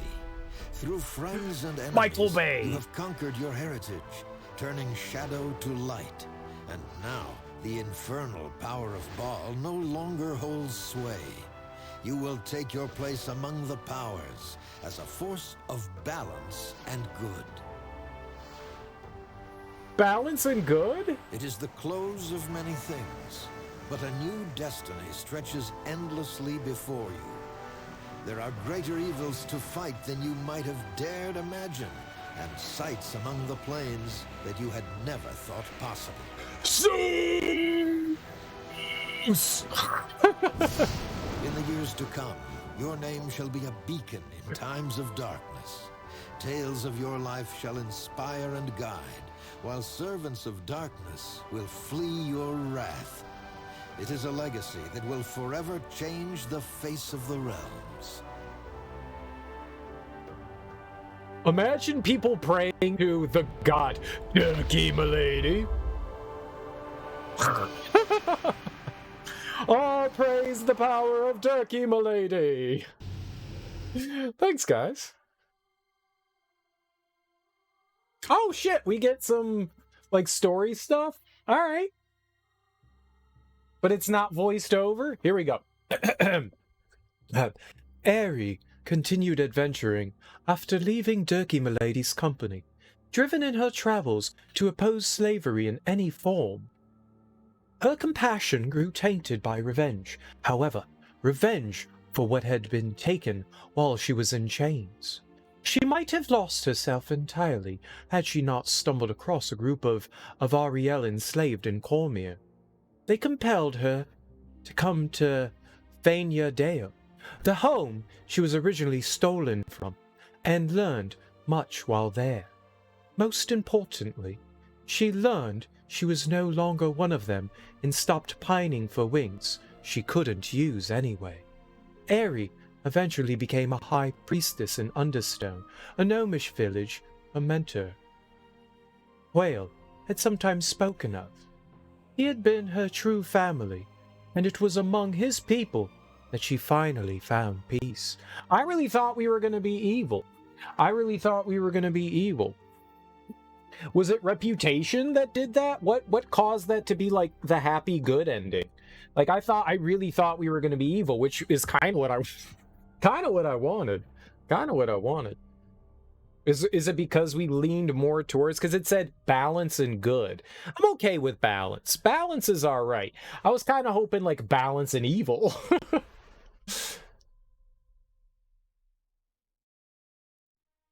You know, I teetered around like good, evil, you know, back and forth. It might be reputation, but you're pretty sure it's either neutral ending or a coin flip if you're neutral. Fair enough. So we just got lucky then. That's cool. Well, I wasn't neutral anymore. We were turned chaotic evil because when we gave part of our essence to Sarevok to bring him back, I went from chaotic neutral to chaotic evil. I don't think it really matters. I mean, we got the ending that we got. It all came down to it. I saw no other way for our path to go. Like, all of this was building up to this moment, and I'm just going to be like, yeah, no, I'm not going to be a fucking god. Yeah, right. That's what this whole thing was building towards. And just to, like, turn your back on it seems like a really foolish way to end the game. You got to end it being a god. You got it. Nalia grew quite powerful after her association with Turkey Milady. Initially, she traveled, learning magical lore and making influential friends. But after a year, she returned to Arm and her family home of De Arnis Keep. She found it in the control of none other than Isaiah Ronal. But she was no longer the wayward child that he expected, and single-handedly brought him to justice for his indiscretions. I don't know how I killed him. How is he master of the keep? He was dead.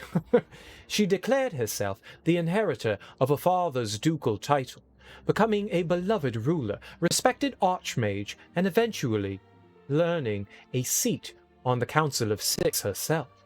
She would become a prominent figure in Arm for many years, constantly fighting for the good of the common folk and making many frustrated enemies among the nobility and cowled wizards both. You sure that bringing Sarevok back made you evil, or was it the choices you made in hell before fighting Irenicus? I actually don't know. I didn't check. I just assumed that it was that we did that. I didn't know. I checked right after we got Sarevok, and I was like, oh shit, I'm evil. So I don't know. Maybe it was the choices in hell that I made that made me evil. That's possible. I forgot that we did that whole thing.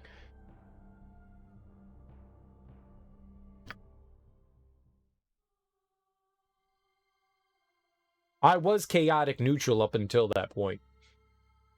In the years following his resurrection by Dirky Milady, Sarevok never settled in any one place for long.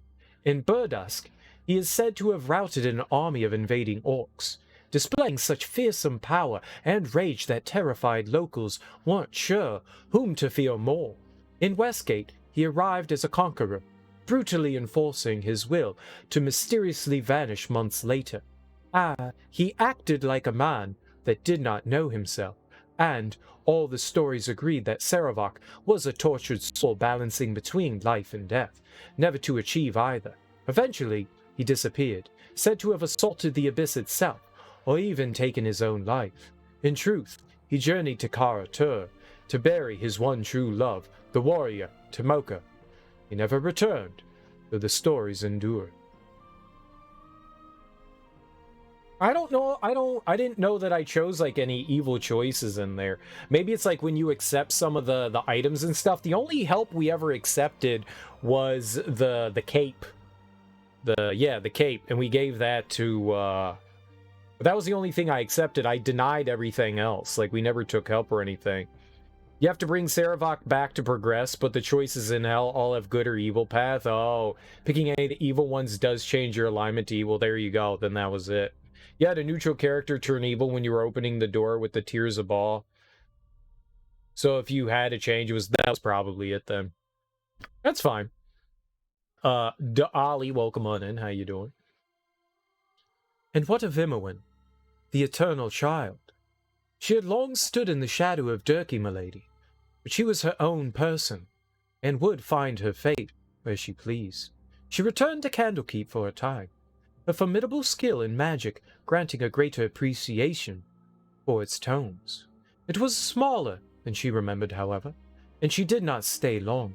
Later, she was seen in such vaunted company as Kelvin Blackstaff and Elminster, by all accounts encouraging them not to be such stick-in-the-muds. Her influence grew over time, and she may have found a thieves' guild that now operates all the way to Neverwinter. When asked of this, she always answered with a smile of purest innocence. "Heya," she would say. "It's just me, Imowen." Oh, Jahiera. The events of the Ballspawn saga affected Jahiera deeply. It was her duty to protect the greater balance of things, but in the years to come, she found an increased portion of that fight occurring within her own mind. Witness to great change while in Dirky Milady's company, she had become acutely aware of how fleeting life was, and how the loss of those she held dear ate away at her thoughts. In time, she would be known as a tireless champion of balance, one that sometimes acted in concert with the Harpers and sometimes did not. Always, however, she remained distant and guarded, never staying long in any one place.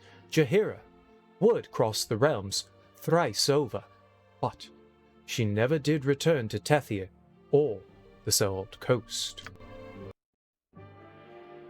And that's us, a lady warrior with hairy armpits.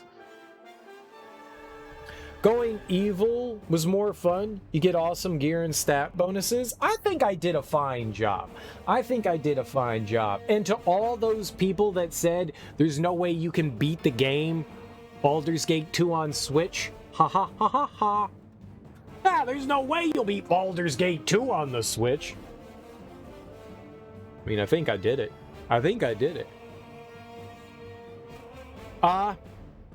Well, I kind of gave my overall feelings at the end of Baldur's Gate 2, and those really haven't changed too much.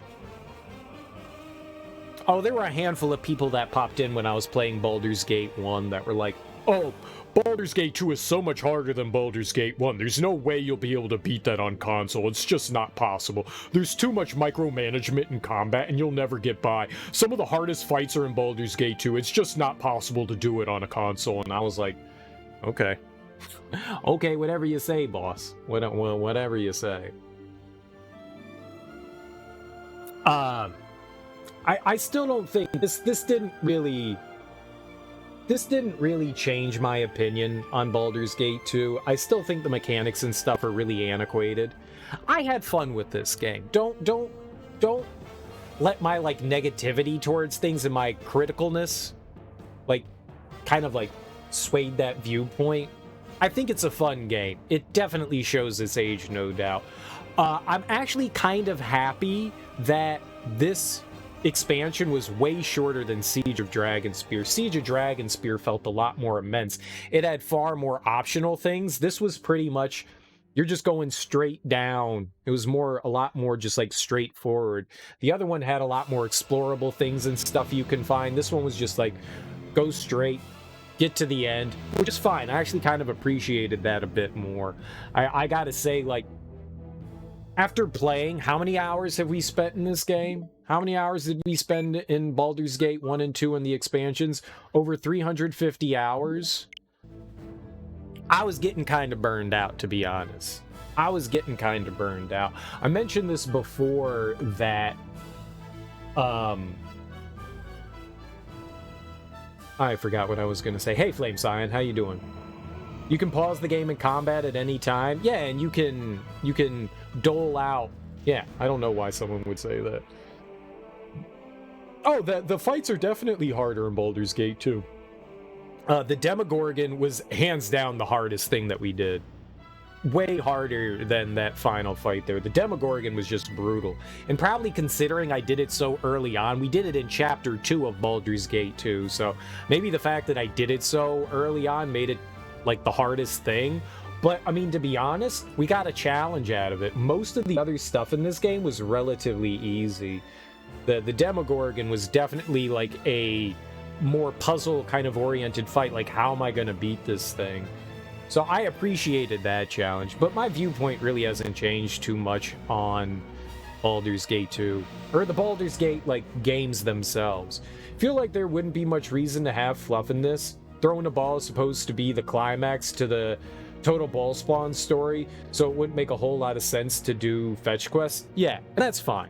And that's fine. It was very straightforward, and I appreciated a lot of that. You need to know a lot of things to get the max out of the combat system. Not all are mentioned. You just need to know or test. And we fucked around with some things, and I figured out some stuff, and chat was helpful with me and like figuring out some stuff that I never would have, known on my own. And I appreciate that.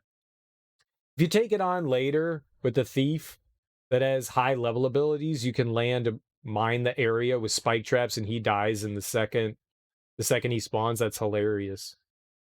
That's also why back when you were starting Baldur's Gate 1, you were suggesting not playing this on a higher difficulty because 99% of the fights would have been impossible if you played on Insane. Yeah, and I was like that close to playing on Insane. Like that fucking close. I'm glad you guys said something. I think playing on the difficulty that we played on was difficult enough.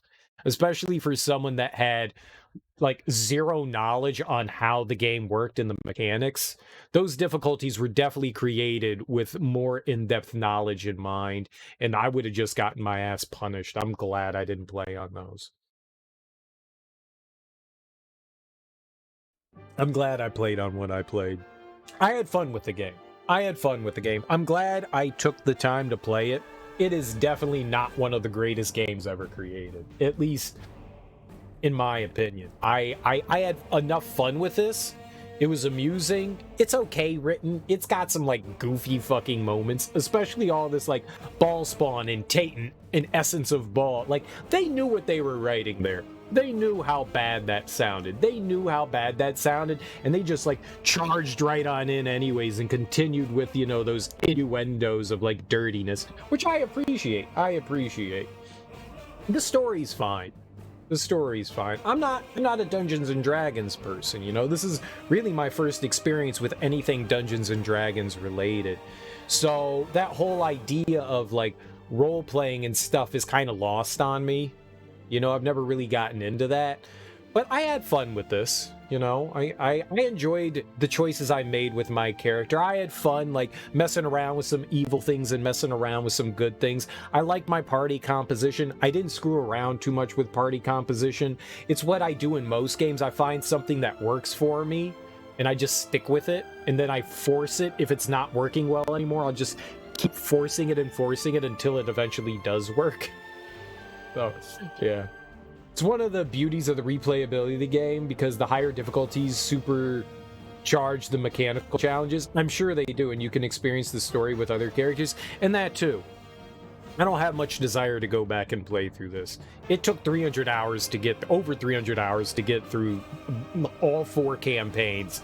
That's a lot of time to dedicate this. To be honest, I'm more happy to be done with this. Like, I am super happy to be done with this. I don't know that I would ever revisit a game like Baldur's Gate. Right now, I have no desire to ever play this again.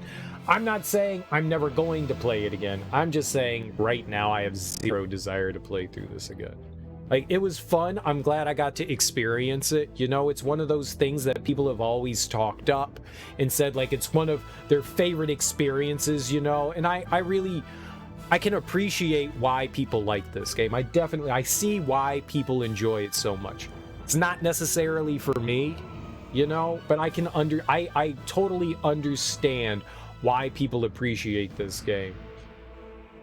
You could just totally skip the first if you wanted to now. Yeah, and just replay through. Well, now that I've experienced it, but I don't have a desire to go through and play again with a different character and class. I appreciate what this game did, and how that they allow you to have a lot of replayability in the game. There's a ton of different characters that you can choose from for your party. You can create your own party if you felt like it. You know, you can play as a bunch of different classes. I really appreciate when a game does something like that. I have zero desire to check out any more of the game. I don't want to play this again. I am good. This is not a kind of game that I would sit and never replay. It's not for me. It's not for me. This is a style of game that I'm just not a big fan of. It didn't win me over. I wouldn't say that it chased me away any more than anything else either. It's just that it just didn't make me go, oh man, I really want to experience more really slow and tedious games like this. I had fun with it. I like it. I like it when you get to do like your choose your own adventure style stuff. You get to cause some chaos here and there. You know, I enjoy that. You should go back and replay the ending with Dorn instead of Sarevok so you get his epilogue. Nah. We won the game. We beat the game. I don't even care about the other endings. The ending we got is my ending. This is my canon. This game here, that everything that we did, that's my canon. I'm God. Everyone bow to the murder lord, Dirky Milady, and that's how it is. I had fun with this.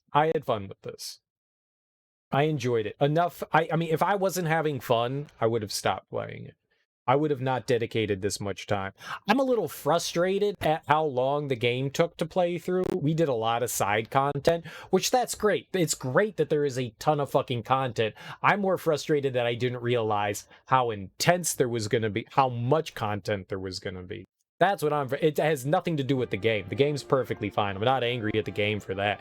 I'm angry that I just didn't realize how much content was going to be in this, which is a good thing, because especially if you're having fun, that's more of the game to experience, that's more world building. There is a ton going on in this game, an absolute ton, and that's not a bad thing. Like I said, if you're having fun, it just adds more for you. It adds more world building, it adds more role-playing abilities. The game is colossal for its time. Frankly, it's colossal by my... Oh, yeah. Now, if you ever played tabletop D&D, you could convince your dungeon master to let you play as a cleric of Dirky Milady. I don't want to be a cleric. Dirky Milady smashes faces accidentally and asks questions later. I'm sorry, were you using that? You know? We're just dicks. We walk around as giant assholes. I had fun with it. I definitely had fun with this game, but it's not something that I ever want to revisit or play, at least as I'm feeling right now. Like sometimes like I beat a game and I go, you know, I wouldn't mind playing that again. I beat this game and I'm like, I'm happy I played it, but I don't envision myself ever coming back to it.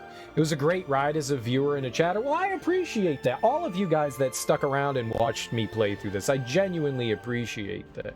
I genuinely appreciate that. I hope some of you stick around and watch me play other stuff, because we have a ton of cool stuff coming up. A ton of great stuff that I'm going to play through and have fun with.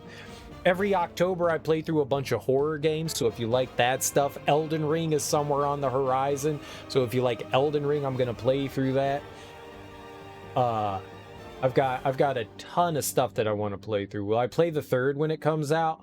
I don't know, maybe. I'm not going to say no. I don't know. I'll have to see. I am done with this kind of RPG for a while. That I will say. I've got no desire right now to check out Neverwinter Nights or Planescape. Is it called Planescape? Tides of Numeria or whatever that is. I'm not really interested in checking any of those. Icewind Dale. I'm not really interested in checking any of that out right now. The only ones that would come close would be Planescape and Icewind Dale. Yeah, and right now, I don't really have much of a desire to check those. Be more of a mechanical challenge. Planescape. Oh, Icewind Dale. Be more of a mechanical challenge. Planescape's more of a story. Yeah, I don't have much of a desire to check those out. I've had my fill right now of this style of game. Over 350 hours. I've had enough right now to tide me over for a very, very long time. I'm glad I played through this. The story was fun. It's a little goofy and poorly done in some places, but it's entertaining enough. I liked Irenicus. He was a really cool villain. He was much better than Sarevok. Sarevok was more developed in this game than any of the others, and that's a shame, because Sarevok's an interesting villain. I really wish that the first game developed Sarevok more as like your main antagonist. That would have been so cool, because he seems really fascinating. He was definitely decently done in Throne of Bhaal. And voiced by David Warner, no less. I have no idea who that is. No idea. But yeah, Irenicus was definitely at least a decent villain. They like build him up at least enough that he's not just like a paper plate like Sarevok was. Like you see, your whole reason for disliking Sarevok is he kills Gorion, but that's it. Like, he's just gone from the story after that. And it would have been so much better. They treated Kalar Argent way better. They treated Irenicus better. They treated Melisande in this better than Sarevok. Sarevok is just a throwaway fucking villain. You wonder if they had planned that ahead of time, that Sarevok was supposed to be a sidekick in the second expansion. Who knows? I have no idea. No idea. But I'm glad that this actually came to an ending. You know, sometimes game, like you play through a game and you get to the end and you just feel disappointed. This has a beginning, this has an ending. You go through lots of ups and downs along the way, but it has an ending. And I felt at least a satisfying ending, you know? I appreciate that. Because so often endings leave you just like kind of like, I did all that for this? I did all that for this? A lot of times endings are just straight up disappointing. I feel satisfied with that. I feel satisfied. I felt like it was all culminating in this, like, us becoming this god. Well, making that choice whether we wanted to become god or not. I wanted god powers. I denied the entire time. I fooled everyone. I was just like, oh, I'm not going to be a god. I'm not going to be a god. Hell yeah, I'm going to be a god. Inner machinations. Bow down to me. One of the things you deeply appreciate about Baldur's Gate 2 is that it feels like a final chapter. Yeah. It's a colossal story with a satisfying ending, which would have been a challenge to make. Yeah, I agree. The ending was definitely... I mean, it could have been better, but about as satisfying as you're going to get from something like this, and I appreciate that. I always look at most endings and been like, yeah, there was a little bit something more I wanted, but I like it when you get to know, like, what went on, like, with your characters and stuff. I like seeing, like, hearing about what they went on to do. That's always a nice touch. I like that. I like that a lot. That was one of the more disappointing things at the end of Mass Effect 3, is that it's just like, oh, okay, it's the ending, and it was all for nothing, and you're like, wow, that feels really empty feeling. I feel hollow on the inside. At least they give you something. At least they added on to that afterwards. I felt really hollow at the end of Mass Effect 3. This one, at least you get something of an ending. I don't think it's perfect. It's far from perfect. Which is also why it frustrates you that they decided to make a totally unrelated Baldur's Gate 3. Who cares? Who cares? It's just a name. I don't see why the name should bother you at all. It shouldn't bother you at all. Who cares if they're cashing in on a franchise? Who cares? That should not affect you in any way whatsoever. It should. It should. You're allowed to have your feelings. You're allowed to have your feelings. But it shouldn't matter. It shouldn't matter. It shouldn't matter. Though I'm with you, I think that they would have been... If it has nothing to do with this, they should call it Baldur's Gate something else, you know? Like they had the Dark Alliance series. If it genuinely isn't, you know, a continuation of anything.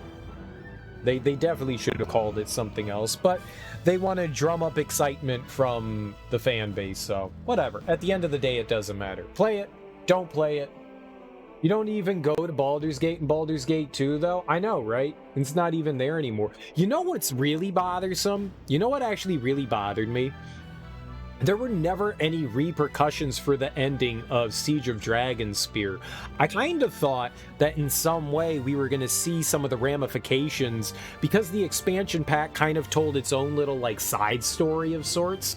I thought that the expansion pack was going to kind of continue in the second expansion pack in this one, but it didn't. Like all the shit that happened with Ski is completely a moot thing. Like nothing really came of that, which feels kind of like a disappointment because they made like such a big deal about all of that. I mean, that's why we get kicked out of Baldur's Gate, but we never even got to try to like help Ski. There was never a repercussion for me killing Corwin or anything like that. Like I feel like that's kind of a letdown in some way. Like I get where they were going with that, but it also feels like a bit of a disappointment. You really don't know what's happening with Baldur's Gate 3 right now. Yeah. Baldur's Gate as a name is a bit of a misnomer. It's really your story, the story of the ball spawn. Yeah, but they called it Baldur's Gate. So, and they made like a big deal about making it to Baldur's Gate. So it is kind of silly that in Baldur's Gate 2, it's completely different. They could have just called, I mean, it would have been better if they called it like Legends of the Sword Coast or something like that. That sounds stupid as fuck, but they should have called it something along the lines of that because it takes place on the Sword Coast, you know? But they can't call it You're the Child of a Dead God 1 and 2 because you might get an idea of what happens. Yeah, and that's supposed to be that, but yeah, leaving things in the air. But yeah, the second game really has nothing to do with Baldur or Baldur's Gate. Baldurin. But, you know, it's the name of the series, whatever. I wouldn't nitpick. I could really care less. They could have called it anything. They could have called it Spelunking and Buttholes, and I'd have been like, all right, Spelunking and Buttholes 1 and 2. Here we come, everyone. Buttholes Spelunking. I like the game. I like the game. I would say it's... I want to put it as like a mid-tier kind of thing. You know, it's not bad. I don't think it's great by any means either. I think it's about little above your standard fare mid-tier. The mechanics of the game, the storytelling is good enough. Like this kind of storytelling even today would be looked upon as well told. I still think it has plenty of issues, but it's better told than a lot of games put effort into. You could tell there was a lot of effort put into the story in this. The mechanics are definitely antiquated, and it's hard to look back on something like this and say like, oh man, yeah, this is fantastic. I think a lot of people look upon this game with a lot of nostalgia and think it's like this delicious mantelpiece, whereas it definitely shows its age in a lot of ways. I mean, graphic-wise, I never kowtow to graphics. I don't care what your graphics are like, as long as the game is fun is really all that matters. Graphics just add to your experience in however the developer chooses to do it. And for the time, I was told that these were like 3D rendered graphics, but then put on a 2D landscape. They look nice for what they are. I'm sure in 2000, in the late 90s and early 2000s, this was a very nice looking game. They look fine for what they are. I like pre-rendered stuff. I like the way pre-rendered stuff looks. So I wouldn't say it's anything bad there. I mean, it definitely looks rough around the edges compared to stuff nowadays, but that's neither here nor there. I think it does fine. It's just the mechanics are really fucking clunky. I don't think the mechanics hold up super well today. If you've played tabletop Dungeons and Dragons, it makes the game much better lovable. If you haven't, you see how you wouldn't enjoy as much. And I think that's a big part of it too. I completely agree with that. If you're a D&D fan, I can see you sinking yourself more into this than someone that has no experience with that whatsoever. I've mentioned that plenty, that I understand that, like, if you're a fan of Dungeons and Dragons, this would be a lot more. This game was definitely developed for fans of Dungeons and Dragons. It's not made super accessible for people that don't have experience with it. That's not to say that if you don't understand Dungeons and Dragons, you can't figure out what's going on. But this game was definitely targeted towards Dungeons and Dragons fans, without question, and they're definitely going to get more out of it than other people. But I'm sure this game turned a lot of people onto Dungeons and Dragons. I'm sure that people played through this and were like, yo, I want to play some Dungeons and Dragons. I'm sure that happened a lot. I don't personally have that desire, but I get that. This game does what you can't do with tabletop games. You can't do the Faded One storylines, because then one of your players is having a great time and the other 5 are sidekicks. Yeah. And that's true. This is definitely a single player experience. This was not meant to be experienced with other people. This was catered towards an individual experience. Absolutely. Absolutely. Which in some way kind of takes away the fun of what Dungeons and Dragons is too, because it's meant to be experienced with multiple people. So it kind of like removes that.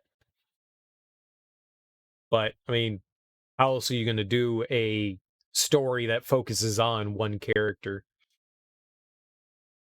I liked it. I liked it for what it is. I definitely think that it is a antiquated game, though. I don't think it's bad, but I definitely think it shows its age. I had fun. I am glad I played this. I am glad I experienced this, especially because it's one of those games that's always been on my list to play, and I've just never really been able to like knuckle down and play through it just because I couldn't get past the intro to the game. And I'm happy that we went through it. I hope you guys had a good time watching. I hope you all had a good time, because I enjoyed playing through it. I definitely enjoyed playing through it. Groovy! Oh, hell yeah. Thanks for the 100 bits there. I really appreciate that. Thanks, Lawfulwood. All right. Well, I think that's going to do it for today. Let's go raid someone. We're going to go raid Retroactive Kev. He just started streaming, so that's nice. And we'll go raid him. Say what's up. He's a really groovy streamer. If you've never seen him before, he plays a lot of retro shit. It looks like he's going to beat Utopia 2, which is an amazing, amazing game. If you've never seen that before, it's a Zelda-like game, and it's really fucking cool, and it looks like he's about to beat it. I'm going to be back tonight, and we're going to start something new. We're totally, dude, your support is you being here. That's all that you need. You don't need to, no one ever needs to give me money in any way whatsoever. It's why I don't advertise, you know, like how many subs I like, sub goals and bit goals and stuff. It's why I don't do that. Just people showing up makes me happy. People interacting with me, showing up, that's all that I care about. That's all I care about. That means nothing else to me other than seeing people continually come back here. That's what makes me happy. I'll be back tonight. I think we're going to play through Momodora 4 and probably Minoria, and then who knows, the sky's the limit. At some point, I want to play through Diablo 2. So if you do follow this channel and you love more, you know, high fantasy stuff, I bought a Diablo 2 and 3 package for the Xbox. So I'm going to be playing through Diablo 2. I've never played Diablo 2. I played Diablo 1 and wasn't a huge fan of it. It was, yeah. But I'm going to play through Diablo 2 at some point. I don't know how big of a game that is. It's probably huge, but I'm going to play through that at some point. So that's on the horizon. I don't know when we'll get around to it. That's probably another long game. But either way, guys, enjoy yourselves. Have great mornings, afternoons, evenings, whatever you guys got going on today. Have beautiful days. Enjoy yourselves. Go say hey to Kev. He's awesome. Enjoy yourselves. Peace out.